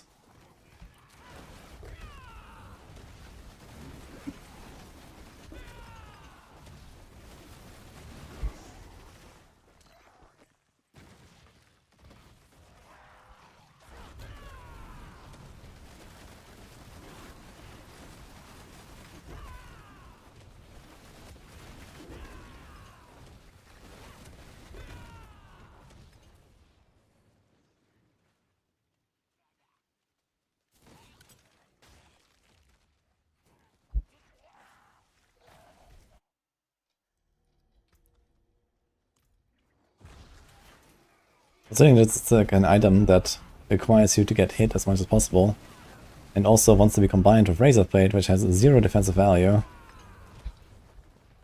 it would have been kind of nice if there was a little bit of defense on those fucking pants, man.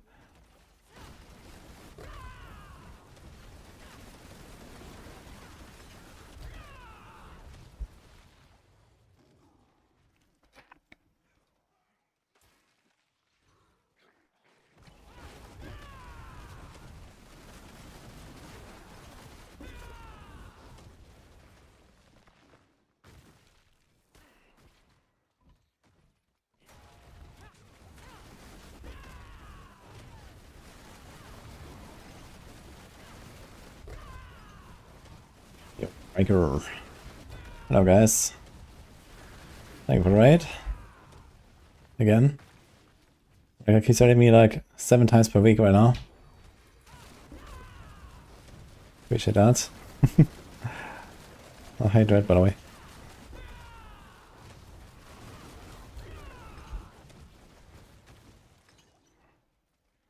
Escalating Dungeons season only. We don't really know. Although, I guess you can just go log into Eternal and see it there. On the PTR. But when they said it on the live stream, it was a bit confusing, so I think it's supposed to be a permanent edition. But on the roadmap, it was in the season section, so who knows? I guess it's RNG.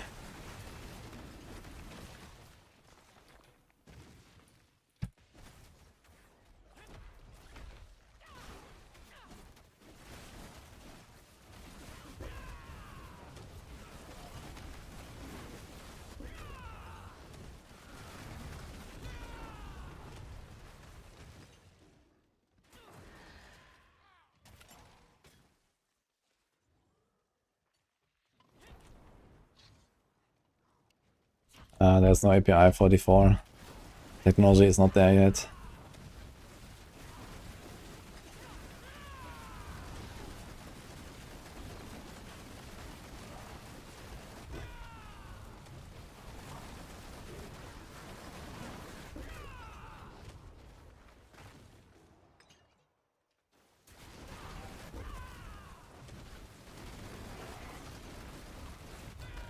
What must we do? The Blizzard implements Riker's meta progression tree idea? Well, hopefully just wait for the next expansion. Other than that, I mean, I've been trying for 2 years.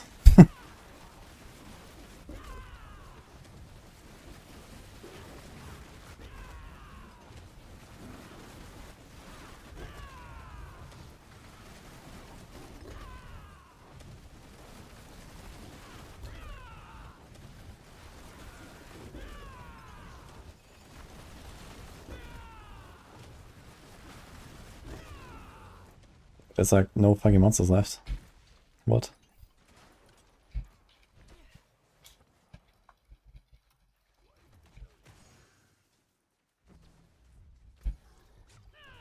What?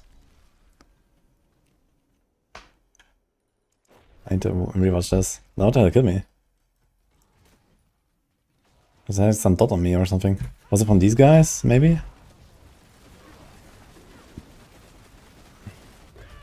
Ah, shit. I have the phone. Oh my god, man. I have the phone snapshot now. The wrong one. Wait, I want to see what happened there. But I was maybe out topped.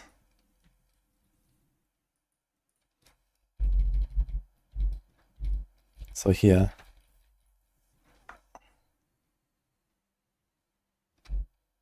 So the guy teleported on me and gave me the dots. Okay, that's funny. Let's just say that this was Chief Marauder boss. And you can feel better about ourselves.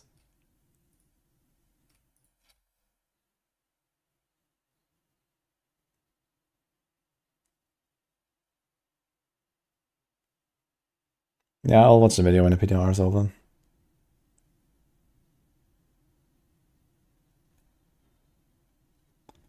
Oh, I never snapshotted pants. Oops.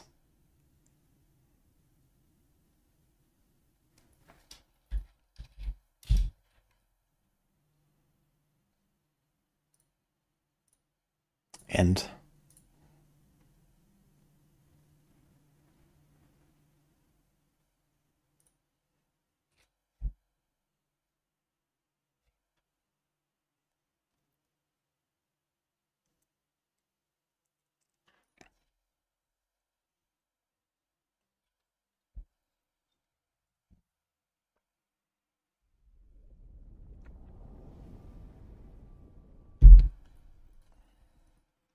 I did do an escalation sigil earlier with my Meteor Sorc, right? Let's just confirm that real quick. Because Dreadself was asking that question earlier. Cherry.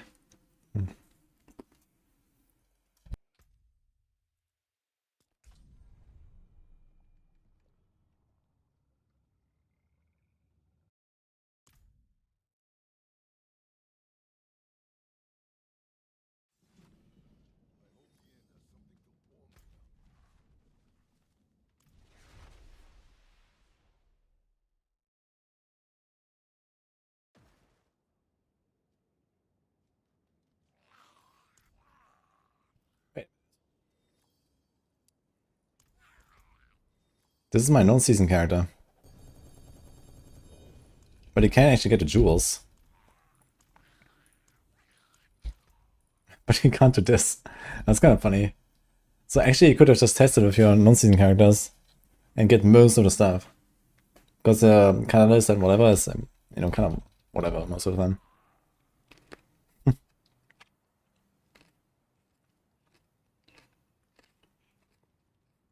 So in that case, no idea if escalation sigils are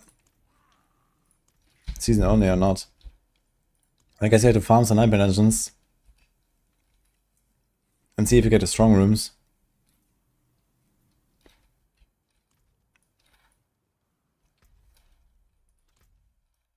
I'm gonna try this next time, quicks.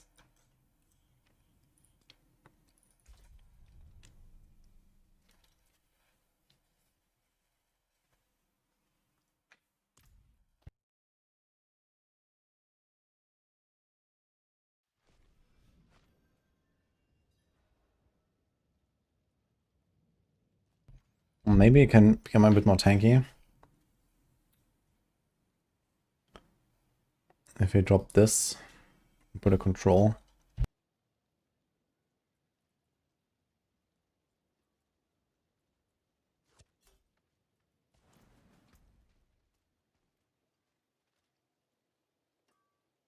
Then interestingly, we don't do Jewel Guardians. Seems very sus. But you're gonna be so much tankier.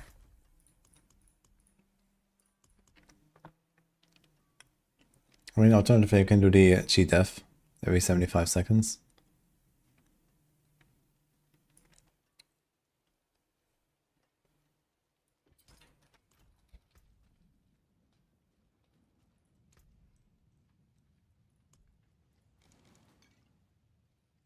I'm missing 5. Shit. Yeah, I think it's that 2 of my results were already not capped.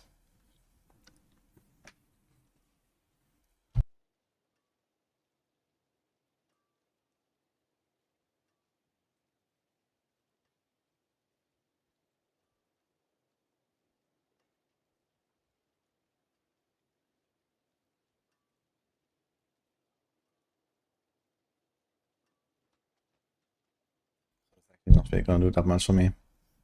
And we also lose a bit of damage. And the elites. They should probably spawn like twice during the progression. Save me like 1 pull or so. And then a little bit during the boss.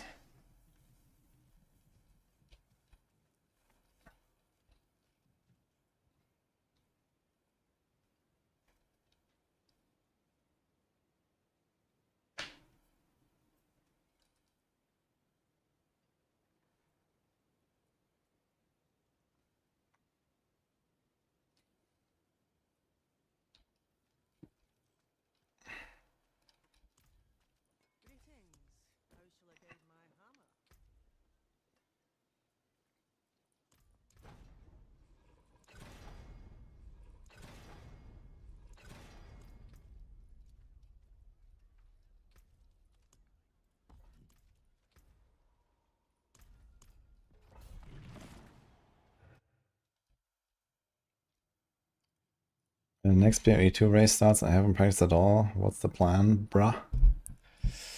I don't know. I mean, that's like 3 months away or something like that. So who knows? Hopefully it's gonna be more interesting than this time, because I don't think it's very interesting currently.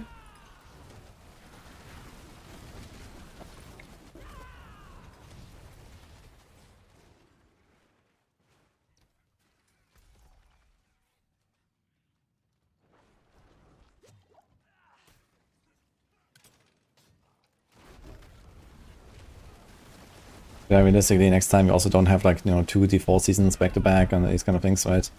So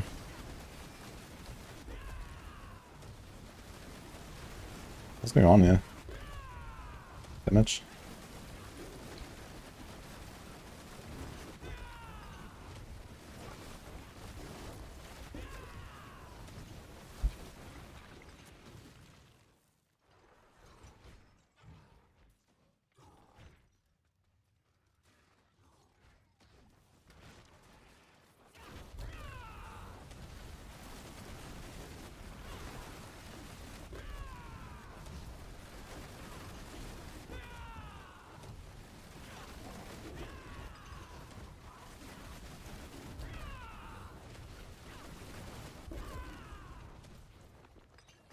I'm missing something?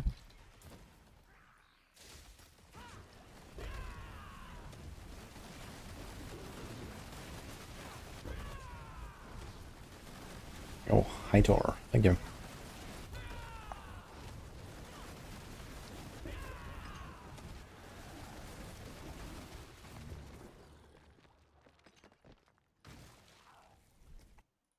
Perfect timing on the Jewel Guardians. Right as I click the bottle.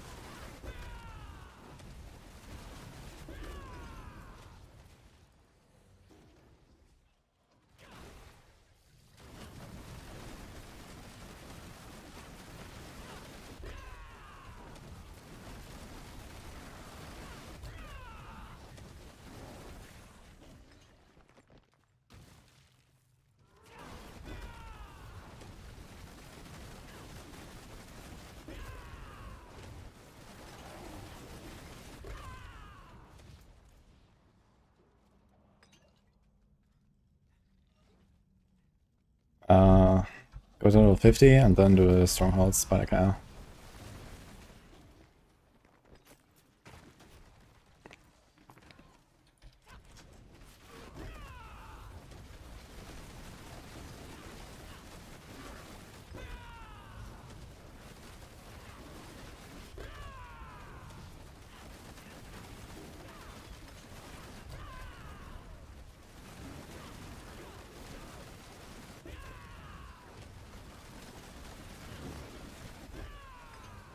I feel like there's something up with this run. Something is wrong. Like, what is going on here? Fuck. I looked at my stats sheet for a second and died. Unlucky. Ugh.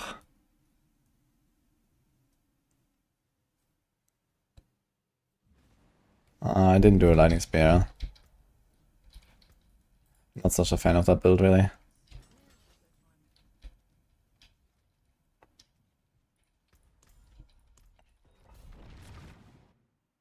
Yeah, we're pushing up right now, Swift Clutch. So this build will do somewhere in the range of like 115, and so will the Quill version of this and Thrash version of this probably as well. So they should all be 110, 115, maybe higher.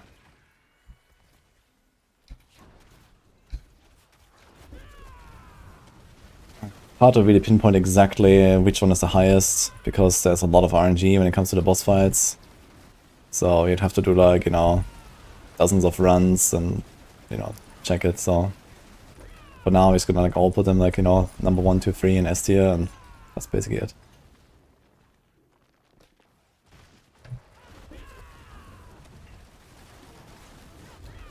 And there's not such a variance between the builds anyway.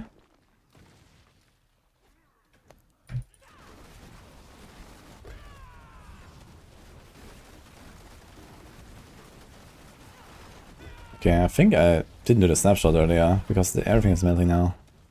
But I had the point spent, so I don't know. Did I not do it?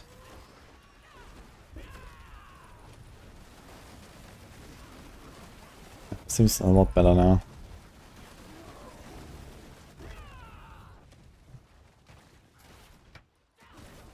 $150 now will be 100 on live.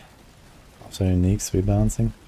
There's no uniques rebalancing. They're just nerfing a bunch of builds and also key passives and overpower. But it's nothing with items.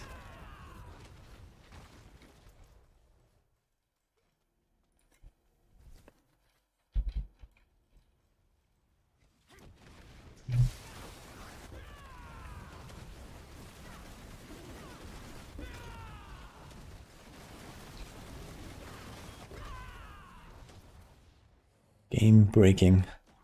Yeah, I need to slow down. Game breaking.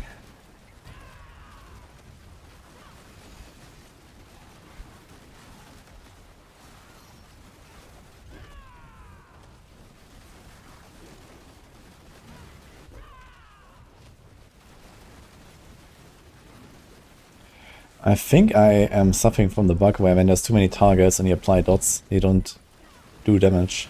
I think that's actually what's happening here. Like this bullshit instantly evaporate, but it doesn't. And I know this is a bug that happens to the Necros a lot with Blight. They apply too many dots and they don't tick. And I think this is what's causing this here. This is very sus. Like way smaller pulls than that should already evaporate. And this build scales directly with like pull size basically. So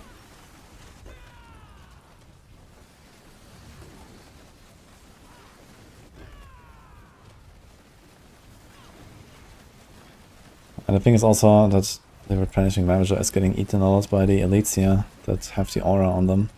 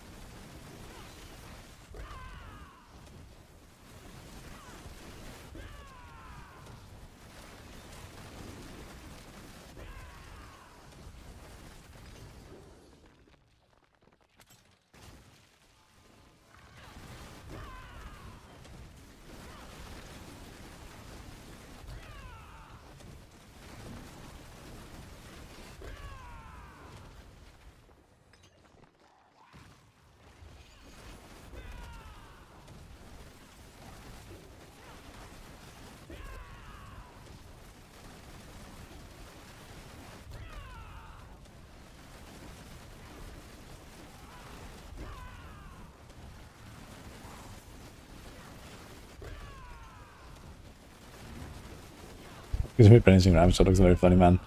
It's going up and down every swing.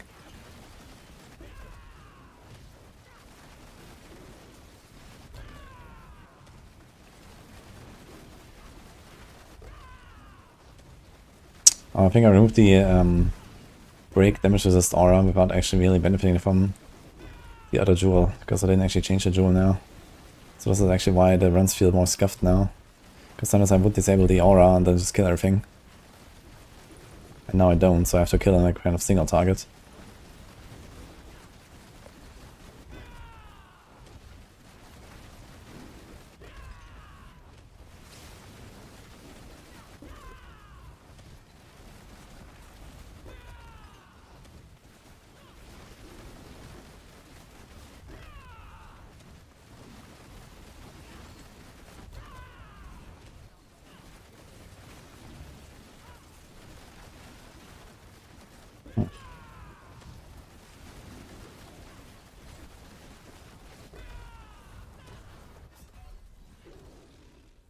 Every time, man, at 95%. So I'll just go for another pack. That was stupid. Actually, you know what? I'm just gonna like take out 2 points. So we have one death. Because this doesn't really matter anyway. It's like something else that matters less. Also, I realize I don't have 3 points in Resilient that can't actually activate right now. Lucky. So we just put 2 points in Sustenance, for example.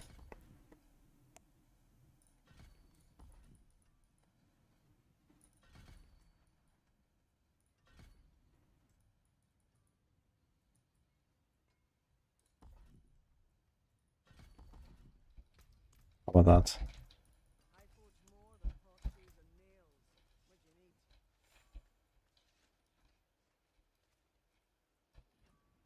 I play PoE1.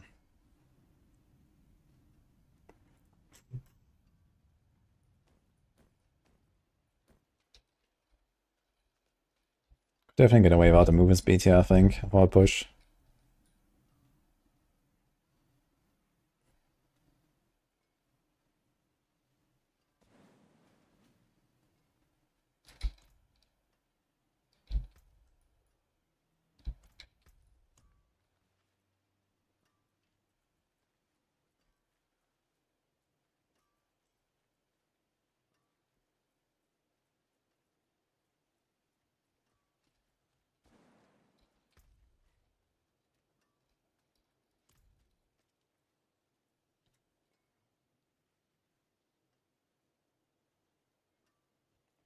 I think for this setup I would be better off just like going armored hide here. So we have like the block and we have the resolve, we have the DR from the resolve, we have the resilient, like that, all that together is like easy plus 50% toughness or more. Because sometimes you just explode and that's it. It's very hard to survive this.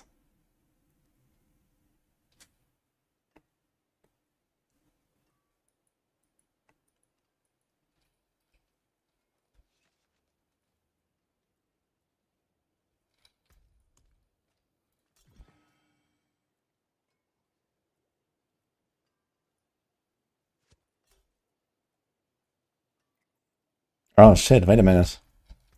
I'm stupid. Not only did I not activate the other jewel, but I also deactivated this one. It was 40% barrier and the thorns. Oh my god.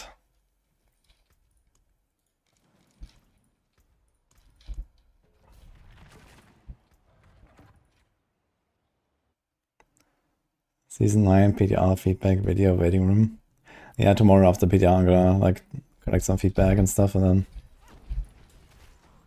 we'll do it.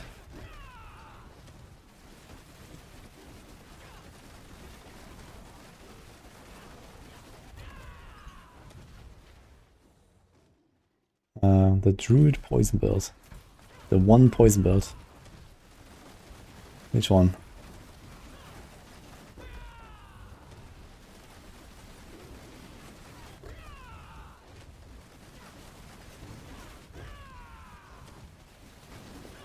The dot is always triggering when you attack, and when you do Rake with Wild Claws, it's actually triggering twice. Wild Claws has a unique property where it triggers everything twice, basically.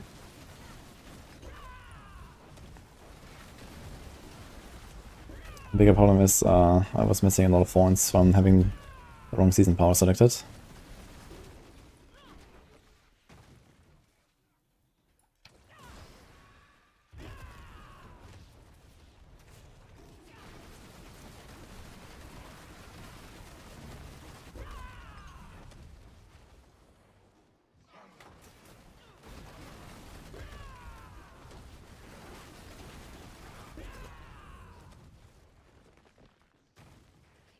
Yeah, the deactivate damage resistance aura is like really inconsistent though, that's the thing.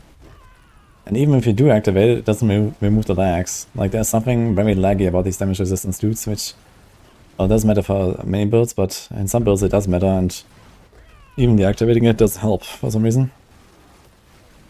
So it's scuffed.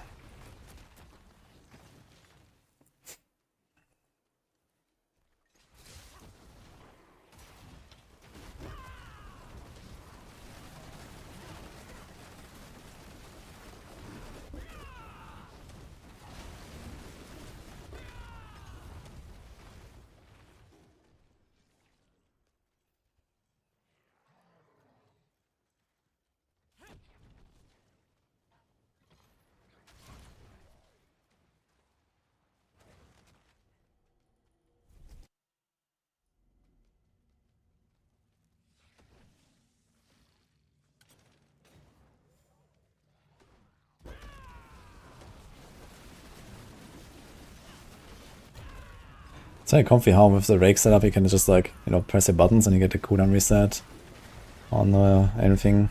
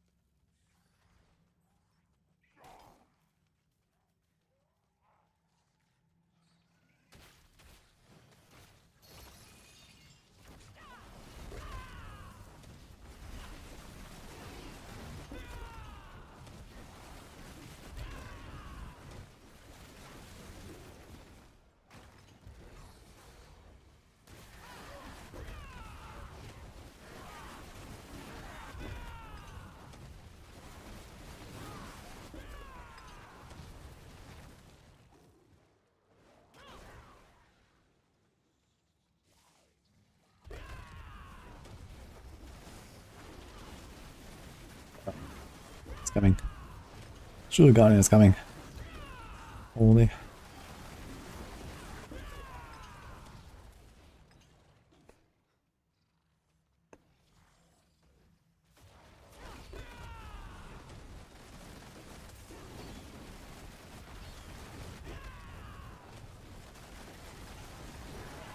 Yeah, much better when you disable the aura.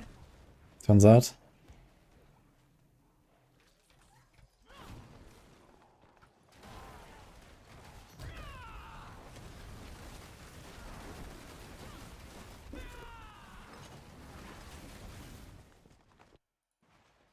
Four and a half minutes. Scourge of the Land. Last time he just melted me. Let's try this again. Yeah, this grounded is insane, dude. I just can't live for this.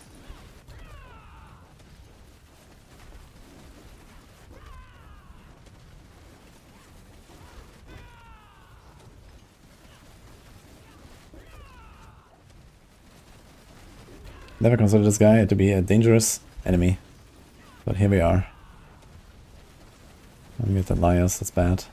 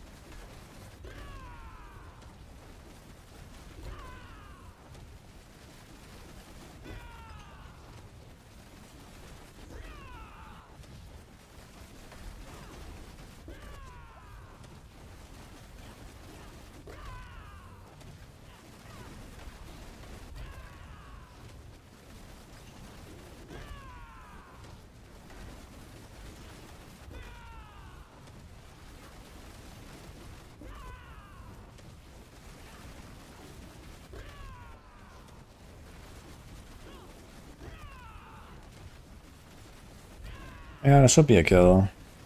He won Scourge. It's been 2 minutes now. He's at like 90 maybe.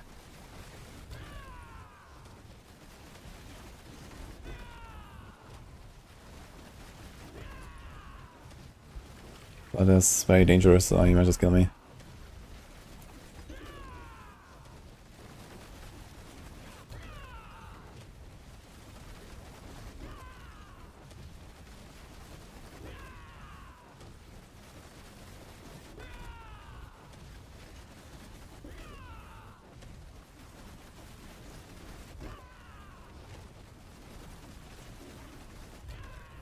Yeah, that should be a kill.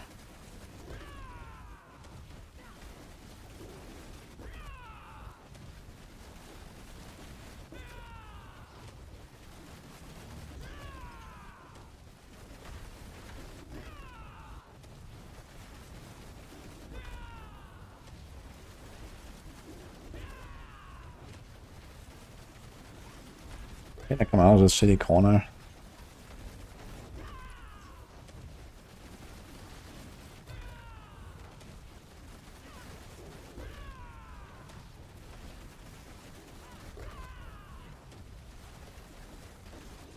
Oh shit. I did see Elias. Yeah, the thing is that after 80% my damage goes roughly times 4.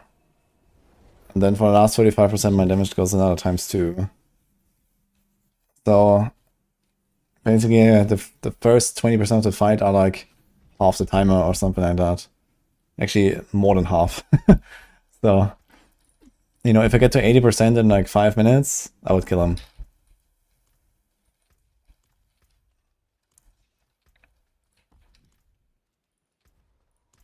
Maybe dangerous crowd control would help, yeah, for all the stack of phases that I just had, huh?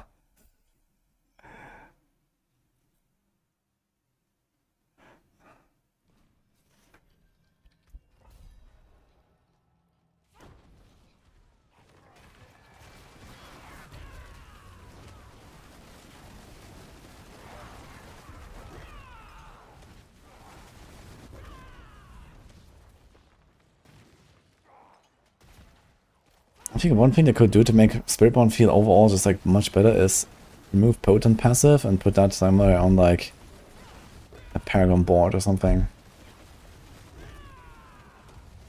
Because the difference between having Potent and not having Potent is just like so insane. Yeah, I just have life and attack speed, so two relatively useless stats on my neck.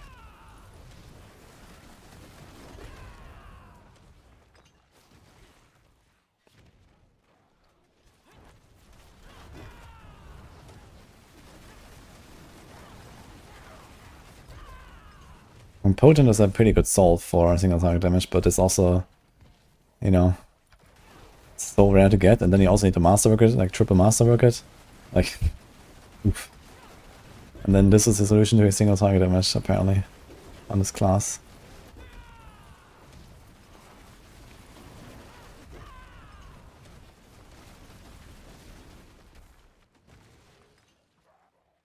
I'm worried about the new skill we eventually get, or hopeful. Why would I be worried? It doesn't get much worse than right now, so...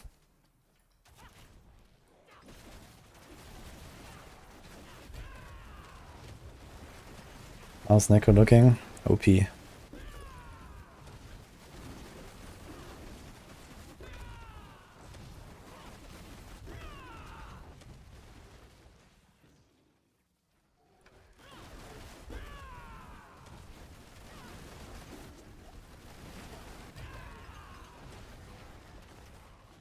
No, you don't press Toxic Skin. It's only there to give you the 100% extra thorns.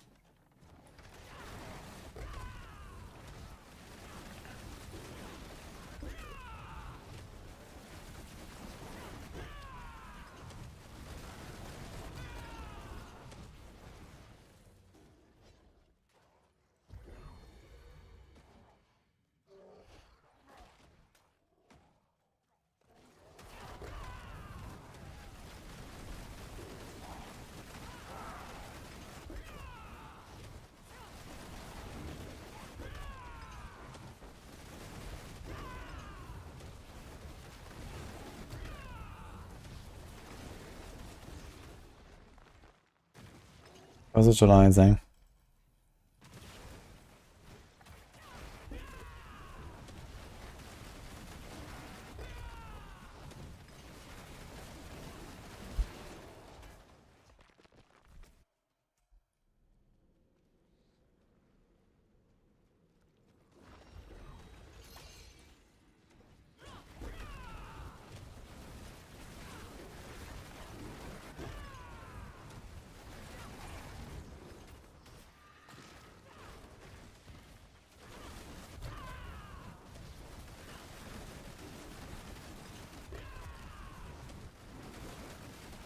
Actually, I realized sometimes I can like position myself in a way where I hit only the champion dudes but not the rest of the elites, and then I get more replenishing Ravager procs on those guys and actually kill them way faster. That's a good tech. Like Rake is actually, I think Rake is the most interesting out of these, or maybe Thrash even, because Thrash you have to do like better cooldown management as well. Quill is just like the typical Quill. I guess there's also positioning stuff with Quill. But mostly relatively annoying positioning stuff because you need to try to shotgun as much as possible.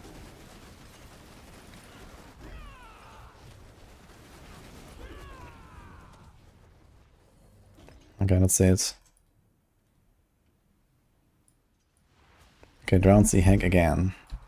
Sure.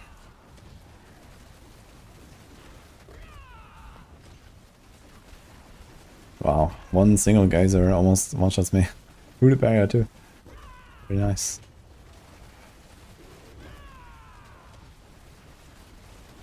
Okay, this time we have Vortex sized so we can actually Vortex in the ads. Orc.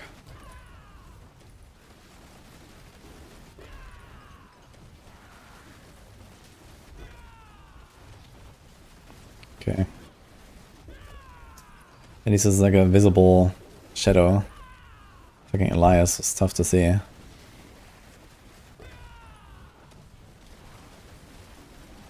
Yeah, she's already like, losing HP pretty fast.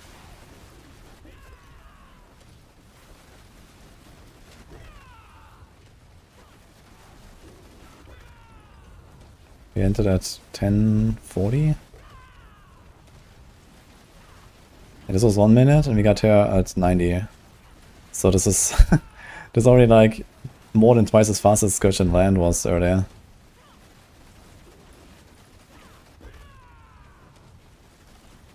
And Scourge and Land also has ads. But actually I'm not sure. Did he spawn ads in the start of the fight? I think he only starts spawning them later, right? So maybe he didn't.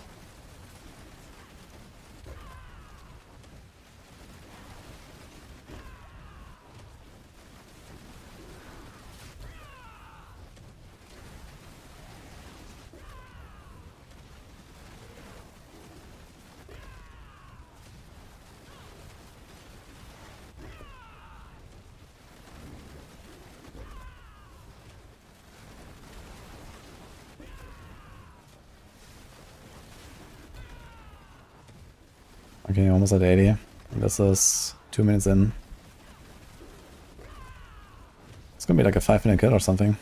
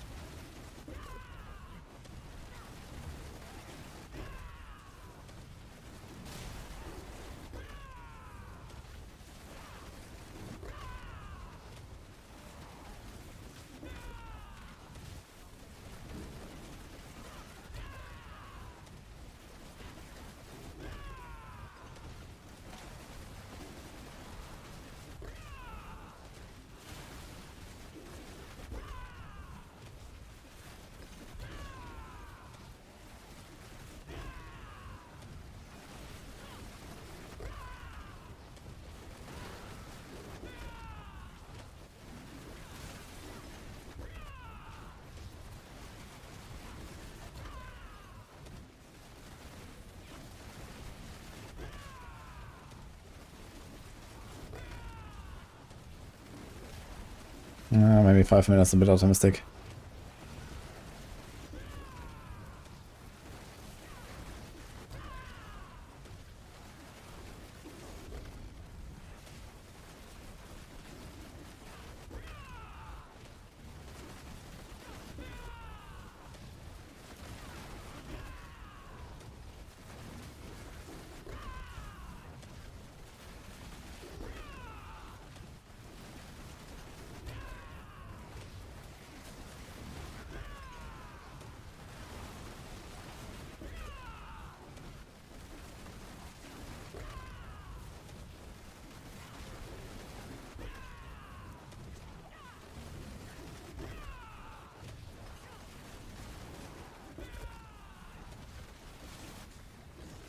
Fucking dots, man, when the Jewel Guardians are insane.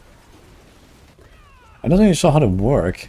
It's just like when they hit you, they apply like this giga burn on you or something like that. Not exactly sure. And then it's like this ground effect there on the... And it's insane. I think Drowned Sea Egg is not such a good boss. He has ads and helps, but... I think Spiritborn is a lot faster. I think on 100 I killed Spiritborn in like 140 or something.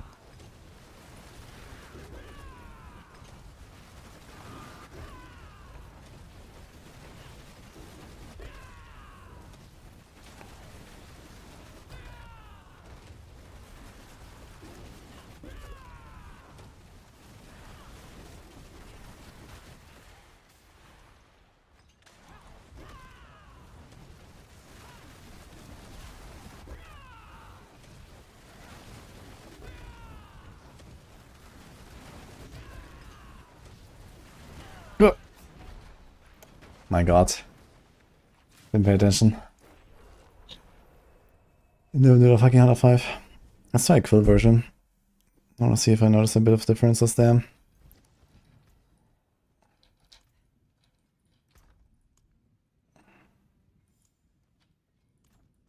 First of all, let's save this.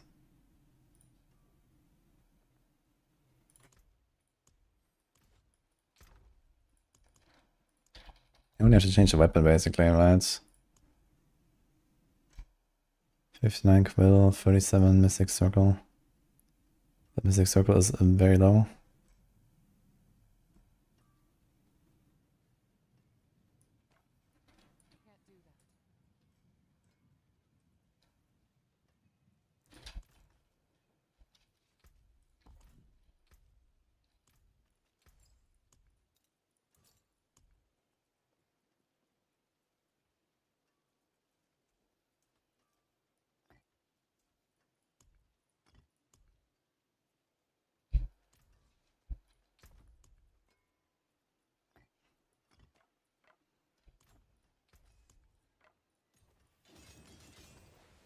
Let's see if I can get a similar masterwork here.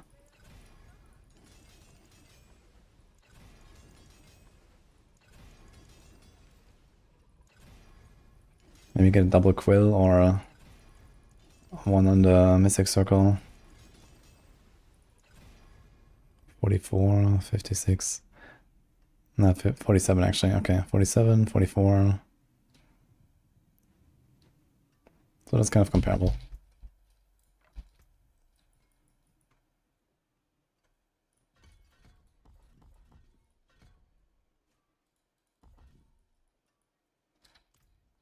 Okay, do we change anything else actually?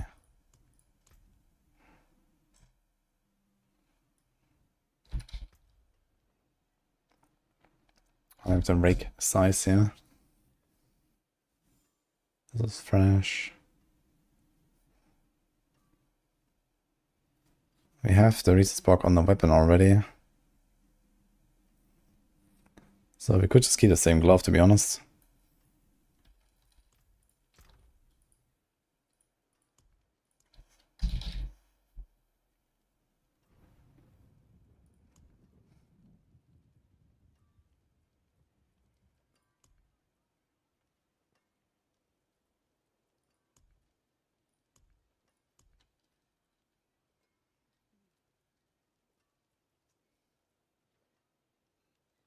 I guess the advantage is you could have like vortex, and then this vortex could be something else.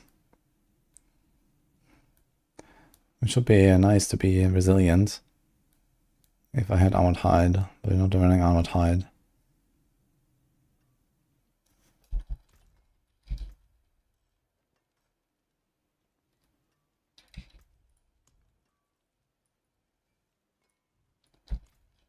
Thanks, Scorpius.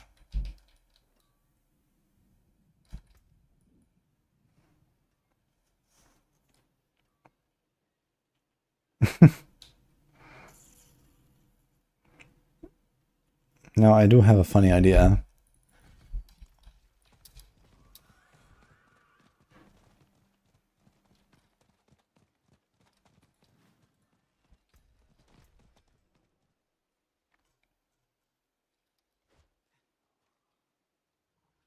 What?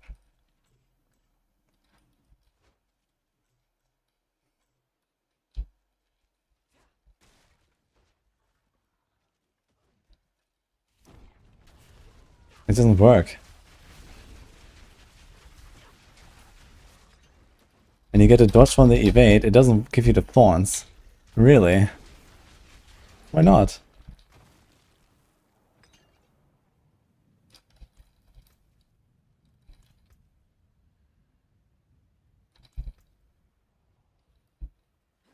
Even when I chain it, it just doesn't move. The fuck? Bamboozled. I was thinking about dropping counterattack and trying to do my snapshot during the evade with Mirage.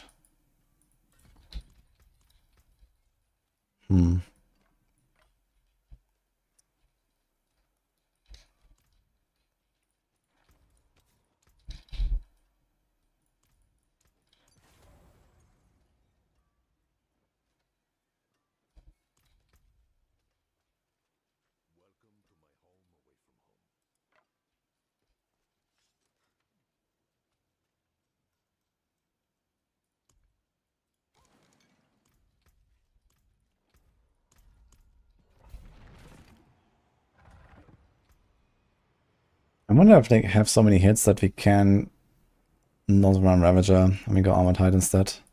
So make this a lot tankier.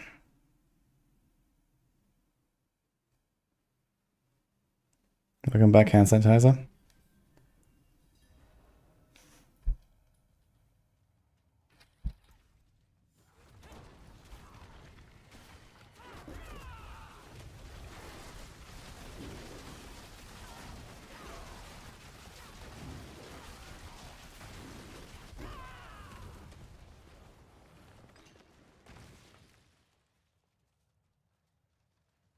Vortex size does not work on other classes. You cannot have off-class tempers.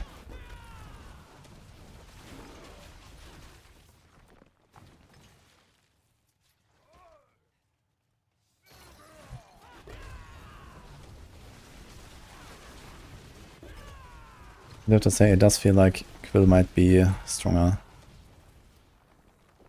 Now that I've done some 105s and stuff with Rake. We'll see it especially on boss, I guess.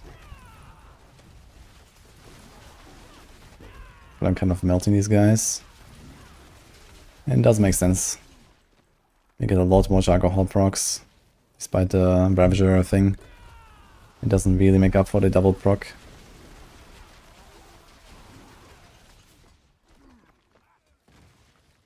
Am I going off soon? We're still gonna be here a bit.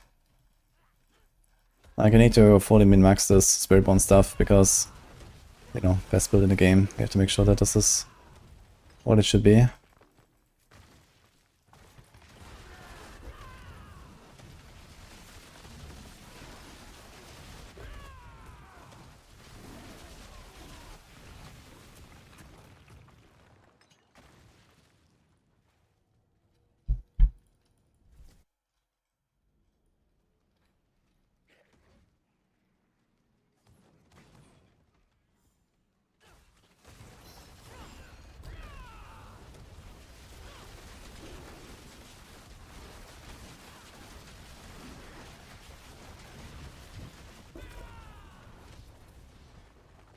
Hi, Gary.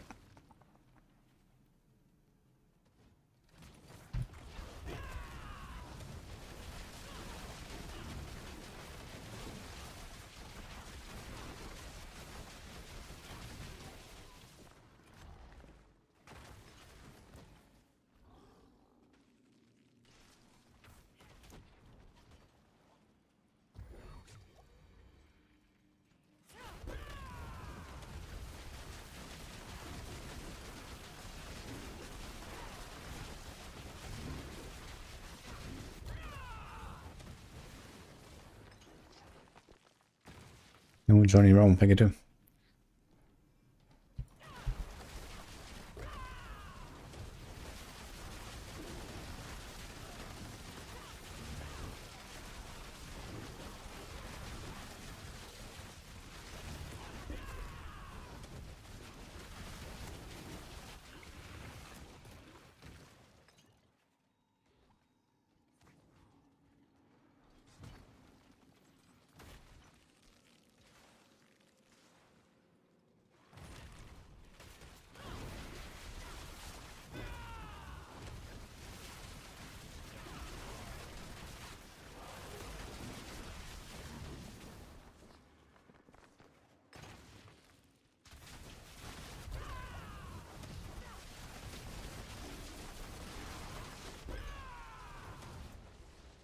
This looks like suspiciously we're gonna run out of progress here.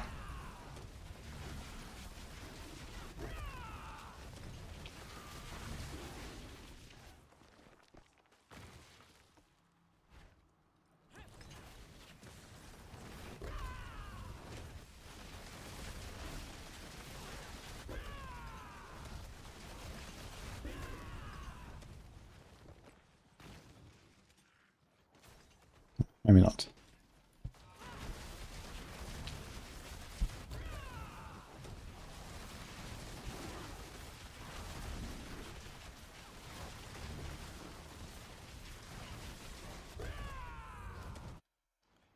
Okay, slower than the Rake, yeah, 4.5. And you got Den Mother. That's terrible. Let's see. Den Mother is like probably one of the worst.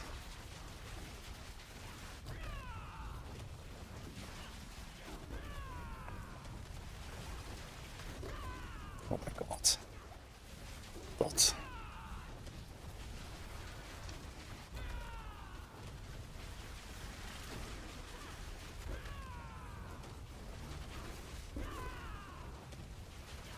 Although that mana does attack me a lot, so she actually stacks the hands. Most other bosses are much slower.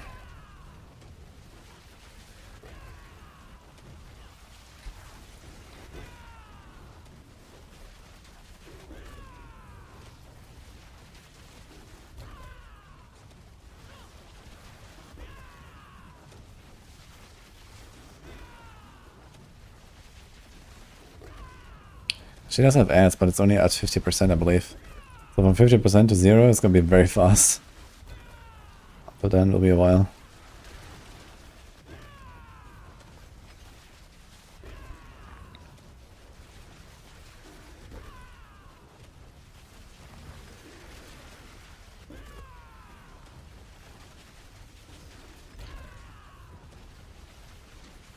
I'm gonna try to keep a Shroud. Shroud is only like 20% less damage than Razor Blade. Plus minus. That should give us a lot of defense. Just from like the extra life, first of all.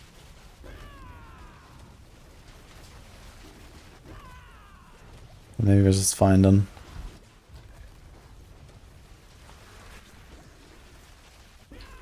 Because it take too much damage.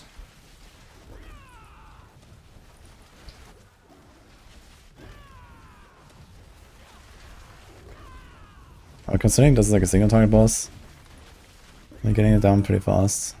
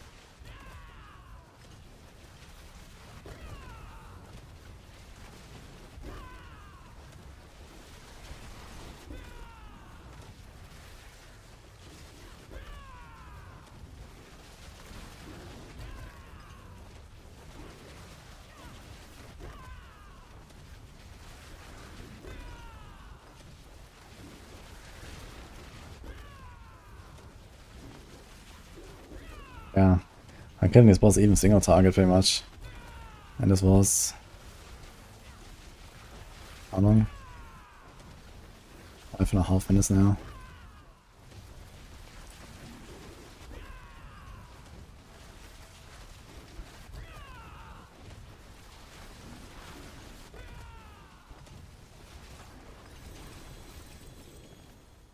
Six-ish.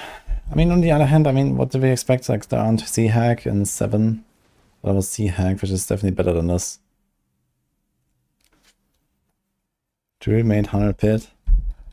Which build?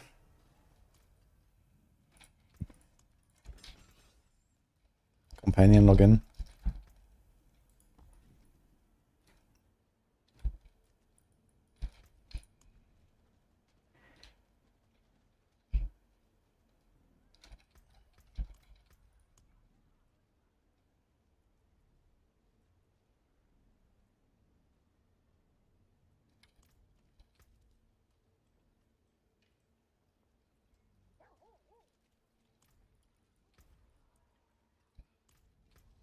I want to see what happens when I equip a Shroud.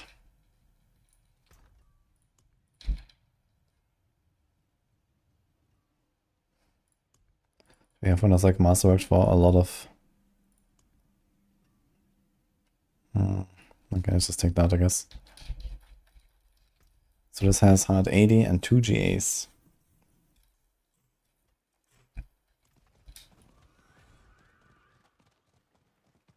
Bulwark with unique for defensive skill. Wait, is it a fucking like... oh no. Fucking singer druid or what?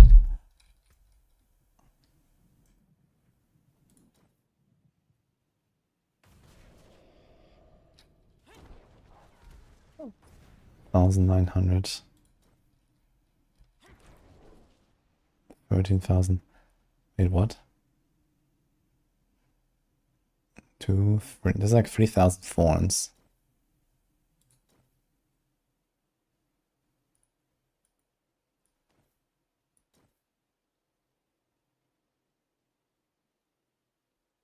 Why does it go down?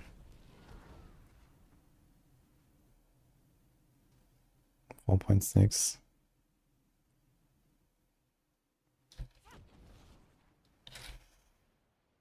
This doesn't seem right at all. What the fuck?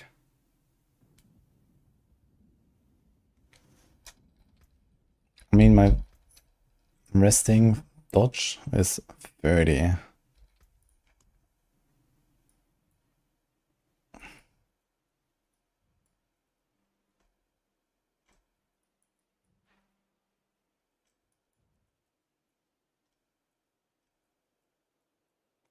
Wait a minute. Where's my Hubris glyph? What?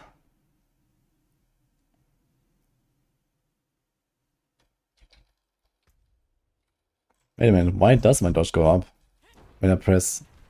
oh, this is a spiny skin. Dude, I got Giga bamboozled all this time. I didn't have the fucking glyph. Oh my god.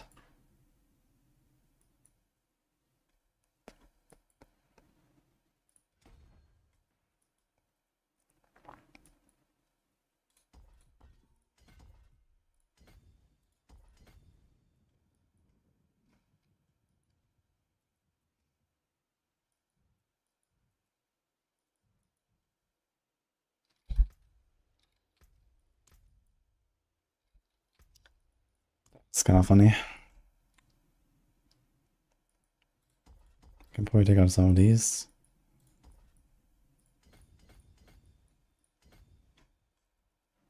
Also an armor node.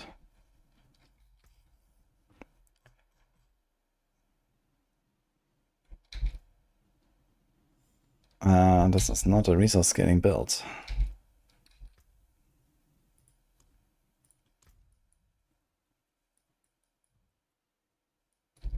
Okay. 19,300.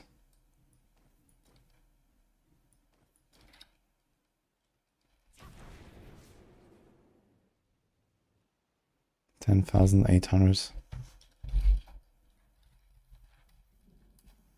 78% more, and then we also have the razor blade bonus. That's a times 2.1, and I calculated that the shroud gives me roughly 65% damage from all the little passes. And the all stats.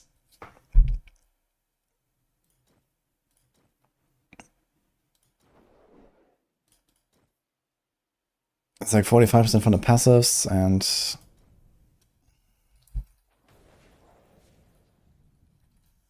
12, 63, something like that. Yeah, so 60, let's say 65, and this is like 115. So I do have less damage without the razor plate. My life goes to 22. My armor is capped. My res is capped. That's kind of cool stuff, to be honest.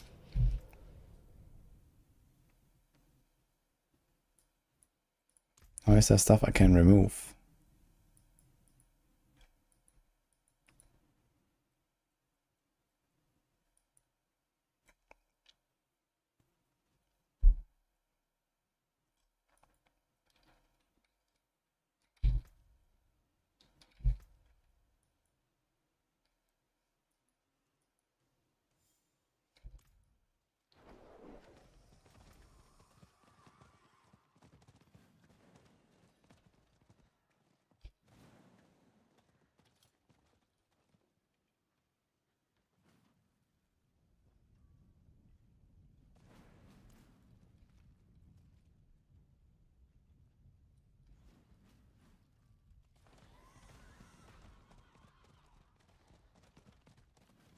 Okay, so plan B.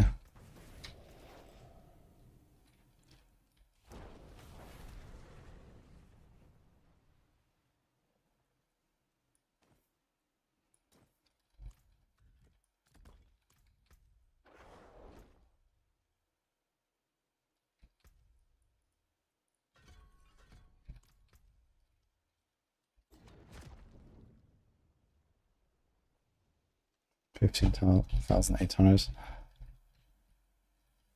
So this is Razor Blade and Armored Hide.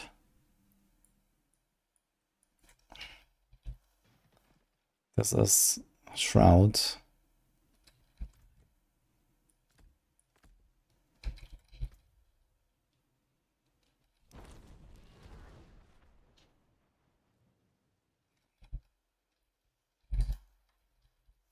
This is Razor Blade and Counter Attack.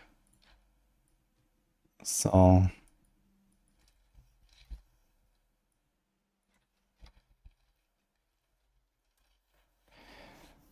Razor Blade and Counter Attack is 22% more than Razor Blade and Armored Hide.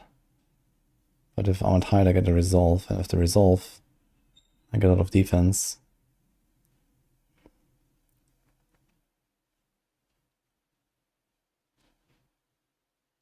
And also I get Colossal Glyph. And Colossal Glyph is pretty good. Because we have fucking turf right now. That should probably not be here.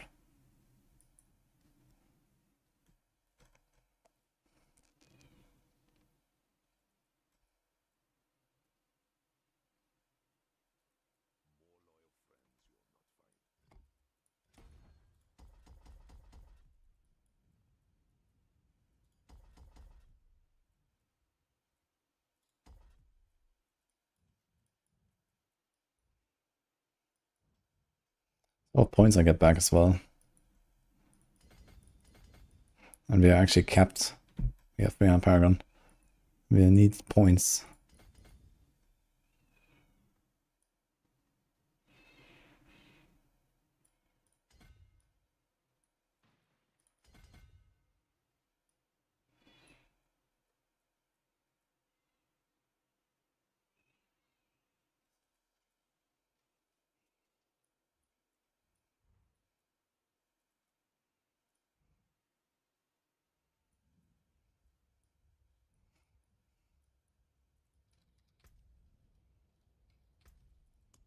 And we get a lot of defense.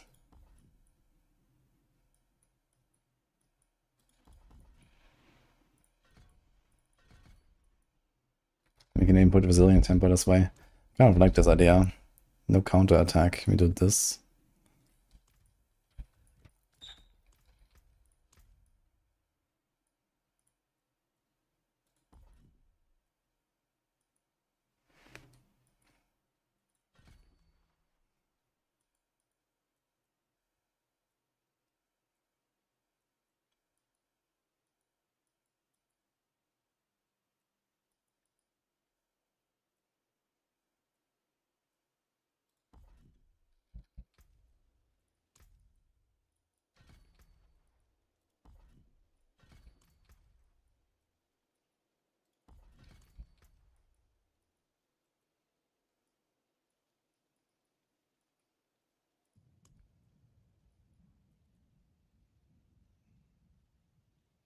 I think it will take a long time for Armored Hide to come back.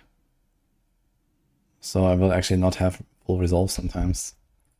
And the other thing is I actually don't have Resurrections right now. I can try to fit that.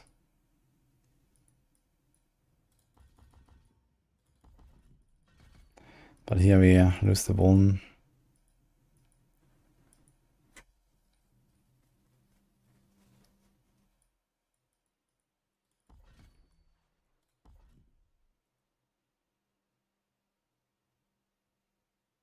Yeah, I think this might just be kind of wasted here.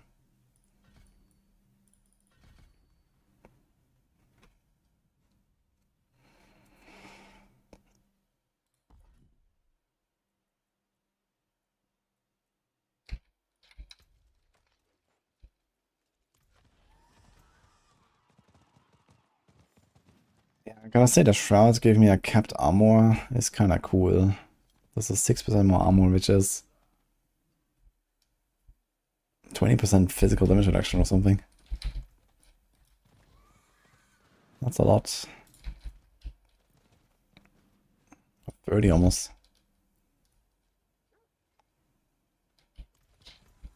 For some reason I just gained 1%.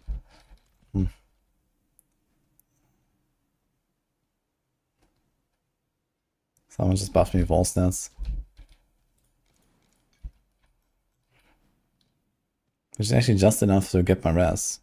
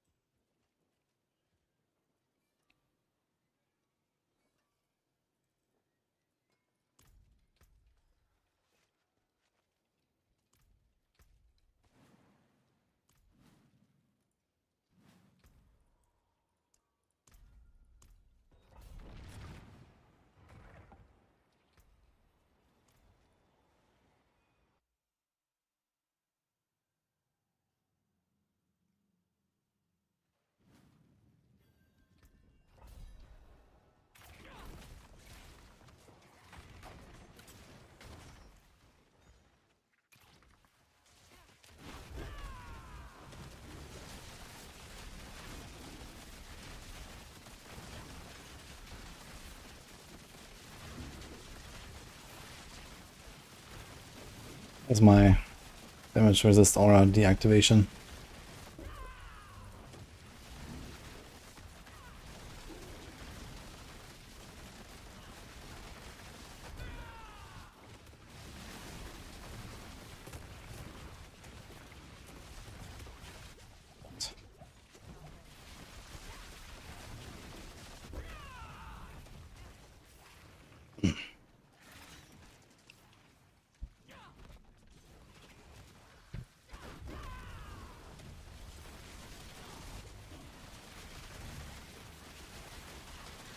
How did my armor pad reset?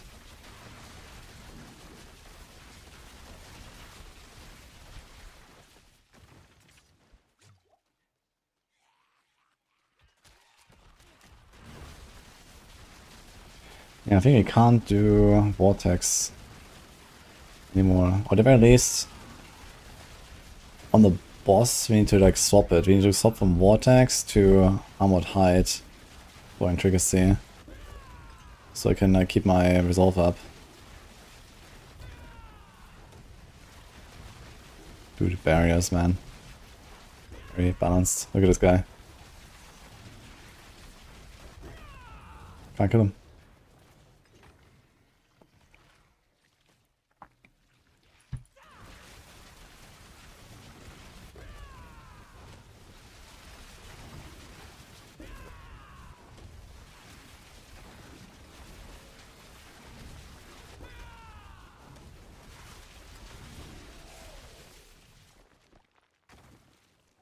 Yeah, Death Trap is still OP in Season 9.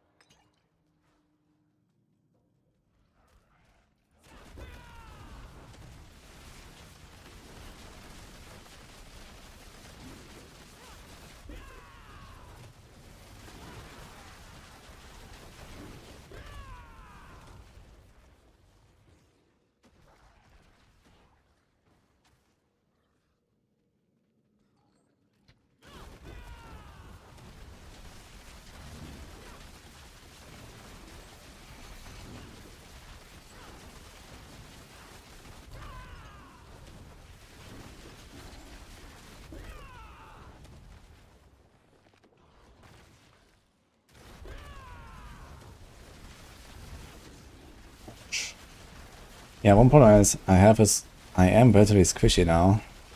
And I don't have counterattack to like survive out of the Shadow Ball stuff. So I need to be able to like either dodge it or tank it. Don't really want to do either. I don't think I have enough defense to actually survive most of the Shadow Bosses.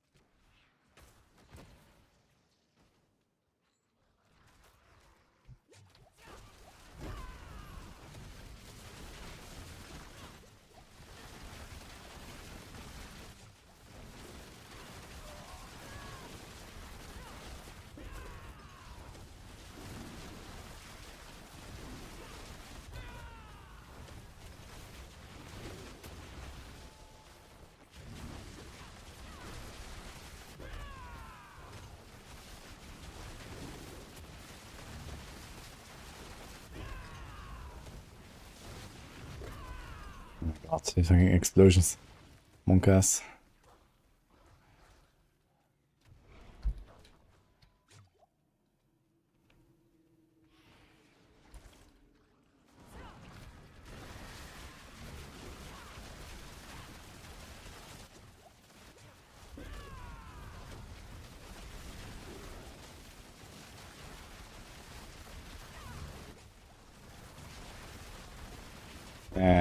Any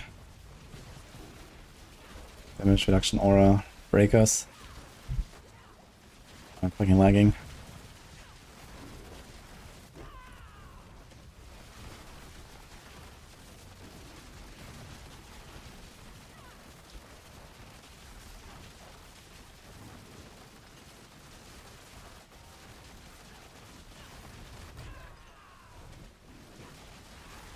Not sure how I survived this, but it's insane.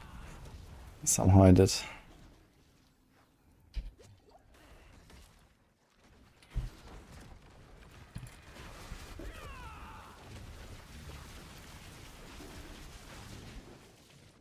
Okay, 6-minute spawn. Scourge of the Land. Ugh. But this time we have Quill, so let's see the difference. I think we did on Rake, right? Maybe you can notice something.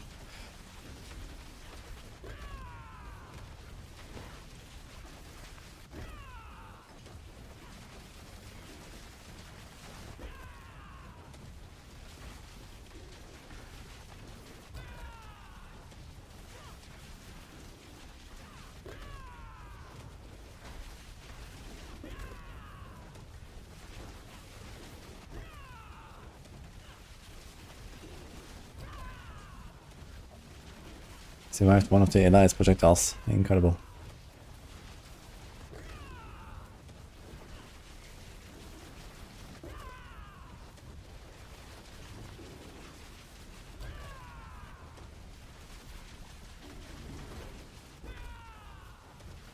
Actually crazy how different it feels with the defense now.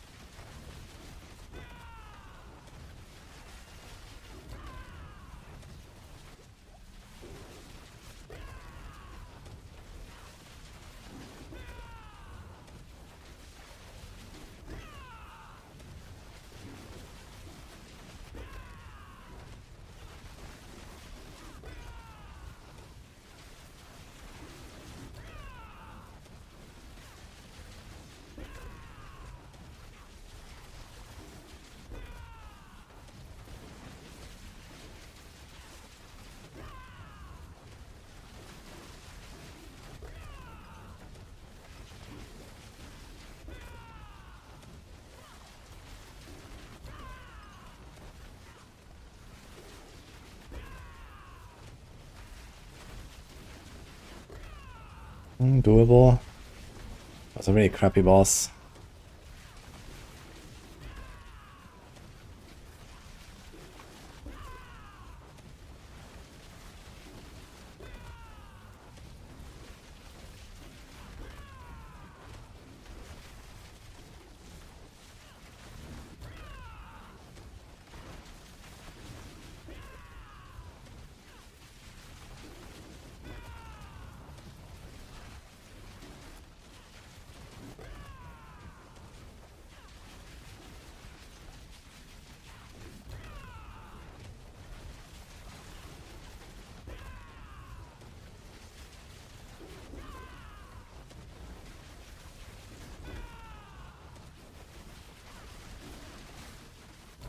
Dude, I just finished the previous Jewel Guardians.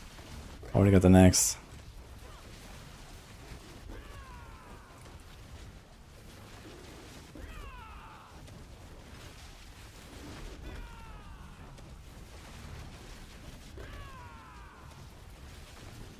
Ah.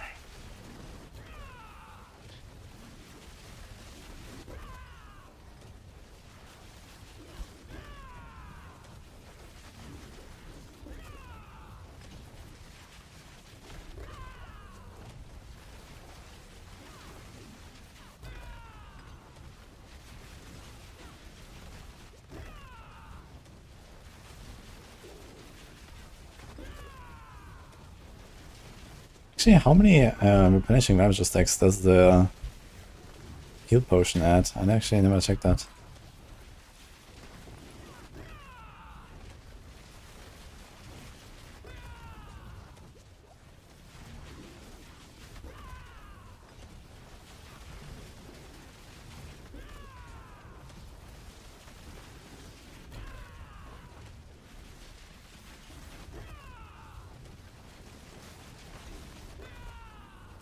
Tank this. Or here can.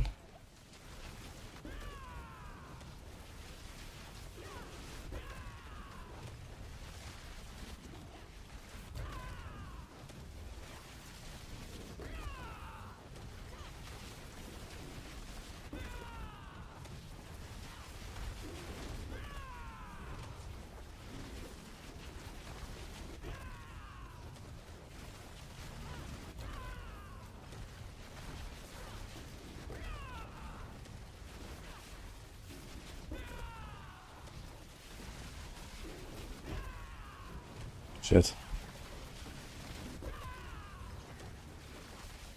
Oh.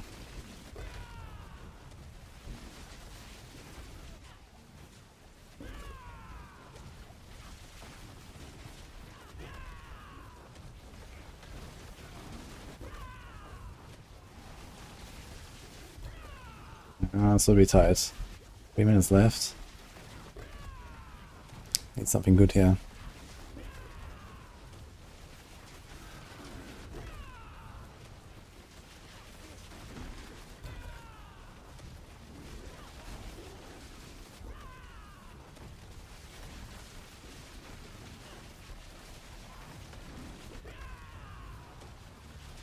I messed up my rota.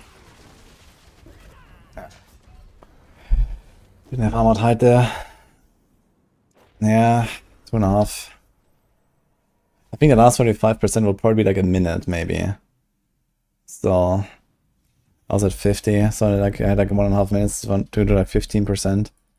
Already would have worked.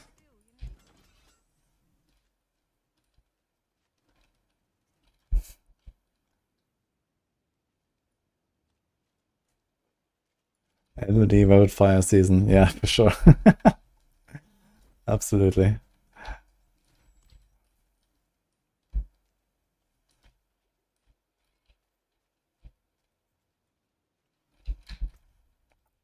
Imagine Stricken, yeah.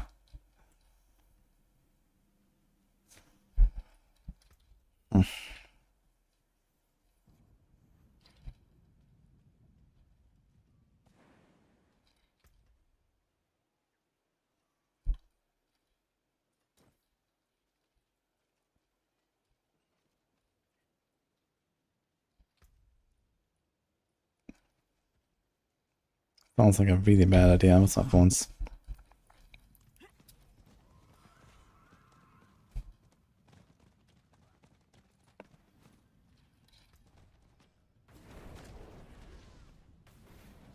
So it's like 40% or so of the razor plate setup.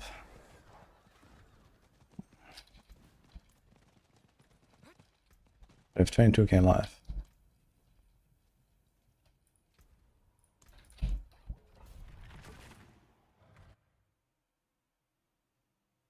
Whatever the best is start doing Understudy at the beginning of the season. I don't know if Understudy, so I wouldn't really do this at all anymore. Maybe only if you have XP tributes. Other than that, I basically never go there.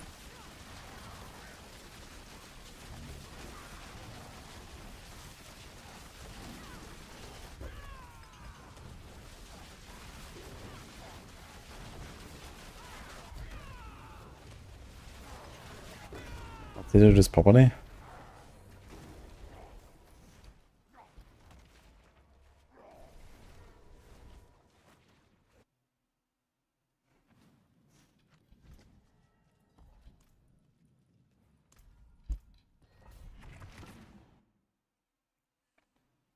What tier we're crushing and speed farm? Maybe around 70 or so. I've done some crushing it the other day, but I don't remember exactly.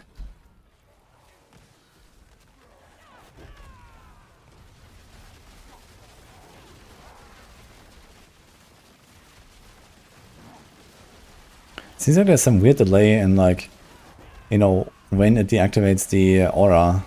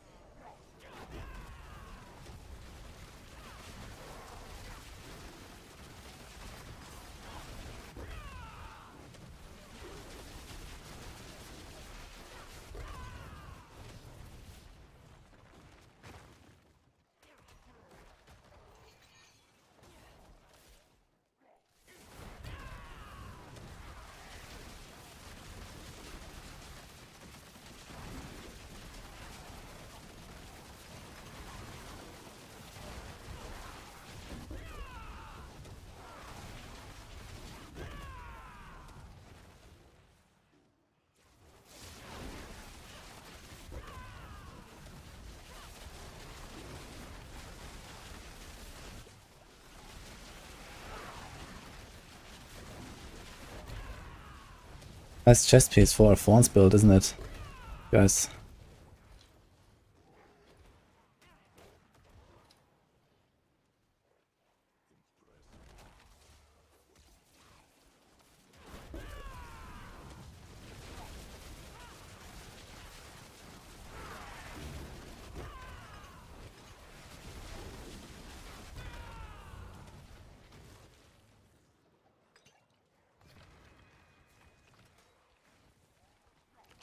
Yeah, I'm doing like somewhere in the range of like... I mean, in these pulls I do like hundreds of trillions of DPS. And then like on the boss I think we're gonna see, like when there's ads on the boss and stuff, I also do like a couple dozen trillion or so.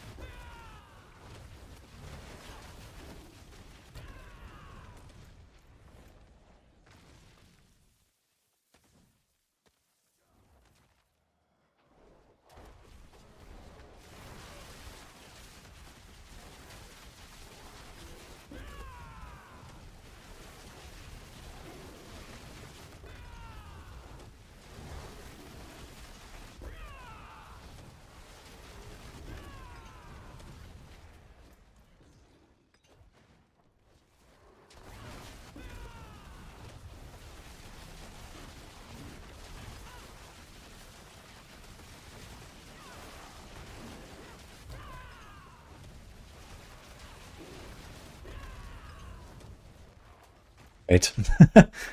Let's go floor 2, I guess.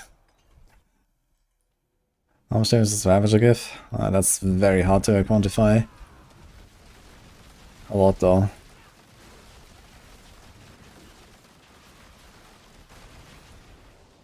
On this build, probably the least compared to like Rake and Thrash, but still. Oh my god.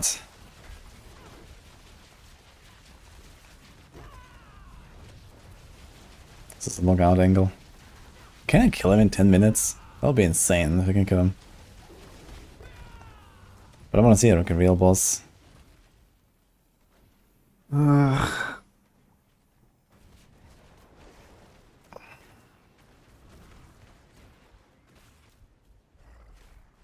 They've had him like 3 times in a row now or something.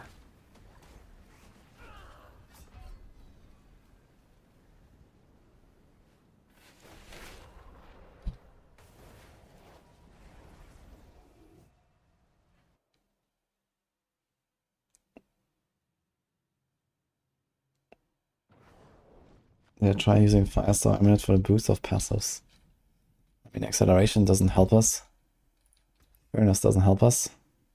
And then there's Potent, which you can also just roll on a normal neck.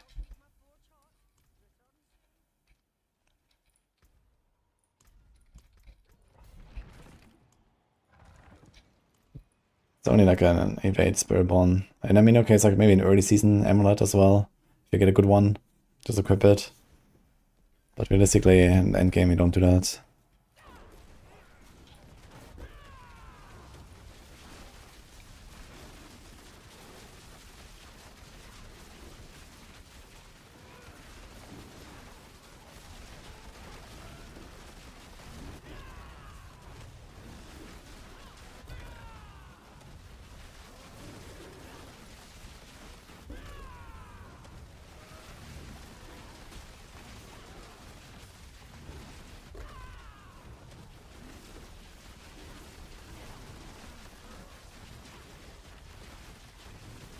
It's kind of weird how I'm getting these armored hide resets sometimes.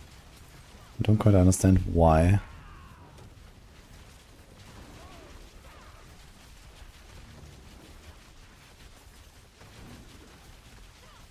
Is it enough to execute? No.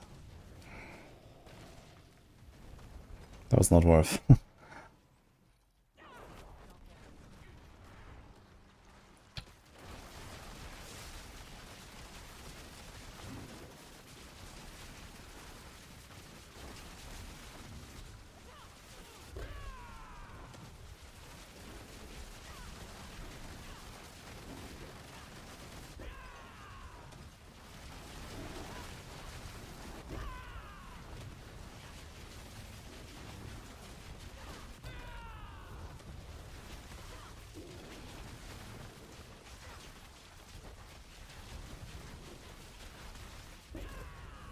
Really?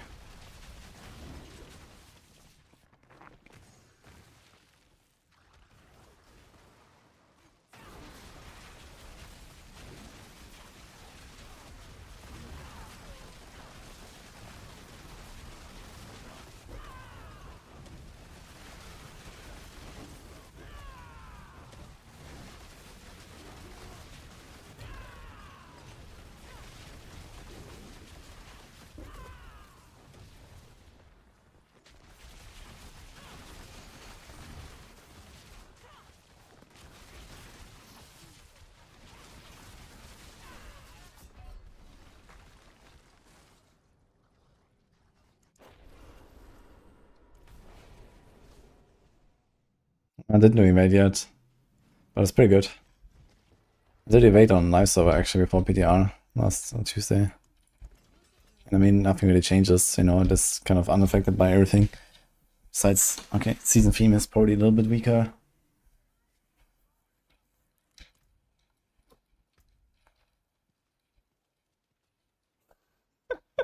Yeah, you should try this as well as screen. Pit pushing especially, man, that's the best.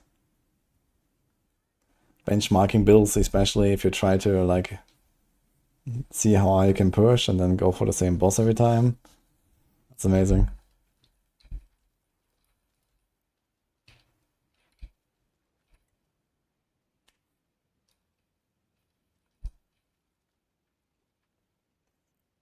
Now when you think about it, PoE2 is a much faster game than this, right? If you look at the pit gameplay. It's kind of funny to think about.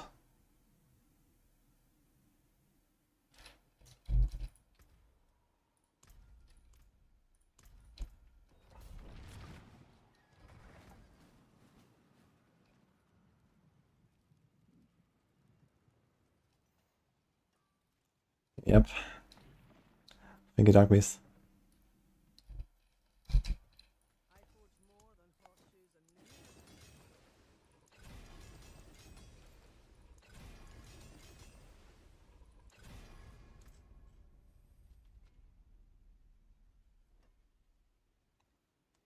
Ah, shit.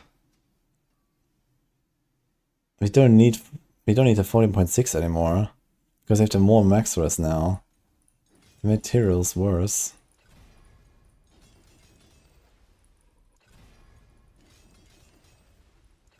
Can I get a double on DR?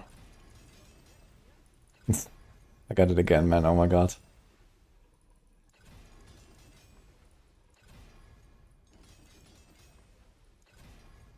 Do I have resist anywhere?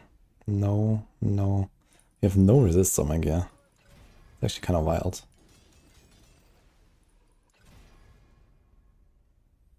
I got rank 44. Nice. Yeah, I did last week and then the first 3. But I think the meta is just very boring right now with the rig stuff on every class.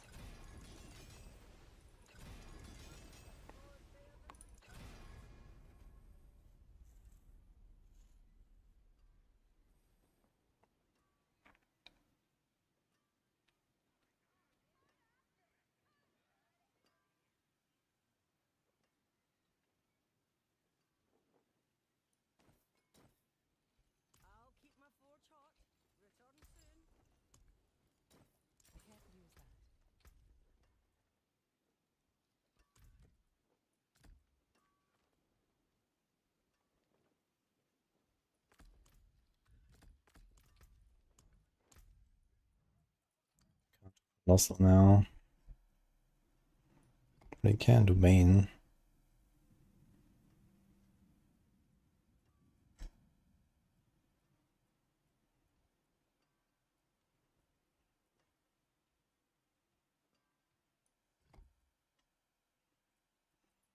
Just for science, I want to see this.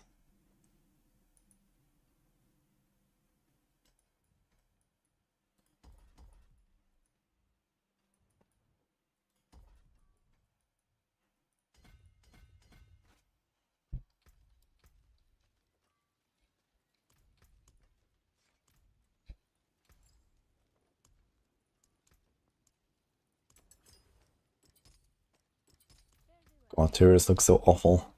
The shoulder pads. Ugh. Okay, we overcapped by 90% resistances. There's jack shit I can do about it. 1, 2... maybe 3... 4... 5... yeah. 5 whole points.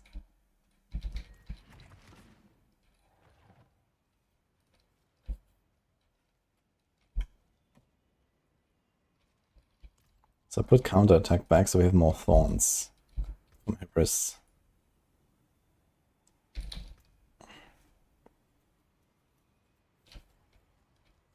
Now we're so tanky that we never have to press counterattack.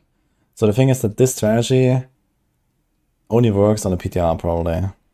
Because they're likely to fix the snapshotting. And if they do that, then I will have to keep my counterattack uptime high, as high as possible, basically all the time. So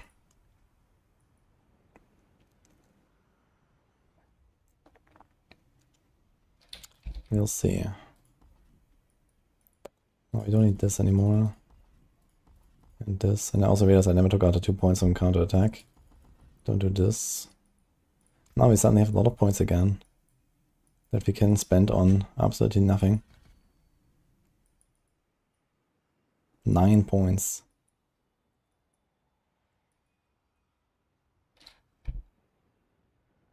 Can do this, I guess. Can do this.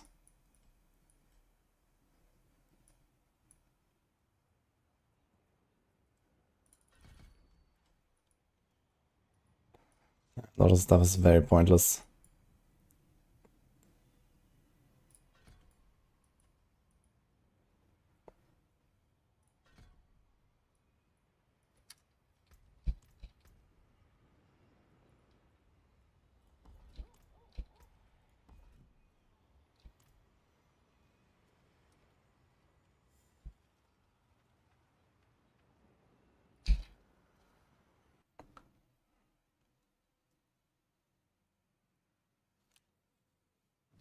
Dumping cards technically was OP. Yeah, it's kind of weird how it works in melee range. That makes like no sense.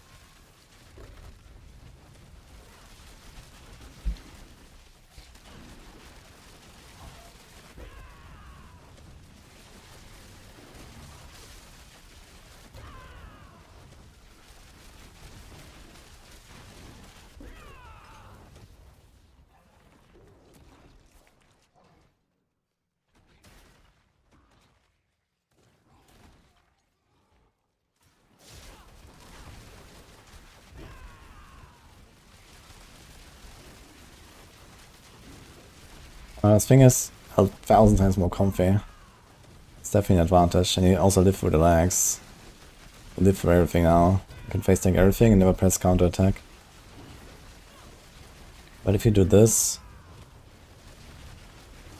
you have to press counter attack though. Like if they fix the pants, you have to press counter attack.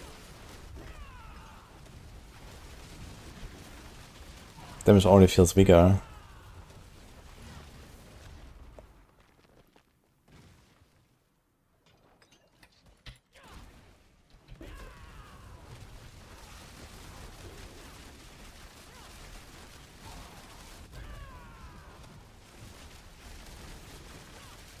I think the idea is you just go GA live on every slot and you play the setup I was playing earlier and you're probably okay. You can definitely have a lot more life than I do.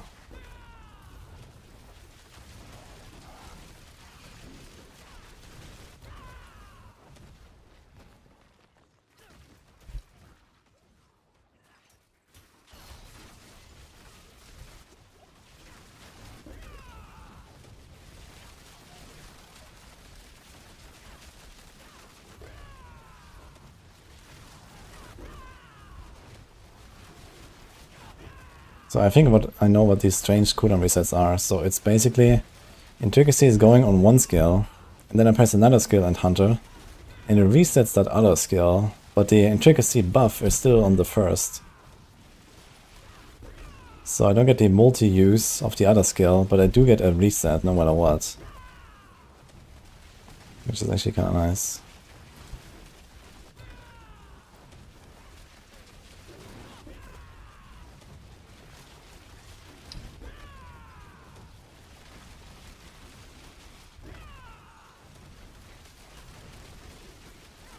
Wildfire Glow is actually giving a lot of resets. Look at my cooldowns. Like the Ravager. Look at the Ravager. It's crazy. Okay, now I have Intricacy there, but let me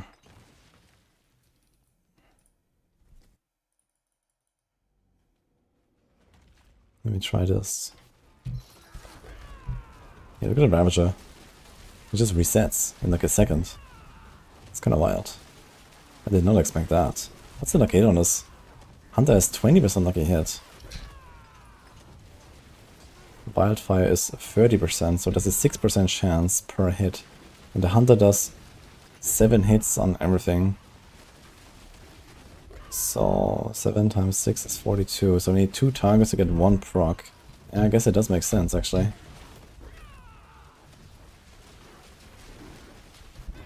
Even if there's like 3-4 targets, the Hunter actually just resets my shit.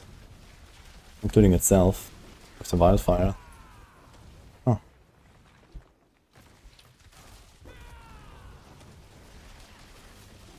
It just doesn't have a damage bonus. But this fire damage can be converted to poison. Which I'm not doing.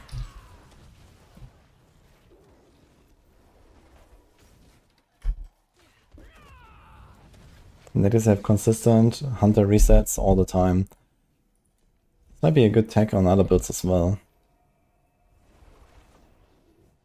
Bones and other gear is not worth stacking. Well, it exists on helm, chest, and pants. And they're all unique.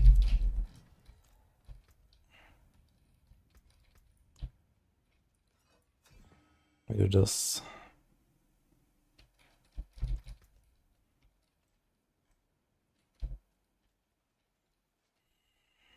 I mean, it's a comfy and tanky, but that's mostly it.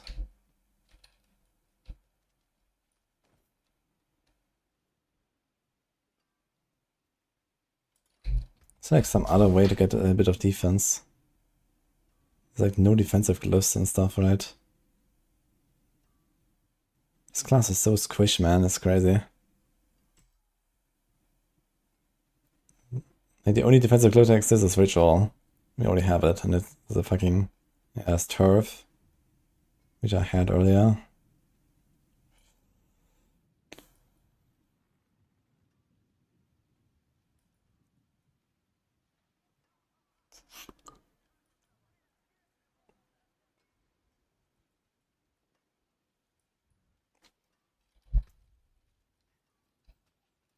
It does feel really weak. Better go materials.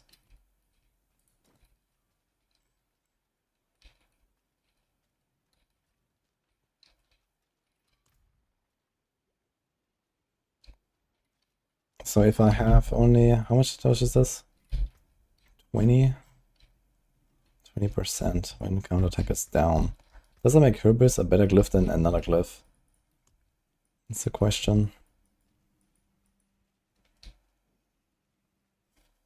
It gives me 600 flat thorns, which should be like 15% or so of what I have.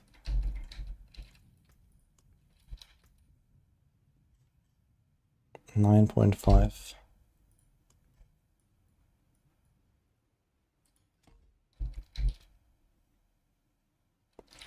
$8.5. 11.7. It's like average as fuck for glyphs. But it's like a really nice glyph with the magic buffing thing. Sort of int and strength. And 200 additive is kind of nice and doesn't take many points. But it is average as fuck.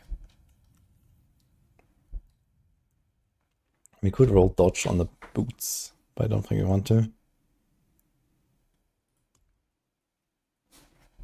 There's like no other sneaky way to get dodge. I mean,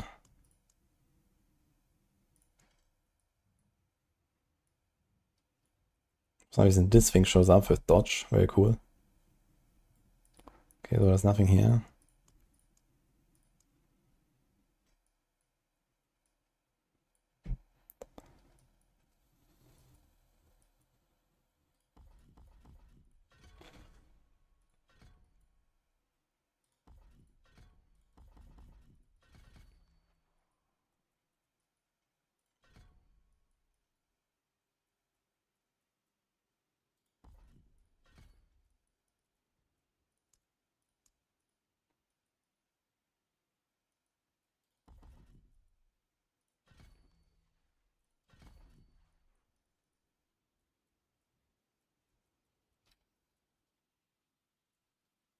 This might actually feel much better now, because I get a lot of hunter casts, so I can cast Out Hide more often in between the vortex.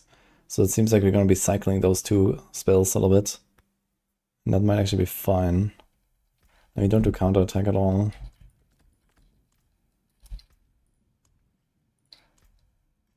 But now we want to have get Colossal back. Can we get Colossal back?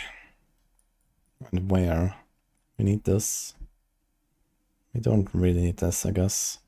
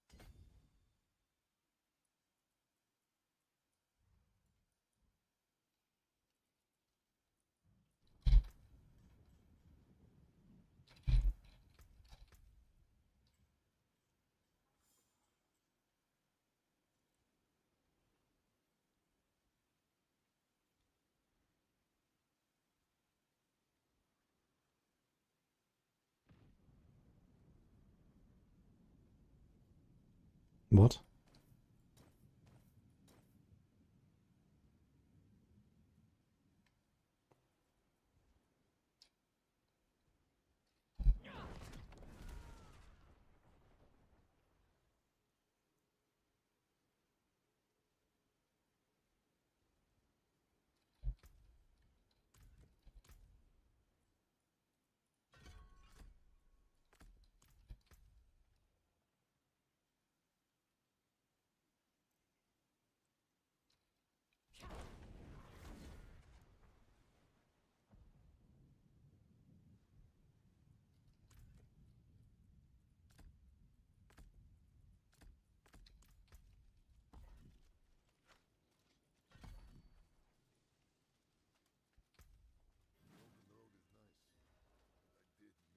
I'm missing so much DR. This could be like GA DR.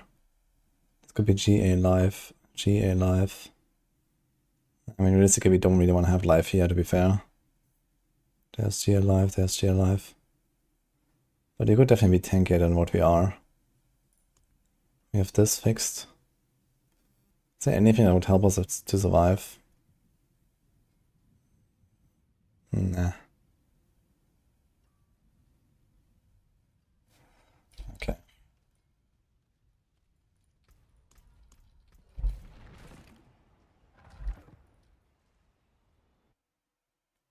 Get rid of Ravager and use Hide. Yeah, it's hard to say if Ravager gives me... I mean, the counter attack gives me maybe like 30% DPS or so.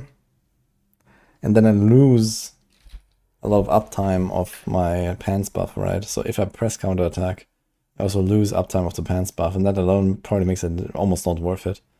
And I'm pretty sure that Ravager gives me at least 30% DPS. It's a lot. Depends on the situation. But yeah, on ad bosses and stuff like that, like stuff just melts with Ravager. Which build is the top pit pusher on the live server? Let's quill with Mystic Circles. I can give you a planner from Season 9 if you want.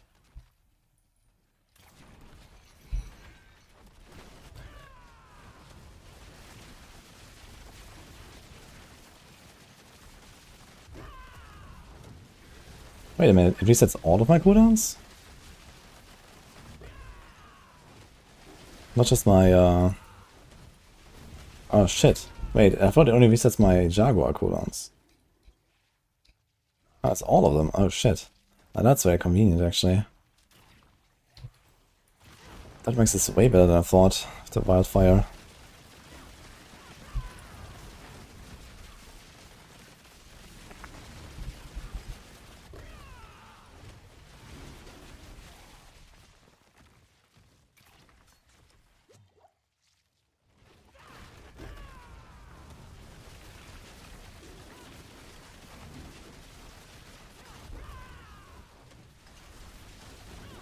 Max, dude.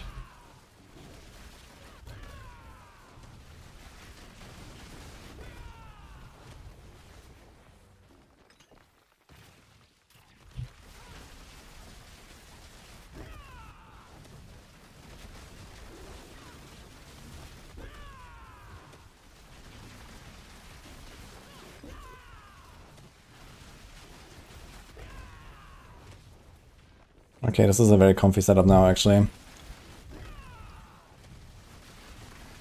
We probably have to dodge some stuff on the bosses. But other than that, I think we're good.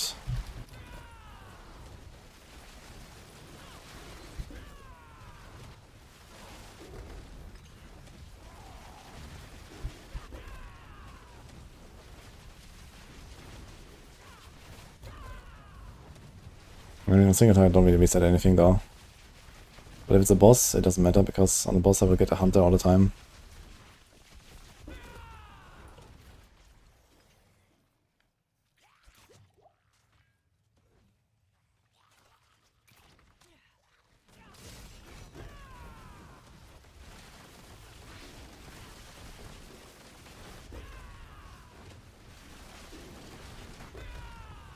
It actually almost doesn't matter which cooldown I now activate with Ravage, with Intricacy. Because the Wildfire Glyphs only resets one at a time. So Armored Height has 25 seconds, and the others are a bit shorter. I think Ravage has also 25 actually. But yeah. Doesn't matter that much anymore, we can base roll more basically.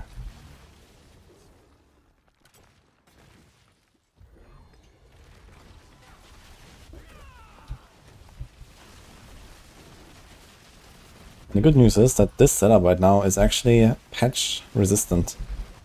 So if they fix the pan snapshotting, I will not lose anything on this right now. Because on counterattack setups, you actually do lose something. Because you don't always have counterattack up. But they always... okay. Armored Height is like a minor bonus, but not doing much.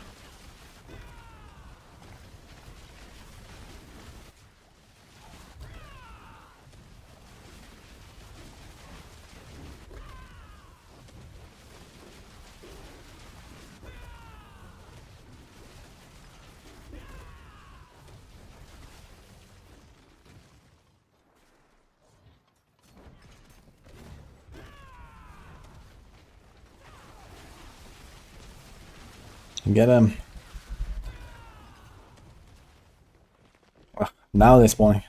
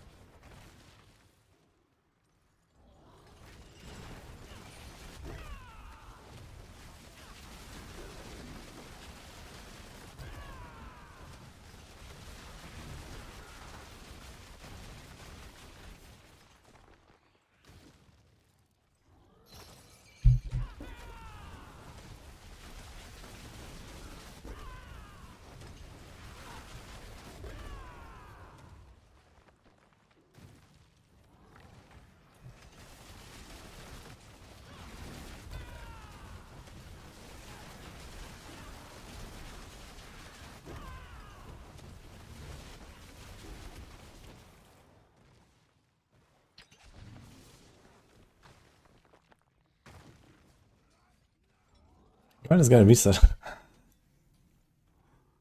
He was following me and then reset while running after me. What the hell?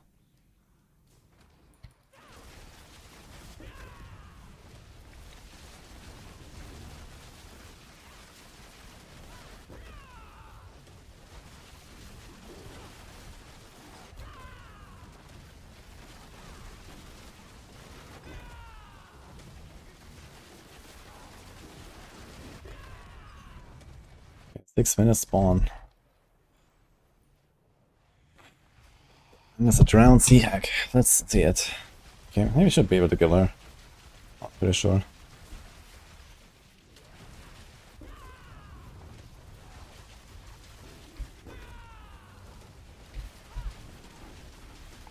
I kinda don't want to tank this thing without Armored Height up. Although I think I can.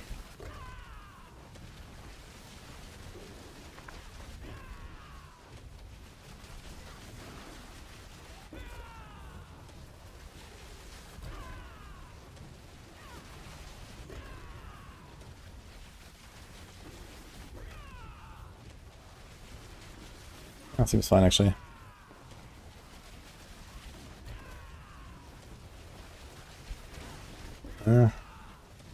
It's taking too many geysers.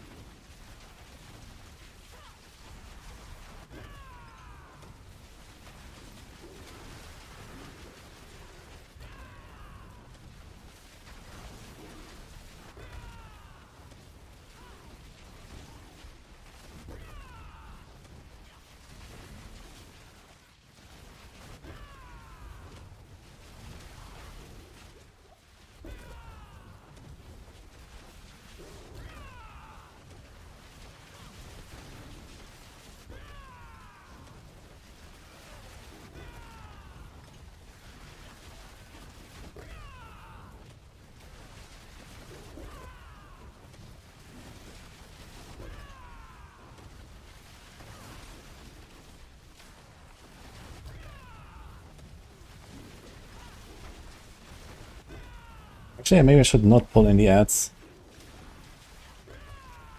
I just leave them be and let the hunters give me stacks. I think that's probably a better move.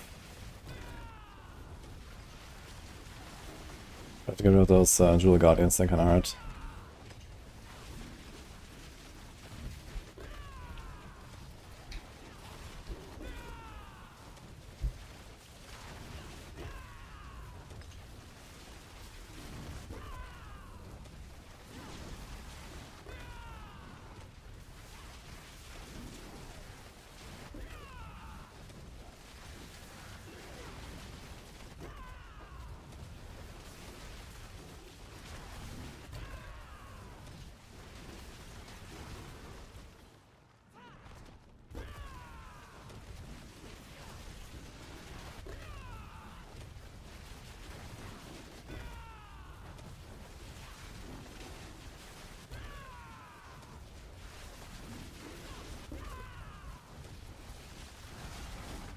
He's very good actually.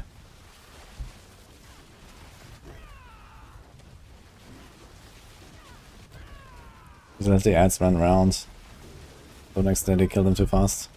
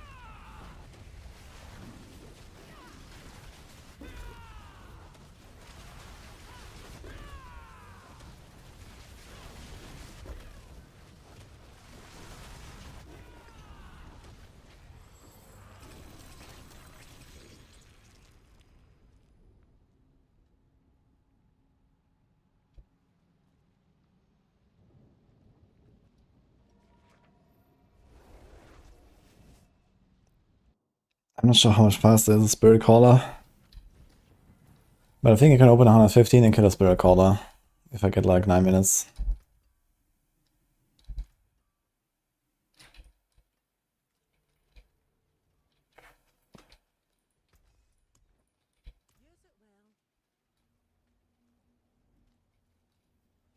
Have you figured out single target? That's nothing to figure out.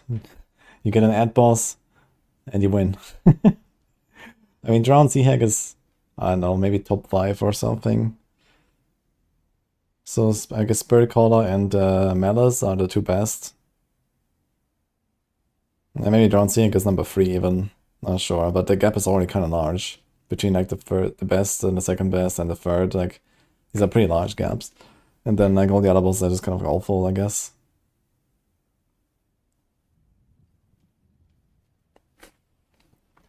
Yeah, I have all the links here on the Discord for the PTR. I mean, there's like some fixes I have to do. The planner is not 100% accurate right now, but I have them here and I'll be working on them. And the PTR is about to end tomorrow, so I'll do like my last tests. And then we're gonna fix the planners with the knowledge we have. But yeah, if you wanna try it out.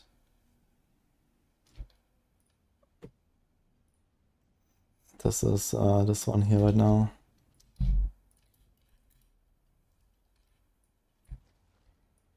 Squirrely top build. Well, it's not a normal quill volley. This is with the thorns and poison stuff with the pants. So we will have a separate quill guide for the real quill with Capalaga. And we'll have one for this, I think. You know, the existing quill guide will stay. I'm not 100% sure if quill is the strongest version of it. Rake is also really promising. And fresh. I'm not sure if I used the wildfire glyph on either of those. On Thrash at least, this would probably be helpful. I should try this. But Thrash doesn't have that great lucky hit. And you don't have Zabazontek. It's 26% lucky hit. So if that is actually, I don't know, hitting like 5 times, it would be like a lot of lucky hit. But I'm not sure if that is how it works. The lucky hit on Thrash is relatively weak. But I should try it at least.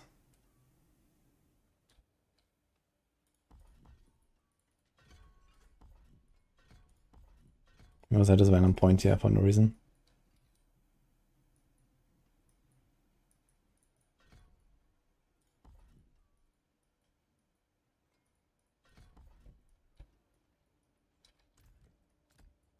Did I do any other big changes?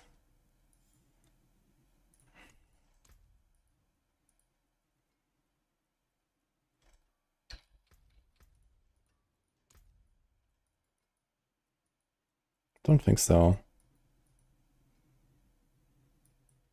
Definitely feels a lot more comfy when I have Armored Hide. Like, even if I imagine like GG gear where I have like, you know, GA lax life everywhere, like on a ring here.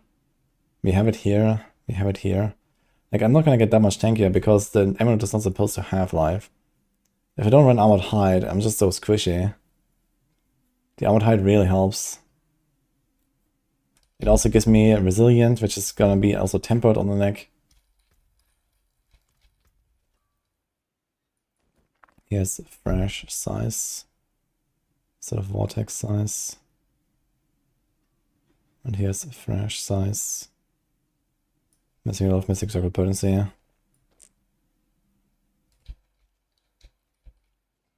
Yeah, so here on this build you would have to earn vortex.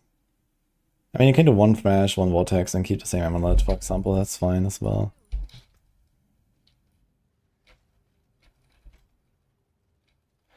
And we get the Jargo Hall potency.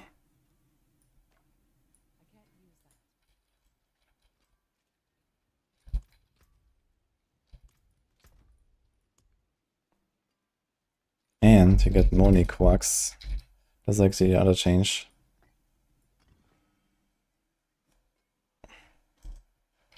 And Ahu Q.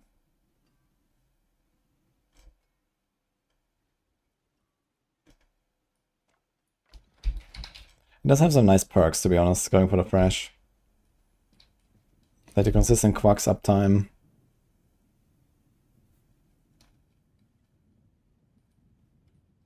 Swing Head Elements. That is kind of awful. Wonder if I'll go for Fist of Fate.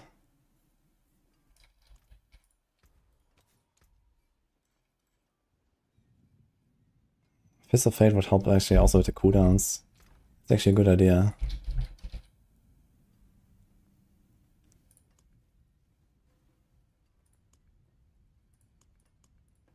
Where did it go?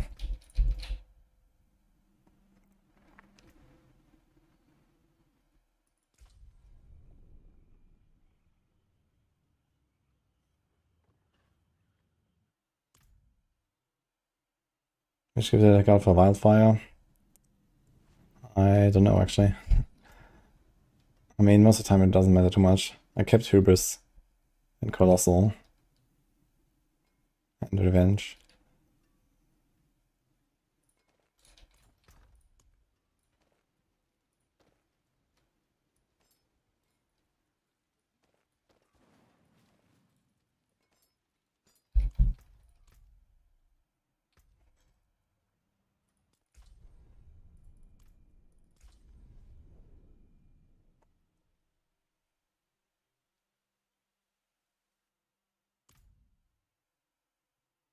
I didn't do evade yet, but it doesn't really change next season.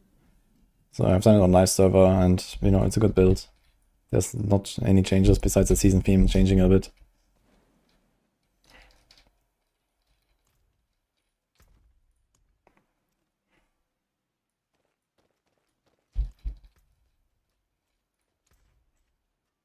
Attack speed is kinda low. So I'm gonna use the pot.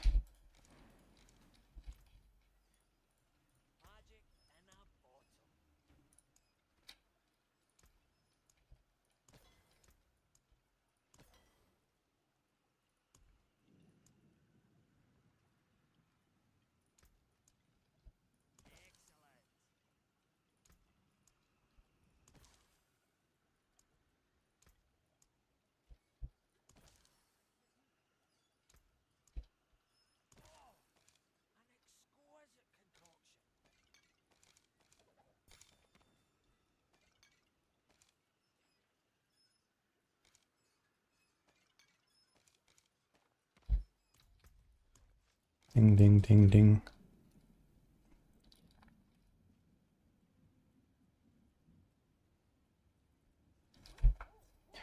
Interestingly, if you get like a GA all stats on that thing, you can almost like fix your armor and your rest issue here, I think. Or maybe armor is going to be lacking a little bit, but the rest can be fixed with the GA all stats. You don't have to roll like armor or anything.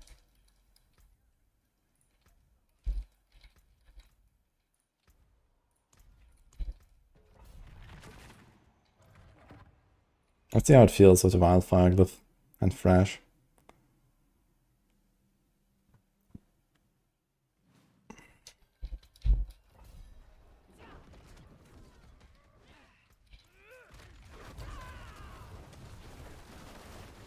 I mean, a lot of procs come from just the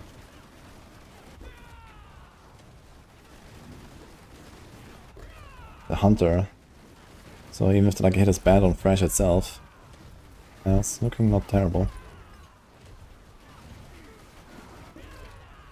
It's kind of fun to play Thrash, man. Even if you don't have Sabazontek, it's like a fun skill, man.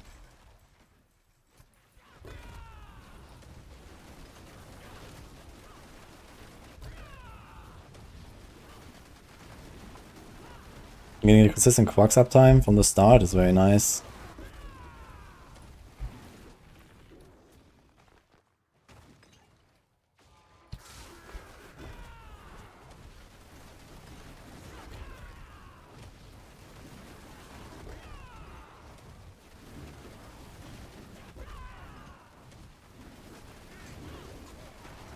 I think the top end will be weaker on Thrash compared to the Quill.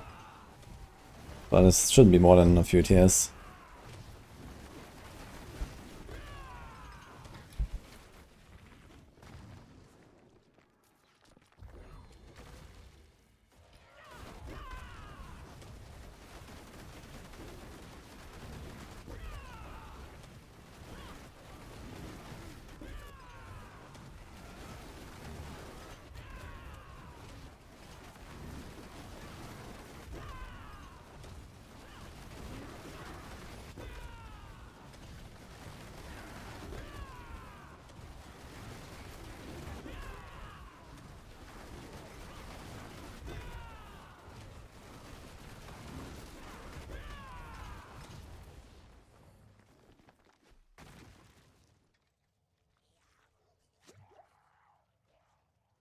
Maybe more DPS.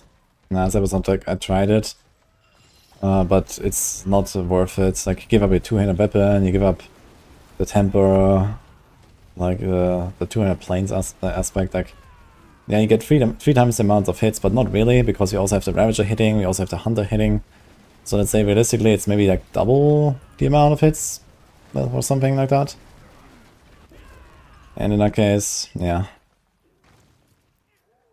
Sabazonic is just not worth it. They reduce resistances? No, they added +5 max res. Everyone is gonna be tankier next season. For no reason. Like, they need to make monsters more dangerous, not less. I'm not sure what they were thinking there, but that was a miss.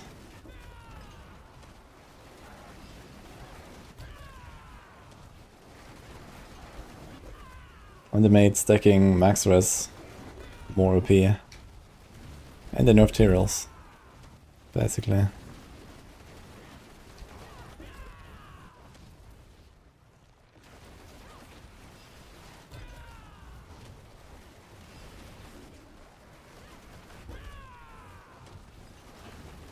Franabanos, thank you.